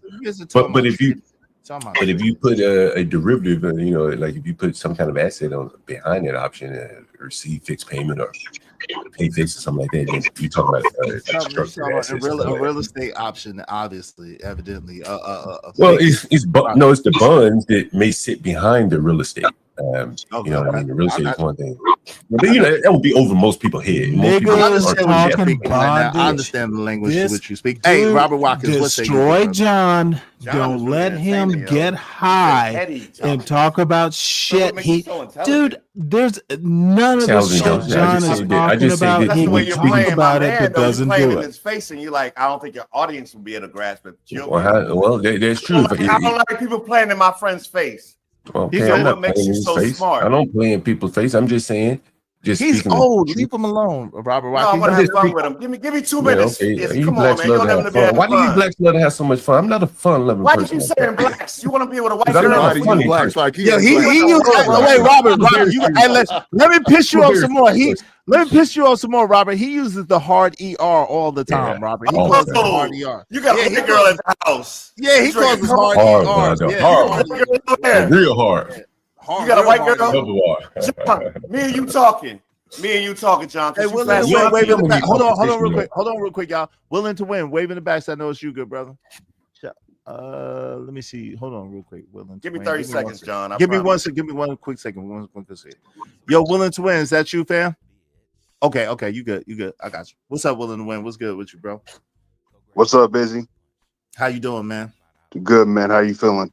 I'm doing well. Appreciate you. Let me let Robert Watkins finish, and then you can get in there. Go ahead, Robert. You got it, bro. John, you fascinate me because you fought for a black man. I thought it was your nephew. What black man did I fight for? Jay Piss.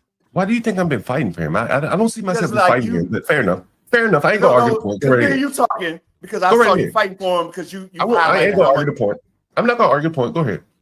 I'm not going to argue. Mother, see, this is what John Galt does not do. I don't like that part. Let me pause this. See, John Galt thinks he's the star of this show. Someone needs to go. God damn it. And I used to do it on his own show. Motherfucker, keep that dumb son of a bitch who's drinking and high as a kite. Keep him on his heels.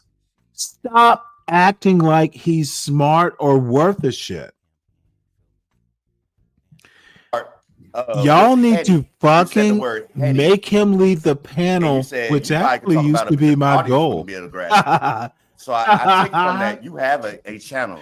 Leave the panel, John. How can we make this fucking monster leave the panel? Talk to white people, right? No, he talks about not liking black people. Oh shit! I can't talk about heady things, bro. Like I can't talk about polymorphism. I'm a software developer, but I can't talk about that on my channel. It bore the hell out of people.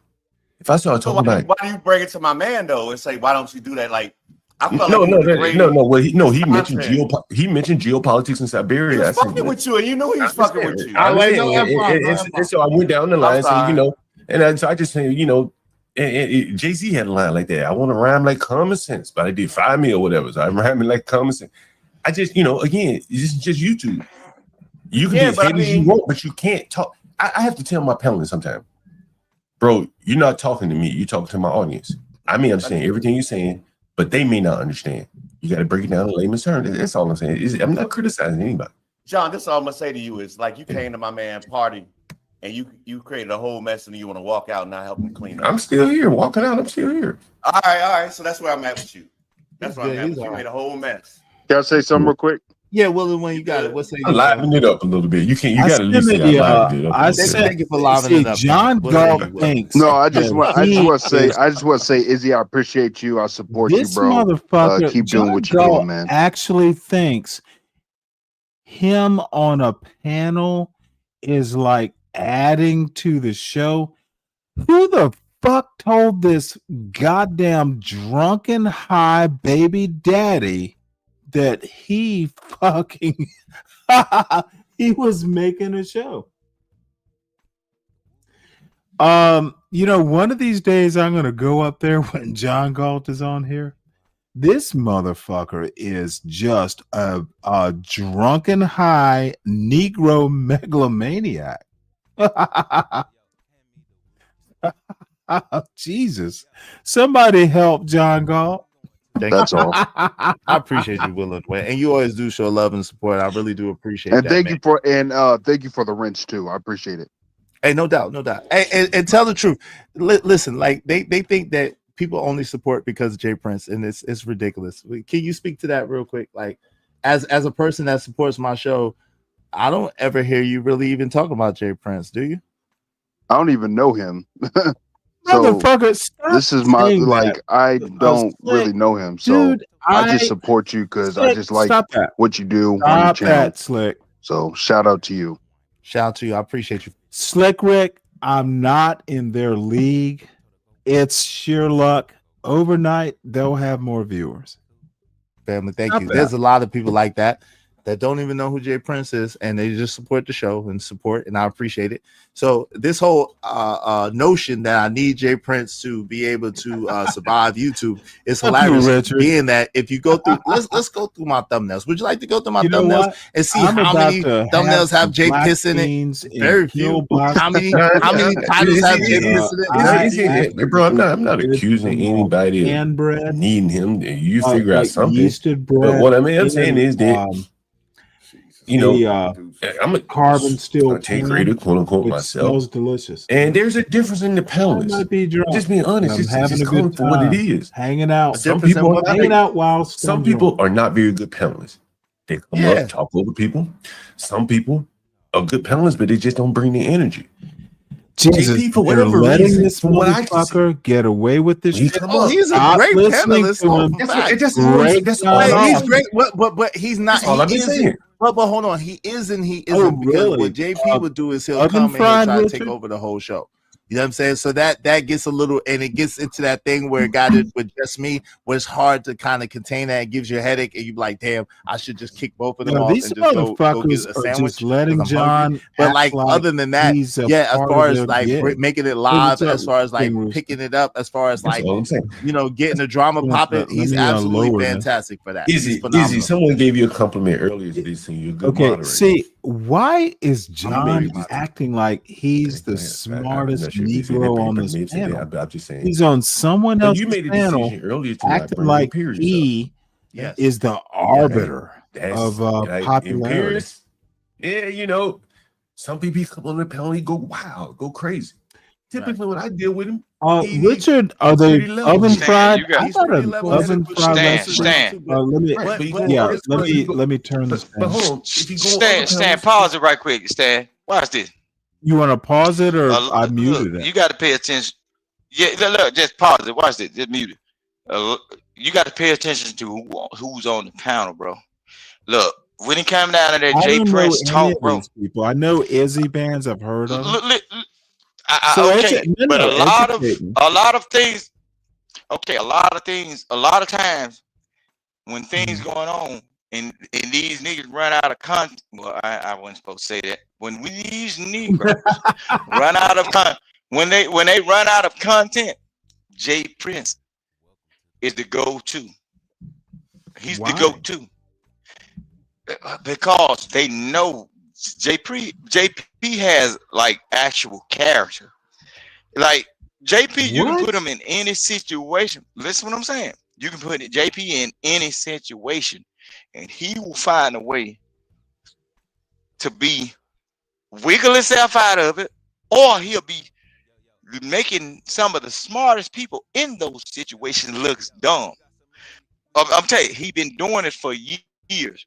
See, a lot of these people that's talking about JP right now. Let me tell you what JP can't do. I'm like 8 times smarter. It's not about you. JP. It's not about you. No, it is about me. It is not. No, dude, bro. JP, No, it's not about you, bro. Listen to where I'm going to wind up with it. Missing it. I'm not talking about you. I'm talking about JP is not that smart. Listen what I'm saying. Okay. What that speaks to the mindset of people who challenges him then, right? Because if he's not that smart, and then every time they have a conversation, listen what I'm saying, though, bro. Talks in talking points. It is not about you, Stanley. Stanley, every time JP gets on one of these panels with these so-called smart people, when he puts his ideas out, somebody has to ponder and think. So what does that tell you about their intellectual magnitude of thought process? That they stupid as hell. No, it doesn't. Well, let me tell you my thoughts. Man, I think you're crazy. So why every time they don't have content, they have to resort to talking about dude, JP. I don't and have then content. They are slandering that. You just heard this Negro say Jay Pissy, right? So if you don't have a vitriol towards a certain person, and that's not your go-to, why would you display those choice of words? King Rooster. That's my dog. Yeah, I'm defending him. But all at the same time, you better not bring one of these old raggedy niggas up here to try to listen what I'm saying. Well, you motherfucking hate smarty arties, don't you? To use No, I know. I don't hate people that's smart. No, I hate people. No, what I don't. No, what I hate. Know what I do have a true hate for? People that have an underlying goal. The people that say, I want you to do better. They'll do that, but they'll change their name in chats and come back and troll. See, those type of people, I believe we should be cutting their tongues out so they won't speak no more. We should be pouring their blood all over the floors and smearing it to make it a sign to say, hey, this is the next time you try to do that, this is what you should not do. I believe in when you're done. Okay, when I'm done. Okay, that's the key. Yes, that's the key thing. Yes, you say when I'm done. But you see what I'm saying? Yeah. You say when I'm done. But the whole thing is, those people that speaks about Jay Prince is because they have nothing else. Throughout their day, people don't love them so much as they love Jay Prince. But guess what? Jay Prince has a certain thing about him that's addictive to people. Everybody is talking about Jay Prince. Right. But nobody's talking about Nobody is talking about Hink. Who is this pale bald head person up there? Who is he? Nobody's talking about them. Nobody's even talking about Trucker Yale with his 3 or 4 wives. Nobody is talking about none of these people. But how did Jay Prince's name come up in this situation? Because everybody in that same circle has some kind of thing or envy or addiction toward the JP effect. Look at Trucker. Trucker say he got everything because I don't know. Okay, let me. I can look. All of these people on this panel, bro. All of these people on this panel have some kind of affinity or addiction for JP. Once they run out of content, or once a topic come up, you talk about all stuff that you talk about today, right? They can be perceived as boring, right? But if you was over here on the panel talking about JP all day, Stanley, and I can prove it to you because I can call JP on the phone and say, I can say, JP, come over here to Stanley. No, I can say, JP, come over. I can say, come over here to Stanley channel. I just want to. I say there is no fucking dude. Okay, I can tell him just to see what happened. Goddamn show. We end the but listen show. What I'm saying.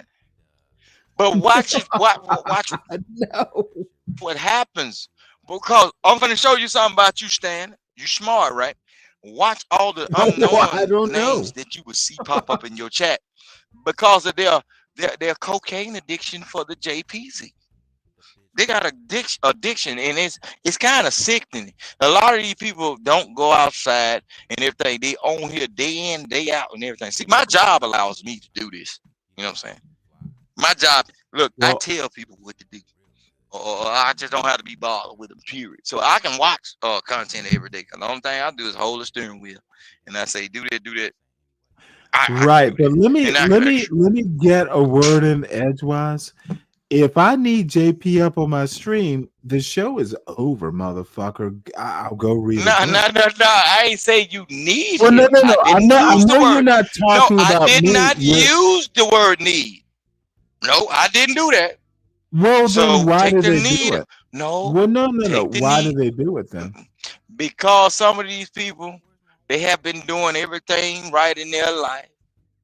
And then some kind of way, the diamond in the rough, when you seek yourself up out of the crack of unglory, some kind of way he goes to the top. You remember that childhood movie called Aladdin, the diamond in the rough and everything?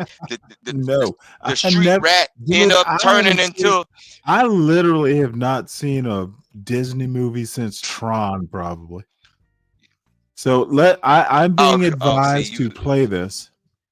You know they got a new Tron coming out. You know what I'm saying? They got a new Tron coming out. Yeah, I'm gonna wait for it to come up on Disney or Amazon Prime. All right. Yeah, I got Disney Plus and everything. But let me tell you this: the day that my show depends on JP to rev up like viewers or interest, dude, that's time to literally like end the show and go do housework or something. But listen what I'm saying. But the people that pop up, just start noticing the patterns of your fellow Negroes. Watch what's happening. Where the fuck is John Galt? Oh, there he is. Well, let's hear this.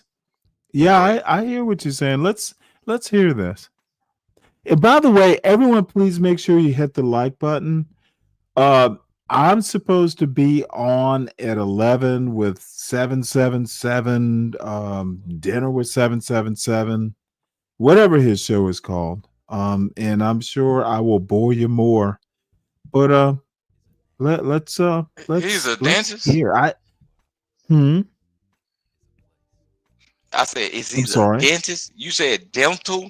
You said dental with 777. Oh, I'm sorry, dinner with 777. Probably dental too. He pulls teeth and serves them on a plate.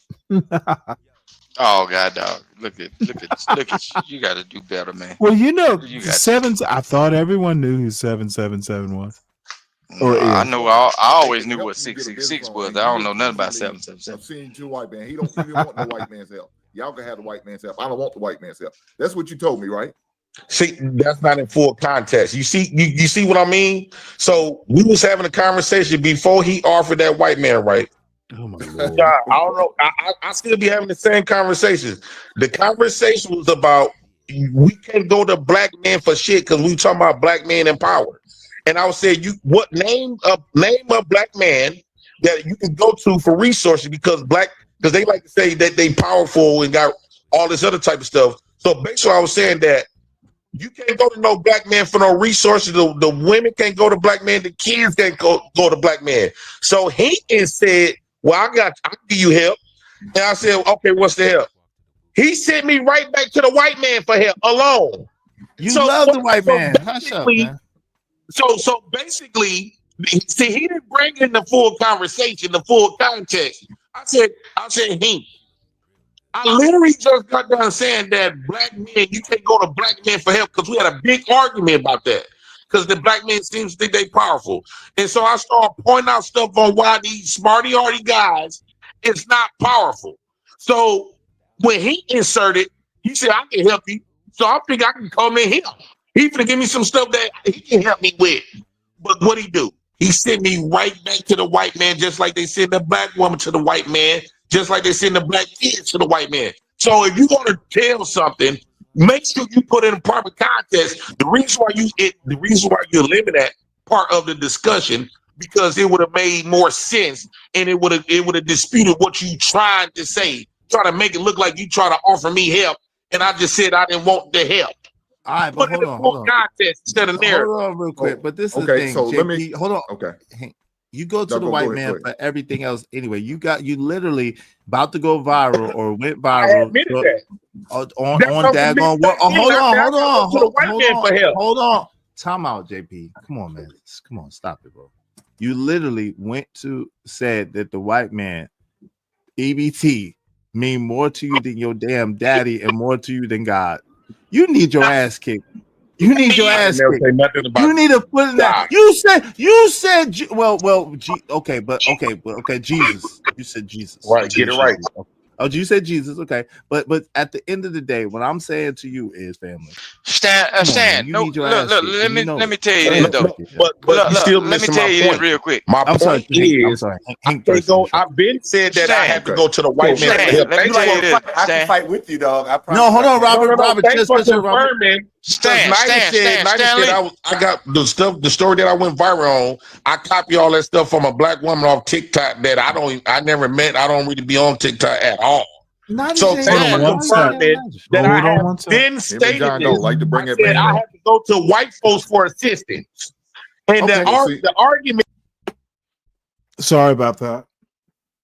No, look, based on what they saying, bro, in that viral moment, me myself, knowing how Negroes like to jump on a bandwagon and try to be in the spotlight with you, if I was JP, that's my boy, but I would have stopped talking to all these Negroes, and I would just sat out for the whole month just to see what content they were gonna come up with on their own besides mine, and know what he can do if he's really a dominant character. Know what I would have did? I wouldn't have said nothing to nobody. I wouldn't have did no streams, no shows. I would have let them just do shows about the viral video, and then get what? I would have told everybody to pay me. What does viral mean?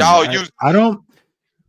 Man, it just means you got well, a lot hold of on one sec. people. He was on World Star. So what? I would have told everybody to pay me.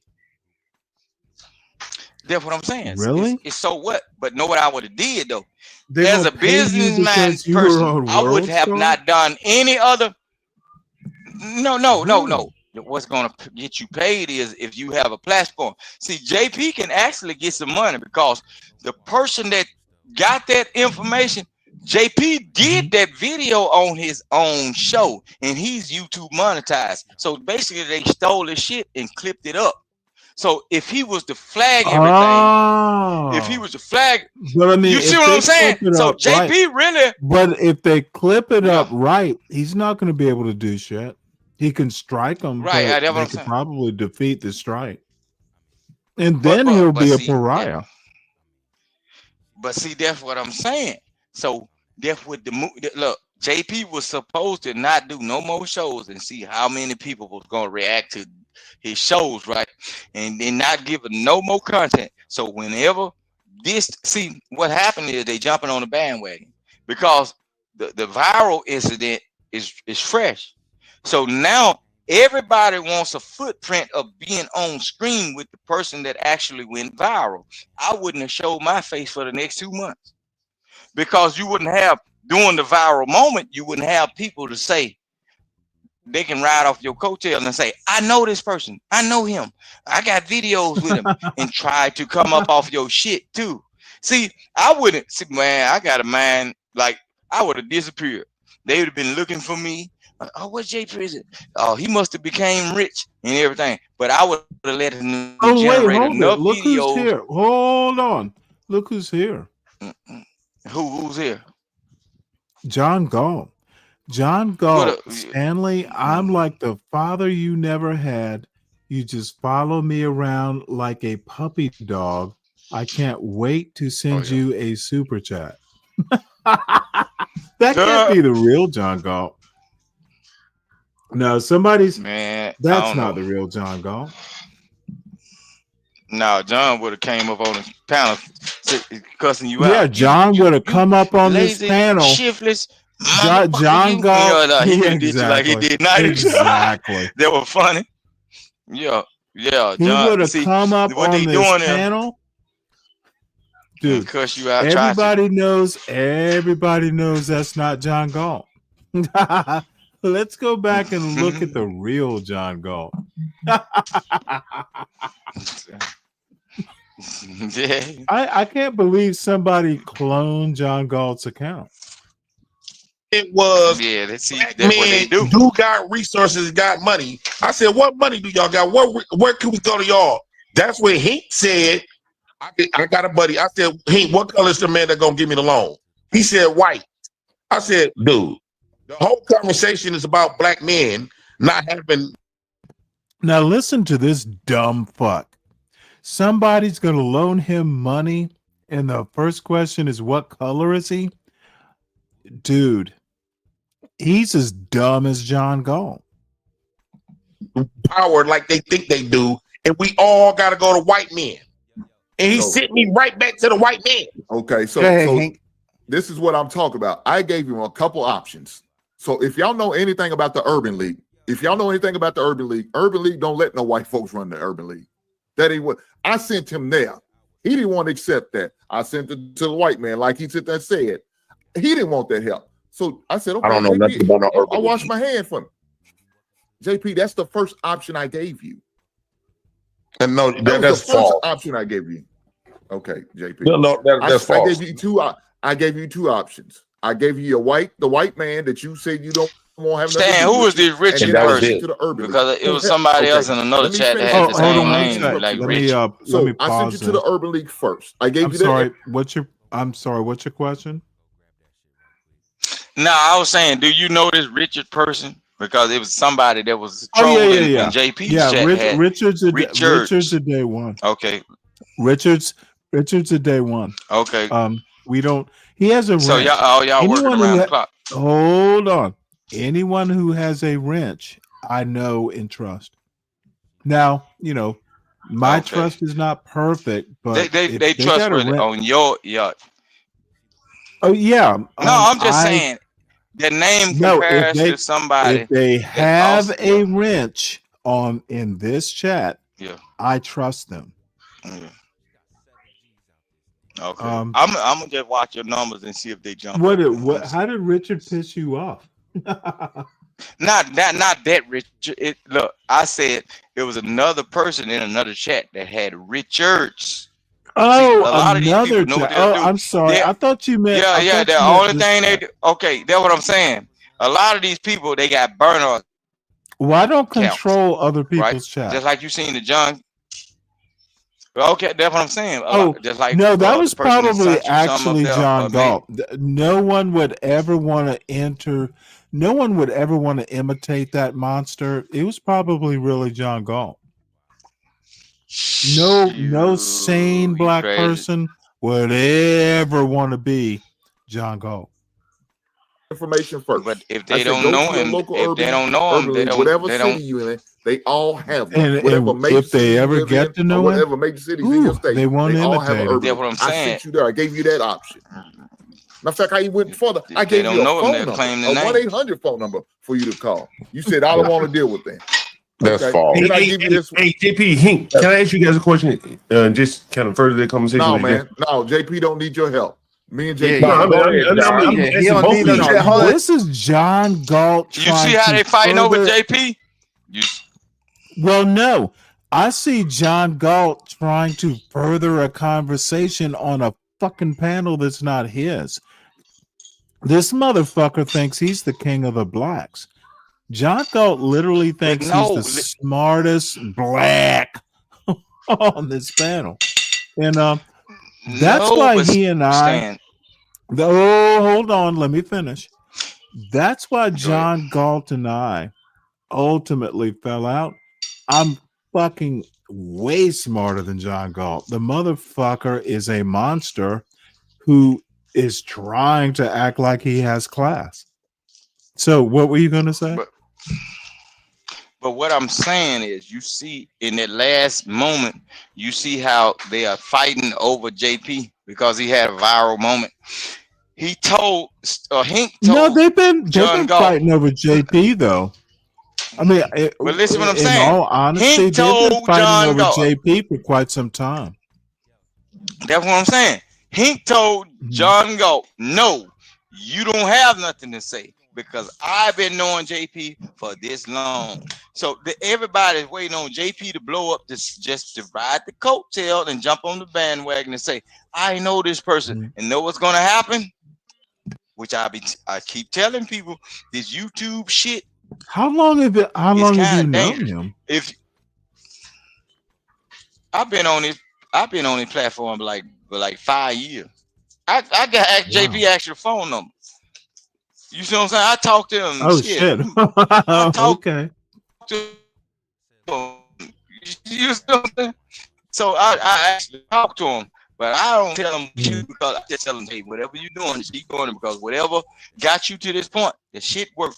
So keep being you. I'm not gonna tell you what decision to make. But if you come and say what you think I need to do about this, I'll say, hey, right. I lead off with this. My thoughts about what you're supposed to be doing. You don't have to take heed to it because whatever got you to this situation, that's probably the way you need to go. You see what I'm saying? As long as it ain't hurt nobody or creating bodily harm, whatever you doing is fine with me. Because you was doing what you were doing before I met you. You see what I'm saying?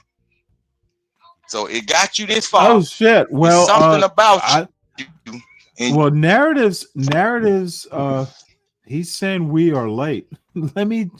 Apparently they're gonna pay JP. Yeah, y'all late. Hold on, I gotta let my man How much money was it? Wait, hold on, Chucky. We ain't helping nobody. Hold on, Chucky. Yeah, go ahead, real quick. How much money was it? How much money were you trying to borrow? I didn't even ask to borrow no money. We was talking hypothetical. All this was in hypothetical. It wasn't a real thing. All right. So he was giving me a white man hypothetical help. It wasn't real. Come on, man. No, it wasn't real. JP, you talked to him. Don't sit there and say it wasn't real. You called him. I got the video. I can search through the video and prove that wrong. Did you call him, JP? How do you know they was a white man if you didn't call him? No, because we was talking in theory. We was talking hypothetical. No, JP. You said it was a white man. It's obvious you called him. So, JP, you called him. The reason why I said I didn't want to go to the white man because the whole conversation started off me saying that. Yeah, you know what? When you call a motherfucker, and why y'all sit up here to pretend like y'all black and because y'all got a few dollars and woo out the band. Junior. I said, name some black people, black men that we can go to for assistance. Yeah, and the I first gave you people one. you named were when people give me a loan. I said, what color is these people? You said white. I said, I don't want no help from no white men. I'm talking about black men. And I also gave you the option of the Urban League. So if any of y'all know anything about the Urban League's all black. They're not white. You didn't want to accept that, JP. You didn't want to. Listen. You said, I don't know anything about the Urban League. Hold on, I ain't gonna lie. But he said the first option he gave, so JP is not lying. I don't hate He said the first option he gave was white people, bro. I never claimed to hate y'all. Come on, bro. Y'all gotta listen to what he said. No. I'm giving you back the energy. Never go up. And I don't like some of the shit panel that you do. this long. But let me say this. Hold on. You think stop lying. Let me say this. This man crazy.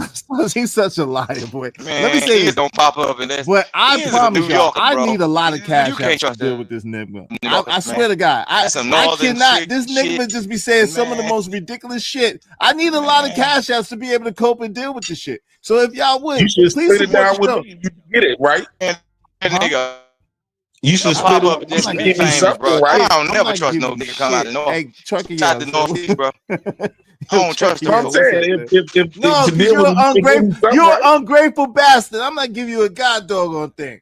Kick rocks, boy. I'm not giving you nothing. Go ahead, Trucker. Yeah, you ungrateful. rocks. You ungrateful and egregious. Go ahead, Trucker. Yeah. You literally Trucker, making money off me. Talking about I I'm ain't making ungrateful. no money. I ain't off really you. made no money. I Yes, gotta you listen have. to you. I gotta listen to you. Your voice. You're annoying. I gotta listen Is to that you. right?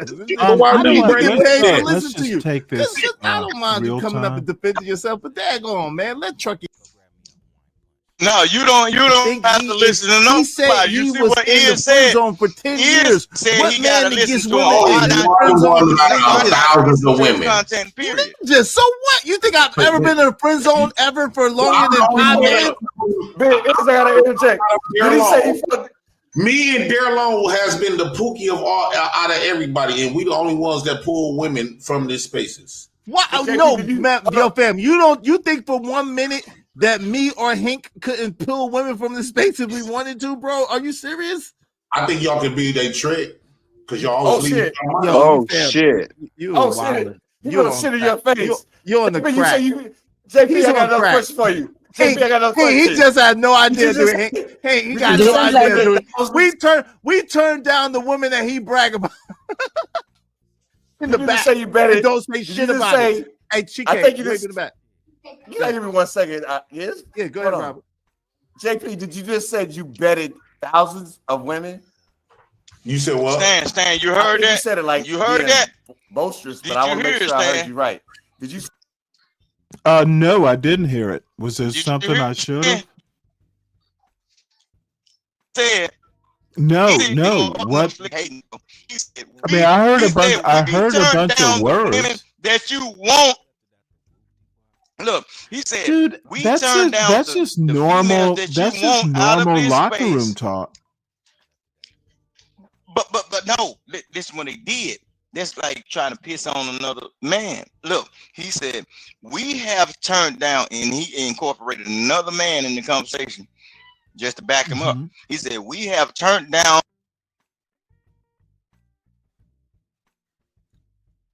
Hey, Rooster, let me ask you to go out and come back in.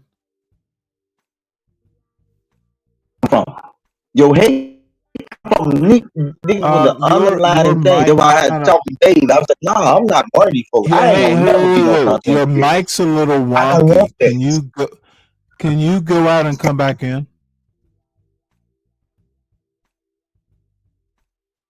Just go out and come back in. We'll wait.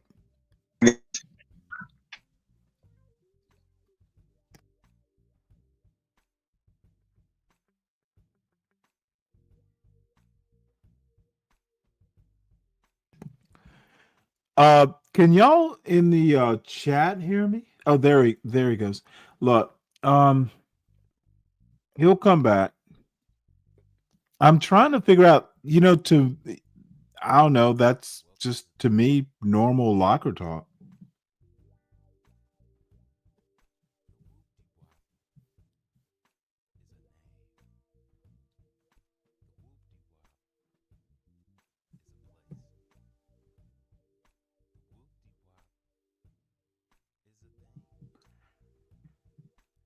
Well, I guess we'll just wait till it comes back. Say you betted thousands of Or women. listen till it I comes back. said I got friend zone one time out of thousands of women. So have you betted thousands? Thousands of women. No, after I slept with thousands of women. You slept with 1,000 women out of my whole life. Yes, that's probably short-handed. I'm short-handing myself with that. That's dangerous. Oh my God, you still alive? What? Only disease I got was the one I did at the clinic. That was a game. That was like she was burning. That was the only. Listen to this dumb fuck. He thinks he is Wilt Chamberlain. No, son, you have not slept with 1,000 women. Niggers who were dumb, and yes, I said it. I'm gonna take a mulligan on this, dude. This is devolving into something that's quite uninteresting, to be honest. ask you a question. Okay. So let's talk about that. If That's you dangerous. hold on real quick, baby. I got you. If you get so many women, and if so many women Don't do it, JP. hold on, Chanel. Watch yourself. If you get so many women are on you like that, why would you hook up with a woman from a clinic? I would never ever think to hook up with a woman. I was younger. I wasn't gonna let no fine piece of pussy go to waste. All she had, You know what? I really should do an N-word They tag. said they was gonna give me some medicine. Remind me of that. Because we was in the clinic. I think the best place to meet a woman is at the clinic. Slick. Because at that point, you know what she got, right? She didn't have no AIDS. She didn't have no herpes. She didn't have no. JP. Nigga, what?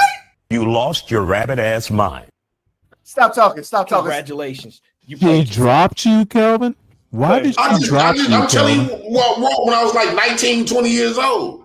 I don't want you to be a caricature of yourself. Stop. He is already. Stop. Yeah, the bar is low. The bar is in hell. Listen, the bar is. Hold on, real quick. Hold on, bro. I got you. The bar is in hell. Can I ask you the question? Hold on, real quick, Can I Chanel. ask the question? Yeah, hold on, Chanel, real quick. Yeah, the bar is low. The bar is in hell. So So shout all out. y'all would have been top notch. No, come on, man, stop it. No. Okay, then. So But I've what? never. Hold on. All my women have not been top notch. At the same time, I have never gone to the clinic to get a woman, nor slept with a woman. I didn't go there to get no woman. I was in the clinic getting checked because I've been having a lot of sex partners at that time. It took me a lot of willpower to go. You know what? This is actually people in the chat. I don't give a fuck about sex parties or any of this bullshit. If you're finding this interesting currently, put a 1 in the chat. If you're not, fuck it. We can move on. I honestly don't find this interesting.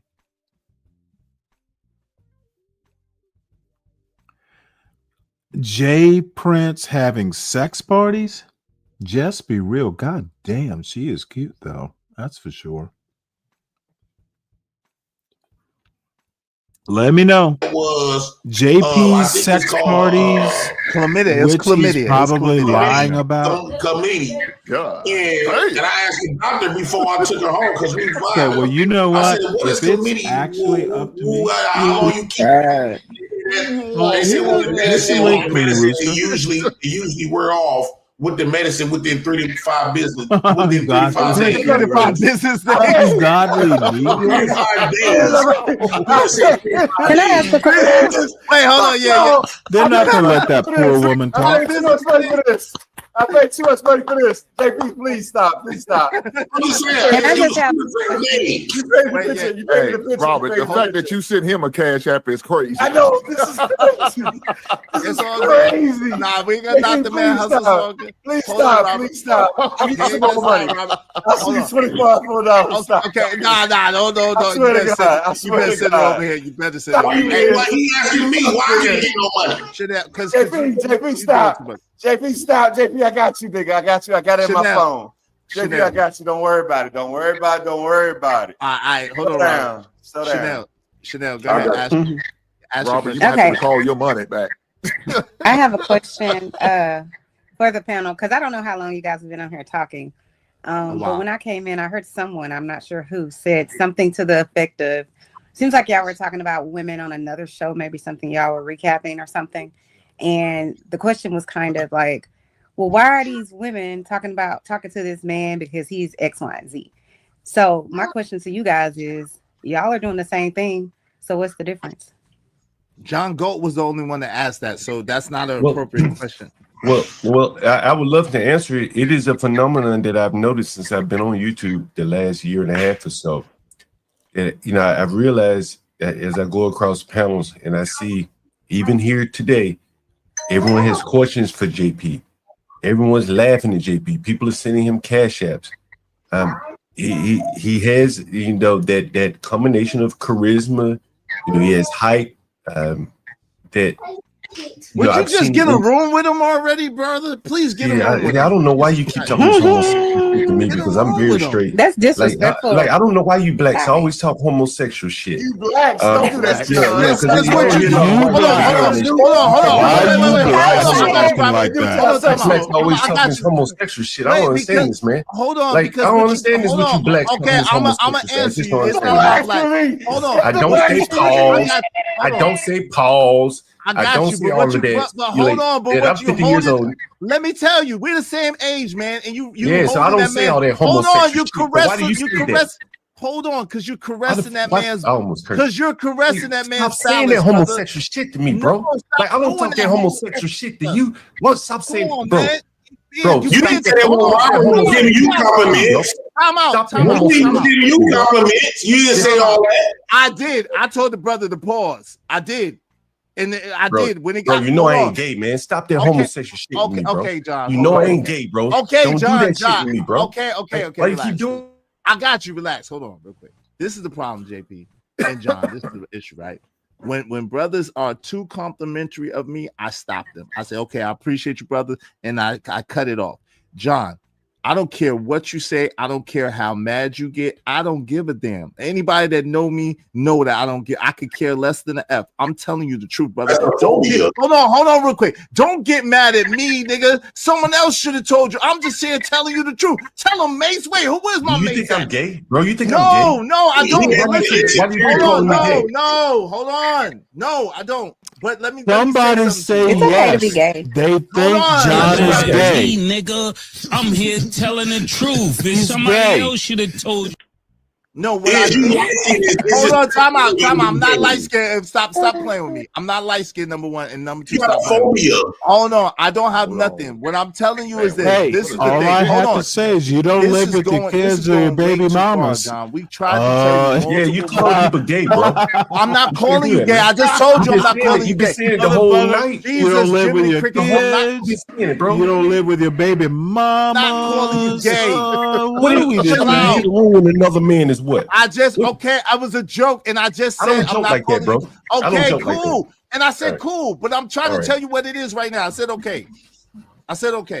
But what it is right now, John, is bring your dumb ass over here so you can actually hear the truth. It's like the dude last night that said he wasn't gay, but was talking about JP standing up in his print in his damn gray sweatpants. Okay, listen, I can't say that you gay. I can say what it sound like. I don't know that I agree with that, King Rooster. I'm not calling you hold on, get criticized all day. That's mean.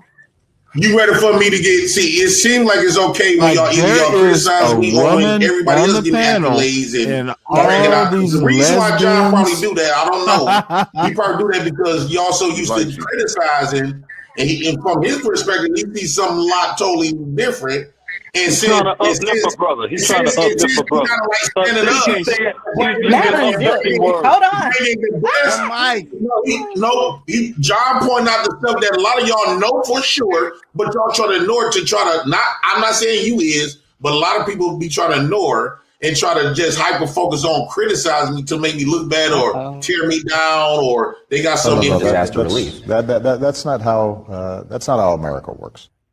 Relax. Or they got some inferiority when I come around, or when people celebrate me, that makes them upset. So when John pulling out, okay, JP is this from what I see from JP, too much too early. JP, slow down. You noticed, Rich? I think too much everything that y'all saying. JP, slow down.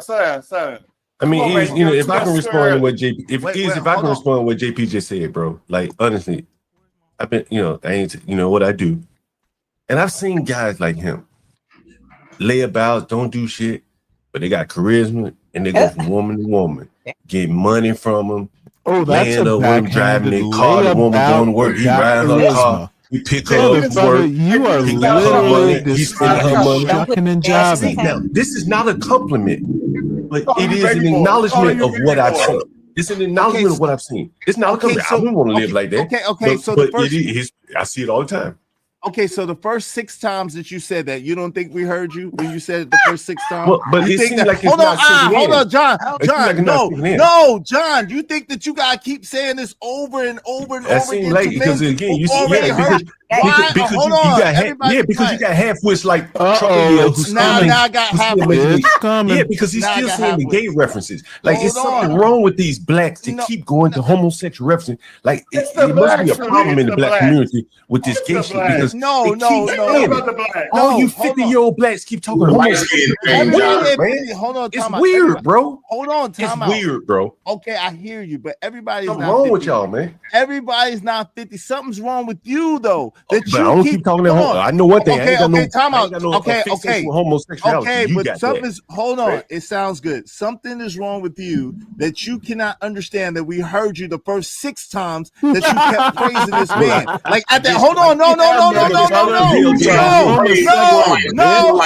We heard Everybody be you. quiet for a second. No. He just mad because he ain't getting praised. Yo, fam, listen, that's nothing. Yo, the man, that's a lie. The man willing to win, and my man's Robert Watkins, and you No, just Robert said was talking about sucking your dick. wow. Oh my God. Wait a minute. I want to clarify that. I want to clarify that. Pause. I want to clarify that. I said it. I said thank you. It is a light skin thing, Robert. It's a Stop light talking. They skin gotta stop thing. talking. What do you say? No. Light skin? What? Nah, go What? ahead, Robert. Go ahead, get you. It's a light skin thing. Hold on, Jay Prince. Let the man speak, man. Go ahead, Robert. There's Please no clarify, explanation. brother. Did you Hold say on. there's Hush an up, explanation? hush up, silly It woman. is an explanation. Go ahead.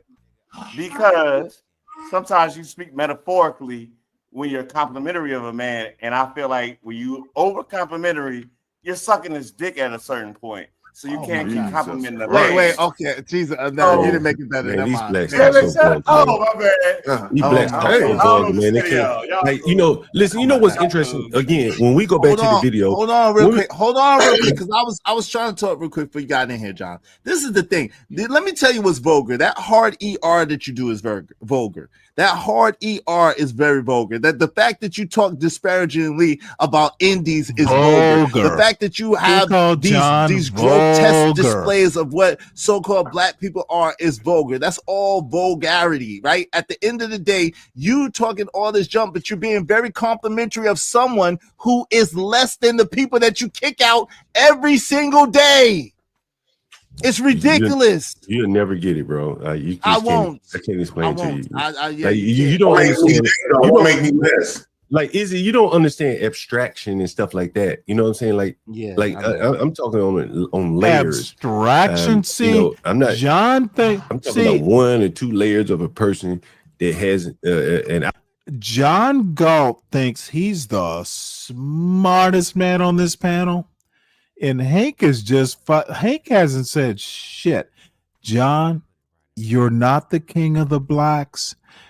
I understand abstraction. That's why I think you're ridiculous, you dumb fucking bitch. Yes, dude, you know what? I might have to call into this motherfucker. And I don't know anyone up on that panel but John. God damn, you're an embarrassment. And that's not an abstraction. John Galt. Outside effect on maybe the dating and moving around social capital. I'm not complimenting him on how he keep his house clean or how he treat his children. Who gives a flying I'm talking about any of this? See, charisma. He's doing that that fucking ridiculous CT thing. Why can't black people own a fucking tea shop or an antique store? Motherfucker, that is literally absurdity. So we understand abstraction. We understand absurdity. John wants to own a tea shop, which is so gay. It gets you a long way. There are millions of. Yeah, I asked you once. Have you ever heard the secret? I think I asked you. Is it the secret? What was it? The strangest secret? I think yes, you say you Earl heard Nightingale. It. Yes, by Earl Nightingale. He talks about every business needs a salesman, and part of being a salesman is being charismatic and things like that. And you look at how JP gets a lot of attention. Wait, John, hold on. Stop, John. That. John, do you understand that I've been the #1 salesman every place I've gone? Do you know who you're talking to? It's great for you. I'm not, so you're talking personally, right? You're talking personally, right? Hold on. Right? I'm not. I didn't say anything away from you. When nobody's competing with you, right? You told me you was salesman. That's great. Nobody be competing with is be competing with everybody. Yo, you're competing with JP now, right? You lying? Yeah. You can't, competing with a bomb. I'm not. It's no competition. This is the problem. Why are you telling me about your sales? Hold on, because you keep telling me about this nigga that's the most remedial nigga on the fucking planet. That's now why you're competing with him. No, it's no competition. It's no competition. When I bring up JP, to make me feel better, man. I don't want to keep talking to this nigga, man. Someone do something to make me fucking feel better. I'm sick of this nigga. Yeah, what up, boss? Do something to make me feel better. I thought you never asked. What you gonna do, man? What you gonna do to make you feel better? Now I'm sick of him with this remedial shit that he talking about, man. Hold on, Jay Prince. The shit that you talk about, John Gold, is fucking remedial for a grown ass man. It's remedial. It's below you. It should be beneath you. But you don't realize that. You don't understand that, and you keep big up in somebody who he doesn't even care about himself. You bigging up in somebody who don't even value his damn self. I bet myself more than and not even smart enough to see it. This shit is beyond comprehension. Yo, someone do something to make me feel better and let's show them what's really up over here, man. I'm just, come on, man. Like, at the end of the day, I don't know what Cass is talking about, man. Like, yo, y'all gotta chill, man. Like, all this this dumb Robert. This is your fault, Robert. This is your fault. Let's go. Hey, Brian, as long as they buy, who gives a fuck? What did you say? You said that. JP is unapologetically ignorant, and I understand why he gets so much traction because he triggers people with his ignorance. Like, why I'm so raw? Why you trying to figure out why I'm so raw and you not? So you want to dumb it? You want to diminish it to say ignorant? You know, we like to be him. And so you I'm ignorant about certain things. Why are you triggered by when people try to, when they use certain words? Man, go brush your lips. Amen. Go brush your lips, ma'am. Go brush your teeth and clean your house. Go Go get a job and work it regularly and make sure that everything else is taken care of. I just don't like it. You do. All right. Worry about. So now, John. So since you want the attention, I got you, John. So look, at the end of the day, right? He's talking to this woman. Is this woman giving him the type of attention that you think that a man is supposed to get from a woman? Or just because she's talking to him and just because she's bantering back with him and fighting with him, that means that's good attention? Is that what that means, John? What I see is some low IQ, poor black guys you want to describe with an EBT card and having a back and forth with two attractive women. The average guy like that walking around with an EBT card, she might throw him $1 and keep on walking past him. She definitely does not have a conversation with him. Wait, what world do you live in on the internet? And half the time, the low IQ, college dropout, high school dropout on EBT card bragging about that shit, he wouldn't even be able to maintain a conversation with him. She's trying to help him. She's trying to help him. Wait, hold on. I got you, Robert. I'm gonna pass it to you, Robert. Wait. So the fact that so never mind that she's dissing him. Never mind that she's playing him to the left. Never mind that she's not really giving him any time. Never mind that she told him no 1,000 freaking times. Never mind that at the end of the show, some of the looks that she gave this man, you could kill. Never mind all of that. Well, that's what you would expect, right? Yeah, because he's hold on. All that. Hold on real quick. So fam, please stop bringing that chick up. Nobody up here. Yo, fam, this is the lowbrow shit that I'm talking about, man. You talking about fucking floor, nigga? Fucking floor couldn't wash my feet, nigga. What the fuck is you talking about? This is what I'm talking about with your bullshit. This shit's stupid. He seems like a smart guy. You talking about fucking Florida? And if he's got your all of y'all, I bet you $1,000 million, nigga. It was a lot of $1,000 nigga. The fuck is you talking about? It was a lot of men in the inbox before I got to her, but she's called me the bandits, the biggest bandits, and who out the bam. So they always doing that. Matter of fact, I used to have women argue. We be doing this back and forth on here, then we go in the back and screw each other verbally. Verbally, bro. Man, you wildin', bro. This is verbally. Yo, fam, this is what I'm saying. This is what I'm saying. Like, yo, the bar is in hell, fam. This is ridiculous to me. And we got grown men over the age of 40 who don't understand that this definitely hang that low. Hold on, nigga. Who cares? At the end of the day, who gives a damn? Your bitch that you said wanted you so bad fucking left you for a bubblegum rapper, nigga. Get the fuck out of here. Number one. Number two. Number two, you was in the friend zone. Nigga, anybody. You was in the friend zone. Damn. Your chick went to see a nigga for some oodles. Your chick went to see a nigga for some oodles or noodles, nigga. The fuck out of here. He used to spend hundreds of thousands of dollars on floor. Okay, so I don't know. No. That's number one. Number two. You sitting here, yo, fam.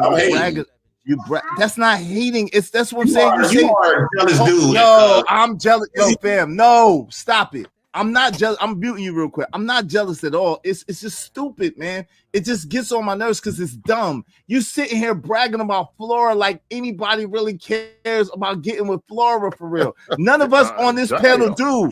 None of us on this panel do. And you putting that girl out there like that. Shout out to you, Flora. Hold on, man. Hold on, man. Stand. You brag on the most ridiculous remedial. Didn't I try to tell you, Stan? I tried to tell you, Stan. I tried to tell you. See, it's a whole lot of now, see, he is coming out like he had a lot of respect for Flora. When Flora was really trolling these niggas and putting these niggas in their place, they hated her. They was blocking her out of shit and everything, bro.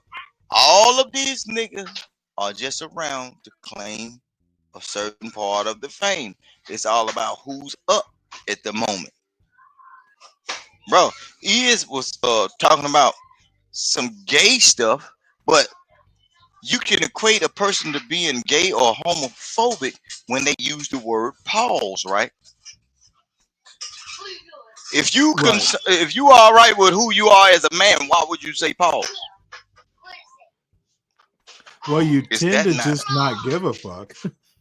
Right. So why would you say pause to just further clarify that, oh, I'm a straight man? If you it's well, fine. If you I all know right with the skin you in, if you there's all right a with the dude skin named you in, Kelvin. There's a dude who's named Kelvin in this chat who says pause a lot. Now, does that mean he's uncomfortable with his manhood? Why would you have to say pause if you No, why would you have to tell somebody stop? I'm just fucking with Kelvin. No, Kevin. He just got home from a fucking dinner party and didn't get any pussy. So I'm fucking with it. So did he take home a man? I think he didn't take home anybody. That motherfucker's alone. But that's what I'm saying. We don't know. We don't know when he turned the key who was behind him in the shadows. Slipping into darkness. We don't know. So hey, Kelvin, I'm just fucking with it. Don't take it personally. Kelvin saying, "Don't fuck with me, fuck with me." Dude, this motherfucker went to a dinner party. What the fuck, dude? That's 1960s bullshit. Fuck you, Kelvin. Don't be whining. You reached a new low. Those your type of people. Motherfucker. We don't do dinner party. We do barbecues and shit. Hold on one sec. Call that woman and tell her, hey, I've been thinking about you. Can you come back? She can take a lorry. Kelvin, dude, I'm just fucking with you. I don't really care. But what did y'all eat for dinner? I didn't even know people had dinner parties. Duwali, what's up, by the way? So I'm sorry, Rooster, I cut you off. No, I was just saying, just pay attention to the energy of people, bro, and you can see the energy. Bro. That man is only there to try to talk against JP and other people that'll defend JP and everything. He's whose show is it, right? Just pay attention. Some shows Izzy don't pop up on, period. But since this thing is going on, he happens to pop up. So these are the cloud watchers, or these are the people that are like, or they attached to people that are like Rooster, Stanley. this is Izzy's channel. Of course he's going to be there. That's his channel. Yeah, it's his. So okay, it's literally. So JP let me expand it. Let me expand it. Literally, it's Izzy Bands. It's his channel that he's on. Why wouldn't he be there? So why is Hink to the left though? Unless your camera is back. I don't know. Can you see it, or do I need to enlarge it? Okay, but listen what I'm saying though. So evidently, only time JP is gonna pop up if his name was called. So he don't really just go over there. Somebody must have offered to give him something or something. Cause that's what I'm getting out of it. Because JP will pop up. You will have to. I'm gonna tell you like this. JP is so laid back in the YouTube thing. A lot of stuff that go on in YouTube, JP don't be knowing what be going on. But if you send him a message or somebody, then hit him up through IG and his name been mentioned, he might pop up in. But so somebody in that space right there called him and said, "Come up here, your name." Probably or he John. just was watching. Probably, yeah. That's what I'm saying. That's the only reason why he probably there. Because wait, Slick Rick might be right. JP's Cash Apps tell him where to go. Hey, you know what? Follow the money. There's nothing absolutely wrong with that. No. See, that's what I'm saying. Even when it comes down to JP's Cash Apps, what they'll try to do is they'll try to get JP on a platform in order for the produce them more Cash Apps. They don't never want to split the money on the back end. These are some raggedy Negroes. Listen what I'm saying, bro. So if they look, that's why I don't believe in this this black elevation shit.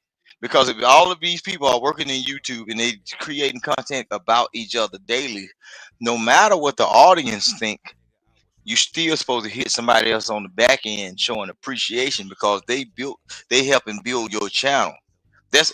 I'm a little bit too honest for some of these Negroes. Excuse me. So therefore I wouldn't run a channel. You know what I'm saying? Look, I get on the channel and I cut up and act food, but I never ask nobody for shit off of YouTube because, say for instance, if I wanted to run for mayor of my town, I don't want not one of these radically black Negroes to get a video saying, "Oh, you gonna let him be the mayor of your town? Look at what he's doing on YouTube. Look at this. Look at this. Look at that." Man, I don't wouldn't trust a Negro as far as you can throw that some bitch, even if you had a slingshot. Come on now. Of course you would. Man, you crazy. Well, shit. What? Well, let's play this. I'm hearing. I guess I'm Kane because guess what? If my brother is able, he shall die. Goddamn it! When you playing with me? Okay, well, hold on. Apparently, JP has thrown a hissy fit. Bargain basement, lowbrow shit that niggas been doing since they've been on 13 years old. And this shit though is not even impressive at all. And then you got clowns like this nigga John Gold, and I'm calling you a clown now, bro, because you're officially in clown land right now. You got clowns like John Gold that sing you your praises like you're doing something because women are disgusted by you and fucking repulsed by you. This is the most ridiculous shit I've ever seen in my life. I'm because I got a woman to get mad, and if she get mad at me, that means I can sleep with her. Little Riri ass. You a Riri, boy. Damn, you a Riri. You ain't your friend. He just came up there trying to shit on JP, bro. That ain't nothing but straight up. Riri, dumbass. I said Riri, dumbass. He talking about my wee. I got you. Go ahead. Yo, come on. Robert don't I see why the crime rate up in black He brought community some out because it be tonight. Stop no going that part, like Sean. that. Yeah, exactly. Hold on. No, that was goddamn. That was goddamn. Hold on. Hold on, real quick, Robert. Robert, hold on, Rob. Yeah, he paid you to shake your ass. That was damn. Goddamn. That was goddamn Charleston White that brought the Keisha out your ass. That's why you went viral the first time, because Charleston White brought the Keisha out your ass. So let's don't do that with me. Hey, Stanley. Now you see how many years he going back. Don't make me Stanley, pay attention now. No, I hear you. That tells you how much hate a person be storing up. Why you never review that? Charleston White, what? Your channel was on the Shade Room. They had your channel on the Shade Room. You lying like a motherfucker. Go ahead, It Charleston was. White. I'm shocked that you never reviewed it. Go ahead, Charleston White. I'm White. serious. I'm gonna get that Keisha about you, boy. I'm gonna get that Keisha about you. You stop playing. Now the jokes ain't gonna work. I'm gonna get that Keisha. Boy, don't make me get that Keisha about you, boy. He said release her. Stop. Can I talk now? Robert, you shouldn't say a word. Yeah. I want to get Robert, you shouldn't say a word, Robert. No, you shouldn't say nothing. No, give me a second. We both light skinned. Let me get a second. No, don't put me with you, brother. No, not after what you said. You gotta do. I'm gonna correct it.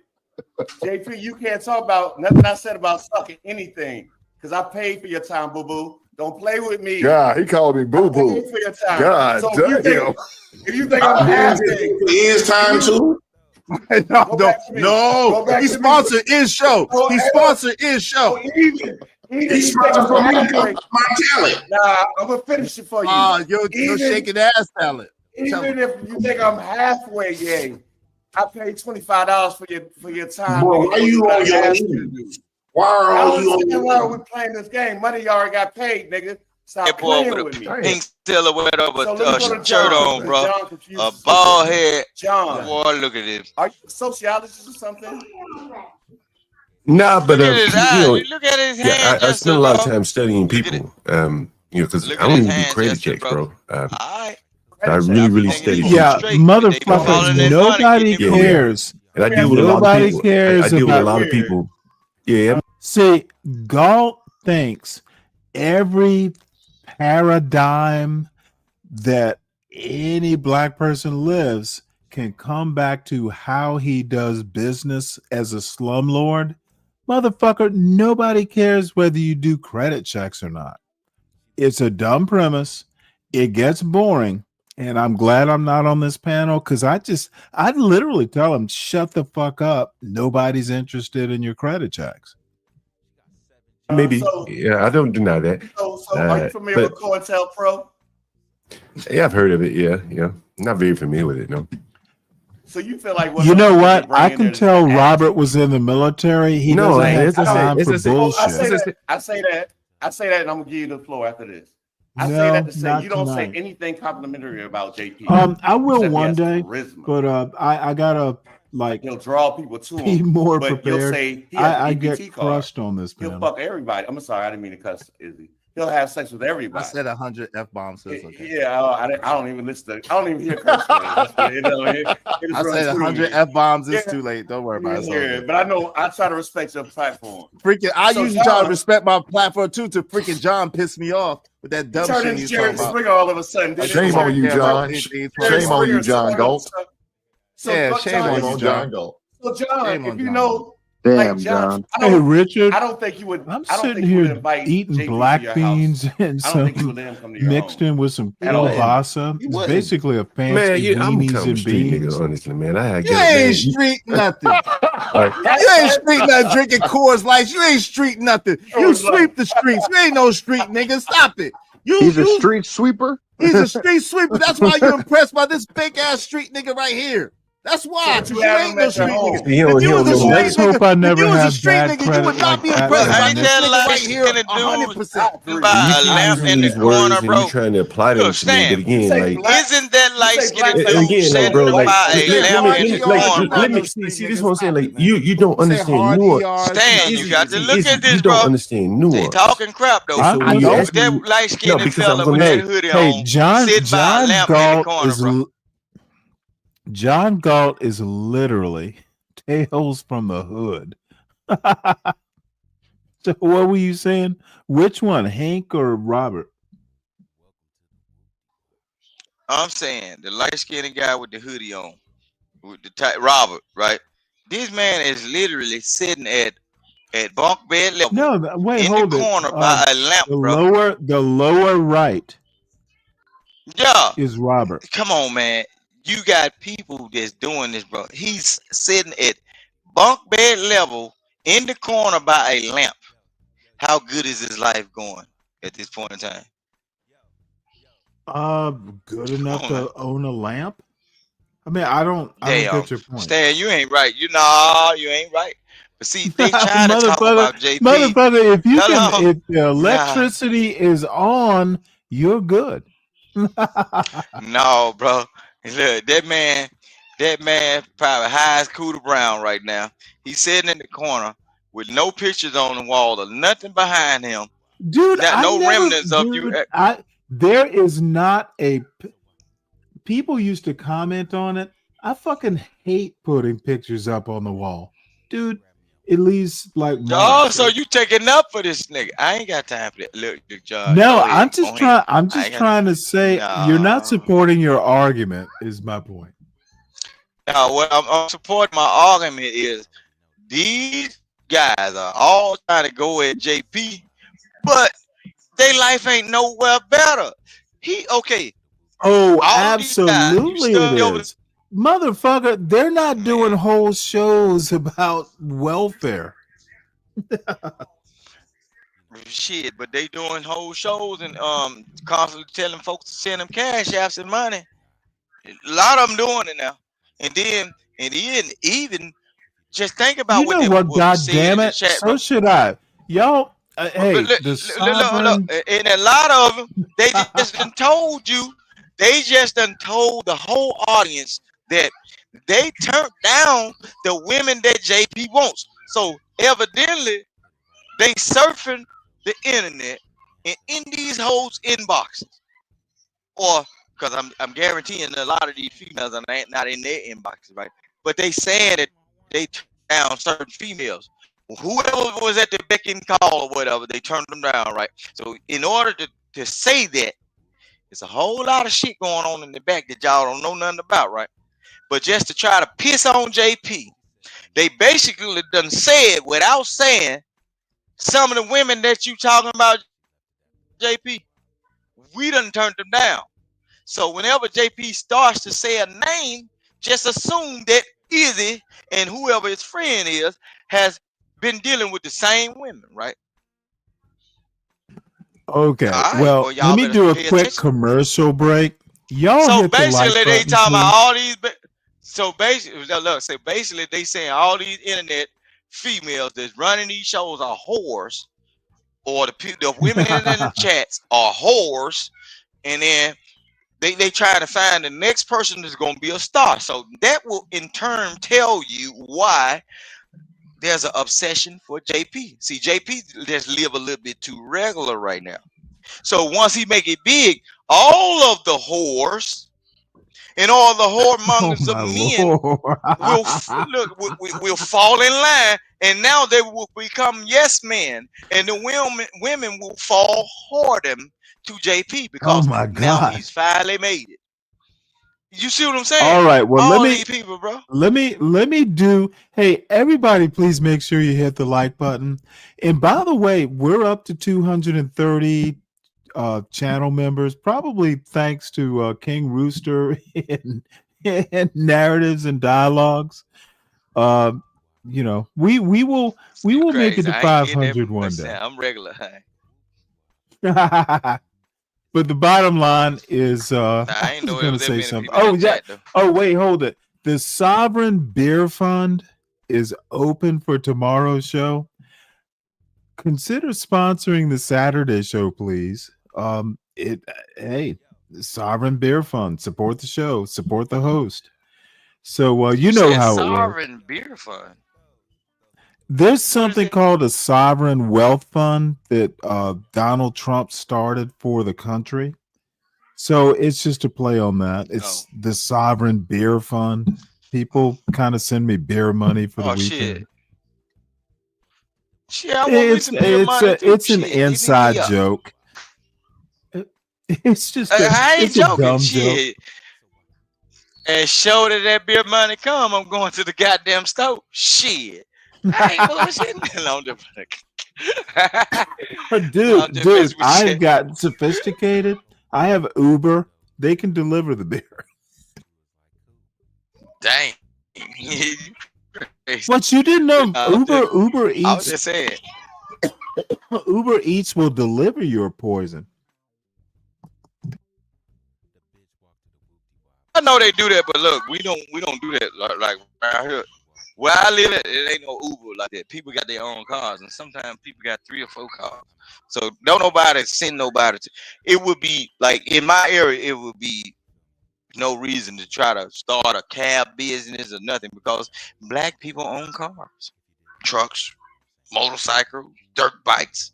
Shit, if it snowed a little bit more, we probably see a snow ski. Shit, they own boats and shit. Yeah, so we don't have to have on the transportation side. Nah, we don't need that. And people around here, where I'm at, people don't trust people handling their food unless they get it out the store and then anything happen with that. Yeah. So here's the deal, though. I want to go back to with it. This is actually fascinating to watch, and Kwafi, any help you can give, but even so, I'm more interested in people that are just like one of the things that I value, and most of the people with wrenches, like they'll see some article or some news thing or something interesting, and they'll go, "Hey, Stanley, have you seen this?" That's actually I actually treasure that sort of shit. So I like my compadres. So let's get back to this foolishness. Explain it to you. When you ask me somebody like JP, and I'm going to give you a real world example, and I got a video on my stream of a guy big dropout like JP, right? A big dropout. Not very intelligent. This guy might be worse than JP because he can't read a lick. He dyslexic. He read words left to right instead of right to left or whatever. But I feel like I kind of raised a young boy. He used to live across the street from me. And later on, as he got to be an adult, really couldn't find much work. He used to come around, do painting. I take him around, do some of my heavy lifting when it came to my tenants that need to be kicked out. And you can see these videos on stream. So a big man like that, rough, he can find a living because I've hired people like that to help me kick people out. Big and black like him too. Yeah, John is the king of the black. So this is where my mind. So this is where. Wait, hold on, Robert. Let him tell us why he's a street ninja. This is not about JP. This is what I'm saying is that I've dealt with big dropouts like JP. Yeah, I've dealt with. How does how does that make you a street again? I'm not ninja? criticizing. Okay, how does that make you a street enigma? I thought you was telling me how you're a street enigma. Maybe I'm using the term loosely, but I deal every day with poor people. Some of them make you no street enigma. Right? Okay, so take out the word. Then if I misuse the word, that's fine. But I deal with poor people, working class people. People that lose their job and then they can't find another job. And then I hear the voices in JP head who don't have those words because he going from woman to woman. Dude, talk about backhanded comments. And JP's just going to motherfucking sit there. John Galt is a monster. He is literally the worst thing that could possibly happen to his neighborhood. Listen to this fucking degenerate. or maybe he got a Section 8 voucher and he chilling. Every day I walk, every day I walk out of my house and I see a lot of young men hanging out chilling. They live somewhere, right? They probably land up with a woman somewhere.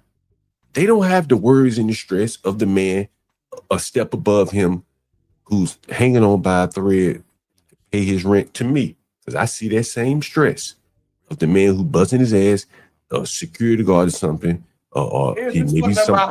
You're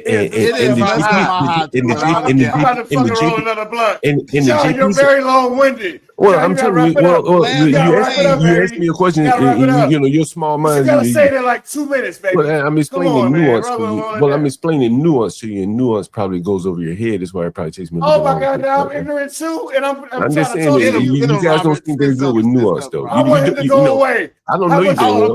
It's $20. $20. Yeah, send him $20. Send it $20 to JP, man.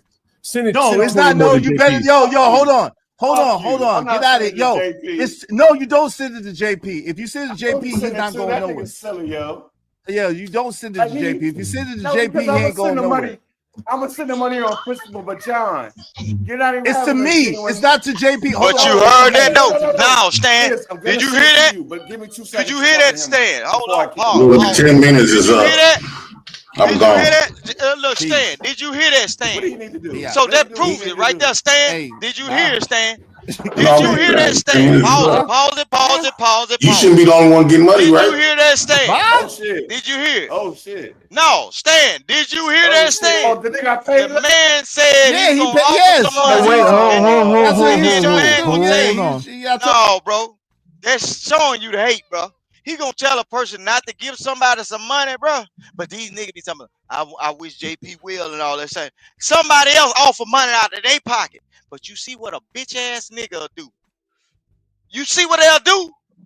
That's why John Galt got the mindset he got. That's some bullshit, bro. He gonna say, don't give it to JP. Well, who else to give it to? That's why John got his mindset like that, because he know what these niggas will do. Well, wait, hold it. Does That's John bullshit, have bro. his mindset? Does bro. John gave up the offer and said, "Don't send it to me. Let me get my question out. Send it to JP." Okay, look, bro. You got to understand that what Izzy did was some foul shit, bro. John gave up the offer. Somebody offered John something. He said, "No, don't give it to me because I don't need it. Give it to JP." And know what niggas say? Right. No, don't give it to JP. You'll rather force feed it down the throat of a person that said, "I don't need you either." Give it to the person that need it. And guess what a weak ass nigga do? I ain't gonna give shit at all. Or persuade another person in a black community to not give you shit. So I can understand what John is saying about certain type of niggas, bro. My bad for saying it on. That's some weak ass shit, bro. And that's why the crime rate is up right now. Because it's niggas like that. Somebody can be trying to help a person out of a struggle, but it's somebody always in the back doing some underhanded shit. And then get what? They'll be right in your face, eating off your plate, laying up beside you, breathing in your goddamn face. So I can understand what John Galt saying about these ragged ass niggas. Okay, you and I will never agree. I literally think John Galt is like the worst. He's just I think he's person. Listen to what I'm saying. Now, I ain't say he's great now. I ain't say he's great now, he's a degenerate. I understand. He's a 50-year-old baby daddy who does not live with any of his baby mamas, not even in the same city. Okay, I never want to be 50 and be that irresponsible. Okay, I think he's a degenerate. And I would never want to be a person don't that be sees somebody a 50-year-old. Hold on. Do not be a 50-year-old baby daddy with multiple baby mamas. Don't even live in the same city with any of them. And then criticize black people. The motherfucker is a degenerate. Okay, He is. He is. Okay, that's your feet with Okay, John. I need you to let me finish, sir. I need you to let me finish, sir.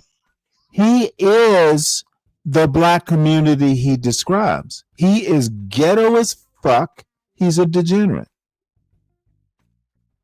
Now I'm done. Look. Okay. There is nothing you can tell me about John Galt that I would thought you approve was of. done. I will always go. I will always go. I wasn't talking about John. I will always go, but he's a baby daddy. I'm talking about that. I'm talking about that Negro that sees a person has 3 children, which they always bring his kids up. Somebody offered up some money to somebody else. Somebody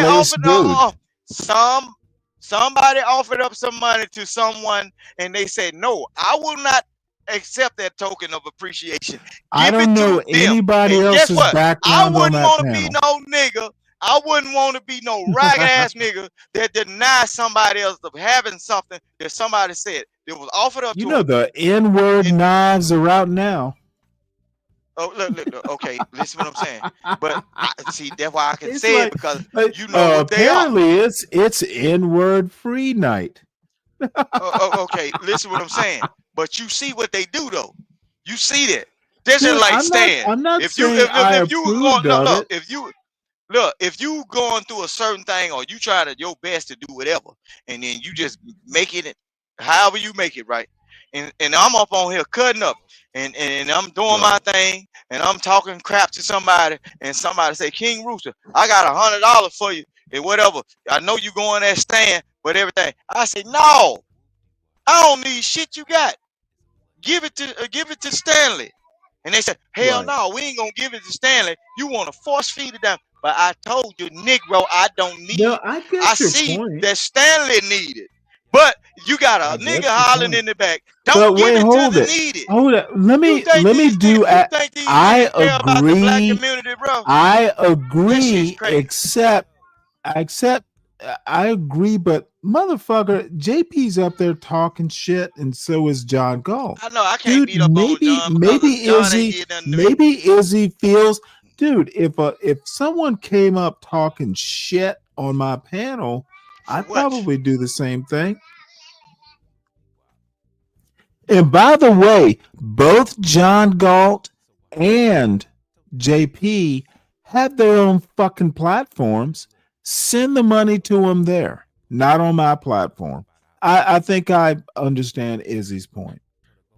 Look, the money is not going through platforms.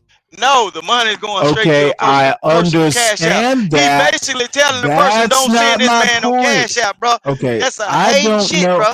That's a hater, yes, Stanley. maybe it is hate. Both John Galt and JP have fucking platforms. As a matter of fact, I wouldn't let either of them up, dude. They'd have been long gone. I wouldn't. No, They would have. I would have. I literally would have If I told was them. John and JP, I would have been. Look, I would have told if I was John and they offered me that money, and then I say give it to the person, right? Okay, you want to concentrate I would have told. on the I would have told money. JP. I would have told looking JP. at a I would have told JP, top-down. hey, bounce up out of here, bro, because these folks don't have your best interest at heart. I would have told JP that. Motherfucker, JP doesn't have JP's best interest at heart.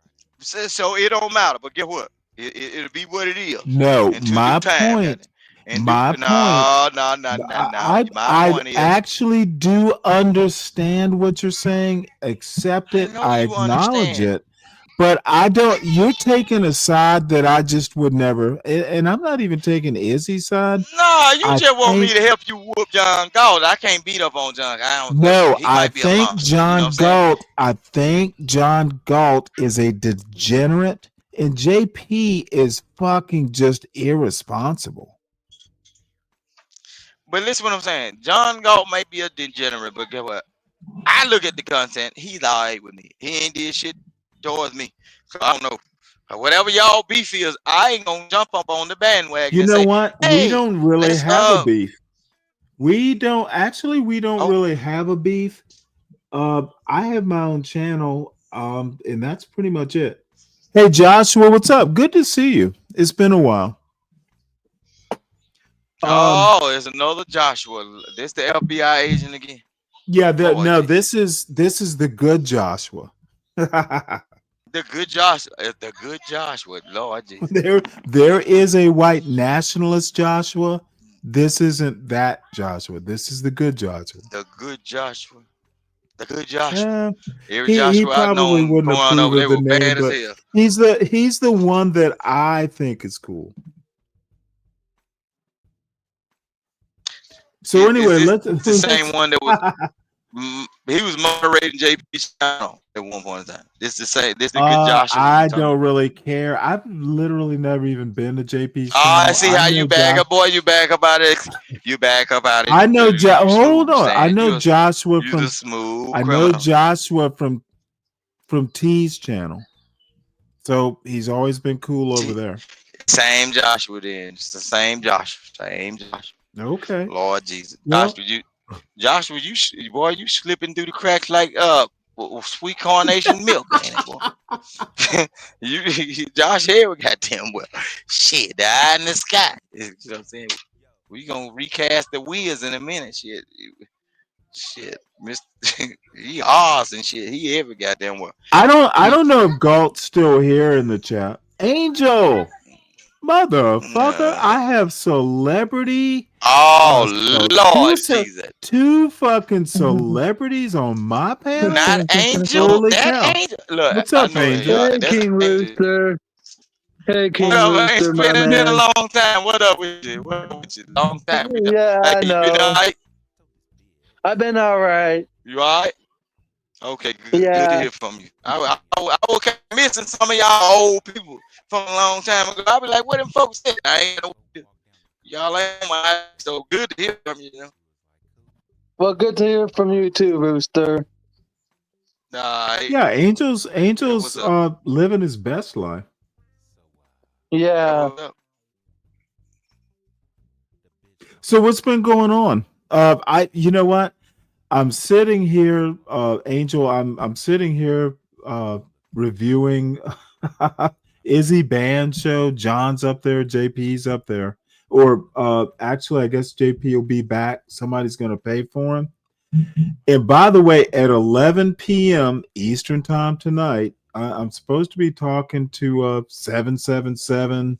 He's decided to do interviews, and so we'll see how that goes. I have beer, so I should be fortified.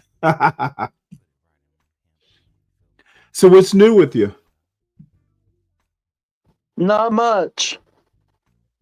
Okay. Well, you wanna finish watching this, or? Yeah. Okay. It's kind of a, how should I put this? It's kind of a shit show, I guess. Told you, man. I told you. I'm really upset now. That's why I tried to tell you, Robert. I tried to tell you, but you wasn't I listening. got to pay this thing again, John. Now I can't pay the 20. Pay JP to come back, man. Pay JP No, to come back, man. definitely don't. Do not, man. Fuck out of here. Do not, man. Fuck that. Do not. This is Don't fun. pay that nigga shit. You see how John that nigga leave do now? that? John John How didn't much to leave. pay but JP to don't- come back? Where my phone at? How much to pay JP to come back? That's right. That's right. John, get somebody else, John. You making all that money. You fuck with poor people all the time, nigga. Oh, my Lord. To come back. I bet you. Why do you want him to come back? Yo, we'll send him no money to I come bet the back. audience does. I bet the audience wants him to come back. No, they don't. Put a poll up, Izzy. Put a poll up. Put a poll up, Izzy. No, but real Izzy, nigga, put a poll up, and then we'll let the poll decide about All right, bringing yo, JP back. send me $20 to put a poll up. I'm man. sending it to JP, man. I want JP You to know make what? his money. I We like JP that off welfare. idea. Send me $20 to We put try a to get poll JP up. off welfare. For $20 for a poll. $20. Oh, They don't Yes. want JP to come back. everybody keep talking. Well, I we'll don't know what you- see. Well, we'll see. That would be the Robert, ultimate what you test. trying to do? Hold on, real quick. What I'm you trying to trying get to this do? conversation to keep going. All right, let's And I go, want you 'cause to be comfortable. No. Is you want than what I want. You know what? What you want? What am I gonna I do? want to have I a good don't conversation. control We've been on John here, what, Galt. 85 hours. Yeah, I'm 85, and enjoying I haven't He ate all day, goes so and you he know I'm comes irritable. like some weird I haven't gotta ate host. all go- day. go- I'm go heat irritable, your and it food gotta up. be worth my while. Go Nah, heat I your gotta go food get up. some. I gotta go get something. I gotta get go Uber Eats right now. I'm yeah, I'll Uber Eats. I got your trust Uber Eats. I got your Uber Eats, man. Tonight I got Uber Eats for you. Thanks, Stan. I appreciate you. And you gotta send it to me in the cash app because I got you. So this is what I want. What's hey, up? Angel, John John Galt's to in be here the for in the like chat another 10, apparently. 15 minutes. Okay. Because he intrigues me. I want Okay. Hank to be here because I got a couple confrontational things I got for Hank. Okay. And then I can't control none of these people though. But I'm saying this is what I want. This is you want to know what I want. Okay.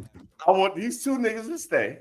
The other two niggas can't stay. I don't even know who they are. Well, Manosphere Algorithm just got here, so we gotta see what he talking about. What's up, Manosphere Algorithm? I think he needs time to speak because I don't know what he's talking about. Yes. I want to know what yeah. number can I send you right now to make you comfortable. Richard, thank And you know what? I didn't even think to do that, Richard. At the end of the Thank night you. for giving me a whole platform. I'm gonna equate the tip at the end of the night based on how much I get to talk. Man, yo, man. Well, shout out to D-Rock. Appreciate it. Hey, y'all, man. Somebody say me. Hey, listen, bro. I'm hungry. It's I've been up here 8 hours and 39 minutes, man. I'm willing to give y'all 9.5 hours total. So whatever you feel led to do. What's that, another hour? That's another hour, basically. I I think that's perfect. How much is it gonna cost me to make you comfortable for another hour, nigga? I mean, I don't like how you phrasing that. You know what I'm saying? I'm really comfortable. I'm not really comfortable the way that's being phrased at the same time. You know what I'm saying? Listen, I'm not trying to hurt your pocket. So whatever I know that's right.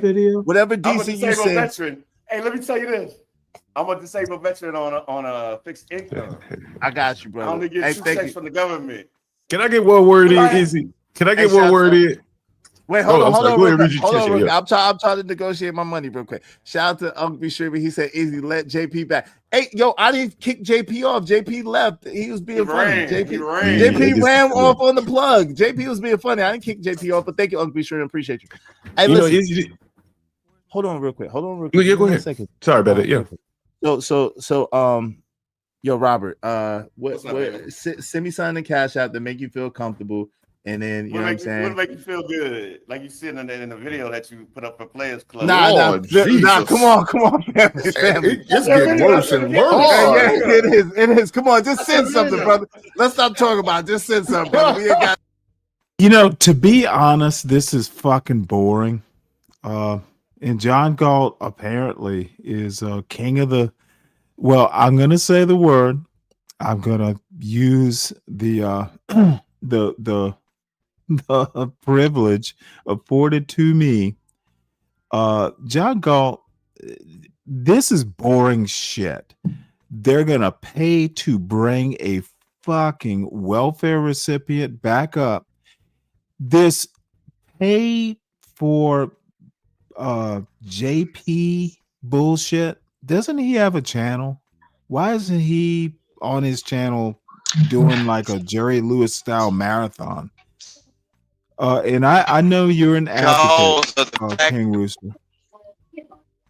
Because Negroes will not look. They're the same example of what happened with JP when somebody was trying to give him the money and somebody said no. Mm-hmm. They would rather him be on a different platform so they can generate the money. His own. Say fencing.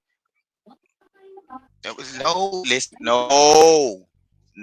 The same people come into his chats with different names. They all have burner accounts. A lot of these folk got different accounts, bro. They'll go from one channel. Look, you need to start if you care to look. Start paying attention to the word tempo. It's like a beat in my mind. Some of the people say the same things but under different names. You can tell exactly who. I might be a little autistic, but you can tell exactly who is who based on the word, the way they speak and the word usage. A lot of people. Yeah, no, your mind is like a. Yeah. Look, your mind is just like a fingerprint. It's unique. Mm-hmm. Certain people cannot change the way the thought processes are. They're gonna still use the same word, or they're gonna still hang on to certain memories of a certain thing, and then for the hate that they have for a person, like John a Galt certain conversation. Like John Galt can't help but use the hard ER. Right, Yeah, right, I right, get right, it. right, right, right. See. So if John Galt was to get in somebody's channel with a burner account, Oh my the way lord! he would I speak, think he's it here will now. match up. Actually, No, listen what I'm saying. Okay, but I'm saying the way he would speak would match up to right. the characteristics of that person. So that's why it's not hard to figure out who's doing what in these chats. If you paid attention to them for long enough, and if you care to pay attention to them, a lot of them cannot speak differently. A lot of them can't Mhm. text differently or type differently. You'll see certain people misspell things, and if they're on a burner account, they spell the same thing the same way. You can tell who they are because Right. they use the same type, because all this shit is in their template. So when they speak it to text or when they type it to text, it's gonna put the same words in chat that they normally use on all social media platforms. It's a template. Well, see, I always knew, for instance, that Solid Snake was really Zhang Wei. See, that's what I'm saying. So, yeah, Solid Snake is actually Zhang Wei. Your account is the alternate account for Solid Snake. So, you can't fool us, sir.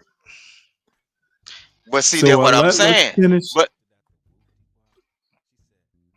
No, yeah, I wanna see I how had an boring this actual can talk become. with Well, Silent John Snake. Galt, But get you what? know He what? talked to me as if he knew me though. Just Who? John Galt? Who talked to you like that?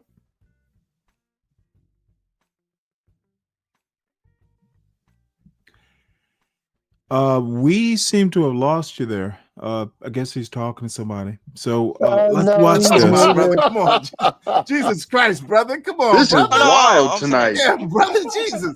Yo, Manosphere Algorithm. What's up, bro? What's going on with you, bro? What's going on, Manosphere Algorithm? How you doing, man? Yo, go ahead, John. Go to Manosphere Algorithm. He's muted. I don't know what's going on. Go ahead, John. No, one of the things I noticed though, Man, the spirit which algorithm look like another somebody thing hit I him in the noticed, middle of the which I head think with is a a good Bud thing. Light bottle, the bowling pin. I think this is kind of the path that a lot of the content creators can take. I think this is what you saw tonight was what a lot of times in the real physical world, a lot of black people lack. Yeah, JP, you, other guys up here, all of us kind of cooperating well together, not talking over each other, not really much fighting. And the cash apps get to roll in, the super chats get to roll in. And that's good for everybody. JP made some money. You made some money. People enjoyed the show. And, that's what, when I talk about JP and I'm looking at him like, damn, like people could really harness him. Even if you dislike what he's about and all that. He is good for the show. Wherever he goes, he's, fairly respectable. I haven't seen a whole lot of him being disrespectful, but, he picks his shots. I think this is kind of the way forward. It's a very good example of how the black content creators, you see it with the white content creators, that they do a pretty good job of cooperating with each other. And you see those cash outs and super chats be rolling in on some of those channels. So that's my thoughts. Hey, thank you, Robert Watkins. Listen, for sponsoring the show. I appreciate you, bro. Thank you very much. Hey, listen, the thing about it is with JP, it would be cool, but you see what he did when he was given the chance. You know what I'm saying? He said, oh, my 10 minutes is up. He know that brother paid him. And instead of, being honorable and giving that brother more time than what he paid for, he know that brother said 10 minutes, but he know that brother wanted to talk to him. But instead of him giving more time than what the brother paid for, Let me make a point here.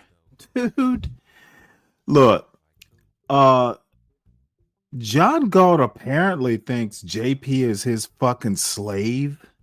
You know how overseers or slave owners used to rent their slaves You gotta out? stop that, Stan. Nah, you gotta stop that, Stan. No, motherfucker.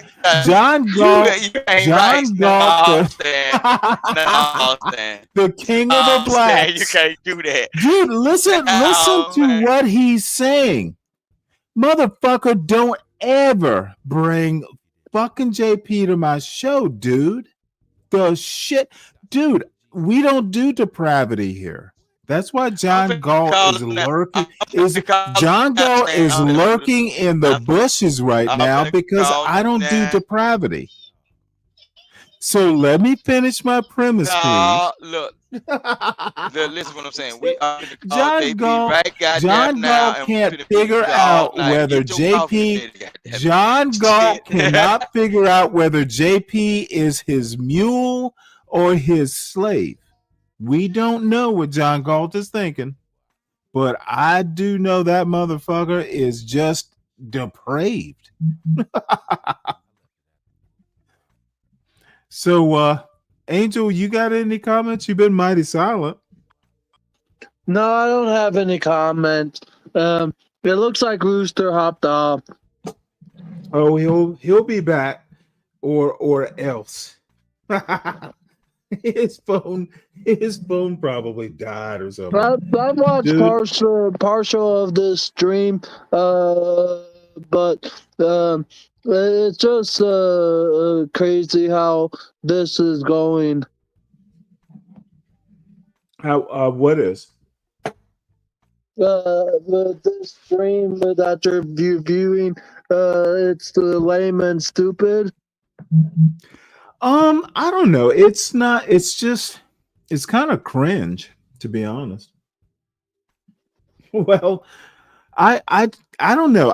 I'll be honest. I'm kind of biding my time.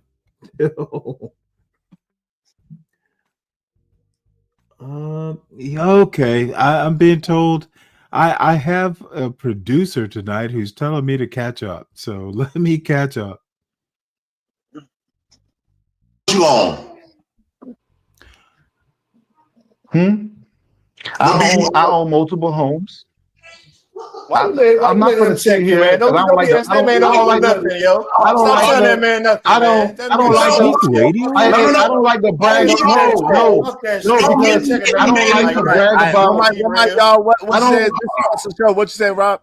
He can't check another man when he over there with his kids running in the background and shit. Fuck that dumb shit. Moving on. No. That new man needs to talk. That new man. Yeah, Richard, I'm looking forward to it. I don't like to brag about my money. I want you to come at me. I don't like to brag about my money. I want you to come at me, tough JP. This ain't dumb thing. You don't need no help. You just told John God he don't need to be glazing me, but you glazing him. Hold on, time out. That's my homeboy. Time out. Oh, you like him? That's my Yo, homeboy. Fighter, let Fighter get here. What's up, Fighter? What say you, man? Please don't come. Man, that shit whack. I can't even really. Man. We letting you get off, man. Come on, man. Let me get off. I'm trying to have a convo with this fan of mine. Since dude, man, all right. Go ahead, J Prince, because you could cry. Go ahead. Basically, all I'm saying is, you kind of do need a fan. You kind of do need a fan because you damn sure ain't got no AC. Then you sweating in that house. Your ass need a fan. You damn sure ain't got no AC. You sweating your ass off. Boy, you like a greasy ass chicken right now. So here's the thing. We know a lot of people own their own homes. Let's say they own 2-3 homes. I just interviewed this white guy. He owned the 3 properties, right? And he got to start breaking down to me of the properties he had on. So a lot of times, like mortgages that they pay. Okay, why are we listening to a motherfucker who has no property? What the fuck is going on with this? Why are these people listening to non-expertise? This is jive talk. Dude, and see, I shut shit like this down. Oh boy. He thinks he's all You smart. have to really. I'm sorry, what? He thinks he's all smart and no action. Yeah, I don't. Well, the thing is he can think it, but why look, I think what it is, I'm just not flowing with the milk of human kindness. I'm like, dude, you have no credibility. I don't want to hear you out. Why are you talking? So, and I understand other people are kinder and better in tuned with humanity. I'm just not.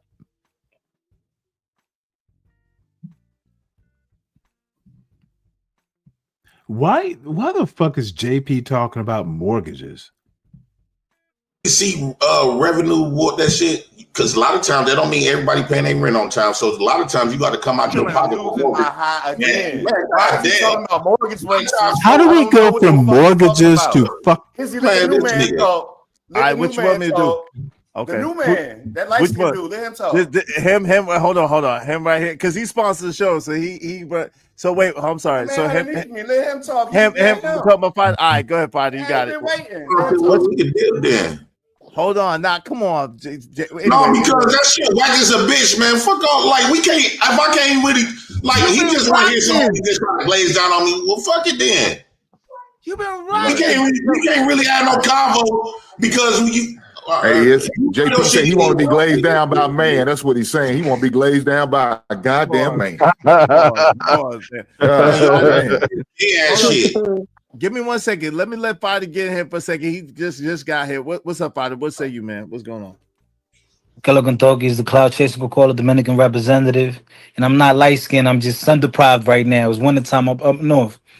And I want to say, sun deprived. Prison isn't really that difficult. It's more a mental thing for the most part. It's more a mental thing. You're stuck in there. You know your human rights are stripped because once you break the law, you decided that you're no longer a citizen, right? But someone I admire, what Malcolm X said that second to college, prison is the best place for a man to sit down and think in the hectic pace of the world. So you can take advantage of that time that you put away. So this motherfucker is gonna quote Malcolm X talking about jail. Dude, this is the second, third, fourth, fifth rate intellects talking about bullshit. It is so annoying. That's why I don't go on these panels. Motherfucker, do you really think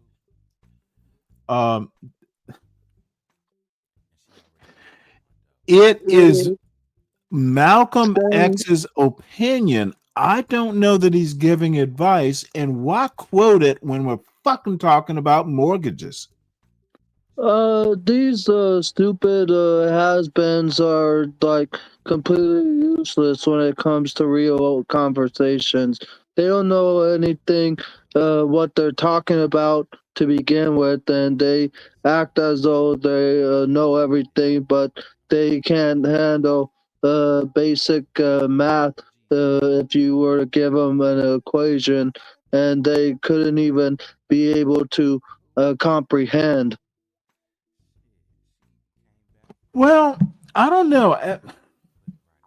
I don't know that I would go that far, but people talk in like talking points. They say what sounds good and they think it kind of fits a conversation. What the fuck does Malcolm X have to do with your mortgage or rent? Nothing. People just say shit. People just say shit because I know a random Malcolm X quote.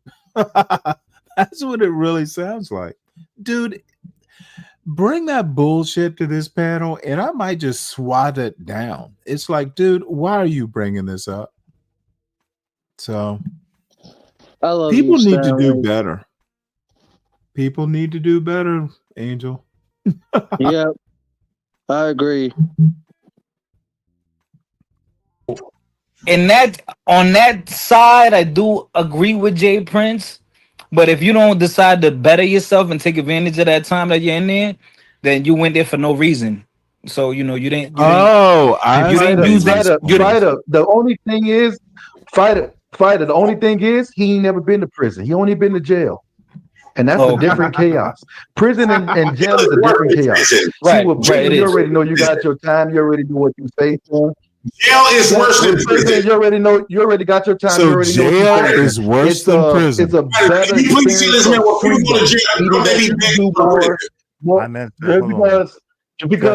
because you can actually. Jail is worse than prison.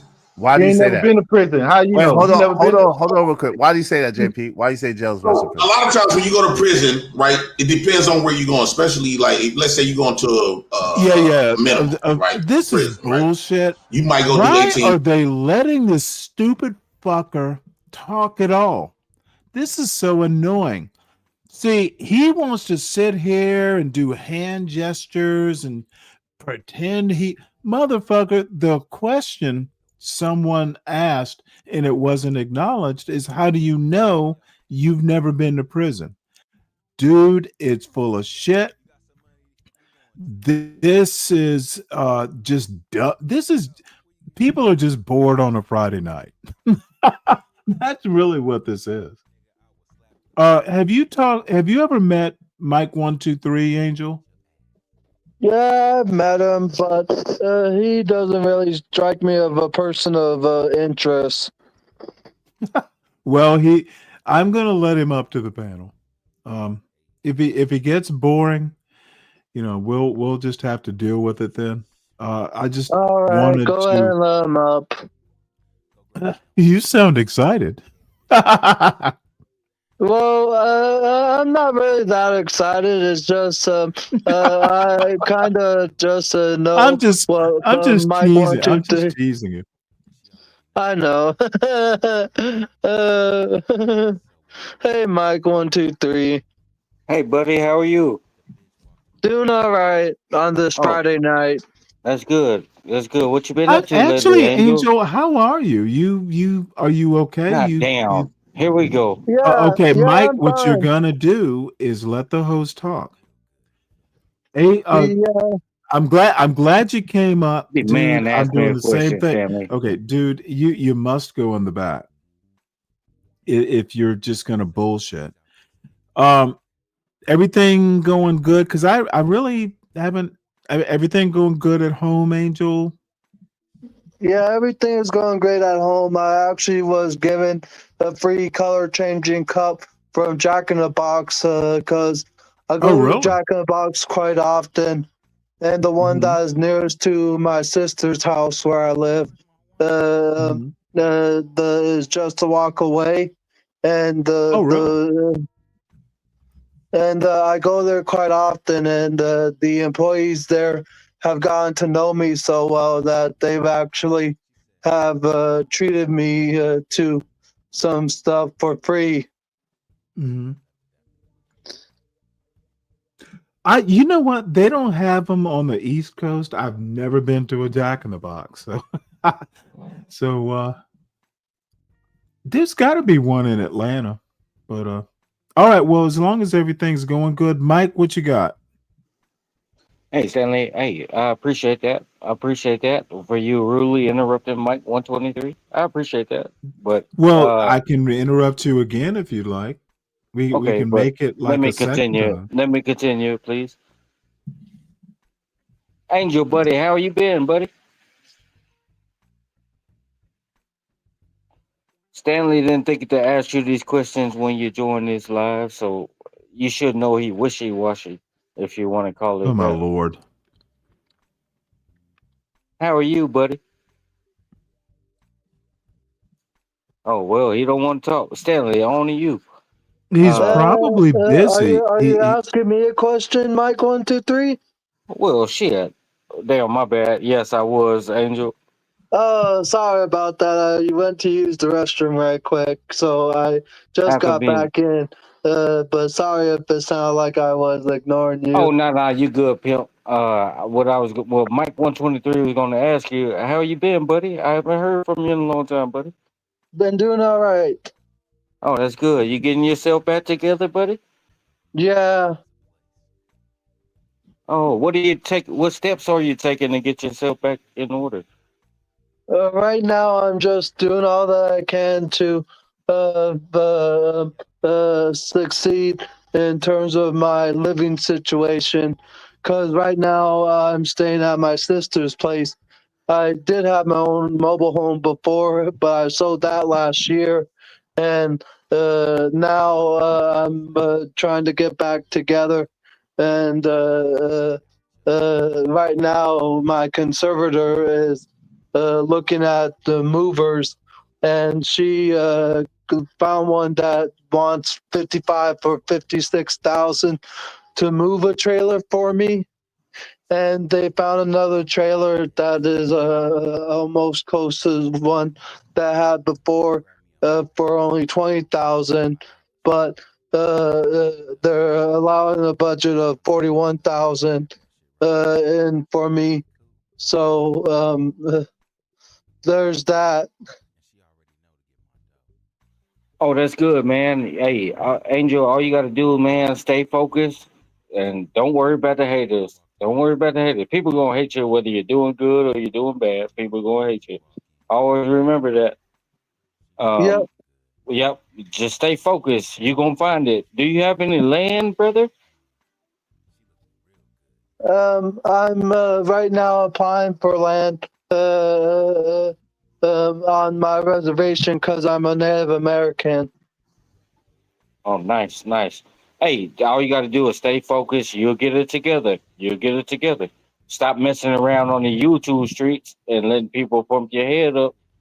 Hey, Angel, hey, you'll do good. Stay focused. Stay out of trouble. Stay out of trouble. That's the biggest thing. Because I remember you from that bus video, I think. Yeah, the bus incident you had. You know what I'm talking about? Yeah, I know which one you're talking about, Mike. 1, 2, 3. Yeah, but do you understand what I'm telling you? Yeah. Yeah, stay focused. Stay focused. You was doing good. You should have stayed off the YouTube streets because these people on here, hey, we don't know them from Adam, just like y'all don't know me from Adam. But you have to understand, Angel, you're a smart guy. You're a smart guy. I can give you that. You're a smart guy. But you have to Well, stay all I have focused. to say, all I have to Stanley, this is say, not the time for you to step in, hey, Stanley. motherfucker, you act like you control this panel. You don't tell me what time it is or this is not the time. I was about to interject, Angel. You're always safe here. It's it's YouTube's most boring channel. We usually do news articles. So you're always welcome. Thank you, Stanley. Well, I'm sure he knows what you do, Stanley, or he wouldn't have hit your link. Man, Mike is just being snarky tonight. Why is that, Mike? And by the way, apparently someone inserted a snarky tampon up your ass. By the way, how are you, Stanley? As you would say. By the way, how are you, Stanley? Hey, it's Angel. Angel, will Mike 123 say something? Oh my God! With all due respect, Stanley, how are you? Motherfucker, I'm more interested in talking to Angel. That's how I'm doing. But you didn't think of the questions before Mike 123 got up here, did it? You know what? You put good questions into my head, Mike. Well, what was those questions, Stanley? It wasn't to you, Mike. Well, I told you, Mike 123 is not Stanley. Let me give you a little history about Mike 123. I'm not interested in your history, Mike. Well, that's fair enough. It would be a waste of both of our time. Hey, can I say one thing before y'all go on in tangent? Do you really have to say something, Mike? Yeah, I do. Thing before. Can you curb your enthusiasm and wait? Well, I have to. I've been waiting long enough. Is it like a little boy in the car on a long trip needing a TT? Well, I do have to say, shout out to my girl TMKC. Shout out to John Galt. Where is TMKC? Is John Galt? John Galt was actually, I think it was him who was here earlier. And by the way, he's on this panel. That's probably why he came up. He's trying to help you. He's trying to help you. Why would he do that? Because Stanley, you can go far, just like John Galt. Y'all can go far in the universe. Y'all just have to understand that when You have to. Well, John Galt, he do that. John, I can give him. I'm gonna give him his respect, at least for Wait, Mike hold it. Is 123. that a big smack on John Galt's ass I just heard? See, Because your you're mind, kissing it. Stanley. Well, Mike 123 gonna mute up. I ain't got time for all this nonsense. Yeah, go I'm ahead trying and to mute tell you. up so we can get back to the I'm show, trying to tell you bitch. something real here, and you bullshitting. Why I'm do not your interested. mind venture off like that, Stanley? Hey, I'm sorry. I'm trying to. No, prepare you're not sorry. for a. Well, you I are am sorry. trying to You said that. prepare for an interview with a legend. That's why. Oh, well, my boy 777. So he's a legend from what I hear. Hey, And by but the let me way, tell John's on the. before I mute John up. Galt. By the way, before I mute up, let me just make a quick statement, and I'm gonna mute up. I've been respectful, man. I ain't doing nothing wrong. Come on, Stanley. But Mike 123, all I gotta say is shout out to the shout out, and shout out Trump Vance 28. All right. Well, your boyfriend John Galt's on the panel, so don't cream your panties. Something wrong with you. A lot of times, this is where you're gonna be able to. Something's It's wrong almost with like you. laid back, where this is gonna be your home, so it's more comfortable. You get the stuff is cheaper.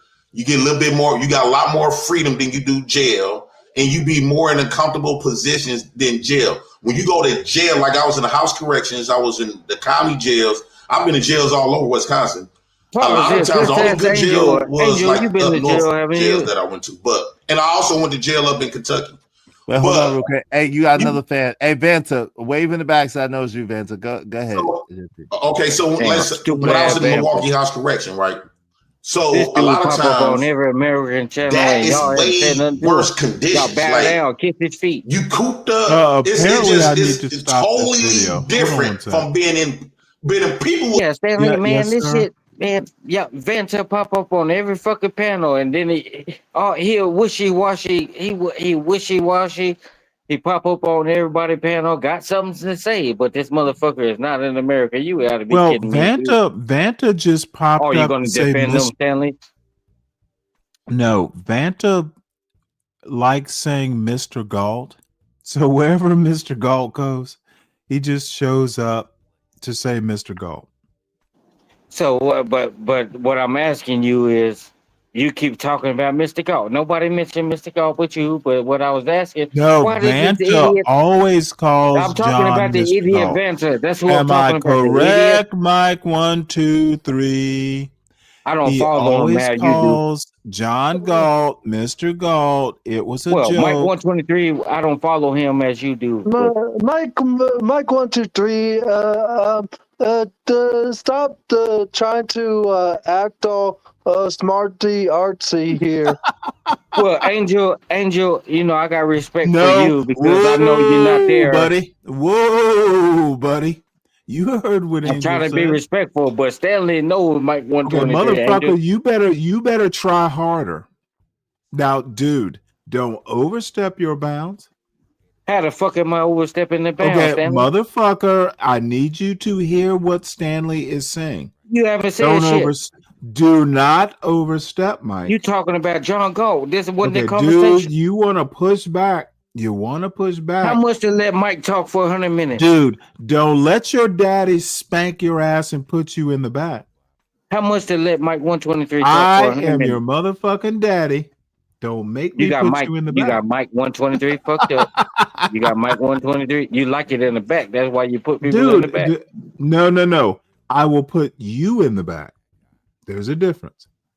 Nah, you got Mike don't roll that way. Dude, I don't give a fuck how or where you roll. You keep talking about The that back, simple, Stanley. the simple instruction is do not forget your place.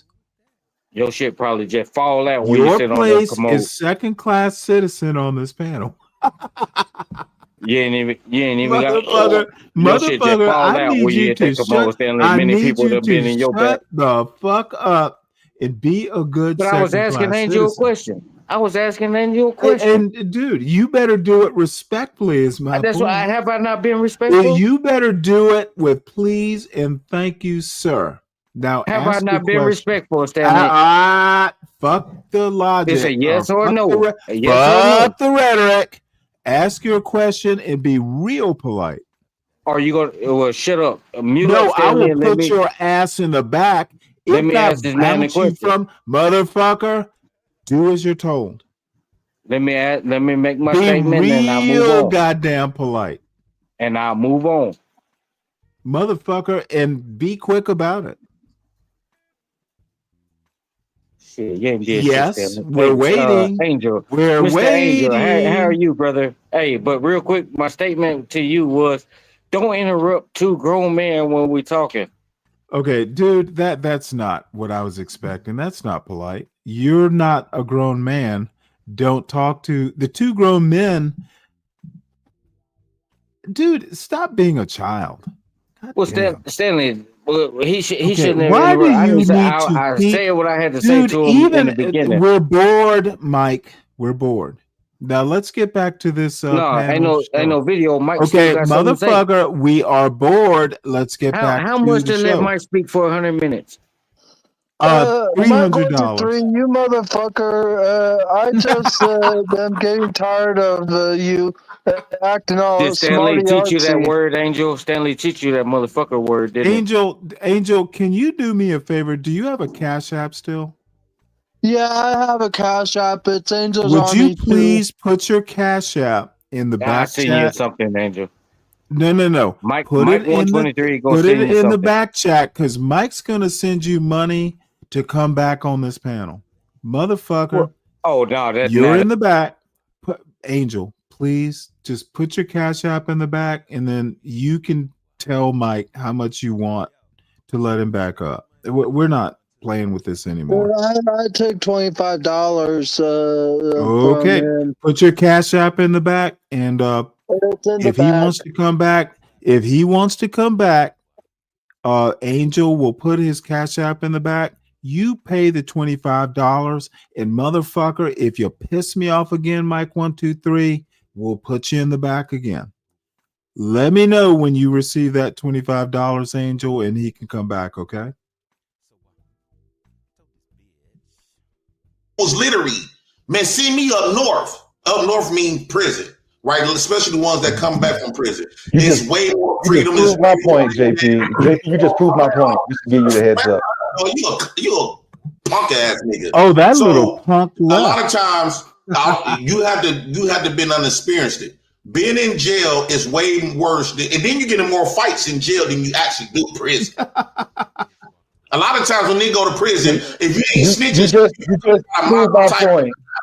You kind of got a mild type of time. In jail, you getting people coming in constantly, and you tend to get in fights all the time. It's always fights, right?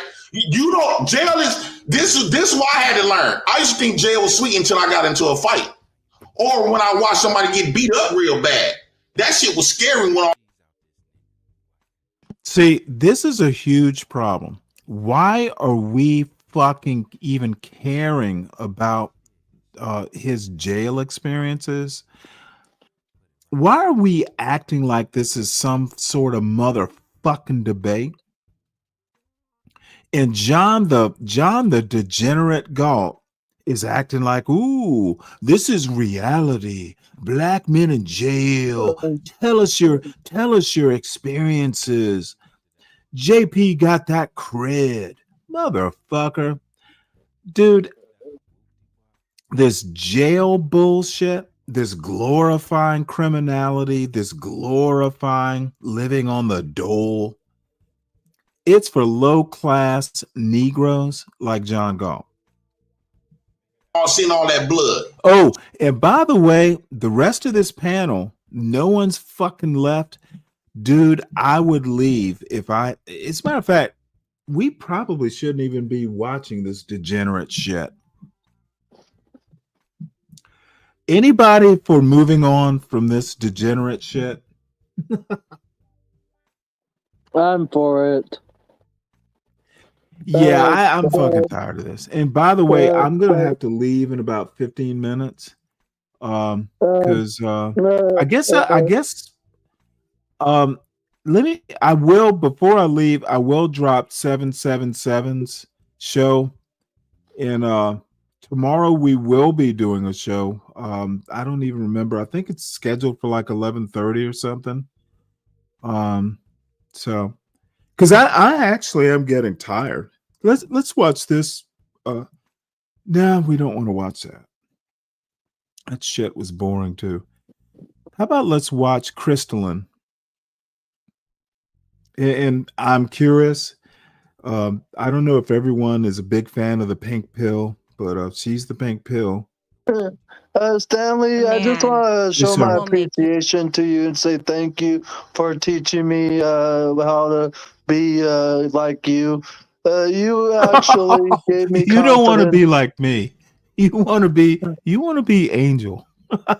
But I appreciate it. You say mother effer a lot, and you actually got me starting to use it more often, and I have to say thank you. Well, it's a better word. Yeah. Look, I only do it when people get really annoying. And I see Mike's back. Did you put your Cash App in the back? Yeah, I did, but I haven't received anything from him yet. Mike, I'm glad you're back. Angel's Cash App is in the back. When he receives his come back to the panel bounty, you may come back. Otherwise, he left again. Motherfucker. Oh my God. You see, this is what happens. These people will talk big shit. So let's hear Crystalline. And I swear, has she been using skin lightening cream? She looks pale. You ugly. Now, what do I mean by that? So you start a relationship and yeah, things are good at first, but then that man stresses you the F out. He's always coming with some drama. There's always something. That kind of stress will cause you to overeat or undereat. It will cause you to lose your hair. It will cause a host of problems that will make you ugly. If you want to look like me at 52, never date a man who will make you ugly. Now, I'm gonna give you guys my own personal story. After my divorce, I was doing a lot of dating around, and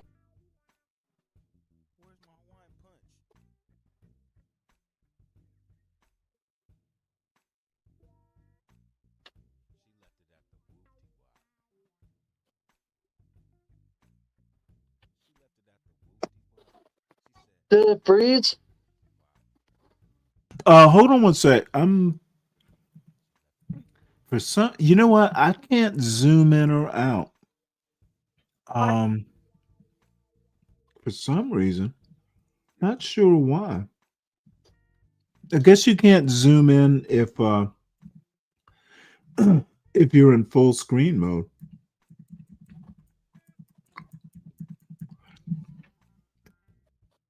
And why would I zoom in on her feet? And this is actually the kind of woman. Now she does look good for 52. She's got 1,000 pounds of makeup on. I've seen her. She's not. I mean, she's good looking, but not, unusually good looking. She's just good looking. So sitting here hearing a video about, you know what, let's go back. Apparently someone has given her the big head. If you want to look as good as me at 52, the fuck? What kind of fucking good looking woman ever says that? then that man stresses you the F out. He's always coming with some drama. There's always something. That kind of stress will cause you to overeat or And why the undereat. fuck is she It will sitting cause like you this? to lose your hair. It will cause a host of problems that I have no clue why she's saying like that. if you want to look like me at 52, I would think it would be uncomfortable. never date a man who will make you ugly. Now, I'm sorry, say that again. I would think it would be uncomfortable for her to sit like that. Especially at 52. Look, well, let me ask you a question. Do you think she's like extraordinarily pretty? I mean, she looks good for 52. That's about For it. 52, she looks gorgeous. Really? You know, it's kind of weird. I have watched her for maybe 2 or 3 years now, and I've seen enough videos. There are some women, it doesn't matter how good they look, they're just ugly. And she's just not my cup of tea.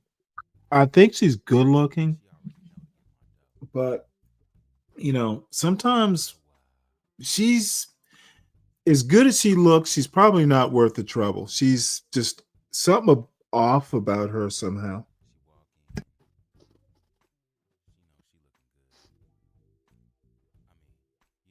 It is just me. I can be a little off sometimes myself, I guess. I'm going to give you guys my own personal story.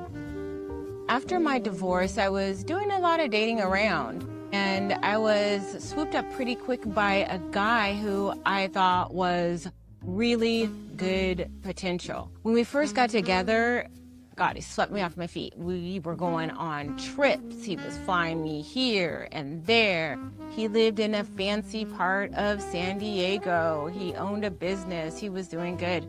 But the thing was, as the time progressed of us dating and being in a more serious relationship, there were a lot of cracks that showed up. But unfortunately, I was sort of swept up into the romance of it all, the intensity of it all, because ladies, let's get it straight. He really was in love with me.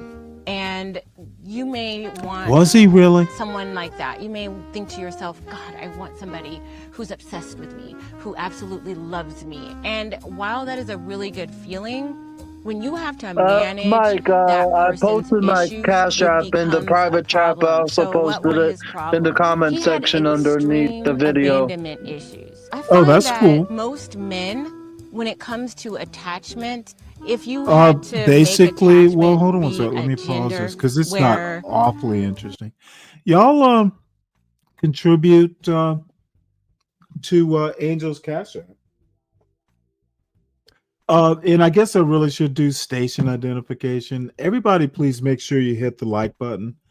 I've actually had a pretty good time. It's kind of a, the fuckery kind of increases towards the weekend. If you're new to the channel, and we actually had a couple new subscribers during this show, which I appreciate. Sovereign Beer Fund is open. Stanley's Cash App. It's scrolling at the bottom. It makes the Saturday show go down somewhat easier. And the title of tomorrow's show pretty much is self-explanatory.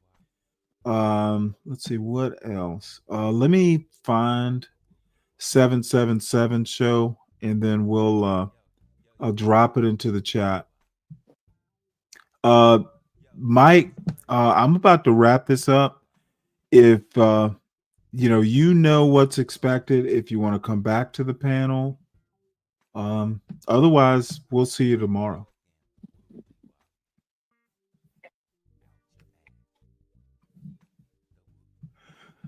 So let us do that. And you do bring a smile to my face every time I hear you say motherfucker, Stanley. Well, it's bad language. I really shouldn't be doing it, but some people just bring out the worst in me, huh? Yeah, true that. Mike, you motherfucker, stop pissing me off. It wasn't to Stanley, it was to me, Mike. Maybe.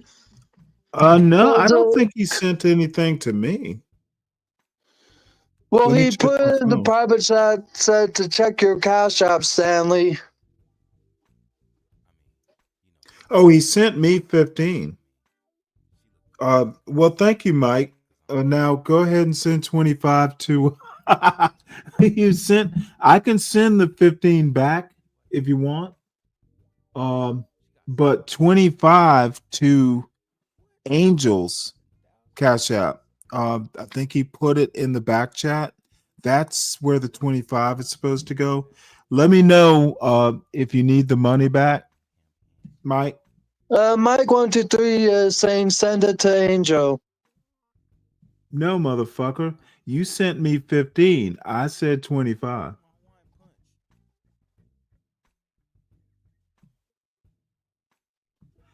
You know, what on earth is going on with this child? He can't count. He can't fucking do. He can't figure out how to send stuff to the right cash app. What is going on with you, child? I don't know about that, Yeti. I don't have signature lines. I don't, I'm not like that original, to be honest. I am just me. No, Richard. He knows what we need. 25 to Angel. I can send the 15 back to him. I gave instructions, and it's not my problem if this young man cannot follow proper instructions. I was clear. Now, what I'm trying to do is find 777's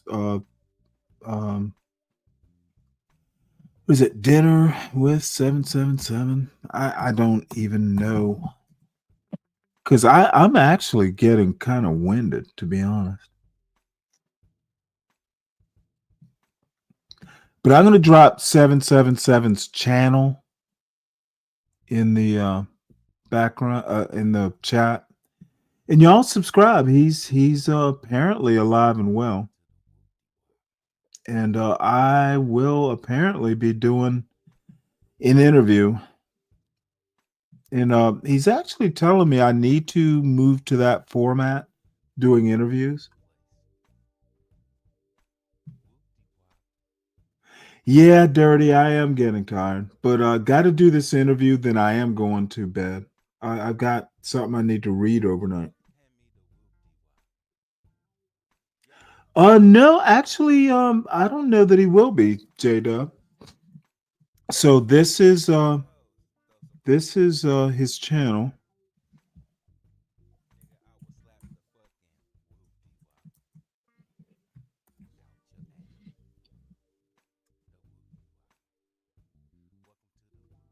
And as a matter of fact, I'm going to wrap it up now.